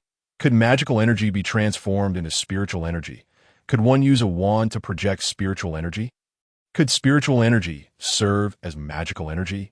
Could magical energy amplify one's physical constitution? Xiao He's use of spiritual energy to decompose the magical dragon crystal sparked a novel idea in Connie. He was eager to embark on an experimental journey. Remember to feed Xiao He. I shall venture to the hunting grounds to test a hypothesis. Connie dared not experiment in the dormitory, fearing an explosion that could lead to dire consequences. Upon reaching the grassy expanse of the hunting grounds, with Hagrid absent, Connie commenced his experimentation. However, After several attempts to infuse spiritual energy into his wand, he observed no reaction, and efforts to project it yielded no results. Perhaps they simply were not compatible energy forms, incapable of mutual application. Yet if direct transformation was not possible, how might one proceed? Would a transitional medium be necessary? Connie possessed a modicum of knowledge regarding magical energy. Yet he was entirely ignorant of spiritual energy. He could only attempt a trial-and-error approach. Connie settled cross-legged, closed his eyes, and focused on gathering the scattered magical energy and sparse spiritual energy within his body, directing them to converge in opposite directions. Connie felt a tumultuous energy swirling in his chest. He had never attempted to consolidate all his energy before, especially not two distinct types simultaneously, but on the left. A kaleidoscope of colorful light points densely clustered together, while on the right, a thick, silvery mist coalesced into a single mass, one large and one small. Although spiritual energy was less concentrated than magical energy, its inherent power was not significantly inferior. Should I amalgamate them? As Connie contemplated, the two disparate energy masses began to make contact. Boom! Nothing transpired. The two energies intertwined, yet remained distinct. The colorful light points were surrounded by the silvery mist. Connie would never attempt such a perilous endeavor. Both magical and spiritual energies had coexisted within him for so long without incident, and it was certain that nothing would occur now, to the very least. It seemed they could coexist, unlike the tales where they repelled one another, engaged in a life-or-death struggle, devouring one another. Connie reassured himself. Observing the situation, Connie suddenly sensed that a degree of compression might yield a transformation. Magical energy could condense into a liquid state. Dumbledore was a living testament to this. Likewise, spiritual energy should be capable of doing so. Advancing to the next level would involve condensing it into a crystalline or pill-like form. Connie gently applied pressure to the large mass of mixed energy. Hiss! It felt as though his chest had been pricked by a sharp needle, and his mind conjured images of raging floods, volcanic eruptions, the earth splitting, the destruction of the planet, and himself consuming excrement. He hastily withdrew the pressure, dispersing his focus, causing the spiritual and magical energies to scatter apart. The surge of mystical energy coursed through his entire being, intertwining with his essence, as a portion of this ethereal force began to circulate through his bloodstream, traversing every inch of his body. Breathing heavily, the stinging sensation gradually subsided. How terrifying! Connie placed a hand upon his chest, deeming this experience a taboo, vowing never to attempt it again. But if they could not mutually utilize or transform into one another, did that leave only the possibility of harnessing magical energy for physical enhancement, akin to spiritual energy? Yet, this too seemed dubious. Otherwise, how could Dumbledore have aged so? The notion of magical energy altering one's constitution bore an unsettling resemblance to dark sorcery. Wasn't he Voldemort known for his grotesque self-modifications? Even to the extent of losing his nose, Connie found himself at a loss, compelled to gather a sphere of magical energy and trace the pathways of spiritual energy a few times. An indescribable sensation of comfort enveloped him. An impulse to stretch and release a long sigh overtook him. It felt as though something that had been coiled for ages was finally unfurling, like a seed sprouting. A chrysalis breaking free to reveal a butterfly, a serpent shedding its skin, or the engorgement of a rectal tissue. Connie realized a profound emptiness and solitude within his being, with his magical perception activated. He began to voraciously absorb magical energy. Areas that were once saturated with magic now revealed vast voids. His body, previously aglow with points of magical light, appeared diminished as new gaps emerged. Connie cranked up his recovery speed to the maximum. It would take time to replenish. He would be seated for 5 or 6 hours. Today promised to be a day brimming with vitality. Connie restored his magical energy, now increased by 1.5 times its original amount.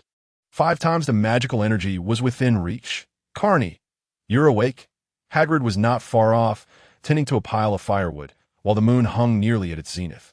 What time is it? It's 11:23. Curfew is approaching. I noticed you over there, seemingly at leisure, so I didn't disturb you. Hagrid pondered for a moment before deciding against elaboration. No matter, it's not a big deal. I'll head back to the dormitory now. Good night. Carney had previously mentioned not to be disturbed during his cultivation. Hence, Hagrid refrained from calling him. Good night. Hagrid set up the grill. Although Carney contemplated staying for the barbecue, he recalled reading online that eating barbecued food at night was unhealthy.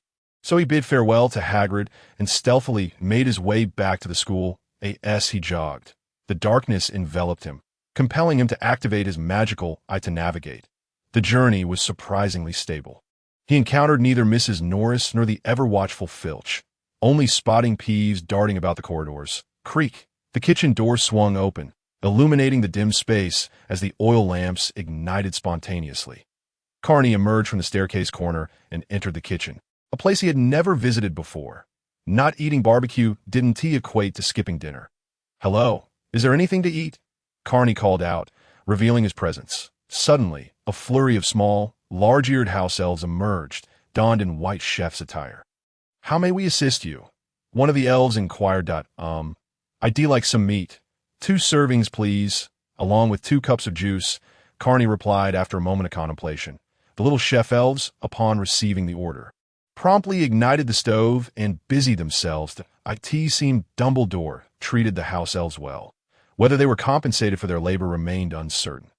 Carney found a seat at a table. The kitchen was quite spacious, comparable to the dining hall. Once the elves completed the meals, they likely used magic to transport the food directly to the dining area. The speed of the little elves was astonishing. Before he could settle on the stool, the food was ready. Once served, Carney indicated he needed nothing further and allowed them to return to their rest. Creak! Just as Carney was halfway through his meal, a sudden noise startled him, vanished without a trace. Has someone been here? A girl-esque voice echoed from the doorway. Was it George? Or Fred? You scare me half to death. I thought it was Filch. Carney immediately concealed himself and pressed against the wall. Holding his breath, the voice sounded eerily familiar, distinctly not Filch. A Hufflepuff student. Chisha had mastered the basics of cooking. Having depleted the supplies in her dormitory, she planned to procure something from the kitchen. The Hufflepuff dormitory was not a short distance from the kitchen, making late-night foraging for food a relatively simple endeavor. Upon entering, she noticed the lights were still on, and the aroma of cooked food wafted through the air, prompting her to speak up. Is it George? Or Fred? These two often sneaked into the kitchen at odd hours to pilfer food, and any Hufflepuff student familiar with Gryffindor knew of their notorious gluttony. As Chisha turned from the stairwell, she only spotted some plates and a small portion of leftover food, but the person was nowhere to be seen. The little elves had just vanished, only to reappear moments later. Chisha, Senior. Carney recognized the newcomer and decided against hiding any longer. You nearly gave me a heart attack. I thought Filch had come. Carney materialized, resuming his seat to continue eating. You can become invisible? Chisha gasped. Momentarily taken aback by Carney's sudden appearance, Filch wouldn't dare enter the dining hall. He couldn't withstand the scrutiny of the house elves. I need some vegetables and meat, Chisha instructed the little elves. This was indeed useful information. Carney observed the elf preparing a basket for Chisha. So, you two indulge in some late-night escapades? Chisha teased, grinning as she sat across from Carney. What escapade? It's just a midnight snack. You reconsuming solely meat. If that isn't indulgence, what is? One day I'll show you my culinary skills. It's all meat, nothing special. Chisha replied, to be honest, I can cook as well. It's Eastern cuisine. Perhaps we could have a friendly competition someday. Despite being somewhat of a recluse, Carney prided himself on his culinary endeavors. After all, he was a typical homebody since he didn't indulge in instant noodles. You can't just throw a few ingredients together and call it Eastern cuisine. How would I know? Chisha scoffed. It's getting late. Tomorrow, I'll show you what I can do. Carney finished the last bite of his meal. How about 11 tomorrow? I'll be done and leave then. Sounds good. Chisha picked up her basket, preparing to depart. Good night. Carney bid farewell at the entrance of the Hufflepuff common room, near the 3 wooden barrels. Vanishing from sight. Good night. Chisha replied, rhythmically tapping the barrels, which opened the entrance. She stood quietly for a moment before entering with her basket. Meanwhile, Carney had already traversed the corridor and ascended the staircase towards the Gryffindor common room. However, Carney's return was not without incident. Just around a corner, he encountered the ghastly visage of Snape. Fortunately, Carney remained concealed. Pressed against the wall, he was unfazed by Snape's midnight prowling. Perhaps he was on patrol. Keeping an eye on Quirrell to protect Harry, Carney decided to wait in silence until Snape moved on before continuing his journey. Snape patrolled without using the Lumos charm, and in the pitch-black corridor, he suddenly fixed his gaze on Carney's position. 10 point from Gryffindor to Snape's cold voice resonated ominously, because Carney Strand was wandering the corridors at this hour and practicing magic. Professor McGonagall will inform you of the relevant punishment first thing in the morning. Mr. Strand? Yes, Professor. Carney quickly responded and hastened up the corridor. A torrent of thoughts raced through his mind. Damn it. Magical perception. Snape was no novice, second only to Dumbledore. How could he not possess such a skill? Crap, I almost forgot about the invisibility cloak. It seemed Harry hadn't received the invisibility cloak Dumbledore had gifted him for Christmas. Could he have kept it for himself? Dumbledore would be unjustly accused if points were deducted. Carney only borrowed it temporarily. After all, using the disillusionment charm spy on students could lead to discovery, so he would have to rely on the invisibility cloak he initially intended to return to Harry. As for when he would return it to Harry, that would be at a more opportune time, perhaps the next Christmas or the one thereafter. The following day, the anticipated punishment arrived. It was a Friday.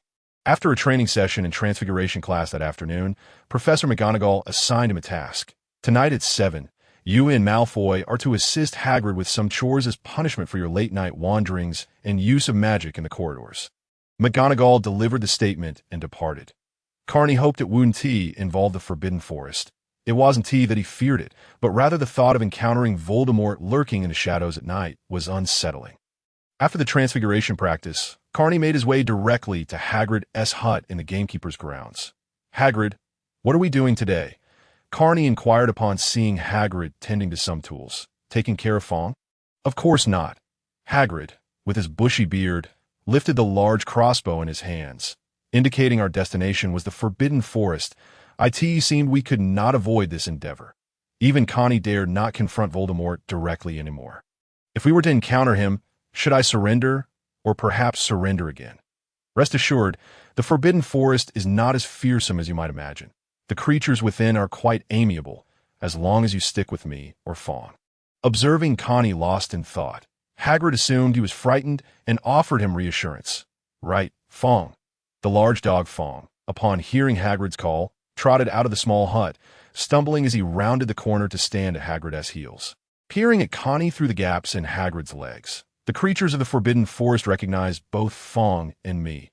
Hagrid's enormous hand, measuring over 60 yards, gently stroked Fong's 50-yard-long head. It appeared that Fong had a penchant for gazing intently at me, but he seldom barked. Connie locked eyes with Fong and recalled that during his previous visits to Hagrid, Fong had remained silent, simply observing him.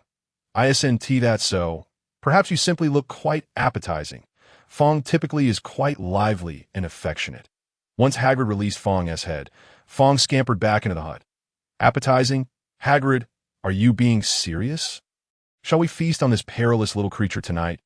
Ah, speaking of which, what exactly are we doing in the Forbidden Forest tonight? Connie decided not to dwell on the matter of Fong any longer, as no one could converse in dog language. You are aware of unicorns, correct? Several areas of the Forbidden Forest are stained with their blood. It seems one has sustained a grave injury, and our mission is to locate it and assist in its healing. Hagrid explained, unicorns are incredibly sacred beings. If left unattended, a serious injury could result in the unicorn's demise. Hagrid continued, the blood of the unicorn can preserve life, but it is cursed should other creatures inadvertently consume it. Trouble would ensue. Could it be that someone is hunting them? Connie inquired. Unthinkable. Who would commit such an atrocious act? What benefit would there be in hunting unicorns?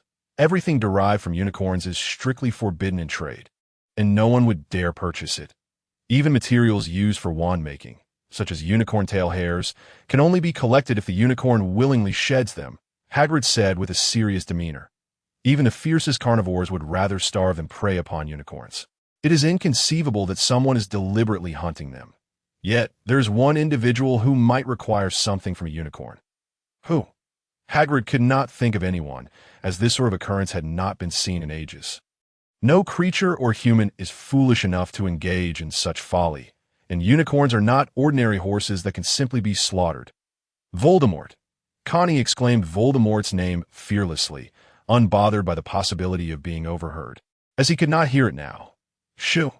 Hagrid immediately gestured for Connie to lower his voice, as if doing so might prevent Voldemort's magic from detecting us. One must not utter that name. If it is indeed that person, well, it is entirely possible. Dumbledore does not believe he is truly dead. He must be hiding in some dark corner, recuperating. Thus, the blood of the unicorn is likely quite useful to him. And the Forbidden Forest, being so desolate and devoid of human presence, serves as an ideal hiding place, Connie remarked. Dumbledore is at Hogwarts. How could he dare? Hagrid's tone shifted, suggesting you wouldn't want to go. Would you? Although your reasoning is sound, rest assured, Dumbledore has methods to discern activity within the Forbidden Forest. He would not dare venture, not speak of this carelessly. What? Dumbledore has means of monitoring the Forbidden Forest. Connie found it hard to believe. Naturally. Otherwise, why would such a perilous Forbidden Forest exist adjacent to the school? However, I cannot say what lies deep within the forest. It is vast, and my knowledge of it is but a fraction, particularly concerning that mountain. Hagrid whispered, as far as I know, the locations I am aware of pose little danger, provided one avoids that mountain, although the area to the right of that mountain is also somewhat unsafe. Surely that area cannot be the territory of the Acromantula Aragog that Hagrid keeps. The thought of thousands of eight-eyed spiders sent shivers down Connie's spine. Even those without a fear of clusters would be terrified. Hagrid, do you know of any methods to deal with souls? I am rather eager to confront the weakened Voldemort, but I do not know any spells that can harm a soul. Breaking the body he currently inhabits would not significantly harm him. And besides, Harry is not here to assist in vanquishing Voldemort. Spells that affect the soul are all dark magic. Hagrid looked at Connie with caution. I am aware.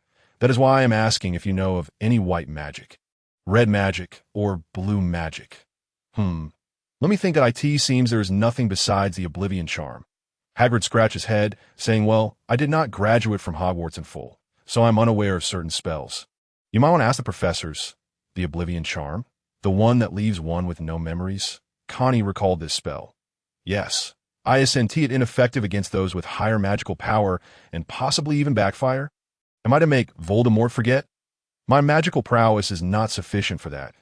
It seems that is the case. Hagrid shrugged, noting that it was getting late. Care to stay for dinner? Harry and the others are aware. Right? I have yet to inform them.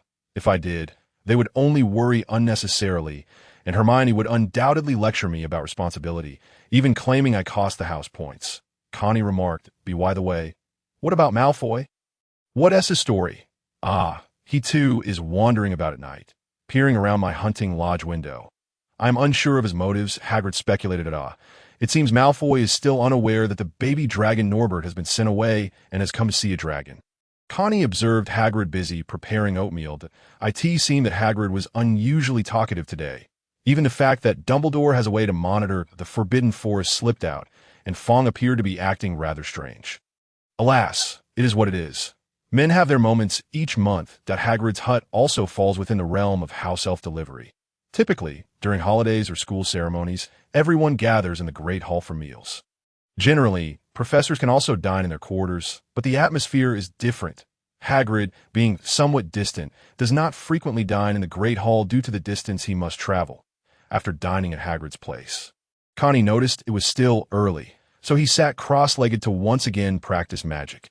Although he encountered some minor issues on the way back last night, they did not dampen his excitement. He had circled dozens of times with his magic, expecting a significant increase in capacity, but to his dismay, it had barely grown since the afternoon.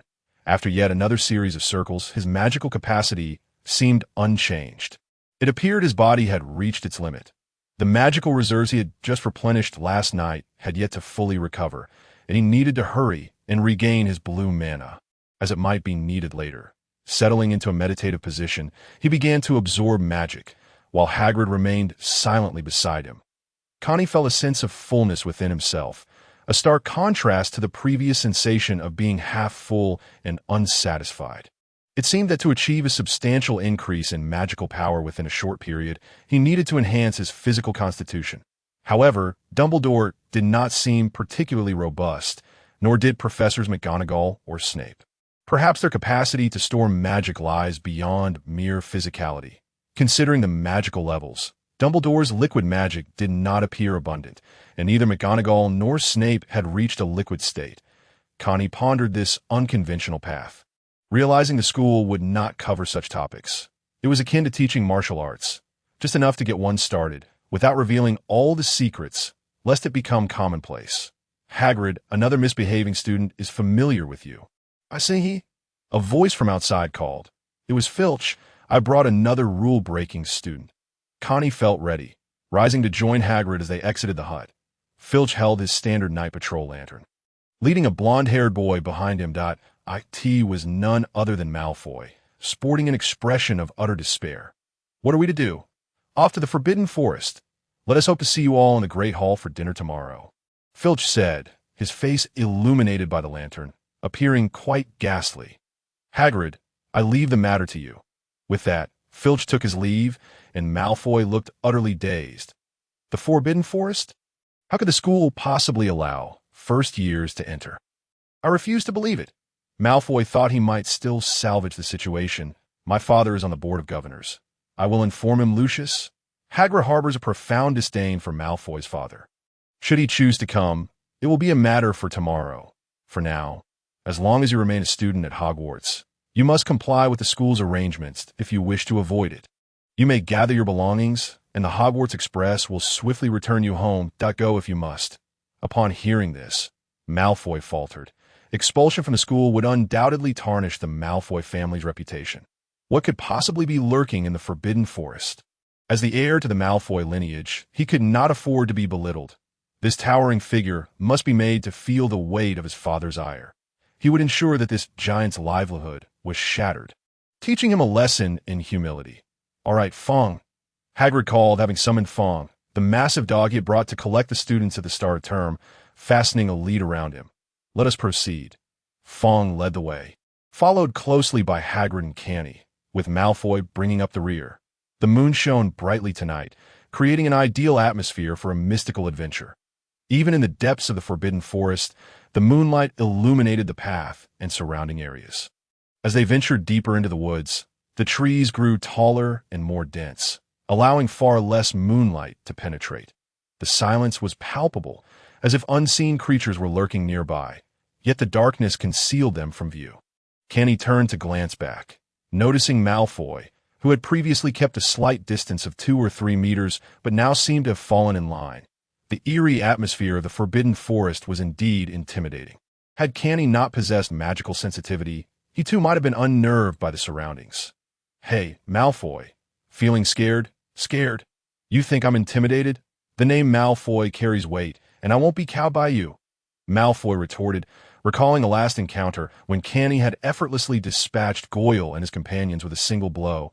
His smaller stature felt inadequate against such power. You should temper your words, Malfoy. Perhaps you might forge a few friendships along the way, Canny remarked, noting that Goyle and Crabbe could hardly be considered friends, merely sycophants drawn to Malfoy's status. Notably, few ancient wizarding families remained. The Blacks. The Malfoys, the Potters, the Weasleys, the Longbottoms, and the Crouches.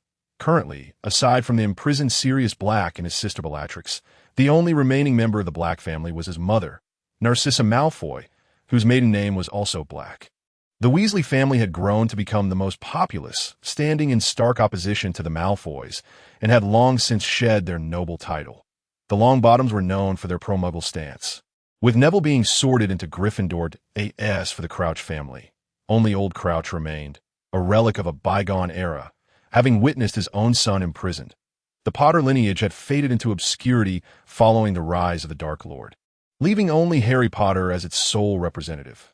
Canny recalled that there were 28 families, though he lacked detailed knowledge about the others, which hardly concerned him. Thus, among his peers at school, the only one worthy of friendship was Harry Potter. Although Slytherin House was comprised of pure bloods, none could truly compare to the Malfoys, especially now that even children of Muggle descent were considered purebloods, that it was possible that Slytherin still housed a few prestigious families.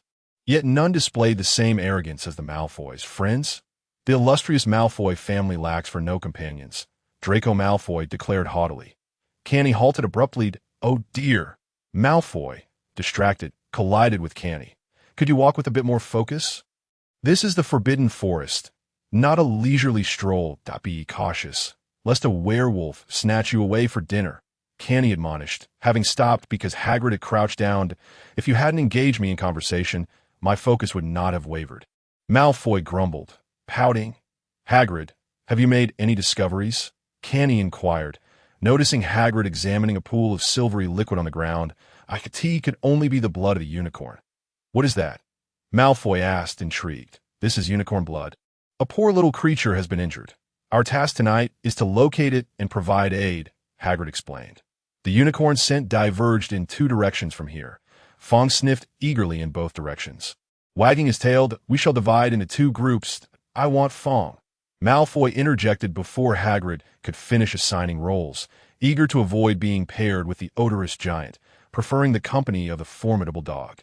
Very well, his temperament is not as fierce as he appears, Hagrid conceded, handing the leash to Malfoy. You and Canny will be one group, while I take the other. If you encounter a unicorn, signal with green light. If danger arises, use red. You should be familiar with this, correct? Certainly, Canny affirmed, having studied the signals extensively. Good. Take the lantern, we shall commence now. Hagrid passed the lantern to Canny before selecting a direction and pushing through the underbrush. Let us go, Fong. Malfoy tugged on the leash, and Fong led the 2 of them in another direction. The journey was surprisingly quiet, devoid of other creatures, and Fong proved somewhat useful.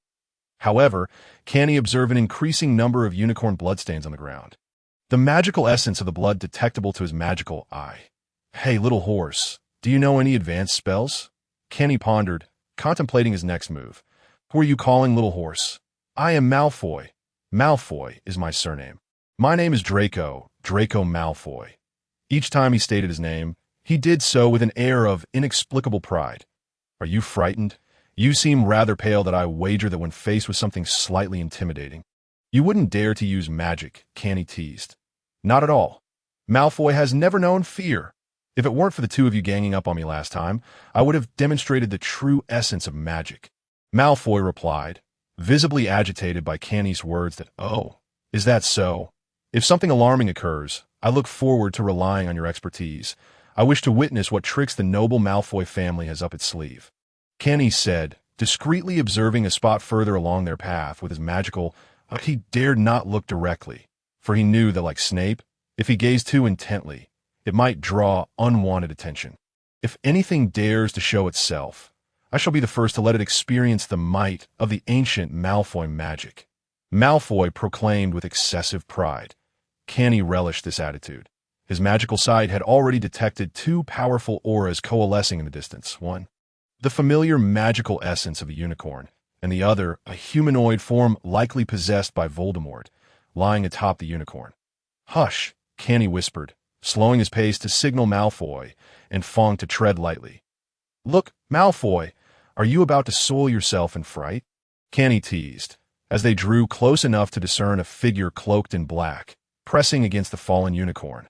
Through the moonlight, Malfoy caught a glimpse of a cloak seemingly draining the blood from the unicorn's neck, causing him to recoil a few steps in terror, nearly letting out a scream. Thankfully, Canny covered his mouth just in time.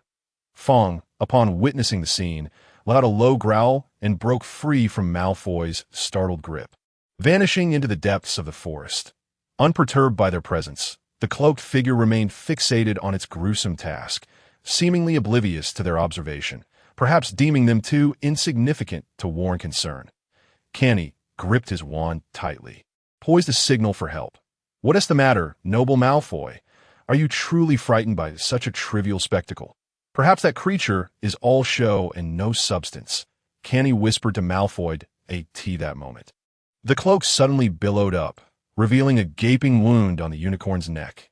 The cloak swayed ominously, exuding a thick cloud of black mist, creating an atmosphere of sheer psychological terror in the dimly lit Forbidden Forest. Having watched countless horror films, like The Ring and The Grudge, Kenny was not particularly frightened, standing firm with his wand at the ready. Malfoy, however, was a different story. As the cloak turned toward them, his lantern fell to the ground with a clatter. His wand trembled uncontrollably in his hand, pointing at the cloak. "Come on. Have you lost your nerve? It looks like just a bewitched cloak." The cloak appeared to have absorbed an ample amount of unicorn blood, and Carney was uncertain whether to strike now or await a potential turn of events. Revealing his strength too soon might draw Voldemort's attention. Malfoy, having been interrupted, began to mutter incoherently as the cloak drifted closer. Carney swiftly cast a spell that a brilliant beam of red light shot into the sky, and he couldn't be bothered to wait for Malfoy, who he had hoped would be deceived into attacking Voldemort. Making it easier to sway him later to his surprise, Malfoy proved to be rather timid. The red signal Carney conjured was a potent display of magical energy, visible even from Hogwarts, and served as a persistent source of illumination. Flames blazed forth. A jet of fire erupted from Carney's wand, aimed directly at the rapidly approaching cloak, followed by a streak of purple light. Surely Malfoy's attempt at a spell. The cloak, upon noticing Carney's signal, advanced without hesitation, colliding head-on with the two spells. Carney's fire spell failed to even singe the cloak's edges, extinguished by the dark mist that emanated from it. However, Malfoy's purple light struck true, causing the cloak to stagger and be thrust backward. The black cloak, dismissive of the minor spells from the two young wizards, easily neutralized the fire spell with the dark mist it exuded. Yet, Malfoy's spell was no ordinary attack. It had underestimated its potency and was met with a strange wail from the cloak. "Impressive, Malfoy. Keep it up." Hagrid was nearing, which might earn points for the house. Malfoy exhibited unexpected prowess in his spell work, though the casting time was somewhat prolonged. Observing the effectiveness of his magic, Malfoy wore a smug expression. Feeling superior to Carney's efforts, the cloak, no longer underestimating them, slithered closer to the ground in an S-shaped maneuver, its claws extending menacingly, etching deep gashes into the earth. "Freeze as ice," Carney exclaimed, determined not to allow the cloak to close in. He swiftly conjured a torrent of water, which fell and crystallized into ice along the cloak's path. The cloak deftly maneuvered, evading the icy trap by darting behind a tree. Carney launched a flurry of ice arrows from his wand, but the cloak glided effortlessly through the woods, rendering the attacks futile. Fire burns hot. Malfoy's magic also failed to hit its mark, and several attempts thereafter yielded no better results, with the cloak drawing ever closer. Carney realized that their usual tactics were proving ineffective. Their minor disruptions merely bought them a fleeting moment. "What are you doing? Use that spell you had earlier," Carney exclaimed, his patience wearing thin. "It takes time. Do you think it's something one can simply employ at will?" Malfoy replied, flustered as he waved his wand. It seemed he had no choice but to rely on his own abilities. Where was Hagrid? And where were the centaurs? They needed to stall for time. And, as the cloak loomed closer, Carney stepped beside Malfoy, who was again muttering incantations, likely preparing the earlier spell. The incantation was short, but his voice trembled, causing him to mispronounce it. Had Carney not appeared capable of contending with the cloak, Malfoy would have fled by now. The cloak was now within 10 meters, its claws poised to strike their throats in mere breaths. Malfoy's voice faltered under the pressure. Carney summoned his magical energy, which surged through his wand like a flood, twirling it rapidly above his head, a brilliant blue light emanating from the tip. The cloak lunged as if to engulf them. Malfoy bolted backward, colliding with a massive whirlpool of water that sent him tumbling into a cold splash. A swirling vortex of water rose around Carney and Malfoy, forming a circle large enough for them to stand in, while a powerful current spiraled upward, propelled by Carney's wand. As the cloak was unexpectedly caught in the water vortex, it struggled against the pressure, unable to escape the swirling confinement. The water spiral ascended dozens of meters high, illuminated by the red signal light, creating a towering column within the Forbidden Forest. The vortex not only ensnared the cloak, but also pulled nearby trees into its grasp. "Malfoy, I can barely hold on. Be ready for another strike," Carney shouted, realizing that a tree had become ensnared as well. He had expected it to be flung away, but it remained stubbornly trapped. Controlling both the water and the cloak was taxing on his magical reserves, and he could not afford to be distracted by the tree. Malfoy, having been splashed with cold water, regained his composure and was startled by the spectacle before him. Upon hearing Carney's command, he raised his wand, preparing to cast. Now, Carney urged, using the last vestiges of his magic to control the water, hurling objects to the sides, the final remnants of his power directed at the cloak, which he intentionally left suspended in the air. Carney nearly collapsed from exhaustion as the cloak, upon the vortex's collapse, broke free from the water, having almost escaped beforehand to go. Malfoy seized the brief opportunity, striking the damp cloak, sending it crashing into the thicket. Whoosh! 2 arrows shot forth from opposite directions. Racing toward the underbrush, the figure burst forth from the side, racing toward them. It was Fong, who darted into the depths of the forbidden forest, vanishing in an instant. "Are you both all right?" Hagrid called out, approaching with a crossbow in hand. "We're fine, Hagrid," Carney replied, though he felt utterly drained from expending so much magic, a sensation he had never experienced before. Thankfully, he possessed more than one type of energy. His spiritual power sustained him. Malfoy, however, was far less fortunate, having collapsed onto the ground. "Are you all right?" Hagrid inquired, noting their drenched appearances, a mixture of sweat and water. "Hagrid, we found the unicorn, but it's dead, ITS. Trapped beneath that tree," Carney said, scanning the area until he spotted the fallen unicorn, now crushed beneath a tree, a tragic sight indeed. "What happened here?" Hagrid surveyed the chaotic surroundings. There was a cloak-like creature. When we arrived, the unicorn was already down, and a black, smoke-emitting cloak was feeding on its blood, Carney explained. "Then we engaged it. Looks like we have more work ahead," Hagrid remarked, hastening toward the unicorn's remains for inspection. "That creature has been a nuisance in the Forbidden Forest for some time. We've been searching for it." From the other side of the woods emerged a centaur, bow and arrow in hand. The centaur's lower half resembled that of a horse, while the upper half was human, covered in fur up to the face, with long hair cascading down the back of its neck. "Good evening, Forenza. I was just commenting on how frequently centaurs have been appearing tonight. I encountered Ronan and Bane over there," Hagrid greeted. "It is far too perilous for such young wizards to venture into the Forbidden Forest at night." Forenza turned his gaze toward Carney and Malfoy. "The fireflies are particularly bright tonight," he noted, as several more centaurs joined the gathering. "You two will handle the aftermath concerning the unicorn," Hagrid concluded after inspecting the scene. "I must return to inform Dumbledore." "Hagrid, was that a centaur?" The journey back felt far easier than the arrival. It wasn't long before the flickering lights of Hogwarts Castle came into view. "Indeed, the residents of the Forbidden Forest. I have some dealings with them," Hagrid replied. "Well, it's getting late.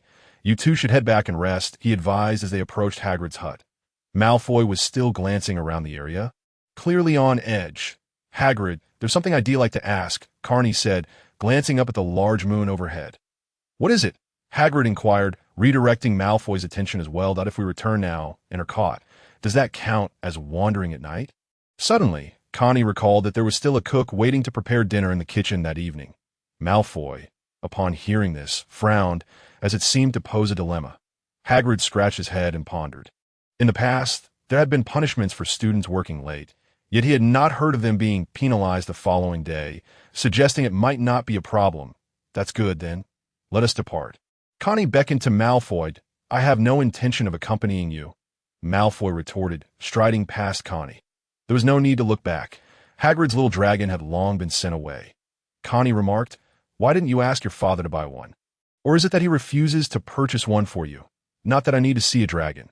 I have plenty at home," Malfoy replied, his back turned to Connie, obscuring his expression, but his tone suggested he was reddening with indignation. Sounds rather impressive. Your family must be quite wealthy, of course. We are one of the ancient 28 families, and my father is also a member of the Hogwarts Board of Governors." Malfoy relished the flattery. "However, all of this is not your own doing. It is the glory and status created by your father. It is unbecoming for a noble to flaunt accolades and status that are not of their own making." Malfoy stood frozen at the stairwell upon hearing this. "An noble status is granted by fate. It is earned through generations of effort. Nowadays, when people speak of Malfoy, they only recognize Lucius Malfoy. Draco Malfoy? Aside from boasting about his father at school and opposing others, I have yet to see the numerous pure-blooded aristocrats of Slytherin exhibit such idleness. It's worth pondering. Ascani ascended the staircase. He concluded, considering Draco Malfoy, he ultimately chose the light over darkness. It would be wiser for him to have made that choice sooner. It would save him some trouble at school, judging by his performance this evening. Malfoy's talent is not inferior to Harry's. Both Harry and Draco hail from noble lineage. The only exceptional trait Harry possesses is his ability to counter Voldemort. Throughout the narrative, Draco has merely coasted along. From the past half semester, aside from his incessant jabs at Harry and Ron, he often ends up at a disadvantage, possibly due to Connie's subtle influence. His academic prowess does not align with his inherent abilities. Yet the practical combat effectiveness is lacking. Perhaps they are merely children at this age, lacking Connie's precision of thought. Indeed, school merely imparts knowledge and instills ethics. It does not cultivate one into a societal elite. Hogwarts does not shape students into aurors or combat wizards. Dumbledore does not entertain such notions. But the Minister of Magic, Fudge, hold a different perspective. Perhaps I could establish a magical academy in the future, training individuals for combat. Among Voldemort's followers, how many possess genuine strength? Lucius, Bellatrix. The rest merely serve as numbers. Their combat capabilities leave much to be desired. Once Voldemort falls, the organization will crumble, with not a single capable individual to stand forth. It can only be said that Voldemort is exceedingly arrogant, believing he alone can dominate the world. Such hubris is destined to fail, as his followers are but a rabble. Ascani reached the second floor and turned to the third. He spotted Snape hurrying down the stairs at I just returned from a punishment with Hagrid and was headed to the kitchen for a bite to eat, Connie explained, momentarily taken aback. He did not finish his sentence, for Snape merely shot him a glance before hastening downwards, disregarding him entirely. I don't believe I was invisible. He must have seen me just now, Connie mused, doubting whether Snape had developed cataracts or lost his hearing. The third floor, the three-headed dog's chamber? Connie speculated whether Snape was searching for Quirrell. The staff quarters are not located below, so it seemed he had not found Quirrell in the dormitory and had gone to the three-headed dog's room in vain. Given that Quirrell had ventured into the Forbidden Forest, it was unlikely he would be found on school grounds. Now, Connie felt free to head to the kitchen, but on his way, he fortuitously encountered Filch, who was out for a midnight stroll with his cat. Fortunately, Connie's excuse sufficed, allowing him to evade a close call. If you hadn't come, I would have already left, he found himself saying as he entered the kitchen, where he saw Chisha languidly seated at a nearby table. You look rather unwell. I presume you haven't had dinner? Connie remarked, noting her voice and demeanor resembled that of someone starved. It was your suggestion to showcase my culinary skills tonight. Hence, I skipped dinner, Chisha replied. That I thought you were merely boasting and would not actually show up. That I was caught by Professor Snape last night while returning, and tonight I was to labor for Hagrid as a free worker. You have quite the misfortune. I have never been caught even once, she jested. How amusing. Your dormitory is right next door. Connie rolled his eyes. Allow me to prepare some home-cooked dishes for you. Connie requested some fruits, vegetables, and meats from the kitchen staff. The ingredients here were rather disheartening, with ginger, garlic, and scallions being scarce. Fortunately, salt, oil, and chili were available. All right, 2 dishes, chili stir-fried chicken wings and potato slices with meat. Connie arranged the dishes. Connie had not prepared much, as it was just the two of them, fearing they might not finish. Delicious. I've never tasted anything quite like this before. Chicken wings can be prepared this way. And these potatoes as well. Chisha remarked, sampling both dishes. However, they're a tad salty if one eats too much. That cannot be helped. There is no rice here, so I cannot cook in the East. Meals are typically enjoyed with rice accompanying the dishes. Connie inquired of the house elf, learning that Hogwarts lacked any rice whatsoever. Indeed, it is somewhat salty. Perhaps I added too much salt, Connie mused, recalling how long it had been since he had savored the familiar flavors of home-cooked meals. Whenever he thought about cooking, it reminded him of his previous experiences. It seemed he was still prone to the same issues of either excessive salt or blandness. I must take my leave after eating. Otherwise, I might encounter Snape on my way back, and he would surely catch me. Connie had not cooked much, as it was not a full meal without rice, and he merely wanted to showcase a few skills rather than indulge in a feast. Then do take care on your way. I need to eat a little more to satisfy my hunger, Chisha admitted, clearly still unsated. Are you all still awake? Don't you have classes tomorrow? Connie noted as he hurried back, finding the common room still occupied with students in the dormitory yet to retire. Indeed, we do not have class tomorrow. Connie, where have you been? We haven't seen you the past 2 nights. Tomorrow is the weekend, Ron remarked, fiddling with his new wand.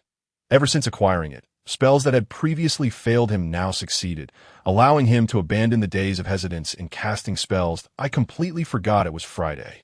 I was caught by Professor Snape last night and had to work for Hagrid today.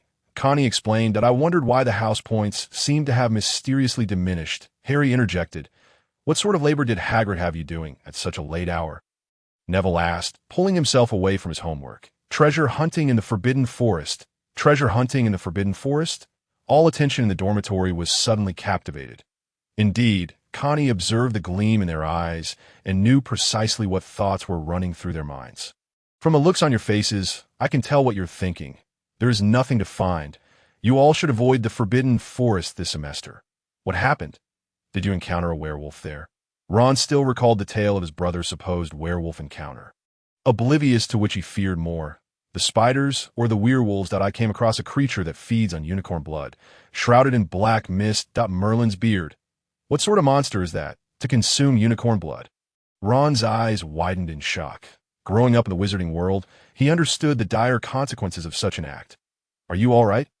Neville inquired, concern etched on his face. I am fine, but Harry, you should be cautious. Connie turned his gaze towards Harry, who had undoubtedly experienced discomfort recently. Me. What should I be cautious about? Harry instinctively touched the lightning-shaped scar on his forehead. Indeed, Harry has been experiencing headaches lately, Seamus remarked. Is that what Connie is suggesting? Is this related to your headaches? Neville asked, still trying to comprehend. Harry has been having headaches, hasn't he? It must be your scar that's causing the pain, Connie noted. Yes, indeed. What of it? Harry was also perplexed by the inexplicable pain in his scar, which had never occurred before to UM. Connie pondered for a moment, deciding he should inform Harry about Voldemort. I suspect that the blood-sucking creature might be associated with the Dark Lord. In an instant, the dormitory fell silent, all eyes turning towards Harry. Harry appeared somewhat astonished, his eyes briefly reflecting a flicker of terror, which was soon replaced by a hint of anger, as Connie noticed. There's nothing to worry about, Harry.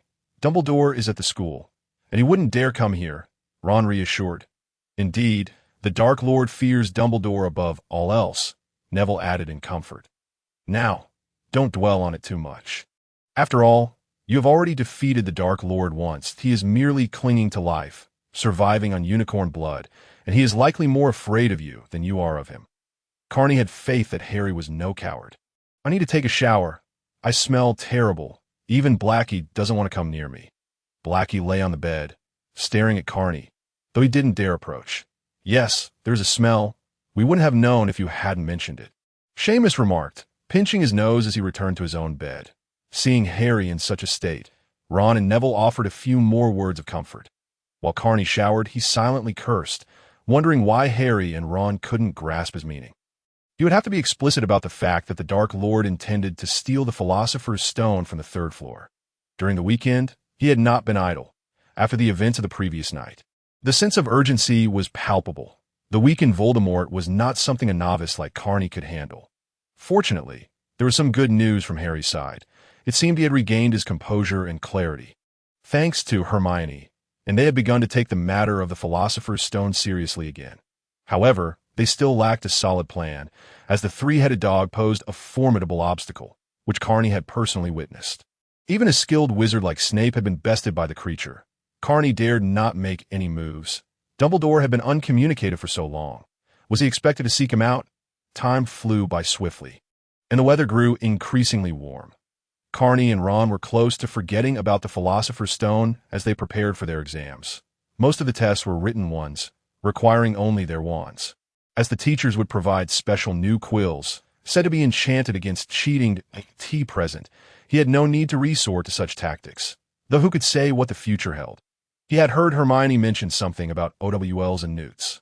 The only exams that required no writing were Professor Flitwick's dancing pair and Professor McGonagall's animagus transformations, both of which posed no challenge for Carney. However, it appeared that Harry and the others were not as relaxed. Carney had practiced the levitation charm quite a bit, and maneuvering a pair across a table was simple enough. He felt most confident about McGonagall's exam. However, Snape's potions class had taken a turn for the worse. Several students, including Carney, were on edge due to Snape's intense scrutiny, leading to numerous mistakes. One student even caused an explosion. Startling Carney, he speculated that Neville and the others were likely faring no better. After completing the final exam in History of Magic, a wave of relief washed over everyone. Results would take a week, and Ron emerged liberated, his demeanor transformed from previous worries to one of joy. What a relief! We no longer have to study. Cheer up, Harry. At least Malfoy is behaving himself now. Ron sighed contentedly, his face alight with happiness. How did you do, Carney? I think I left a few questions unanswered on the defense against the dark arts paper. Hermione chattered on about the exams after finishing hers. All right, Hermione, we've completed the tests. You should relax now. Carney was hesitant to engage in discussion with her. It was a daunting task. Ugh, Harry doesn't look too well. He seems to have a headache again. What could be the matter? This has never happened before, Harry muttered, pressing his hand against his scar, a hint of anger in his voice. Perhaps you should visit the infirmary, Hermione suggested. Those present were at a loss, having witnessed Harry endure this pain multiple times. This isn't an illness, Harry asserted. It might be some sort of omen that you're still thinking about that. Don't worry. No one can get past Hagrid's three-headed dog. Not even Snape could manage that, Ron remarked, understanding Harry's thoughts. This was something Harry had been preoccupied with daily. Carney observed Harry, furrowing his brow as if deep in thought if Harry couldn't deduce it. Carney would have to voice the realization himself. Ah, Harry exclaimed, we must hurry to find Hagrid. He dashed off, with Hermione and Ron trailing behind, panting. Why? Ron asked, bewildered. Hagrid wants a dragon, and a stranger just happened to have one. Who carries a dragon egg around casually? It's too coincidental. Harry gasped between breaths. Ron looked utterly confused, while Hermione seemed to grasp Harry's implication. Harry believed that the individual who intended to steal the Philosopher's Stone might be linked to the one who offered Hagrid the dragon egg, using it to extract information from him. Carney and Neville followed closely behind. Upon reaching Hagrid's hut, they found him seated outside on a chair, playing with Fong. Spotting Harry and the others, he smiled and asked, Harry, our exam's over. How did it go? Not yet. Hagrid, Harry replied. Can you describe the person who gave you the dragon egg? I don't know. You were a cloak, Hagrid replied. Places like pubs tend to attract strange individuals. They can't really dictate who gets in, he continued. Did you discuss anything about Hogwarts? Harry inquired. Well, it seems so, Hagrid mused, tilting his head in thought that he asked what I did, and I told him I was the keeper of keys and grounds here. He wanted to know what animals I had kept, and I mentioned I had always wanted to raise a dragon. Then he kept insisting I drink, and he said he had a dragon egg, and if I wanted it, I could gamble for it, but he wanted to know if I could care for a dragon that I thought. If I could handle Fluffy, a dragon would be nothing. Was he particularly interested in Fluffy? Harry feigned indifference. Indeed, three-headed dogs aren't all that rare in the wizarding world. I told him that when it comes to pets, you must understand what they want and how to calm them down. For instance, Fluffy just needs a bit of music to fall asleep. Hagrid's expression suddenly darkened as he stumbled over his words. Hey, you all better forget about this, Hagrid exclaimed as Harry and the others had already fled. Hagrid, you really ought to cut back on the drinking, Carney remarked, not feeling the urgency to follow. He and Neville remained behind. Shouldn't we go with Harry to keep an eye on things? Neville asked, trailing after Carney, who had no intention of chasing after Harry. No need. We can wait for them at the important spot. Carney led Neville back to their dormitory. Recently, he had scarcely spent time with Harry and the trio, and it seemed Harry harbored some resentment towards him. Dormitory? Neville observed as he watched Carney sitting on his bed, playing with Blackie. Then aren't we supposed to head to the three-headed dog? Are you really that naive? What would be the point of going now? Dinner hasn't even been served yet. Carney was unconvinced that Harry and the others would rush in recklessly. They had not located Professor Dumbledore and learned from Professor McGonagall that he was out and wouldn't return until the following day. They speculated that the cunning Snape might act at night, and they would follow to thwart him. All secrets that mustn't be revealed tend to occur at night, Carney added, noting that Harry and the others were not foolish enough to venture out during the day. That makes sense, Neville agreed. Neville, you should practice your spells more. Although herbology is your passion, Carney advised. Not wanting to see Neville become overly fixated on one subject, he needed to be able to wield Gryffindor's sword. Such talent should not go to waste. Only by becoming stronger could one protect those they wish to safeguard. Yes, I understand, Neville replied with newfound determination, his gaze sharper than before. Blackie, you've been cooped up lately. Next semester will be much easier for you. Carney collapsed on his bed, pulling Blackie from beneath the pillow. Carney, get up. It's time for dinner. Have they returned? Carney mumbled sleepily as Neville shook him awake. Not yet. I haven't seen the three of them all afternoon, Neville replied. Let's head to the dining hall and check, Carney suggested, straightening himself as they made their way to the dining hall. The atmosphere was much livelier than before. Apart from the Slytherin table, the others were filled with a cheerful ambience, though there was still a hint of lightheartedness even at the Slytherin table, but still no sign of Harry and the others. Neville observed, scanning the room. Indeed, Carney noted, having checked all four tables without spotting them, though he exchanged greetings with Ginny. It's all right. Professor McGonagall is at the teacher's table. We can ask her shortly. Excuse me, Professor, is Dumbledore here? Connie and Professor McGonagall are indeed quite familiar with one another. I am merely teaching you Transfiguration. With Headmaster Dumbledore absent, he will not return until tomorrow morning at the earliest, Professor McGonagall remarked, her gaze laced with skepticism. Why do you all inquire so? Ah, the truth is this. Connie immediately discerned from Professor McGonagall's reaction that Harry and the others had not mentioned the Philosopher's Stone to her at all. I have some personal matters to discuss with Headmaster Dumbledore, as well as a few questions I wish to pose to him. Enjoy your dinner. I shall return to my dormitory now. Neville, quickly, let us depart. Connie called to Neville. Oh, do bring some food. Why so much? Neville observed Connie levitating a plate of food, while he himself carried another. Harry and the others may have already made their way to that room. Connie hurriedly led Neville from the dining hall upstairs, hoping that Harry and the others were still safe. Fool! Shouldn't you be dining in the Great Hall? This doesn't appear to be the staircase leading to Gryffindor Common Room. Snape's expression remained impassive, his terrifying gaze and cold voice emerging from behind we. Neville was utterly terrified of Snape. We merely took a wrong turn, Connie stated. You ought to be cautious. Do not engage in any mischief.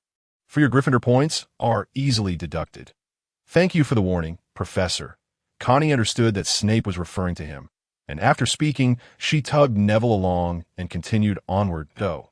You nearly frightened me to death. Neville trembled. Prepare yourself. More terrors await, Connie said as she led Neville into that room. Alohomora. Connie placed the plate down and unlocked the door. Hush. The sound of chains being dragged across the floor echoed ominously. Woof, woof, woof. To their astonishment, the three-headed dog was still awake. It was no wonder, as it was dinner time. The cacophony of its barking was deafening, its three enormous jaws gaping wide. Fortunately, the length of the chains was insufficient for the three-headed beast to extend its heads beyond the door.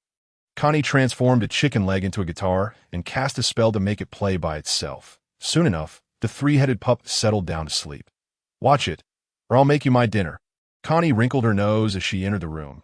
Neville, what are you doing? Stop daydreaming. Wingardium Leviosa. The three-headed dog's rear was pressing down on the trapdoor, truly heavy. Neville, quickly bring the food over. Connie lifted the board. Remember to close the door. Oh, I'm coming. Neville carried 2 plates of food, shutting the door behind him as he maneuvered past the dog to the trapdoor. Hand it over. Come down quickly, and be sure to close this door again. My transformation won't last much longer. Connie took the 2 plates and jumped down first. Thud. Thankfully, it was still the devil's snare below. Connie landed on her rear with little pain. I thought I was going to die. Neville's voice echoed loudly. Is this not the devil's snare? Connie, where are you? I'm right here. Hold the plates. I can't cast a spell right now, nor can I simply drop down. I still have to carry the plates. You know what to do. With only her head remaining above the trapdoor, Connie strained to hold onto the plates, as her physique was more than capable of withstanding the devil's snare. Oh, the shimmering golden light. Ah, hiss! With a flick of his wand, Neville cast a sunlight charm, causing the devil's snare to retract entirely, revealing a large pit, and the two of them tumbled down. Fortunately, the food on the plates remained intact. And astonishingly, Connie felt no pain from the fall. They needed to hurry and find Harry. Otherwise, he might end up with cold food.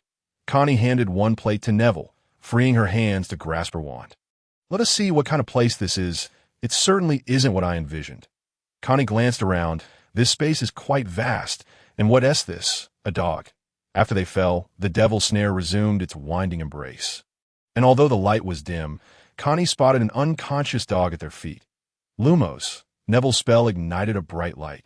Fong? Both Connie and Neville were taken aback. How did Fong end up here? Had Hagrid entered as well?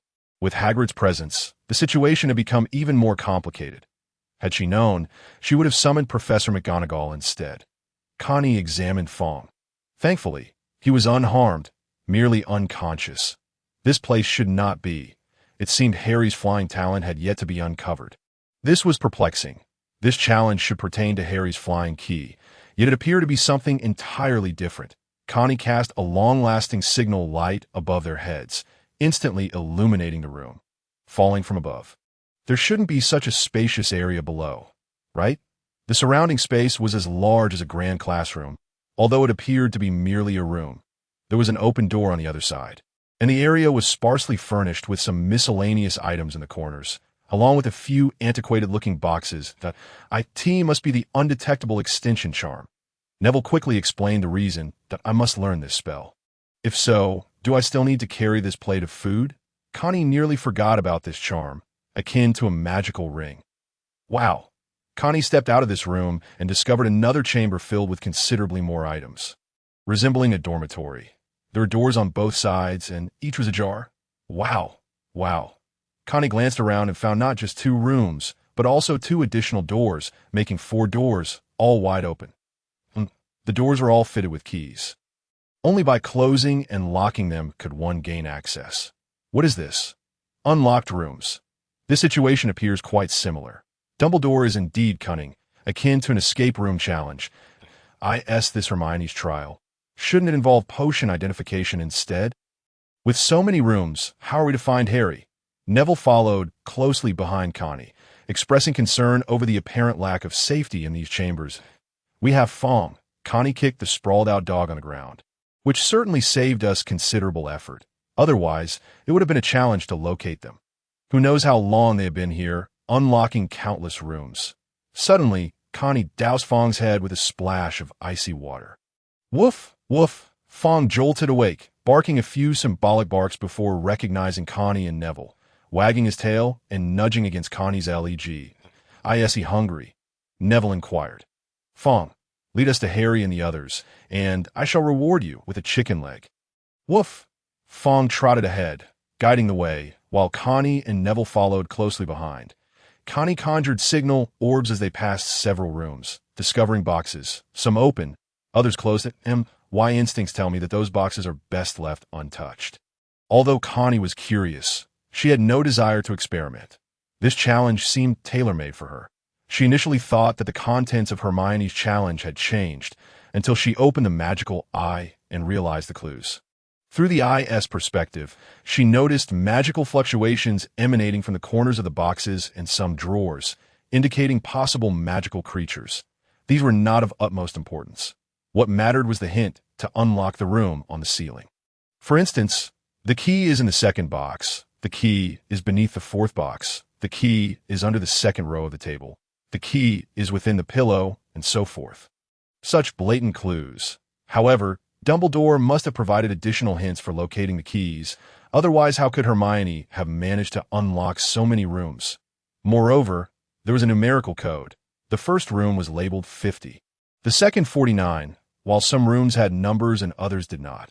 This likely means they must reach one to succeed, or perhaps even 0. Connie attempted to conjure a key using water, but it was unsuccessful. Although the key formed, it wouldn't unlock anything. Dumbledore surely put in a great deal of effort. Suddenly, Fong began barking and took off running. Fong! It's Fong! Hagrid's voice echoed nearby, suggesting they were not far off. Hagrid, Harry, Ron, and Hermione, we have finally found you. Connie and Neville followed the sound, discovering them in a bedroom-like chamber. Hermione sat in a chair, deep in thought, while Harry and Ron reclined on the bed, and Hagrid sat by the door. Their faces appeared somewhat pale. Connie could not discern whether it was due to hunger or something else. "Thank heavens," Connie exclaimed. "Neville, you have finally arrived, and most importantly, you brought food." Ron was the first to exclaim. "We were starving. Why did it take you so long? I thought you would only act after dinner. I didn't expect you to be in such a hurry." Connie served a plate to Ron, while Neville passed his dish to Hagrid.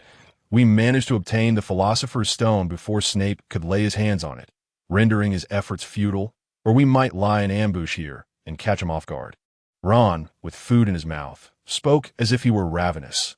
"Harry, Hermione, let us eat together." "I can't," Harry replied. "I have a headache and I've lost my appetite. Don't bother me." "I'm quite busy," Hermione retorted, her hair in disarray, reflecting the arduous task of navigating the numerous rooms. "The key is beneath your backside, Hermione."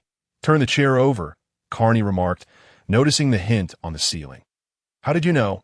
Hermione exclaimed as she stood up, flipping the chair to reveal the key attached to its base. "Because magic tells me where it is," Connie said with a grin.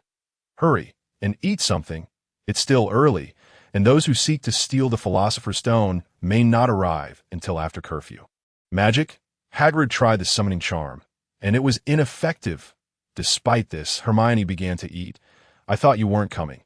There was a hint of emotion in her words, though its nature was elusive. "Harry, you should also eat. You wouldn't want to be too weak to thwart the villains later," Connie said, dismissing Hermione's comment, accepting that a bit of emotion was quite normal. Though somewhat reluctant, Harry ate a little, for Connie's words always bore a certain wisdom that was hard to refute or decline. "All right, let us prepare to move on." After a brief respite, Hermione, clutching the newly acquired key, opened the door. "I think we should hurry. Who knows when the thief of the Philosopher's Stone might arrive?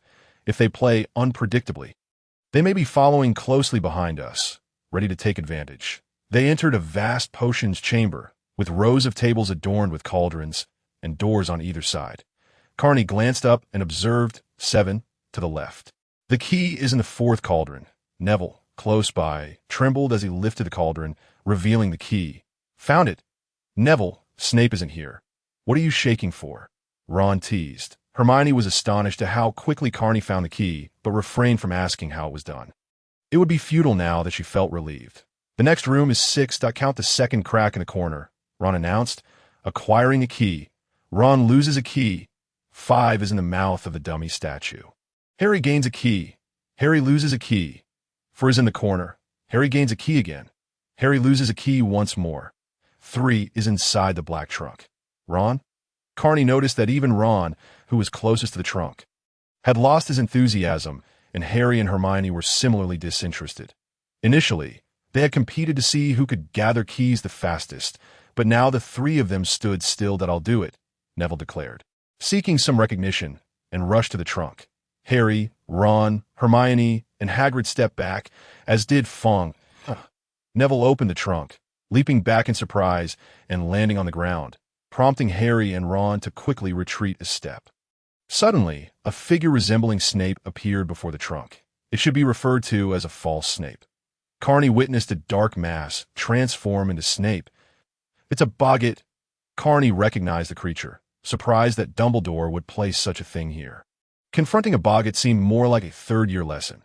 This magical creature typically resides in neglected spaces, posing no real harm, as its sole weapon is to morph into one's greatest fear to frighten them away. "Neville," Connie urged the pale-faced boy sitting on the ground. "Cast the spell. Ridiculous. Make it laughable. Ridiculous." Neville's voice trembled. "Go, Neville." Hermione cheered from the side, unwilling to approach, having already encountered something that had terrified her into sleeplessness. She did not wish to witness it again. "Go for it." Ron and Harry encouraged him, their collective support undoubtedly bolstering Neville's confidence. "Ridiculous." A beam of light shot from Neville's wand, and Snape instantly transformed into a large cabbage. "Ha!" Neville laughed, and from beside the cabbage, he retrieved the key from the trunk. Neville gains a key. Connie punched Neville's shoulder lightly, offering a smile, acknowledging Dumbledore's effort, though it felt a bit rushed. Perhaps he intended to frighten her as well. It was no wonder the others had looked so pale. Thankfully, Harry had yet to encounter a Dementor, or it would have been disastrous. Neville loses a key. 2 keys are on the second bookshelf. 6th row, 13th book. Hagrid gains a key. Hagrid loses a key. 1. The first room is pitch dark, while the others have some light, or candles at least. Upon entering, the door behind them closed automatically, and the lights within the room suddenly illuminated. "Is this a chessboard?"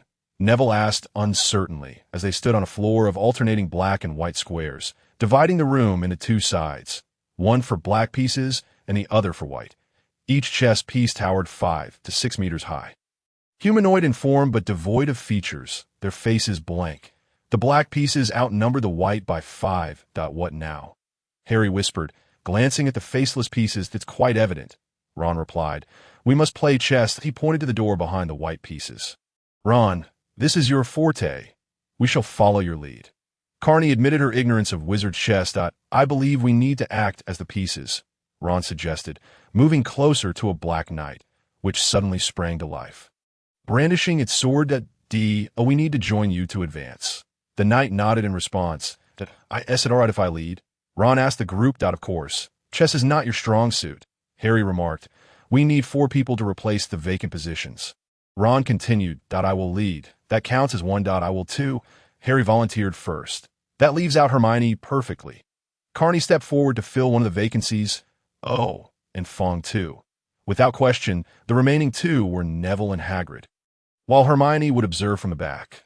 Once everyone was in place, all the pieces sprang into action, knights and soldiers drawing their weapons. The atmosphere on the chessboard grew tense. Ron crouched atop a black horse. Playing the knight, Harry assumed the role of bishop. Neville became the rook, while Hagrid and Carney took on the roles of pawns. The white pieces made the first move. After Ron's command, a white pawn advanced 2 squares. Swinging its sword in a horizontal arc, the gust from the swing tousled Carney's hair, standing 2 squares away. Everyone gasped in fear. Being struck would be catastrophic. "Ron." Hermione's voice snapped Ron back to focus. He concentrated on directing the pieces, cautious not to lead Carney and the others into danger. A black soldier moved adjacent to the white pawn, swinging its sword fiercely at the adjacent white piece. Boom! Dust erupted as the white pawn was cleaved in 2, the shattered piece removed from the board. "Well done, Ron." Harry cheered. Boom! The recently moved black piece was suddenly struck by a knight, exploding into fragments. The group was truly frightened now. The black soldier's head had burst into powder, sending a chill through everyone present. Carney glanced at the others. Neville's legs were already trembling. Harry was similarly affected, and Ron's expression was grim. Though his wizard's chess strategy tended to be somewhat aggressive, it had never been this violent, while Hagrid remained relatively unperturbed. "It's all right. Continue." Carney encouraged Ron. "I believe in you." Had it not been for her intention to let Ron shine a little, he should at least play a part. Otherwise, after all these challenges, it would seem he had contributed nothing, which might lead to some resentment. "All right," Ron replied. Carney advanced 2 squares, as pieces continued to be removed from the board. Both sides were nearly depleted, and aside from necessary movements to reposition Harry, Carney, and the others, they remained mostly still, particularly Neville. Hagrid moved 3 squares to the right. Harry moved 2 squares to the left. Ron attempted to avoid direct confrontations with the opposing white pieces to prevent becoming a target for attacks. There's no other way. Ron's chess skills are undeniably impressive. Despite the constraints of the numerous pieces that cannot be moved at will, he has managed to create a stalemate that appears evenly matched. Rest assured, you are in command. It seems that Carney is aware of Ron's apprehensions. Carney, advance 1 square to the right and forward, he instructed. Carney positioned himself in front of a white knight, which would inevitably pose a threat to the king. Splintered, Carney had already prepared his wand, and with a splitting charm, he shattered the white knight into pieces. One might wonder, if I were to obliterate it without magic, would it still be considered dead? It should be deemed so, I suppose. Ron was uncertain as well. This could possibly be one of the reasons he hesitated to move Harry and the others. Both Carney and Hagrid were capable of eliminating chess pieces, thereby providing Ron with additional options. As the pieces on the board dwindled, Ron found himself contemplating his next move for an extended period. Almost there, Ron gazed at the chessboard and pondered. Ron, allow me to take over. The onlookers recognized that the current situation required a strategic maneuver to divert the White Knight adjacent to the White King. Ron cast a sidelong glance at Carney, without waiting for further instructions. Boldly moved into a position from which he could attack the opposing white pieces. Carney! Hermione exclaimed anxiously from the sidelines, and all eyes turned to him, including Harry's. Is this really necessary? Neville asked, his voice laced with concern. Ron can devise a plan, Harry reassured, casting a worried glance in Ron's direction. Let me handle it. I still have a knight to buffer the situation. Ron felt somewhat at a loss. Achieving this much was no small feat. And now only the Black King remained on the board alongside them. Fear not. Freeze like ice. Carney had already conjured shield of water that solidified into impenetrable ice. He had tested it and found that attacks could only reach one square. Any magic cast beyond that simply vanished, hence the need for a defense. After forming an ice sphere, he infused it with a surge of magical energy, transforming the orb into a brilliant icy blue. Clang! Carney! Everyone shouted in unison, while the chess pieces could only watch helplessly, unable to step outside their designated squares. The White Knight lunged forward with a sweeping strike, cleaving through the blue ice shield. Carney, along with the shield, was sent flying, crashing outside the chessboard. I'm fine. My shield held. Carney assessed the Knight's power, which was more than sufficient to breach his defenses. The force propelling him outside the board was not solely due to the Knight strike. A tremendous force had hurled him upon impact. You scared me to death. Hermione rushed over, helping Carney to his feet. Knight, advance 4 squares to the right. Ron commanded as his black steed bore him towards the White King. Check! Clang! The sword in the White King's hand clattered to the ground. The crown cast aside at the feet of the black horse, and the door behind him swung open. Well done, Ron. The pieces on the board were now free to move as Carney and Hermione led Fong onto the chessboard. Are you all right, Carney? Harry inquired. Don't worry. It's a piece of cake. Carney playfully punched Ron and Harry on the shoulder, then turned to Neville. The door is open. Let us hurry and see what lies beyond. What comes next? Harry asked Hagrid, who was aware of the designers behind the challenges to Sprout's Devil's Snare, Professor Flitwick's enchanted key lock, McGonagall's transfigured wizard's chess, and lastly, the challenges set by Professors Quirrell and Snape. Hagrid explained, I can assure you, Professor Snape is not the one behind the theft of the Philosopher's Stone. Well, if it's not him, then who else could it be? You've mentioned this several times. We'll know soon enough, Ron replied. The passage beyond the door was dimly lit, with torches flickering along the walls, barely illuminating the way. As they progressed, the flames dwindled, the darkness deepening. Why is it getting colder? Hermione shivered. Indeed, Harry agreed, having just worked up quite a sweat as a cold draft swept through. Approaching the passage's end, they felt a chilling breeze, akin to air conditioning, blowing from the depths. The conclusion of the passage revealed a short, dark staircase that descended into shadow, the cold air emanating from below. Hagrid, you lead the way, Carney urged. I'll provide support. What does that mean? Hagrid inquired, drawing his wand and being the first to descend the stairs. It means to offer healing, Carney replied. But why are there no spells for healing to restore one's strength? Following closely behind Hagrid, Carney mused that there were no enhancement spells either, that if you need healing, you might inquire in the infirmary with Madame Pomfrey. She should have something. Hagrid suggested AS for enhancements. Aren't potions available? Healing generally relies on them. Shoo! Hagrid halted at the staircase's entrance. What is it? Hermione asked. It's a hippogriff. No wonder it's so cold. Carney peered past Hagrid, spotting a creature larger than a 3-headed dog.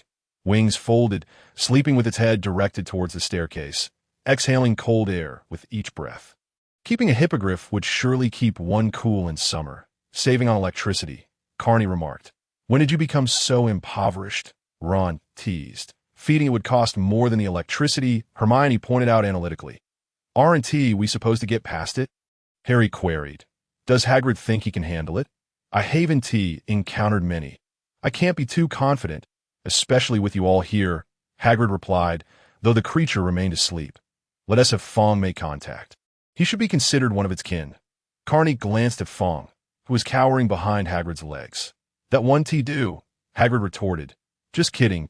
Does anyone know the stunning spell? Carney asked the group. Harry and Ron shook their heads, while Neville looked utterly bewildered. These three seemed unreliable. I do, Hermione declared. Are we stunning the hippogriff? Precisely. Hermione, Hagrid and I will cast the stunning spell together, Carney instructed, uncertain of the creature's magical resistance. Stupefy. 3 wands released the incantation, striking the drowsy hippogriff. It doesn't seem effective, Hagrid observed. Let us try again. Carney was not hesitant about expending magical energy. Stupefy, stupefy, stupefy, stupefy, stupefy, stupefy. All right, now we can breathe easy. The magical energy consumption wasn't too severe. I should regain it in a matter of minutes. Are you a demon? Carney quipped. I didn't even bestow it a protective charm. Otherwise, it wouldn't know how it met its demise if we were to eliminate it now. Wouldn't it be easier for those who come after? Carney cautiously stepped into the room, yet still moved stealthily. Protective charm? What do you mean? Hagrid and the others, trailing behind, were perplexed that I meant to encase its head in ice. Suffocating it, Hermione understood, recalling Carney's use of this tactic in the Forbidden Forest. That is a splendid idea. Effortless and efficient, Hagrid mused, stroking his bushy beard. Won't be able to break through the ice.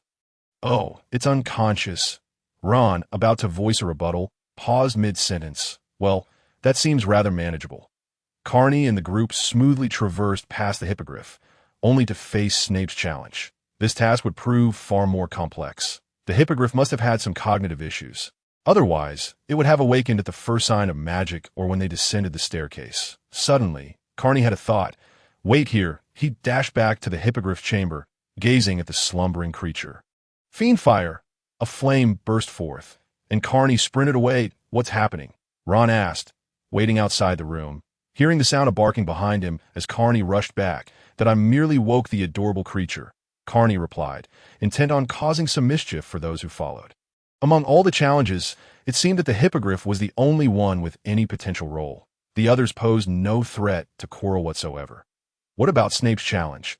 Ron inquired. It seems to involve potion identification. Ron remarked as Connie entered the room, which was modest in size, dominated by a grand round table adorned with a row of 7 potion vials in hues of red, yellow, blue, green, cyan, purple, and black. Hermione was deeply engrossed in her mental faculties, meticulously discerning each vial. What conundrum could it be? Connie recalled that only one vial contained the potion necessary to advance, though he was unsure if the riddle had changed. The parchment bore the words, "Danger lies ahead. Safety behind. One among us can offer you assistance. Drink them. One will lead you forward. The other will quench your thirst. 2 contain nettle wine. 3 are lethal. Standing in line, awaiting your choice, unless you wish to remain here indefinitely. Make a selection that we also provide 4 clues to aid your decision. First, no matter how cunningly the poison conceals itself, they all stand to the left of the nettle wine. Second, the contents of the vials at either end differ. Should you wish to progress, they will be of no use to you. Third, you will observe that the vials vary in size. Neither a giant nor a gnome harbors death. Fourth, the second vial from the left and the second from the right, though differing in appearance, share the same taste. It seems rather straightforward, a perilous potion masquerading as a beverage. Yet there is but one true elixir. After a moment of contemplation, Connie arrived at his conclusion. So we await your decision. Could the black flames be extinguished? Connie approached the threshold of the next passage, where the black flames flickered ominously. Freeze, as if encased in ice. Connie twirled his wand, conjuring a circular passage of water that led straight through to the end of the corridor. The black flames, upon contact with the water, did not extinguish. Thus, Connie resorted to freezing a pathway. It appeared that while they could not be snuffed out, they could be contained, though Connie found the surface somewhat slippery. He stowed his wand away to be by the way. Where are Hermione's 3 vials of poison? We cannot leave empty-handed on the left side of the table. I have separated them all. Hermione inquired curiously. What do you intend to do with them? These potions were brewed by Snape himself. I wonder if they are truly poisonous. Perhaps we shall test them in the Ollery someday. After all, this concoction is attributed to Snape. Lacking a bag, Connie had no choice but to carry them by hand. Just then, Hagrid, about to step into the icy passage, suddenly succumbed to a fit of coughing. Yes, we must revert to our original state. Connie, Yaya, come here. Connie plucked a few dog hairs from Yaya, and, employing transfiguration, transformed them with great force. Aligning the 7 potion vials, he dripped a few drops of poison into each of the 7 vials. ODK. Now, they're all poisoned. Should a fool arrive and unwittingly consume one, it would be rather perfect. Cough, cough. Hagrid, you aren't suffering from kidney deficiency, are you? You must exercise restraint. Connie proceeded to enter the icy passage beside Hagrid. Hurry, I fear I cannot endure this for much longer. Connie, I never expected you to be of this nature. If Snape's potion proves ineffective, we shall condemn him. Count me in when it comes to condemning Snape. Neville whispered. Condemn Snape? How could you even conceive such a notion? Hermione, hearing Connie from the other end of the passage, realized that he and Harry had reached the final room. What lies in the last chamber? Connie, Neville, and Hagrid traversed the corridor. It was a mirror. In the spacious room stood a grand mirror against the wall, and Harry was standing before it, gazing vacantly, while Ron and Hermione explored the room. Hagrid, where is Yaya? Yaya is guarding outside. He will alert us if anyone approaches. Hagrid replied, There's nothing here. No way forward. This is the final room, Hermione stated. Aside from the mirror, there is naught else. The mirror of Ariste. Connie recognized it and felt a surge of curiosity. You are familiar with this mirror? Ron questioned. Not long ago, Harry and I discovered it in another chamber. Harry visited it daily.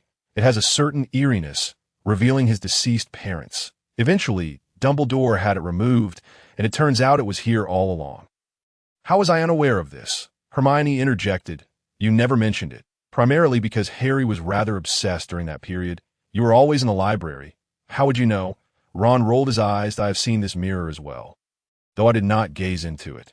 Connie remarked, this mirror allows one to behold their deepest desires, quite exhilarating.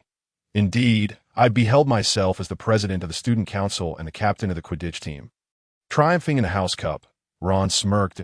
It seems that mirror is indeed problematic. The fact that it remains unshattered is miraculous. Hermione noted that I truly regret not learning the disillusionment charm. Otherwise, I would have taken this mirror with me. Connie, holding the poison, scrutinized the mirror. Cough, cough. This object is no mere trifle. Hagrid cautioned, IT can ensnare one in obsession. It is all an illusion and offers no genuine assistance. I lack a mirror at home for my morning routine. This one would suffice. I have found the sorcerer's stone. Harry exclaimed. You actually remembered the objective. Ron replied. I thought you had succumbed to its allure once more. What have you discovered? Hermione quickly inquired. Where is it? Right here. Harry retrieved a blood-red stone from his pocket. Is this it? Hagrid? What? In your pocket? After all our efforts, we could have been resting in the dormitory. Ron exclaimed in astonishment. Harry, had you remembered to check your pocket upon arrival? We would have been asleep by now. Oh, please. Had you waited a moment longer, you would have never slept at all. Neville's presence was rather subdued throughout. Staying up late is unwise. Perhaps an all-nighter is preferable. Connie suggested, Look at me. I thrive on all-nighters. You all appear worse for wear. No, this is what I obtained from the mirror. Harry quickly clarified, lest the topic stray.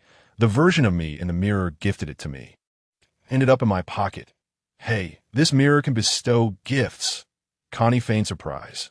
What? Really? Let me try. Without a moment's hesitation, Ron leaped before the mirror and began to exhibit an indescribable expression of foolish delight. Harry, bring it over for me to see, Hagrid urged. Hagrid, take a look and see if it is indeed the stone. Harry passed the sorcerer's stone to him. Wait, Connie's words were cut short as the stone was swiftly seized by Hagrid. Harry cast a puzzled glance at Connie. What is it, Connie? Nothing at all. Ultimately, the sorcerer's stone will find its way into my possession. Even if Hagrid has taken it now, it matters not. Not Hagrid, rather Dumbledore. I'm immensely grateful to you all for aiding me in locating the sorcerer's stone and for navigating through these numerous trials. Hagrid chuckled, stowing the stone into his pocket. And no need for thanks. Harry replied that I, for one, will not be so polite. Hagrid's voice took on odd tone. I have never been one to express gratitude. Hagrid, your voice sounds rather peculiar, Hermione noted. Not peculiar at all. This is my true voice." As he spoke, Hagrid's clothing grew loose, trailing on the ground, and his face began to shrink, ultimately transforming into that of another individual. Quirrell? Harry and Hermione gasped in astonishment, their eyes nearly bulging from their sockets. Could Hagrid have been Quirrell in disguise all along, or was Quirrell masquerading as Hagrid? It is the Polyjuice potion. Connie realized, understanding how Hagrid could have followed Harry and the others, and how peculiar his behavior had been throughout. He had assumed Dumbledore was orchestrating some sort of trickery. "So you possess discerning eyes," Quirrell remarked, his expression now exceedingly sinister, and he spoke without stuttering. "It is you who sought to steal the Sorcerer's Stone." Harry's voice trembled. "Not Snape? Snape? Ha! He certainly does not appear to be a good man. He resembles a large bat with a foul mouth, capable of great malice. With him drawing ire, who would suspect the pitifully frail and stuttering Professor Quirrell? Only I, of course." Quirrell's voice was sharp, chilling, and grating. "I told you it wasn't Snape." Connie cast a scornful glance at Harry. "I have been saying this all along, yet you refuse to believe me. Did you ever mention it?" Ron's gaze remained fixated upon the mirror, yet he could not help but express his grievances to Connie. "Enough with your incessant chattering. You lot. It's been a constant stream of noise." With a flick of Quirrell's wand, 4 ropes materialized from thin air, binding Connie, Hermione, Neville, and the entranced Ron, who was unable to tear himself away from the mirror's allure. Subsequently, for pieces of cloth were used to gag them. Last, Ron regained his composure. "But it was of little consequence. You children are utterly meddlesome, particularly that pockmarked face of yours. I'm talking about you." "Neville," Connie nudged him playfully. Quirrell pointed accusingly at Connie. "If it weren't for you, Potter's grave would already be overrun with grass taller than my wand. Did you conjure the troll and the dog-headed blue-tailed beast?" "Indeed, especially that blue-tailed beast. It took me immense effort to control it with the Cruciatus Curse. Just a smidgen more effort, and I would have succeeded." "Harry, ask more pointless questions. Villains perish due to excessive verbosity, and we must adhere to this principle." Connie shot Harry a knowing glance, uncertain of when Dumbledore would arrive. Perhaps he was already here. Presently, subduing Quirrell seemed deceptively simple. A mere push would send Harry crashing into Quirrell's embrace, leading to his demise. Yet, the real issue lay in the aftermath of Quirrell's defeat, as Voldemort's emergence would pose a formidable challenge. "But Snape harbors such animosity towards me. He seems to target me specifically," Harry lamented. "Naturally. He despises you with fervor. Your father and mother were contemporaries of his at Hogwarts. Your father stole your mother from him and ultimately caused her demise. Snape sought retribution from your father, who, relying on his numbers, bested him. Now, do you comprehend the depth of his hatred for you?" Quirrell's words dripped with mock seriousness, and my friends and I are utterly astounded. "Eliminate him," a hoarse, chilling voice echoed, emanating from Quirrell, despite his lips remaining unmoving. "Potter, today luck is not on your side." Quirrell smirked wickedly. Sensing the dire situation, Harry began to rummage through his belongings. Connie, too, began strategizing how to resolve the predicament effortlessly, scanning the area with his magical eye. "Where was Dumbledore? Are you searching for this?" Quirrell displayed 5 wands in his hand, clearly indicating that Harry's wand had fallen into Quirrell's possession. "Blast it!" Connie shifted, realizing his own wand was also missing. Ron, Hermione, and Neville had noticed their wands had been seized by Quirrell, and they were making muffled noises of protest. They could not afford for Quirrell to suddenly regain his wits and destroy the wands. The others were of little concern. It was Harry's wand that was critical, the one that shared a bond with Voldemort's. If it were to be lost in this skirmish, it would be a grave misfortune. Connie concentrated his magical energy into his legs and fists, poised to launch an attack on Quirrell, knowing he could easily break free from his bonds with a mere exertion. Prepare to perish. Quirrell's wand emitted a beam of light aimed at Harry, who deftly evaded it with a series of agile movements. "Bayubiabobiu!" Quirrell unleashed a barrage of colorful beams. Now was the moment. Connie sprang into action, the ropes snapping with a fierce jolt as he surged forward, channeling his power with a mighty punch. Quirrell, engrossed in targeting Harry, only caught a glimpse of Connie breaking free from his bonds out of the corner of his eye. A smirk gracing his lips, suddenly, a white shield appeared before Quirrell, a result of a shield charm.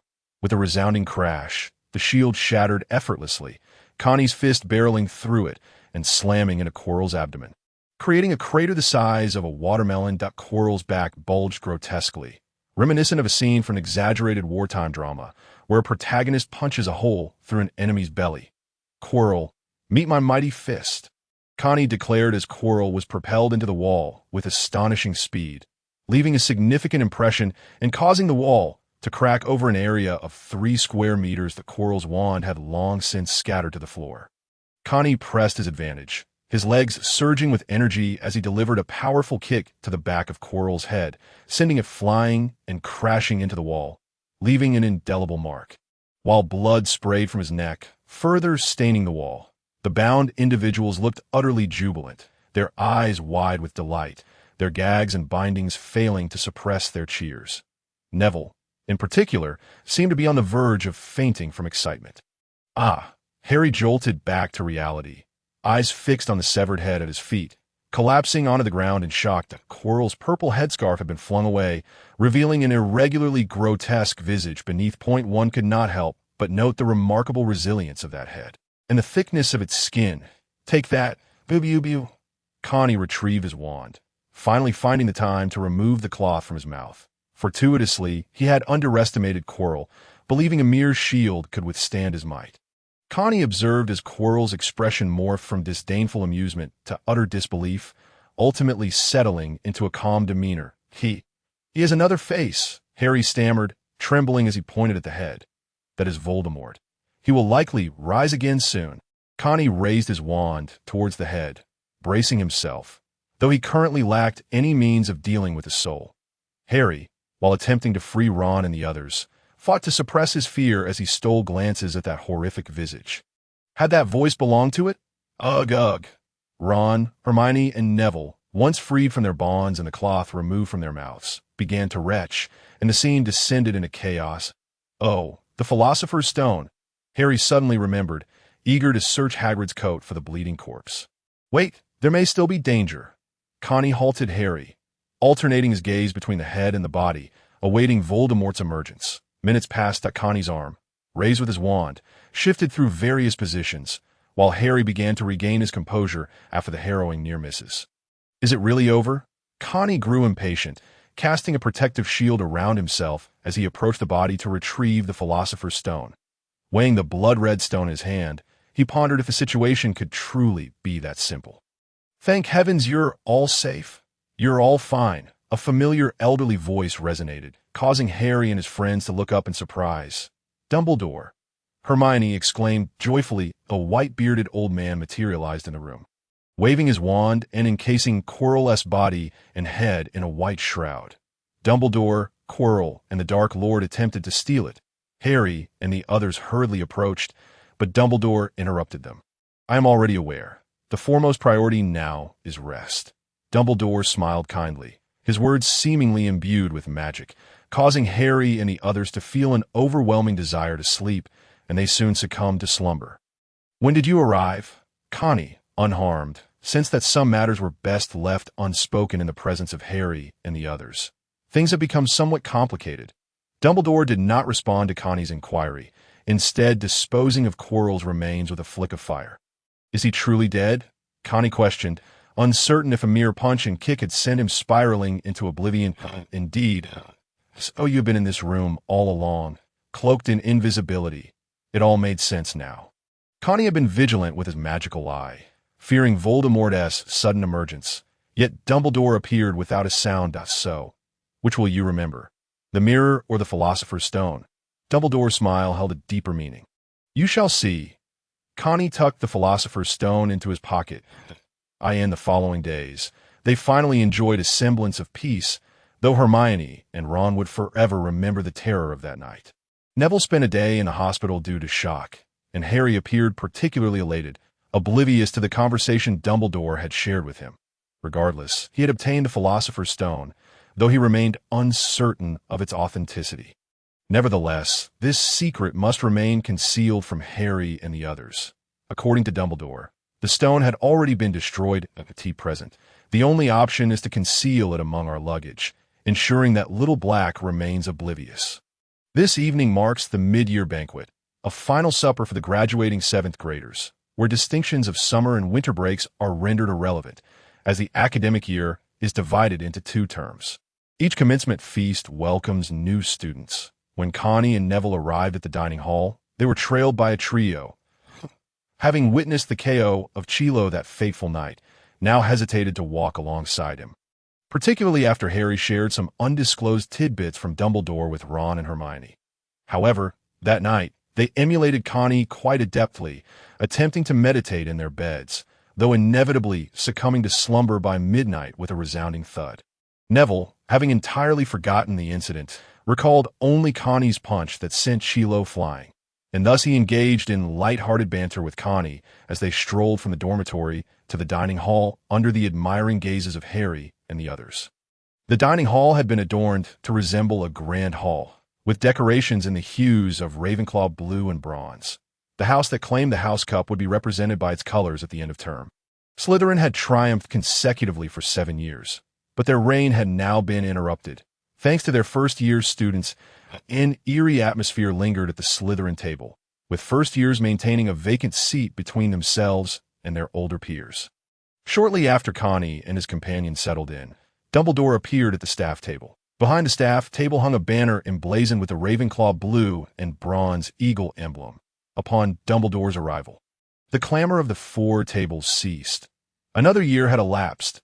Dumbledore recited his perennial phrases with an unmistakable cheerfulness. Before you indulge in these delectable dishes, I must trouble you to listen to an old man's cliches. What a splendid year it has been! Here, countless words were omitted. And now, we shall proceed to the presentation of the house CUP'd as far as I am aware. The scores of each house are as follows. 4th place, Gryffindor with 250 points. 3rd place, Slytherin with 357 points. 2nd place, Hufflepuff with 421 points. And 1st place, Ravenclaw with 468 points. A cheer erupted from the Ravenclaw table, and the wizarding hat was tossed high into the air. Professor Flitwick beamed with delight from the staff table, while Snape maintained a sullen demeanor throughout the ceremony, with no one daring to engage him in conversation. Even Chilo, the only one brave enough, had been taken down. Indeed, splendid performances. Let's extend our congratulations to them. Applause resonated from the other 2 tables. As for Gryffindor and Hufflepuff, the mere absence of Slytherin's victory was cause for joy. Not a single person at the Slytherin table clapped, casting cold glances at the jubilant other houses. Now, let us enjoy our dinner, Dumbledore declared with a smile. Is that all? As rows of sumptuous meals appeared on the tables, Dumbledore returned to his seat. What do you mean by "is that all"? Neville inquired, perplexed. Nothing, Connie replied, bemused by Dumbledore's apparent lapse in judgment. Surely, they were due for some points. Yet, Connie held little interest in the House Cup's outcome, viewing it as merely an honorary distinction of little consequence. The examination results were also revealed, and as anticipated, Hermione topped the year. Connie's results were commendable as well, placing within the top 10. He found the ranking perplexing, given that grades were categorized merely as outstanding, good, satisfactory, or unsatisfactory. Tonight marked their final evening at Hogwarts. The dormitory was abuzz with the sound of luggage being packed. The room seemed noticeably emptier, as Neville's long-lost toad was finally discovered in a corner of the washroom. So much to carry. It's rather inconvenient. I wish I could leave these books to gather dust here. Ron, having tidied up a bit, reclined and rested, as his mother had insisted he take all his textbooks home. Observing Connie, who was engrossed in reading with Little Black on his bed, Harry remarked, "Connie, it's vacation time. You've borrowed so many books. Aren't you going to pack your things? The Hogwarts Express departs at 7 tomorrow." Harry had comparatively fewer belongings, having arrived with minimal personal effects. "Are you certain you're a wizard?" Connie had no intention of hastily stowing his things away. "Tomorrow morning, I'll transfigure them in a paper and be done with it. Besides, I'm only bringing books, a few items in a suitcase, and Little Black. Hearing that makes me want to study transfiguration fervently." Ron mused dreamily. "With that ambition, Professor McGonagall will surely be thrilled and assign you extra essays." Harry had nearly finished packing. He had much to bring along. His clothes, his Aunt Petunia would never buy him new ones, and the gifts received at Christmas were all meticulously organized. He intended to take all his books back home, aiming to delve into them over the break. The thought of returning to face his relatives, particularly Dudley, was less than appealing to Harry. He wished Hogwarts permitted students to stay during the holidays. "Hey, an announcement has been made. Each of you gets a parchment." Seamus returned from outside with 5 sheets of parchment. He had long since packed his belongings before the exams. Underage wizards are prohibited from using magic during the holidays. Ron, without needing to look, knew precisely what it entailed. Learned but cannot use it. What a bother. Harry had specifically sought out Hagrid to learn a few minor hexes, such as the pig's tail charm. And the entire dormitory was well aware of his intentions. "If I use it secretly, do you think they'll catch me?" "It seems likely," Neville replied. "As long as you remain underage, any use of magic during the holidays will be detected." Yes, it appears to rely on some sort of trace. Only upon reaching adulthood does the trace disappear. Ron evidently had more knowledge on the matter, adding, "When George and Fred return home, our mother confiscates our wands. Yet she pays no heed to Percy, who is still underage. Your mother believes Percy has the self-control for that," Harry remarked. "Speaking of which, I seem to recall using magic at home during Christmas. I wouldn't have remembered if you hadn't mentioned it." Connie recollected using magic to wash dishes and perform chores at Christmas. "Really? What did you do?" Ron inquired. "Use magic to wash dishes and clean up." Connie replied, "I expected to receive a notice from the school or the Ministry of Magic, but nothing came. Perhaps it was a minor spell and went undetected." Harry theorized, pondering whether his own magic would be discerned. "Unlikely. Even the smallest spells can be detected. My father works at the Ministry, and a little wizard was reported for casting a light charm during a power outage." Ron shattered Harry's unrealistic dreams. "Well then, I'm unclear," Connie remarked. "If even the light charm can be detected, it seems I'll be sleeping in the cupboard again this holiday." Harry sighed. "Yet your aunt and uncle are unaware that you cannot use magic." Ron's mind was still quite agile in this regard. If only he would apply himself to his studies. George and Fred channeled their cleverness into pranks, frequently inventing little gadgets, a testament to their ingenuity. While Connie and Hermione lacked the knack for such inventions. Indeed, you're right. I am somewhat looking forward to witnessing the look of fear in Dudley's eyes," Harry exclaimed joyfully, tearing the notice into shreds. As it appeared he would no longer have to reside in the cupboard. Connie, too, discarded the notice into the wastebasket, planning to experiment with the light charm again at home, believing it to be merely a warning without serious consequences. With a sigh of relief, Connie replenished the magical energy he had expended days earlier, having utilized a tremendous amount of power to achieve a single decisive blow. Little Black had finished devouring the dragon crystals and had grown lethargic of late, alternating between sleeping in and eating, showing little enthusiasm for meditation or training. After a brief session of meditation and a simple wash-up, he began organizing his belongings, rummaging beneath the bed to sort through his luggage. Connie unearthed several snake skins from under the bed. Apart from Little Black, there were no other snakes in the dormitory, so it must have been him. "I wondered why my bed always had an indescribable odor," Connie thought, casting a sidelong glance at the slumbering Little Black. Fortunately, it hadn't left any mess, or Connie would have had to discipline it. He had no intention of claiming the snake skins, merely casting a cleaning charm before stuffing them into the lower compartment of the wardrobe. "Oh, I almost forgot this." He retrieved a box from the bottom of the wardrobe, which contained the glasses he had painstakingly brought from home for Christmas. "Speaking of which, how did the Decepticons know my whereabouts?" Connie opened the glasses case and noticed a bullet nestled in the corner. It was the projectile extracted from the wound of a large owl.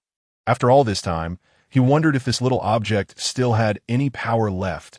It seemed that this was the only suspicious item. It couldn't possibly be the glasses at fault.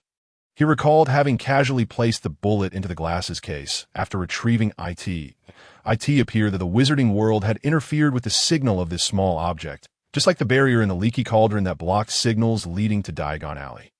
Was this thing a bomb, then? Perhaps it was better left at Hogwarts. Connie tossed the bullet back to the bottom of the wardrobe and picked up the broken glasses to inspect them. Where was the coordinate? He absent-mindedly placed them on his face. Without a magnifying glass, it was genuinely impossible to discern anything. "Connie, you're nearsighted too," Harry mumbled as he groggily got out of bed. Rubbing his eyes while watching Connie peering out the window through a pair of glasses that he often did the same, believing that looking at distant objects could help preserve his eyesight from deteriorating too quickly. Oh, my reading glasses somehow ended up in my bag. Connie tucked the glasses away, placing them into his luggage alongside the box of the philosopher's stone. Up so early for a bathroom break? Harry adjusted his glasses and headed to the restroom, while Connie continued to tidy up. The suitcase was gradually filled with galleons, dragon blood, dragon scales, and various materials.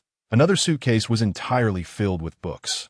He first stacked all the books he intended to bring neatly inside the luggage, planning to shrink them with transfiguration when it was time to leave. The other occupants of the dormitory began to wake up in succession. With Seamus being the second to rise, he had gotten up early to pile up his belongings. He had more than 2 large boxes and several wrapped packages. Seamus, there's really no need to bring back the cauldron, Connie remarked as he observed Seamus packing an entire set of cauldron equipment. Your home might not withstand such an explosion. It could attract the attention of the police. Don't worry, I'll be careful. I am bringing this because the notice didn't mention anything about not brewing potions. Some potions require a wand to cast spells, but others do not. I've brewed potions without using magic. Seamus's reasoning was truly remarkable, and he added, I botched my potion exam again. I barely scraped by on the last step, so I want to practice more at home. I bet that will warm Snape's heart. But your inventions might not, Connie teased. Seamus shrugged, genuinely puzzled as to why the cauldron had exploded suddenly. It could have been the cauldron's fault, or perhaps the wand. He had experienced explosions while practicing transfiguration and spells as well. Connie also considered bringing the cauldron back, but it was rather cheap, a standard school supplied at IT. Would be better to take a trip to Diagon Alley to buy a new one, though Seamus might not need to invest in something so extravagant. He just needed to stock up as he consumed them too quickly. After breakfast in the common room, they began preparing to set off with their luggage. Connie transformed the towering stack of books into cardboard boxes that fit perfectly. They could have also sent their luggage back with an owl, but that would require some postage. Connie, aren't you going to combine your luggage? Neville had left behind a toad, while the rest of his belongings were packed away. Ron's little rat was tucked in his pocket, as it was inconvenient to store it elsewhere for feeding. Harry's Hedwig didn't require such trouble. She could fly along with the train. Connie led the way, carrying 2 suitcases as many students bustled in and out with their belongings. The luggage only needed to be placed in the storage area, where it would be transferred to the Hogwarts Express, saving them the hassle of carrying it all the way. Connie had no intention of checking it in. No, I might need to replenish my magic along the way. Connie was reluctant to let it go. After all, the suitcase contained the philosopher's stone, and he would be devastated if it were stolen. As for the small black on Connie's arm, it was visible when he rolled up his sleeve. Originally, they were supposed to take a small boat across the Black Lake, but it seemed that was no longer the case. Instead, they would ride in a carriage. Look, there's something pulling the carriage, Ron exclaimed, as if he had discovered a new continent, staring at a large black horse at the front of the carriage, adorned with bat-like wings. Its appearance is truly peculiar. A bat horse. Indeed. Harry and Neville also noticed. Why didn't I see that? Seamus seemed confused. What are you talking about? What bat horse? There's just an empty carriage. What bat horse? That's a thestral. You dunce, Hermione's voice called from behind. You're not even waiting for me. How are we supposed to know when you'd come out? Ron replied. What's a thestral? Harry inquired. It's a magical creature, a representation of death. Only those who have witnessed someone die can see them. Hermione explained, casting a glance at Connie. Oh, my condolences, Seamus remarked, likely understanding that Harry and the others had witnessed loved ones pass away.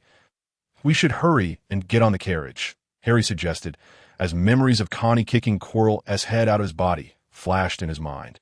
The 6 of them in one carriage didn't seem to stress the Thestrals too much. Before long, they arrived at the Hogwarts Express station.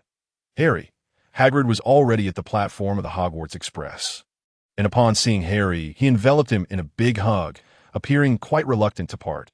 However, they would reunite next term, barring any unforeseen circumstances. Hagrid, Harry felt similarly reluctant. If only he could live with Hagrid. He wouldn't have to go back to that house. All right now, get on the train. You'll see each other again next term. If you're late, there won't be any seats left.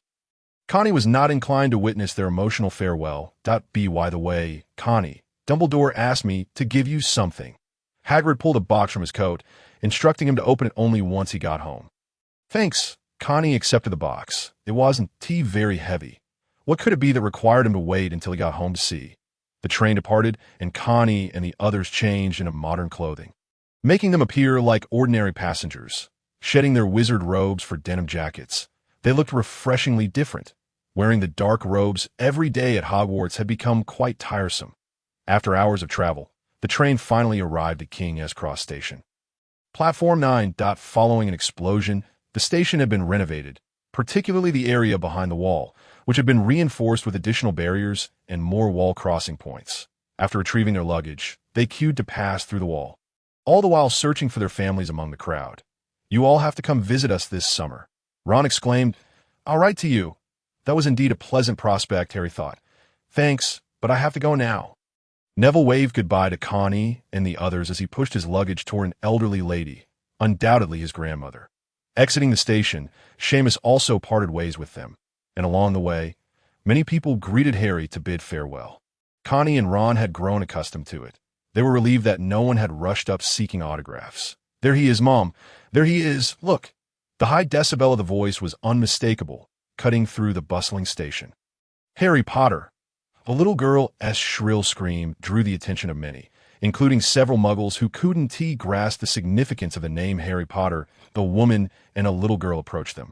The girl peeking out from behind her sister, her face nearly matching her hair and color, clearly smitten at first sight with Ron. "Ron, is that your sister?" Harry recognized Ginny, having seen the family photo Ron had shown them. And now he felt a bit embarrassed under Ginny's gaze. "That it appears so." "Well, I'll be off then," Connie said, hauling his suitcase. He had specifically written to his parents to delay his return home by a few days, partly to see if there were any movements from the Decepticons, and partly to prepare a surprise for his parents. "Goodbye, goodbye." Harry and Ron replied, "That I don't remember there being a parking lot here." Connie stepped out of the station, noting the significant changes around him. The small shopping mall that once stood there had been transformed into a parking lot. "This is terrible." Connie found himself on a busy road, patting his pocket to hear the jingling of wizard coins, wondering how he would pay for transportation without any modern currency. Perhaps it is best to resort to transfiguration.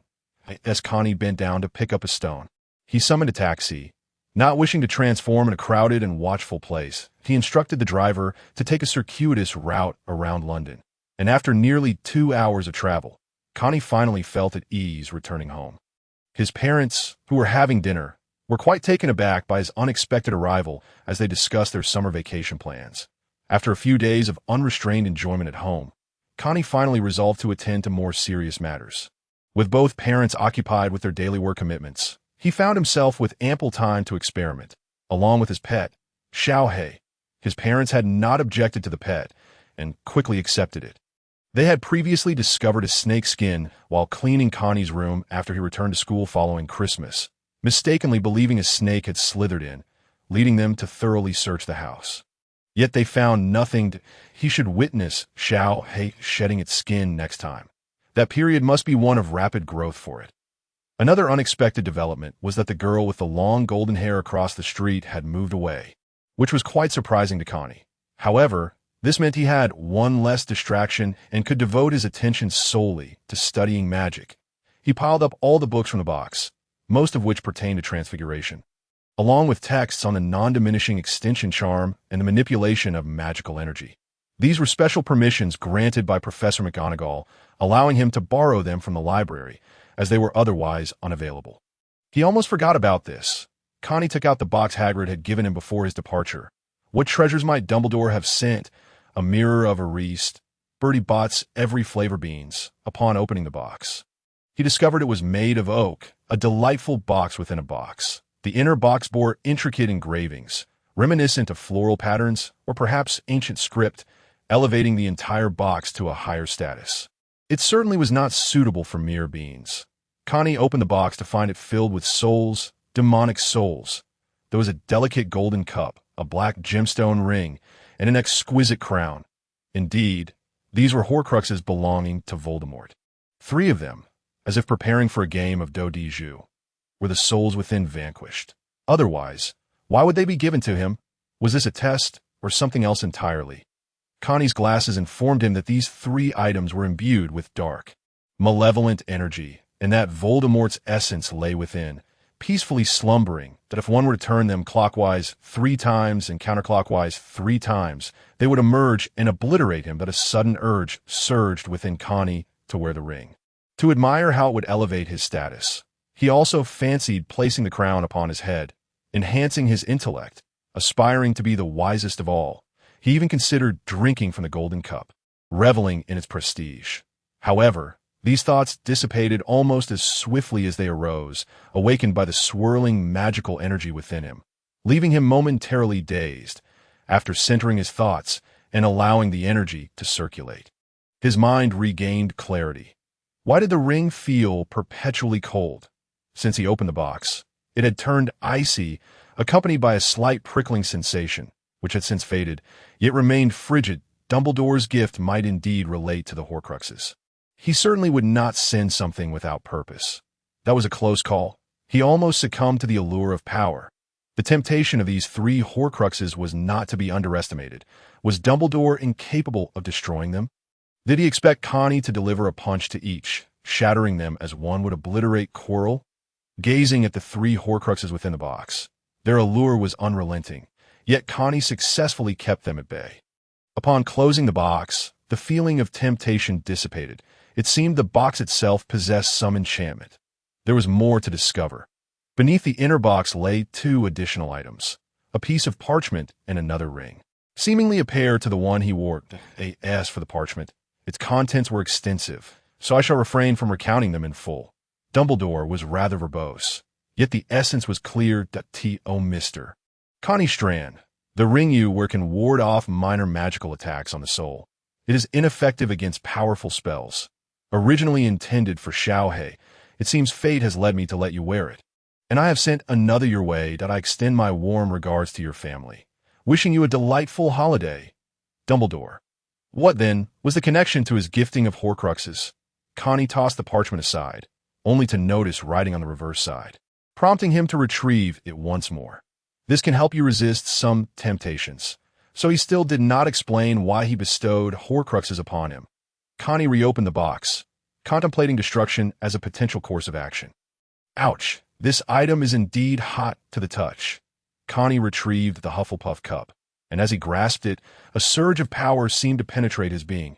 Concentrating his magical energy, he enveloped his hand, effectively blocking the force from entering. I squeeze. With both hands engaged, Connie summoned all his strength, exerting magical energy against the cup's surface. After 5 or 6 minutes of relentless pressure, his hands ached.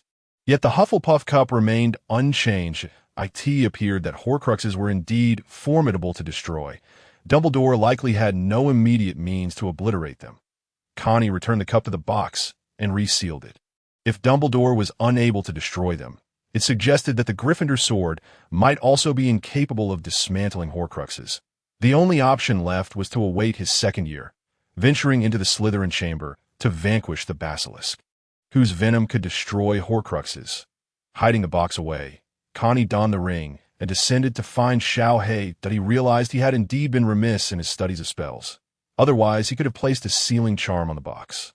Xiaohei, Connie called out, spotting his pet in the grass. He beckoned Xiaohei to come indoors. Recently, Xiaohei had been having a splendid time. When the house was empty, it would revert to its larger form, lest Connie's parents be frightened. However, upon venturing outside, it would still revert to its smaller size. Initially, when Xiaohei transformed into a size akin to a bull, would doze on the stairs, startling Connie when he emerged from the room to relieve himself. But he eventually grew accustomed to it. "Come here, I have a gift for you," Connie called as Xiaohei climbed up his arm. He produced the silver ring, identical to the one he wore. Xiaohei, coiled around Connie's arm, recognized the ring. Ever since Christmas, it had been in its owner's possession, and now it would have one of its own, bringing it immense joy. It tilted its head, attempting to burrow into the ring. Wait a moment, Connie pondered briefly. Although this item indeed seemed to possess the properties Dumbledore described, its other functionalities remained uncertain. The magical energy could protect against attacks and temptations to the soul. If Xiaohei were to cultivate at home, it should be unaffected. Connie removed the ring from his finger, placing both rings in his palm. He intended to infuse the ring with magical energy, hoping it would not explode. The magical energy flowed seamlessly into the ring, and upon inspection, he found no anomalies.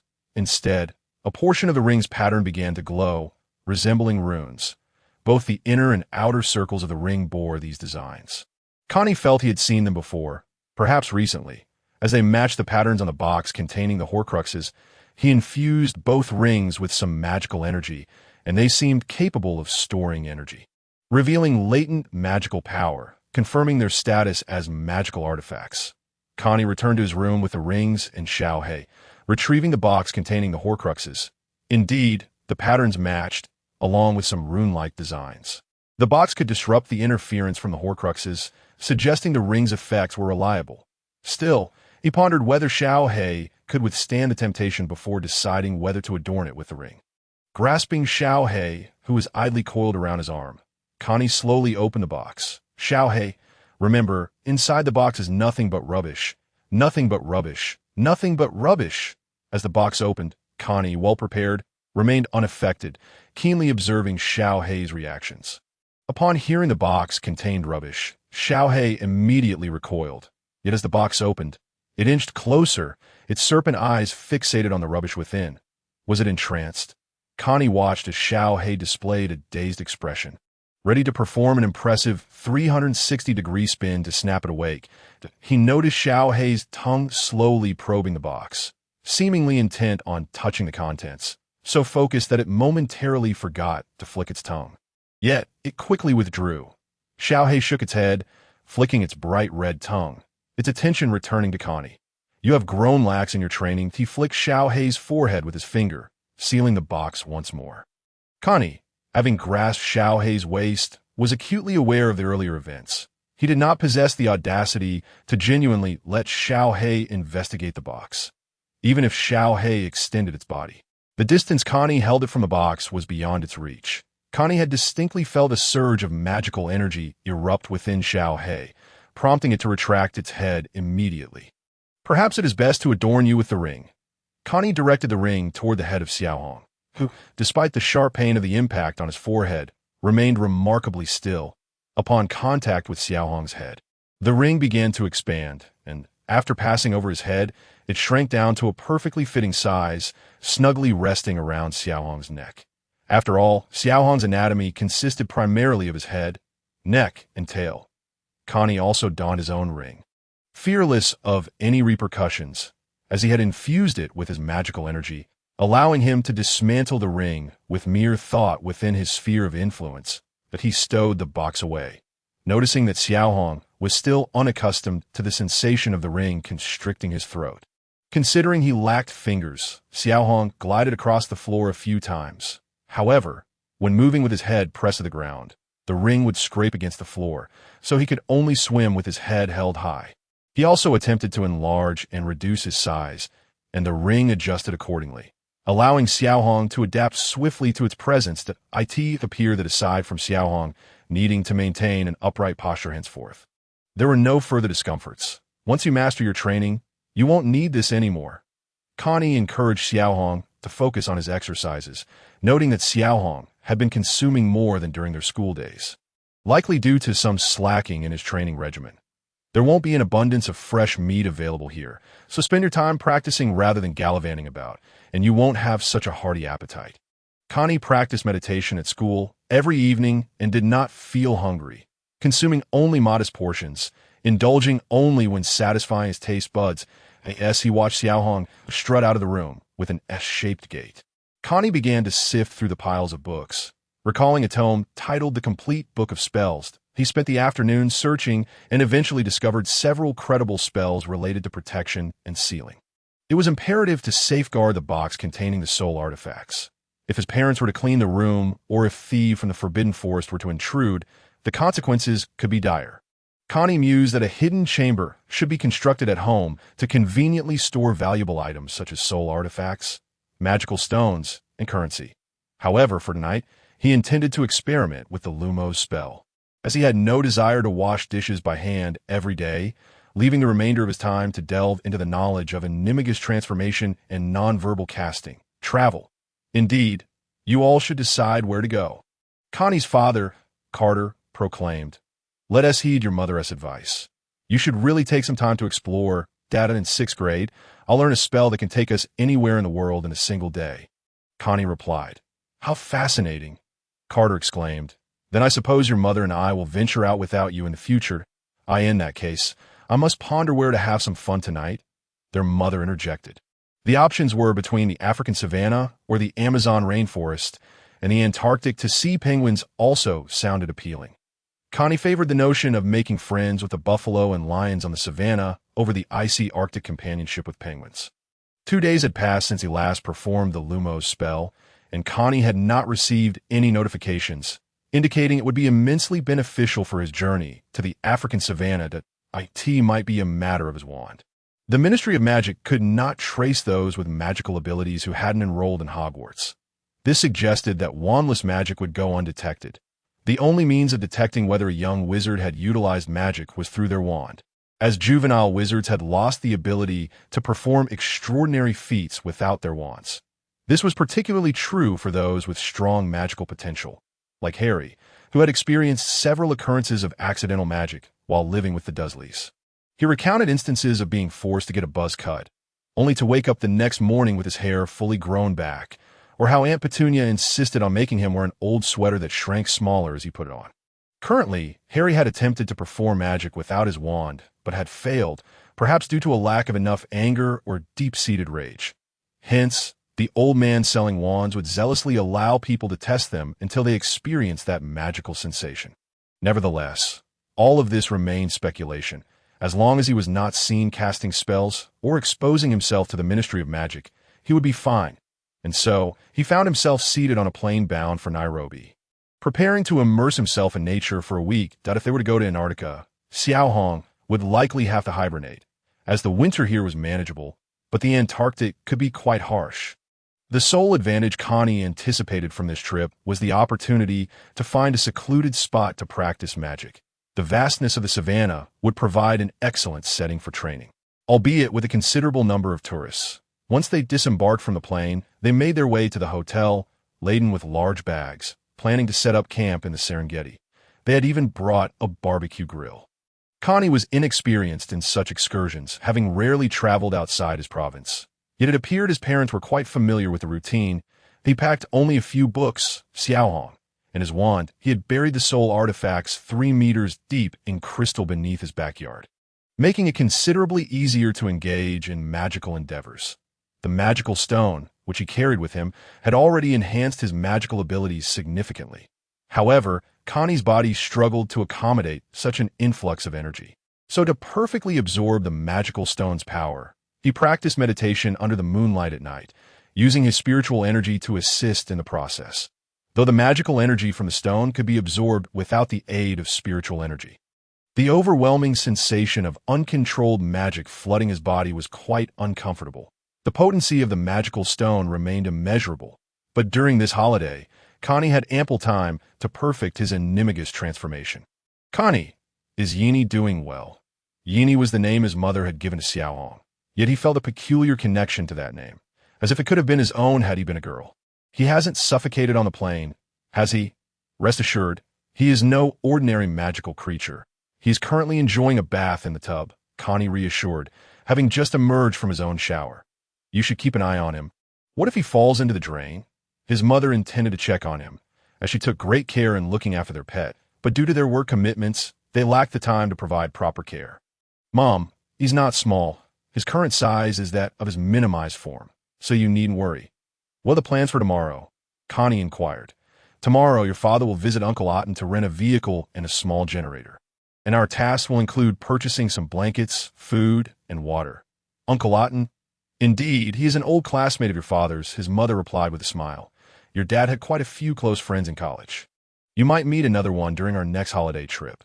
Connie reflected on how his father's friends seemed to span the globe. Mom, did you and Dad often go out exploring during your youth? He recalled seeing many pictures of his father with friends during college, where his parents had first met. Your dad has plenty of dating tips. When you're older, you should ask him to share. That sounds intriguing. Connie spotted his father walking past, humming a tune from an unknown band. Connie, I'm heading to the food section for supplies. You go gather some essentials, and remember to grab a case of water, though there might be some in the vehicle. Early in the morning, he followed his mother to the market to procure necessary items for surviving in the wilderness. Here's a checklist. Make sure to find everything.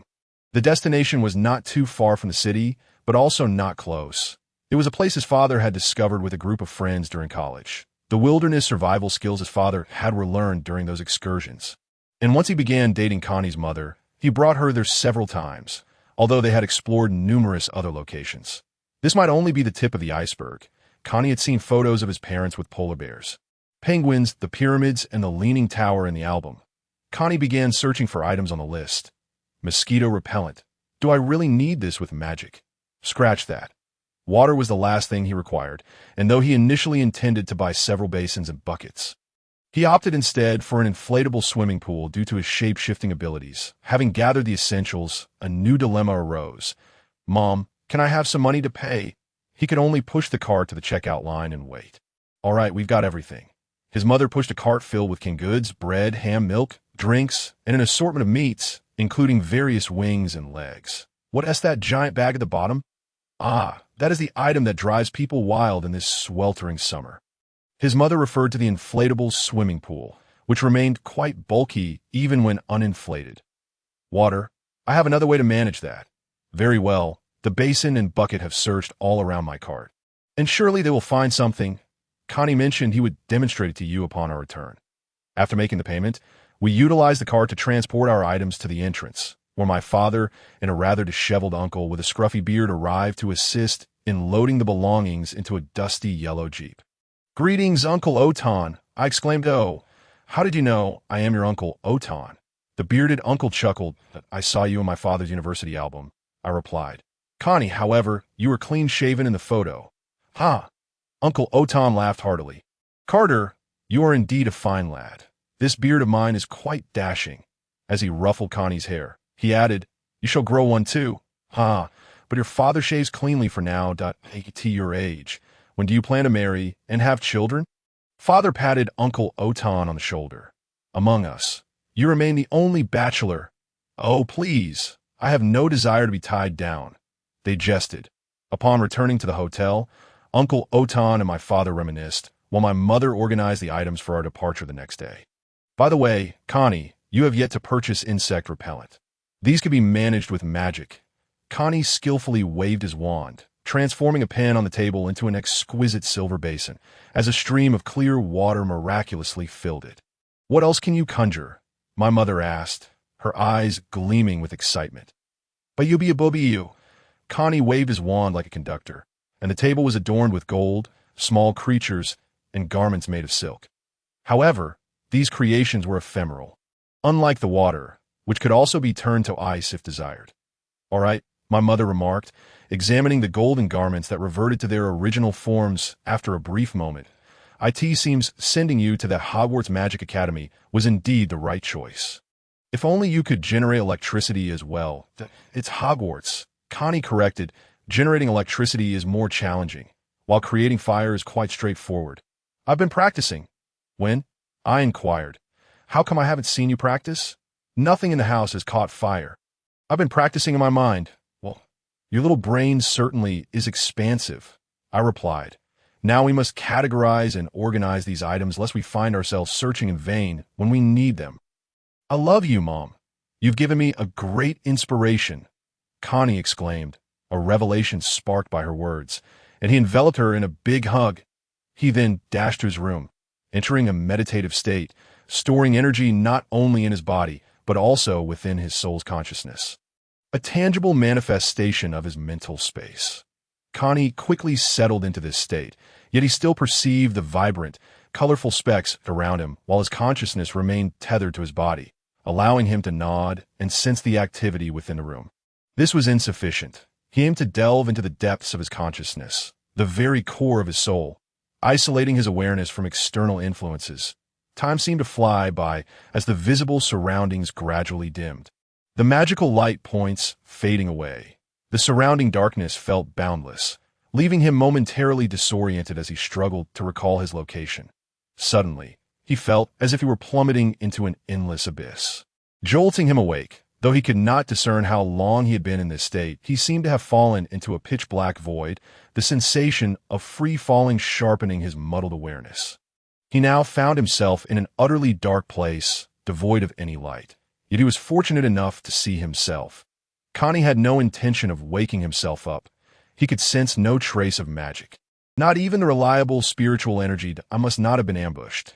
This may very well be the consciousness space I seek. Connie surveyed his surroundings, finding nothing but emptiness. What should my next step be? Let me ponder if there are any cases I can reference. Find an exit. I must locate the exit of this space, or break through to create one that it was akin to a comatose state, where consciousness drifts in a deep slumber, wandering in darkness. Finding an exit would lead to awakening. This was merely a reference. While the states were similar, the situations differed, or perhaps it resembled Ultraman Tiga being petrified by a snail monster, trapped deep within a statue's consciousness, confined in a crystal, until the power of light descended, illuminating the crystal and dispelling the surrounding darkness, allowing consciousness to return and defeat the snail monster. He walked for what felt like an eternity, surrounded by darkness, with no hint or guidance to assist him. Connie lost track of time and distance. Connie! Connie! Dinner is ready. A voice echoed from all around, its source seemingly distant, causing the surroundings to sway momentarily. In the blink of an eye, he was abruptly blinded by a bright light, forcing his eyes shut. Upon cautiously reopening them, he discovered he was lying in bed. Connie! Dinner is ready, Father Carter called as he entered the room. Got it. Coming right away, Connie thought, having just transitioned from darkness to awakening, feeling as though it was all a dream. Was that a dream? He pondered as he washed up. What are you muttering about in the bathroom? Breakfast is ready, and we must depart soon. Mother held little Hay while enjoying breakfast at the table. I'll be right there. The family of four embarked on their journey, which would take several hours. The Jeep's engine rumbled to life, and Connie realized he could not continue his meditative state from yesterday. He would have to try again in the evening upon their arrival. The vehicle had exited the urban area and entered an endless highway, with numerous cars like theirs, laden with various items, traveling to and fro. Little Hay gazed out the window, inhaling the wild essence of the African savanna. Connie found it somewhat challenging to refer to Little Hay as Yini. He mused that if his mother saw Little Hay return to his normal size, whether she would still call him by that lovely name seemed uncertain. Connie had nearly finished reading about the spell of seamless expansion. Though he anticipated practical application might pose some challenges, perhaps he held a fair amount of confidence in his abilities, as he had yet to face significant failures. There were two methods. The first required applying a special spell to an object occupying space, and then magically compressing a volume of space to successfully contain it within that object. If the object did not explode or vanish, the commonly used items were boxes, chests, tents, or rooms. The larger the item, the more magical energy required. Conversely, smaller items demanded greater mental control, and material quality also played a crucial role. Typically, boxes and tents were the most frequently used for casting the seamless expansion spell. Anything of considerable size required substantial wealth to procure. Though strength could make a difference, he also learned about the complexities of spatial rings. Since rings are tangible, one must manipulate the gemstones or bands embedded within, requiring drilling. Furthermore, if the entrance is too small, additional magic must be applied, as an ordinary ring cannot withstand such rigorous alterations. Currently, the market offered seamless expansion spell boxes at exorbitant prices, as their materials often included the hides of magical creatures or had undergone various treatments, making them difficult to recall. This ensured the boxes could endure magical alterations and withstand the transformative effects of magic. The alternative method involved reducing the size of a large spatial item, which was comparatively straightforward, transforming a large beverage container into a smaller one while retaining its original capacity. This also presented quality issues, but it was simpler to execute than the first method. For instance, in Fantastic Beasts, Newt's Commander suitcase was a prime example. The first method required a quality suitcase that, through expert craftsmanship, could be fashioned into a space larger than a villa. The second method involved preparing a high-quality box larger than a villa, and simply resizing it to a normal size without requiring advanced techniques. The extent of the space determined the cost-effectiveness of each choice. Both methods were costly. The former incurred expenses for technical expertise, while the latter consumed material costs. Connie closed the rear windows of the Jeep, preparing to conduct an experiment with a plastic bottle. He readied a 550-milliliter water bottle, securing it in place as he began casting a spell on the bottle. With a gentle enhancement and enchantment applied to the bottle, Carney twisted off the cap and cast a stretching spell into its depths. He then began to trace a circle the size of an apple with his wand, rotating it a full 360 degrees, ensuring that his magical influence enveloped every inch of the circle. Subsequently, he compressed the circle into a small sphere of light, no larger than a fingertip. Controlling the luminous orb with the tip of his wand, he carefully inserted it into the bottle before sealing it with the cap. As the white sphere entered the container, it began to expand, returning to its original size, only to vanish without a trace. Had he succeeded? The previously unchanged empty bottle suddenly swelled, stretching the middle section of the plastic container. Fortunately, it was made of plastic, and the compressed volume was not substantial. IT seemed a failure at first, perhaps due to the bottle's poor quality. However, the storage capacity of the bottle had indeed increased, albeit accompanied by change in size. A partial success. Determined to try a second method, Carney pondered that if he could revert the deformed plastic bottle back to its original state, it might be considered a success in its own right. He invoked a seamless contraction spell after bestowing magical energy upon the deformed bottle. The seamless stretching spell comprised two incantations, one for expansion and another for contraction. As the spell took effect, the waist of the bottle began to twist and undulate. Gradually, it returned to its original form. Carney then retrieved a comparison water bottle, noting that while their sizes were nearly identical, there was still a subtle difference that he could not quite articulate. After uncapping both bottles, he poured the water from the filled one into the deformed empty bottle. It was time to witness a miracle. And indeed, something extraordinary occurred. The water perfectly filled the bottle, maintaining the same capacity as before. Truly remarkable. Yet, it appeared to be another failure. At least it did not explode as described in the books. Shaking the water bottle, Carney reassured himself that it seemed safe. Suddenly, with a loud pop, the bottle vanished, leaving only the cap behind and a pool of water spilling onto Carney, drenching him and soaking the seat beneath him. Startled by this abrupt change, he exclaimed, "Carney, what have you done?" Quickly grab some paper towels. His mother, seated in the front, handed him a pack of tissues. "That's nothing, just a minor issue," Carney replied, as he spread his palm and summoned the water back, drop by drop, reconstituting it within the bottle. His control over the elements had indeed improved, even drawing out the water that had seeped into his clothes and the seat beneath him. It appeared that the protective magic on the bottle had failed, leading to a loss of magical energy, causing the bottle to be compressed away by the surrounding space. Now that we're in the car, it's best not to play around with magic. We're almost at our destination, his father, Carter, remarked, noting that they had left the highway and were now traversing a dirt road. The landscape unfolded into an endless plain where herds of bison roamed, and antelopes quenched their thirst at a nearby lake. In the distance, a few giraffes grazed on the tender leaves of trees. "This place looks quite splendid. Are there any lions or leopard around?" Carney inquired, his curiosity piqued, as he noticed what appeared to be crocodiles lurking in the river. Of course, if luck is not on our side. However, the campsite is not located here, his father replied. Suddenly, the drinking antelopes bolted in fright, scattering as a massive toothy maw erupted from the lake, thwarting the crocodile's ambush. This area has a water source, which attracts numerous animals, including predators, as they all require hydration, Carter explained. Since we brought our own water, we need not camp near the water source. Rest assured, we have more than enough water, Carney declared confidently. He was struck by a new idea, but decided to wait until they reached their destination to test it. This setting would certainly enhance his transformation skills, providing ample opportunities to transform into various creatures. Before long, the vehicle arrived at the campsite, a small hill situated some distance from the river. It appeared that several others had already set up camp.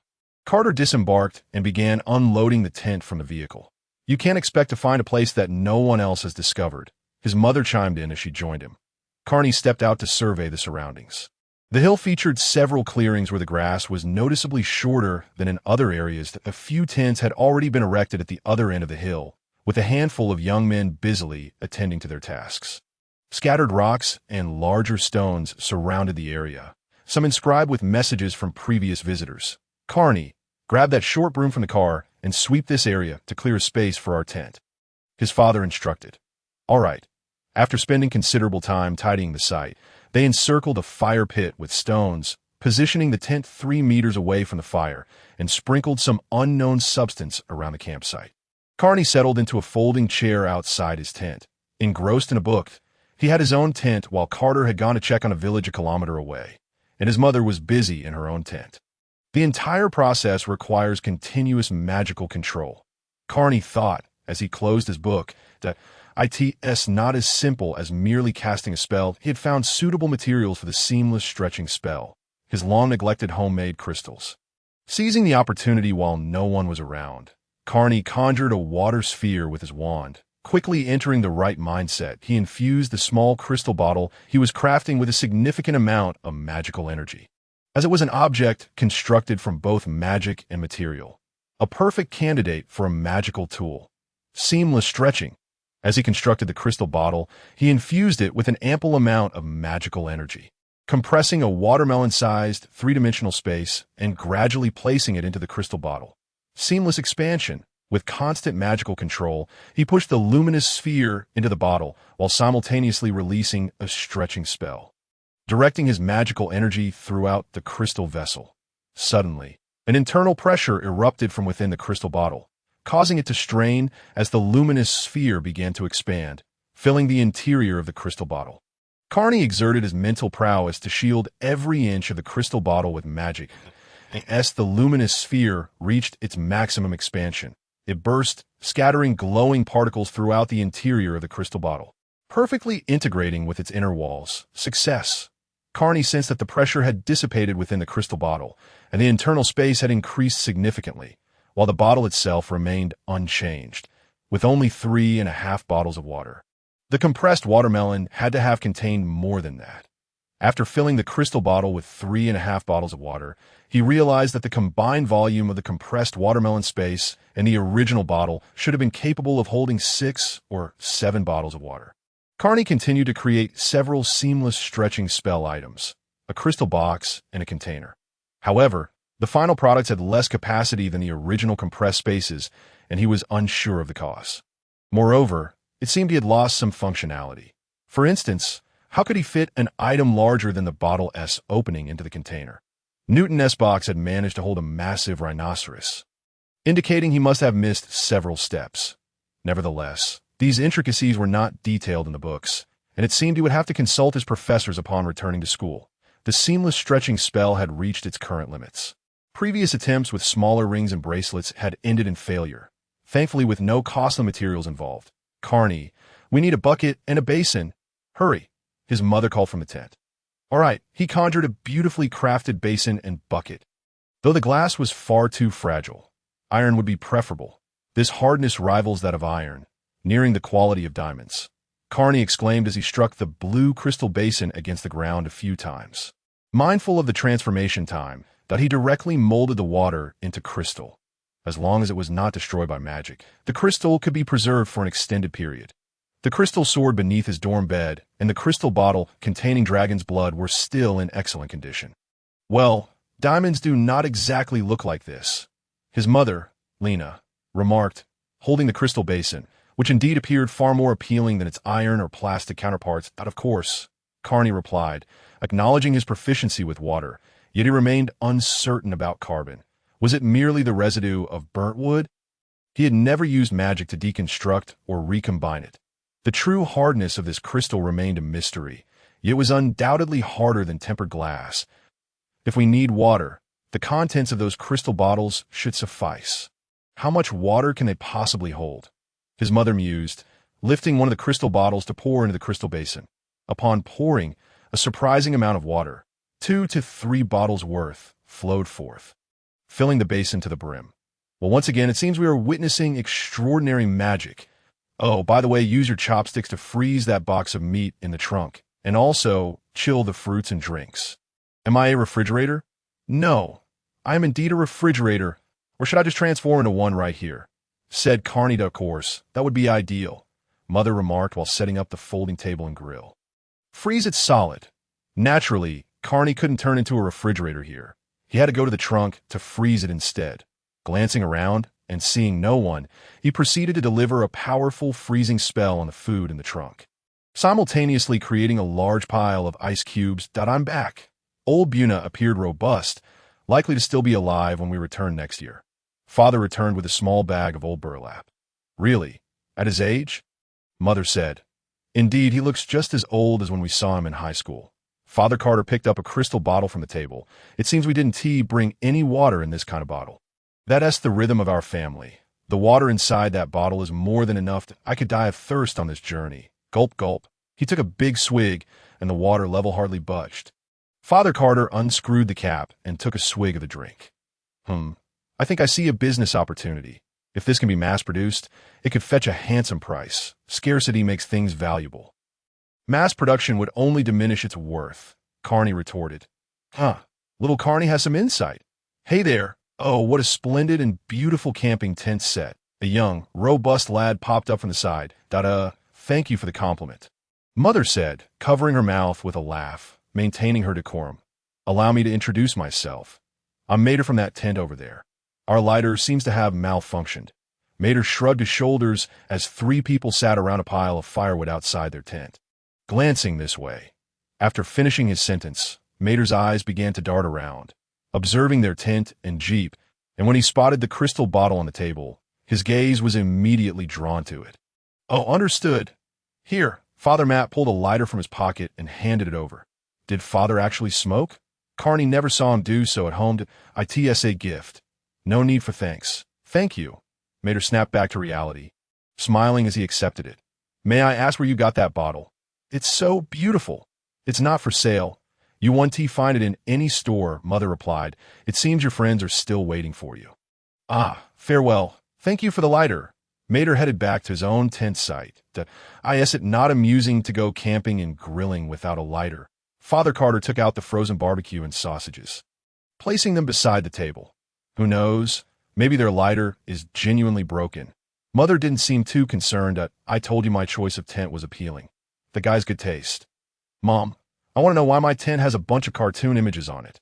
That's more fitting for your age. I hope that guy appreciates it. Father Carter pulled out a double-barreled shotgun from the trunk. This tent isn't as nice as the one I bought before. Did you bring my hat?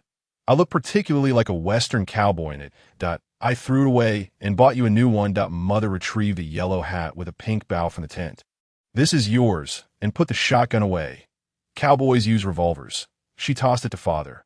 That doesn't suit my cowboy persona. Then don't wear a cowboy outfit. Little Carney, here's yours, Mother said, placing a pink hat on Carney's head. Why does it still have a bow? Carney took off the hat. The pink body was tied with a white ribbon into a bow, demonstrating Mother's enduring youthful spirit. Her old albums were filled with pinks, butterflies, and cats. Speaking of which, where did E&I run off to? She hasn't returned to nature and been lured away by another snake, has she? Mother pondered, finally remembering Little Black. I saw it wandering in the grass not long ago. Carney, engrossed with the crystal bottle, recalled spotting Little Black earlier, but having been preoccupied with magic, he left it to play on its own, having been cooped up in the dormitory for an entire semester. He hadn't ventured out much, and now that he was in the wild, he must be going wild. When he was handling the crystal bottle, Little Black seemed to have opened its mouth and flicked its tongue. Perhaps it was off hunting. Little Black must have gone to find something to eat. Being a snake, it probably went after a rabbit. Aren't we about to eat soon? Father Carter had already started grilling the meat, with a dozen skewers prepared by Mother on the grill. After circling the camp a few times and finding no sign of Little Black, Carney hadn't considered the possibility of its escape. How could they possibly find it in such a vast prairie? Father took out a pair of binoculars to scan the area. I know where it is. It's still a bit of a distance away. Luckily, we have the ring. I left a trace of spiritual energy in it earlier, which is now coming in handy. I have a spell that can summon it immediately, but it would fly over, which might attract attention during the day. During his spare time, Carney had learned the flying summon spell. just saying Little Black, come here would bring it over. Where is it? We need to find it. Mother said, slightly worried, I hope it doesn't get bullied by other animals or targeted by an eagle. Don't worry. Little Black is a magical creature. Its size could be considered that of a giant python, more than capable of swallowing a lion. Despite Carney's assurances, he still felt a twinge of unease. I'll go take a look. You can't go alone. I'll accompany you, Father Carter said as he headed to the tent to retrieve his double-barreled shotgun. You stay here. I'll go with the little one. Keep an eye on our things, Mother instructed. Dad, rest assured, I will protect Mom. My magic is not for nothing. Carney raised his wand and thumped his chest.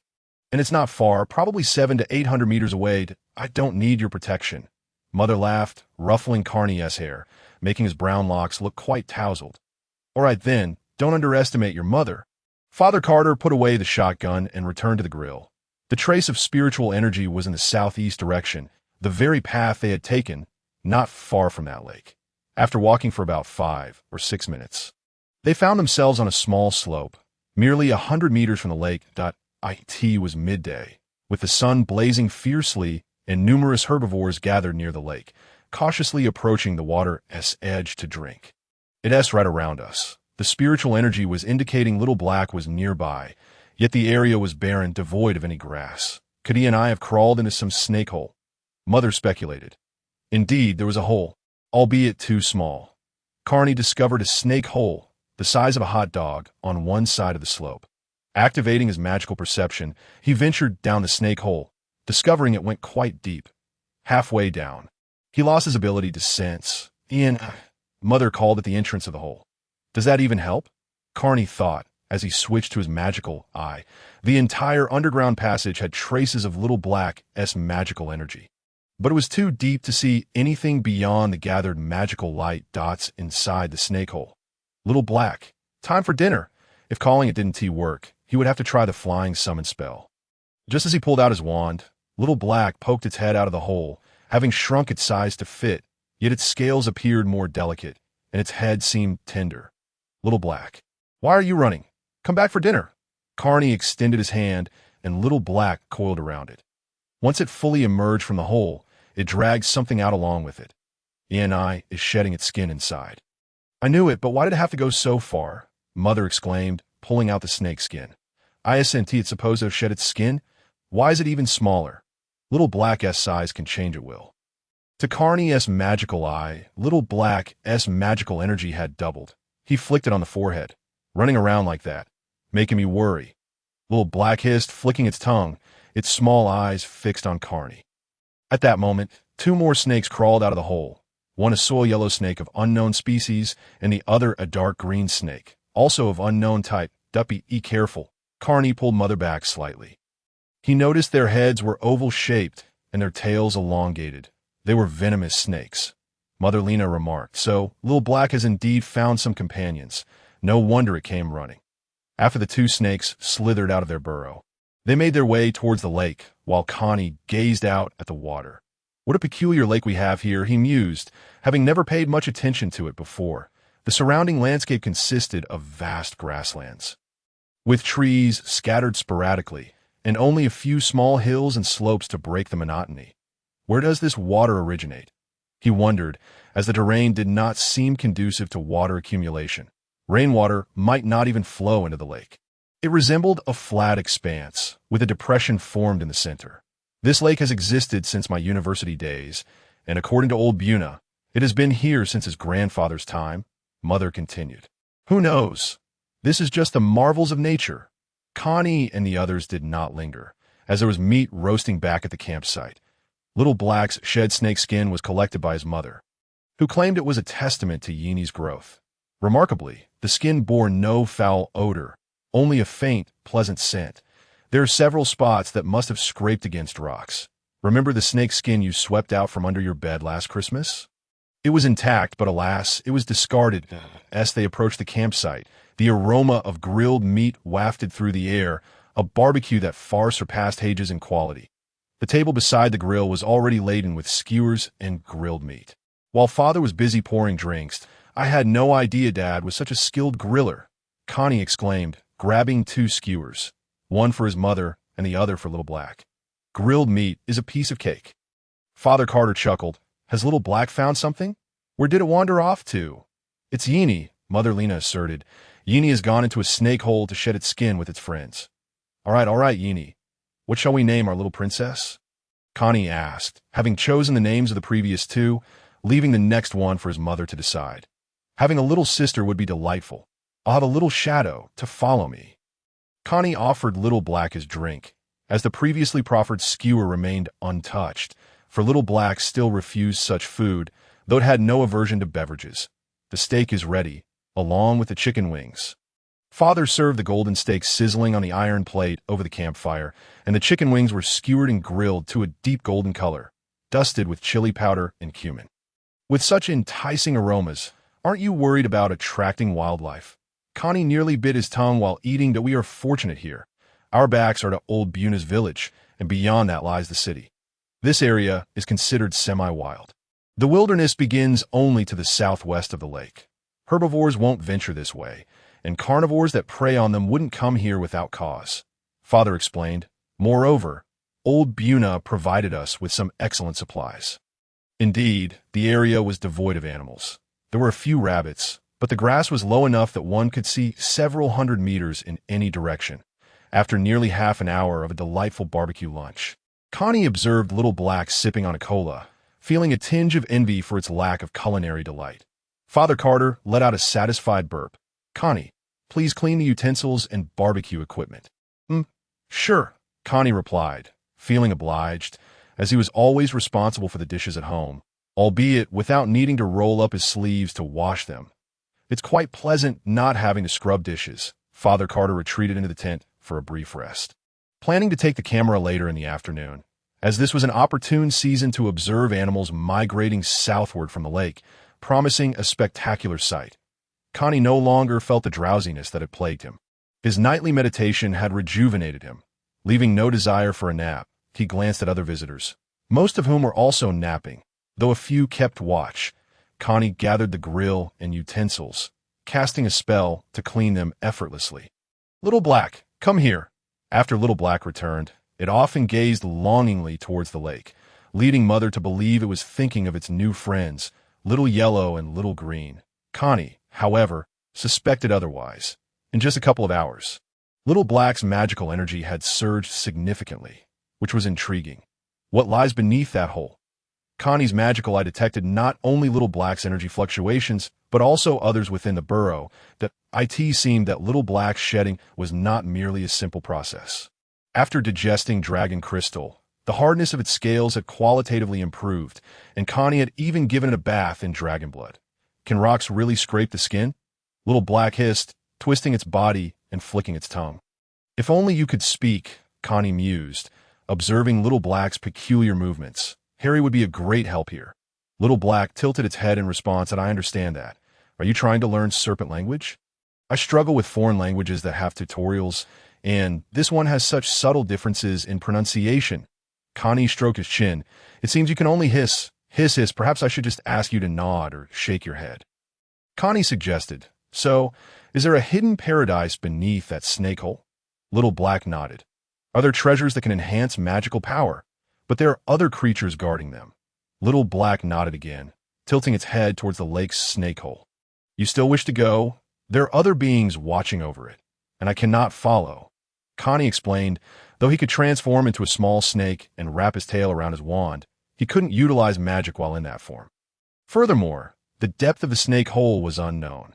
If his transformation spell ran out before reaching the hidden paradise, he could very well become trapped underground. Little Black coiled its body like a spiral incense, raising its head and opening its mouth wide, revealing its tender, reddish interior and two tiny, cartoonish teeth. All right, you do seem quite formidable, Connie acknowledged, having never witnessed Little Black's combat prowess, but appeared confident in its abilities. How deep is that hole? Perhaps I could shout into it and wait for an echo. Sound travels at 340 meters per second. Transforming into a small snake, I'm not yet familiar with the methods of crawling. Especially in the pitch-black underground, 0.1 meter might take me 4 seconds, and 340 meters would require about 1,360 seconds, roughly 22 minutes, before I could hear the echo. Connie found himself lost in deep calculations. He had previously transformed into small animals for durations of 5 to 6 hours. However, he had not attempted to change into a child-sized form, especially not into his own. Hiss, hiss. Little Black tugged at Connie's arm with its tail, retreating behind him. Hello there, little brother. A tall, dog-like man with a suitcase and a sun hat approached their campsite, smiling as he noticed Connie daydreaming. Please don't disturb me. Go away. Connie replied curtly, focused on his thoughts. Young lad, I am here, the man began, but Connie cut him off. Sorry, we don't serve beggars. The man's smile faltered as he stared at Connie, opening his mouth to speak, but ultimately remaining silent as he walked away towards the campsite of someone named Mart. Little Black's tail, which had been tightly coiled around Connie's arm, relaxed, leaving Connie feeling a sense of relief. Oh, I wasn't referring to you. Connie scooped up Little Black, gently stroking its small head. That man seemed rather tense. Little Black nuzzled Connie's palm, watching the man's retreating figure. Is he looking at me with ill intent? Sasser turned back to glare at the insolent little brat from earlier, who was still staring at him. Today's children have no manners and harbor mischief. He must be a troublesome little rascal. I pray he doesn't get bitten by a venomous snake around here when he comes crying to me. I won't hesitate to give him a good scolding. Sasser smirked, adjusted his hat, and made his way to Mart's campsite. Upon reaching the entrance, he straightened his attire and donned a friendly smile. Hey there, folks. How's it going? I possess some remarkable items for repelling pests and serpents, guaranteed to ensure a restful night for all. The area is rife with venomous snakes. Additionally, I offer some snake bile liquor, crafted from wild and unadulterated sources. The price is negotiable, and safety is assured. Would you care for a taste of this liquor? It boasts invigorating properties. Wishing you all a delightful time. Fortunately, Xiaohe managed to hide inside Connie's clothing just in time. Otherwise, he would have been spotted by the individual who suddenly turned around. Phew, much like Snape, possessing an astute sense of perception. How does one cultivate such a skill? Connie observed him with his magical eye only after he turned. But there was no trace of magical energy. Could it be that he was simply too far away? A master, perhaps. If he were carrying a wand, he should have been detectable. He did not appear to be a wizard. It turns out he was merely an aggressive salesman. From a distance, Connie watched him open his case to showcase his wares to the individuals at the Mater camp. Hiss, the man then moved on to another camp, still carrying his case, and eventually faded into the distance, becoming a mere speck that he certainly did not seem benevolent, and he departed. Connie soothed Xiaohe, who then emerged from his clothing. Regarding that cave, I cannot accompany you inside. I shall wait until I have acquired more potent magic before venturing in. Connie gently stroked Xiaohe's head, reminding him to bring back some treasures if he discovers anything of worth. One must not hoard it all for oneself. Do you understand? Xiaohe nodded obediently, giving Connie's face a gentle lick. Infuse the ring with more energy. Connie imbued Xiaohe's ring with magical essence, coupled with a hint of mental energy, to create a mark, making it easier to locate later. Connie also placed mental imprints on his own wand. Not just one, but 7, each containing a trace of mental power. The numbers 7 and 13 are both imbued with magical significance. He inscribed so many marks to utilize mental energy, enabling the wand to move autonomously and return to his hand, a S for why he did not inscribe 13. That would exceed the wand's capacity. In times of danger, utilize the energy to vibrate the imprints within the ring, and remember to shrink. I will summon you back with a levitation spell. Connie advised, go and play, stay safe. Connie set Xiaohe down. Xiaohe nuzzled Connie before darting away several meters, twisting his body as he slid down the slope toward the snake cave. Xiaohe raced away with remarkable speed. Within seconds, his diminutive form vanished from Connie's sight, primarily due to his small stature, making him difficult to spot in the grass. What a scorching sun! If I get sunburned, Harry and the others may not recognize me upon my return. Connie sought refuge under the dining table, as it was the only shelter from the sun apart from the vehicle and tent, with the sole large umbrella positioned beside the table. With nothing to occupy his time, Connie resorted to reading. Previously, his parents had considered sending him to learn multiple languages, especially since he had quickly mastered English in his early years, being able to utter simple words and sentences by the age of 1, thus being deemed a prodigy. Now in his 20s, Casually speaking a few phrases in English was a trivial matter, yet the journey of learning English had been arduous. Now, consider learning Russian, German, and others. It would surely be overwhelming.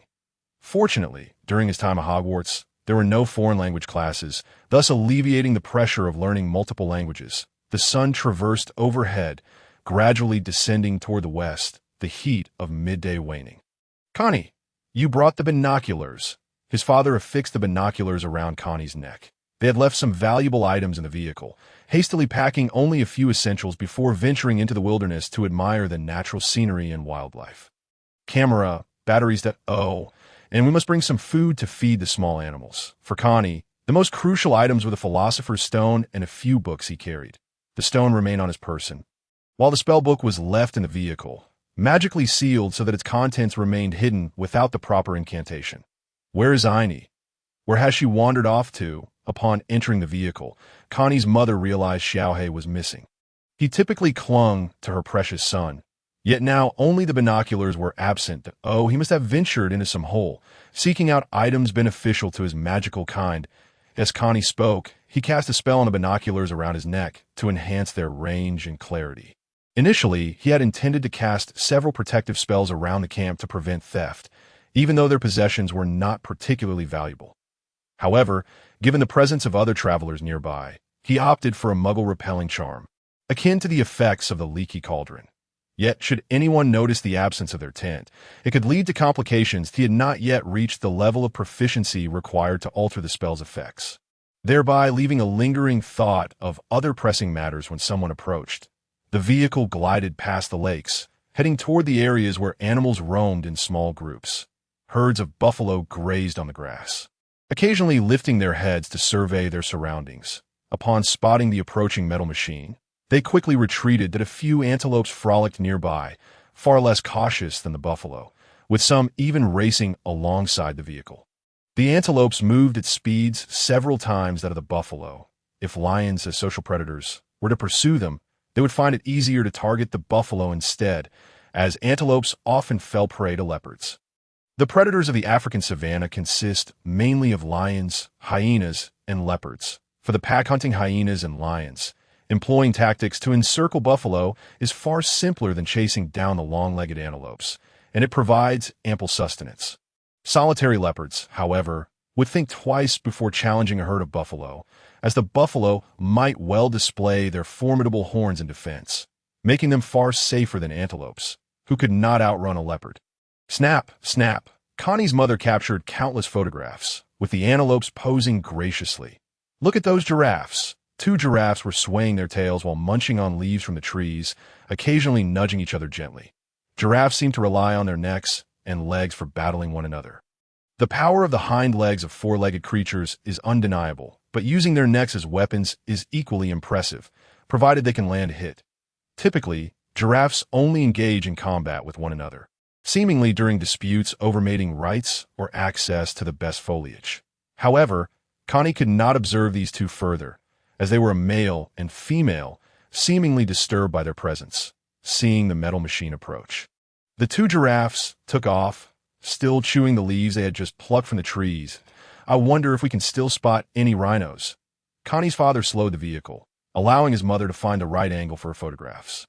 Nowadays, poaching has become quite rampant. It is incomprehensible why anyone would hunt a rare species for a mere horn. Connie's mother expressed her disdain for those who would hunt for the sake of a single horn. Despite existing laws against such acts, there are still audacious individuals who persist with their nefarious intentions. Unfortunately, there is little we can do about it. After circling the giraffes, they continued westward, with a landscape no longer stretched endlessly as a grassland. After traversing several gentle slopes, their path was obstructed by a shallow river. "I knew we would encounter elephants here." Connie's father, clearly familiar with the area, halted the engine but did not exit the vehicle. The lake is referred to as shallow because its deepest point is only 2 to 3 meters, where several elephants frolicked in the water. Along the riverbanks, there was a stretch of pebbles and river sand, with a few lush trees beyond. "The lions are over there," Connie exclaimed. Retrieving the binoculars, his father instructed him to pass them over, and Connie conjured another pair for himself, gazing in that direction. The camera, could not capture such distant figures. "Connie, do you have binoculars? Let me have a look." Connie's mother set down the camera and took the binoculars from her son. They lay beneath the shade of the trees, fast asleep. Reluctantly, Connie conjured another pair to observe the few trees. Indeed, he could see 4 lionesses lounging beneath the trees, deeply immersed in slumber, but no lions were in sight. "Are those zebras across the river?" Connie peered toward the opposite bank, where a group of black and white, striped horses grazed, some cautiously approaching the water's edge to drink. "Yes, and there are wildebeests as well," his father noted. "This place is certainly far superior to that lake. At least the greenery here is thriving. Is that a crocodile in the river?" Connie scanned the area, noting that the river flowed from one end to the other, though its current was quite gentle. "That is a hippopotamus." Strangely, crocodiles tend to be more prevalent upstream, where the buffalo must cross the river to reach this side. The upstream crocodiles, the downstream lions, and the unfortunate wildebeest. It seems that the lions have been napping for quite some time, while the elephants have wandered off after their water play. The hippopotamus remains submerged, and the zebras are still quenching their thirst, though they appear to be contemplating crossing the river, hesitating with no brave soul stepping forward. The lions, perhaps sated from their earlier feast, are now dozing. Well past mealtime, indicating they must have eaten. However, the lions are not few in number, which explains the zebra's reluctance. Glancing at the time, it seems we shall witness no lion hunts today. I used to relish watching documentaries about the animal kingdom and the interplay between humans and nature, finding animated films rather lackluster in comparison. Father chuckled heartily, and I felt a sudden urge to chase after the elephants. Mother, on the other hand, displayed remarkable patience and unwavering interest in observing the animals. Diligently scanning the surroundings with her binoculars, peering left and right, her binoculars offered an impressively clear view.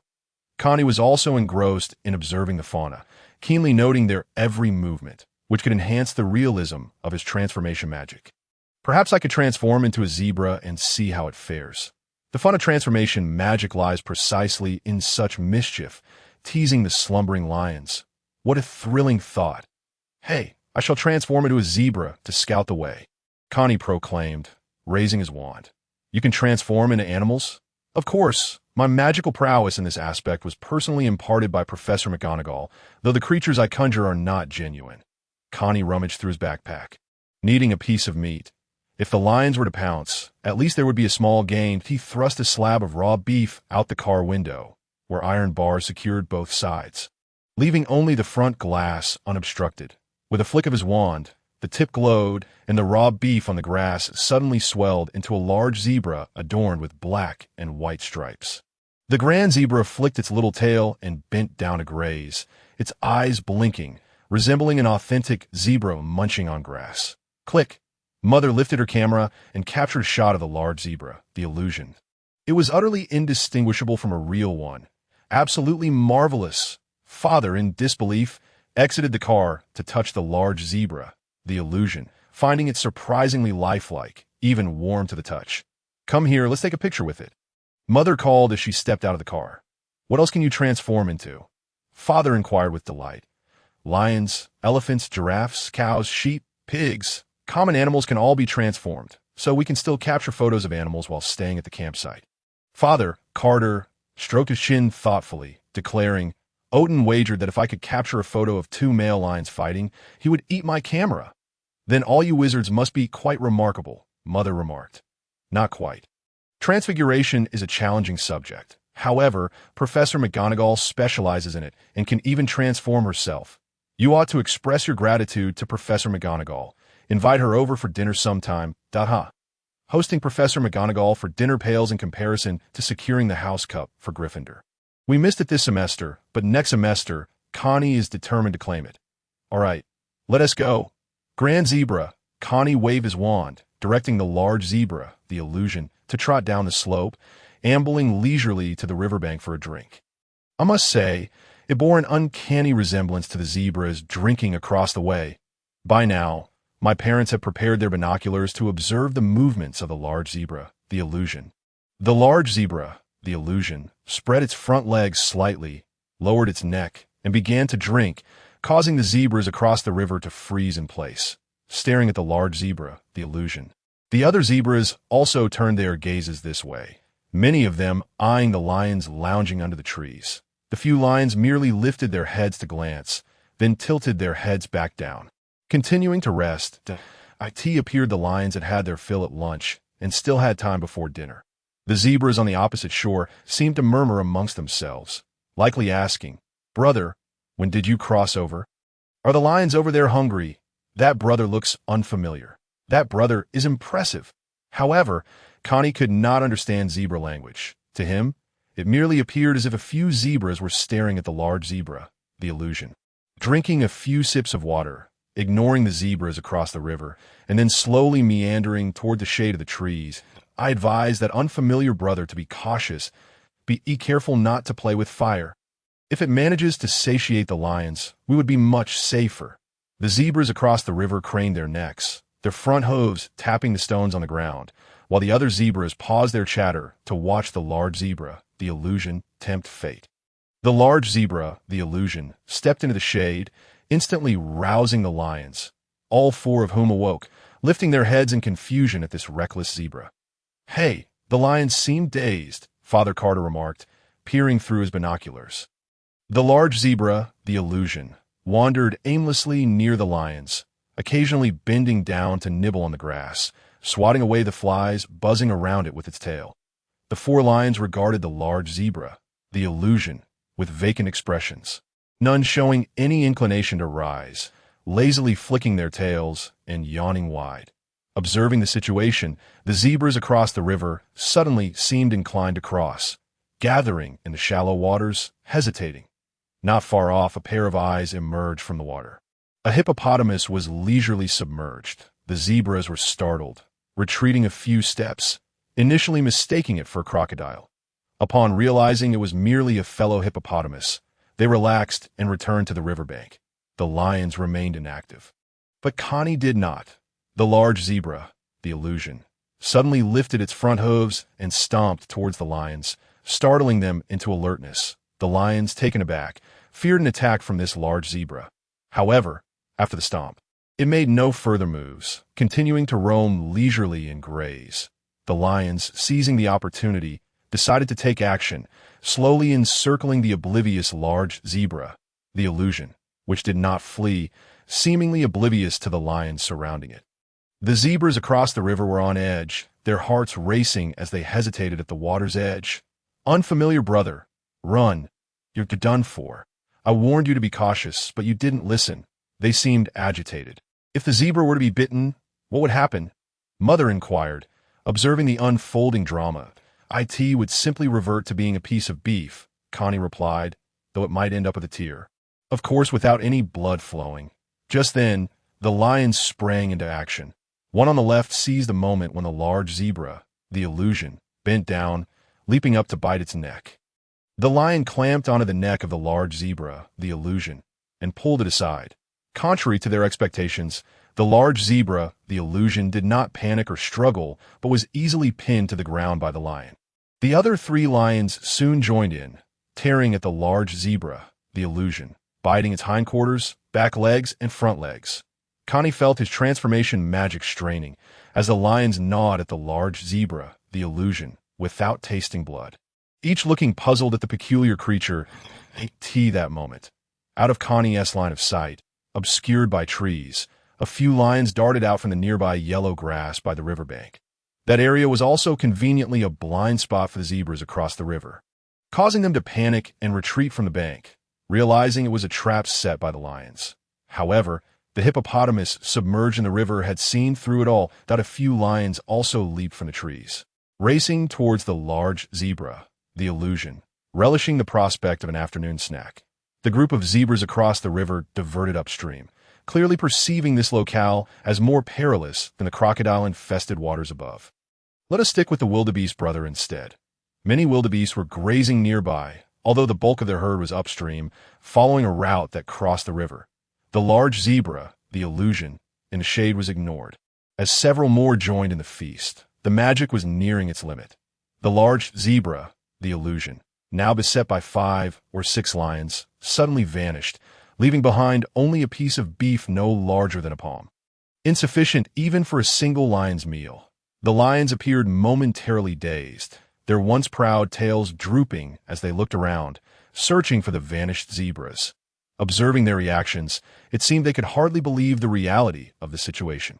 Father chuckled softly. Some lions were even digging in the earth, now faced with a piece of meat to be shared among more than a dozen of them.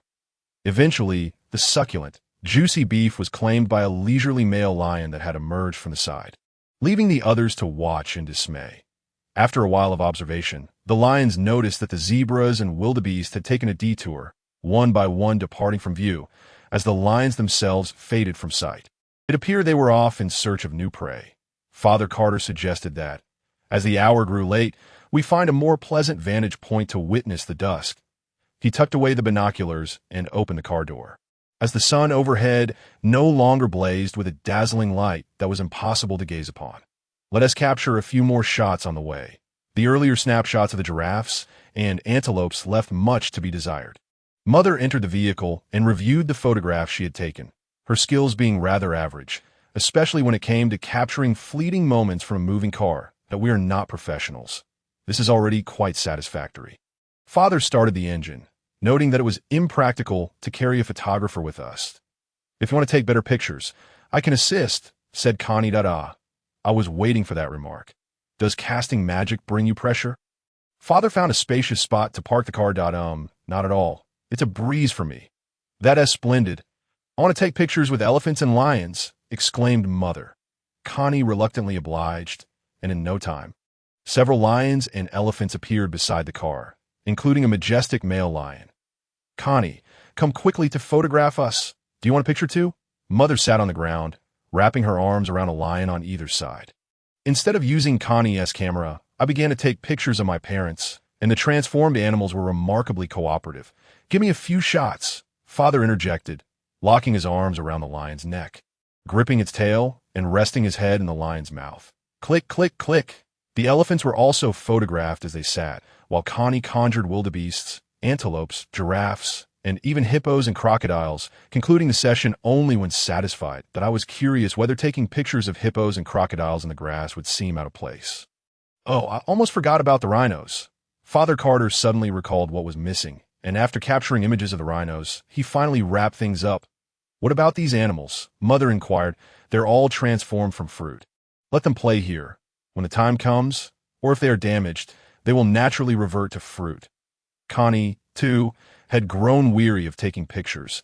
Let these remaining animals allow their magic to fade away on their own. How many lions did we transform? Father counted the animals as we got back into the car. 5 lionesses and 1 male lion. Right? Connie responded, puzzled. What's wrong? There are 6 lionesses here. What do you see? 1, 2, 3, 4, 5, 6? Mother counted and indeed confirmed the extra presence. Connie, did you transform 1 more? No, one of them must be real. When did a genuine one sneak in? Connie, engrossed in his photography, had failed to notice the wandering animals. Fortunately, that lion seemed harmless. The lions now meandering around the vehicle appeared to harbor no ill intentions. In a moment, they too could not discern which one was the additional lion. Perhaps I even embraced it. We should leave quickly. It would be amusing once it realizes what has occurred. Connie suggested he could easily tell which one was real, the one trailing behind the imposing male lion, looking utterly bewildered. Where did you all come from? You all seem so familiar. Yet I've never caught your scent before. No one paying attention to me. Why aren't you hunting these morsels? Why isn't that little calf running away? Why is this human hugging me? Why isn't the sister on the other side resisting? What is that little one in front holding that glimmers? Is she pinching my face? Forget it. I'll just follow them. They seem to be leaving. Wait, Mother exclaimed as she retrieved a few pieces of meat from her backpack and tossed them to the lions. All right, let us go. The car roared to life, turning a corner and speeding away, leaving a cloud of dust in its wake. The transformed animals continued to wander aimlessly, occasionally lowering their heads to nibble on grass, although it could not nourish them. Look, they entered a great steel contraption and are leaving behind a few scraps. The real lions circled around the meat, noticing that the other lions and the male lion showed no interest in eating. One lion sniffed the food and, finding it acceptable, Indulged alone as the genuine lion feasted. Suddenly, the elephant in the distance vanished, followed swiftly by the giraffe. The larger animals transformed earlier consumed their magic quickly. Reverting to fruit first, IT looked around, noting that the number of wildebeests and antelopes remained unchanged, which allowed it to continue eating in peace. Elephants and giraffes were not its preferred fare. Its main courses were the calves and lambs, while the crocodiles and hippos had long since disappeared. When it lifted its head after its meal, only a large rhinoceros remained watching, surrounded by a scattering of fruits. The genuine lion sprang to its feet, bewildered by the situation and realizing that it could not contend with the rhinoceros alone. It found itself at a loss, having initially strayed from its original pride, only to find acceptance among a wild pride, now suddenly transformed back into a solitary lion. The genuine lion experienced a whirlwind of emotions, joy and sorrow intertwining as it aimlessly wandered before following the direction of the departing steel machine. Connie took a moment to sense the position of the little black creature, finding its magical energy intact and the signal strong, which eased his mind. Today, the sky was clear and bright, promising a beautiful sunset. They found the highest hilltop, able to see far and wide as they sat quietly, waiting for the sun in the west to slowly descend. Watching as the animals on the prairie ambled along, grazing and gathering in one direction. How tranquil it is. Dear, it has been a long time since we've sat in such peaceful silence. Father Carter settled beside Mother, both gazing at the sun as it transformed from gold to crimson, swelling in size, a blazing inferno, a roaring conflagration. Not far off, Connie chose not to disturb their serene moment, reciting incantations while waving his wand, repeating the same 4 words. Why was the fire of the former less intense than that of the latter? And why did the latter lack the power of the former? A blazing inferno manifested as a simulated fireball shooting forth, striking the ground and erupting into flames, while a roaring conflagration spewed forth flames that engulfed the earth. These were not the pressing issues Connie was experimenting with, which was easier to control, for he did not wish for his magic to simply discharge upon casting. It was too rigid that he needed complete mastery over the flames, allowing them to go wherever they wished and transform into whatever form they desired.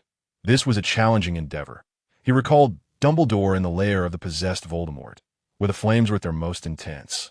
Dozens of large fireballs swirling at the command of his wand, shattering the skeletons one by one, unable to even make it ashore. Connie, keep your voice down. Yes, Dad. Connie moved back a bit, watching the sun set, capturing his parents' silhouettes against the fiery orb with his camera. The world is filled with so many beautiful moments that prompt us to pause and savor, always gifting us with boundless inspiration. After the sunset, they returned to camp, where the other camps had already begun to emit wisps of smoke. Father Carter meticulously inspected the area around the camp to ensure no small creatures had crept in. And indeed, several had taken refuge in the corners of the tent. A little rabbit was digging in a corner, while a few small snakes hid in the shadows, likely seeking coolness from the scorching sun. After driving the snakes away, he allowed the rabbit to remain and sprinkled some remnants from lunch around the stones encircling the camp. Its scent would deter snakes, rodents, and other carnivorous creatures. Connie had practiced for a long time. The fire spells consumed much more magic than the water spells, and controlling the output of fire magic could not cease. The cessation of magical output signified the completion of the spell. Regardless of its potency, most wizards employed explosive output, delivering powerful spells in a short burst before quickly launching them. Yet their control often fell short. The Avada Kedavra curse is reputed to be the swiftest known spell, though whether there exists one that surpasses it remains uncertain. Severus Snape's signature spell, Sectum Sempra, is likely to be among the fastest as well, yet this particular magic remains largely undisclosed, known only to Snape himself. Indeed, Snape is a diligent genius. While his innate talent may not rival that of James or Voldemort, a wizard of mixed blood cannot quite compare to the pure-blooded James, which has led to his repeated victimization. Now he stands as the youngest headmaster of Hogwarts, having previously adopted the rather ostentatious moniker of the Half-Blood Prince. Connie, however, is not particularly intrigued by Sectum Sempra itself, but rather by its counterspell, the swift healing charm. He recalls how Malfoy suffered a grievous wound inflicted by Harry with Sectum Sempra, bleeding profusely, only to be saved by Snape's swift healing spell. Sectum Sempra is a dark magic, and only its counterspell has the capacity to mend the wounds it inflicts. The fact that such a significant injury could be mitigated is a source of great curiosity for Connie, prompting him to ponder how it accomplishes such healing, and if he could fully grasp this and refine it. Would it not resemble a rejuvenation spell? Should Connie endeavor to invent a spell of his own, it may take him until he reaches Snape's age to achieve that ambition. Taking advantage of his parents' preoccupation with dinner preparations, Connie secluded himself within the tent to replenish his magical energy. There is nothing swifter than regaining magic while holding a magic stone, despite his expenditure not being particularly substantial. "Connie, dinner is ready." His father's voice resonated from outside the tent. Upon exiting, Connie found that night had fully enveloped the sky. Two substantial structures had appeared around the campsite, one a restroom, the other a bathing area. Both were constructed with frames and sunshades, though the restroom was positioned a bit farther away, strategically placed downwind to avoid unpleasant odors wafting into the camp. Your boxes and the water in those bottles are nearly depleted. Also, please fill the bathroom's water supply. Understood.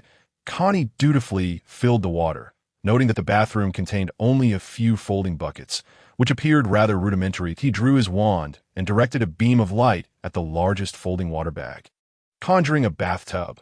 Luckily, the bathroom's canopy was sufficiently spacious, allowing him to enlarge the other buckets as well, filling them all with water before concluding his task. "Oh, I almost forgot this.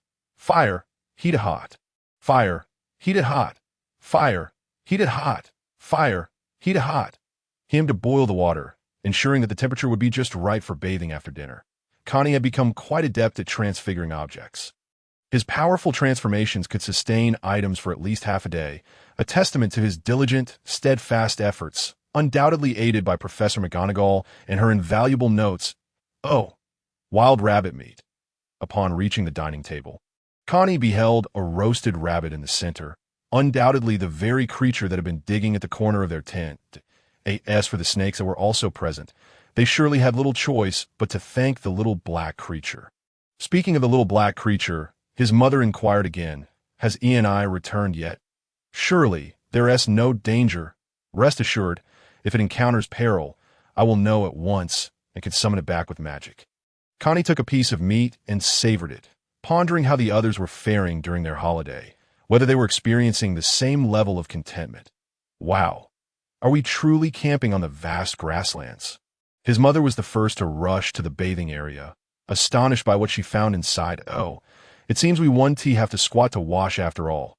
His father, Carter, approached upon hearing her exclamation. "This water is still warm." "Connie, what? Does your school accept adults?" "Not at all. You're quite advanced in age, yet they accept children as young as 10, his mother, Lena, remarked, "and they must possess a certain degree of talent as well."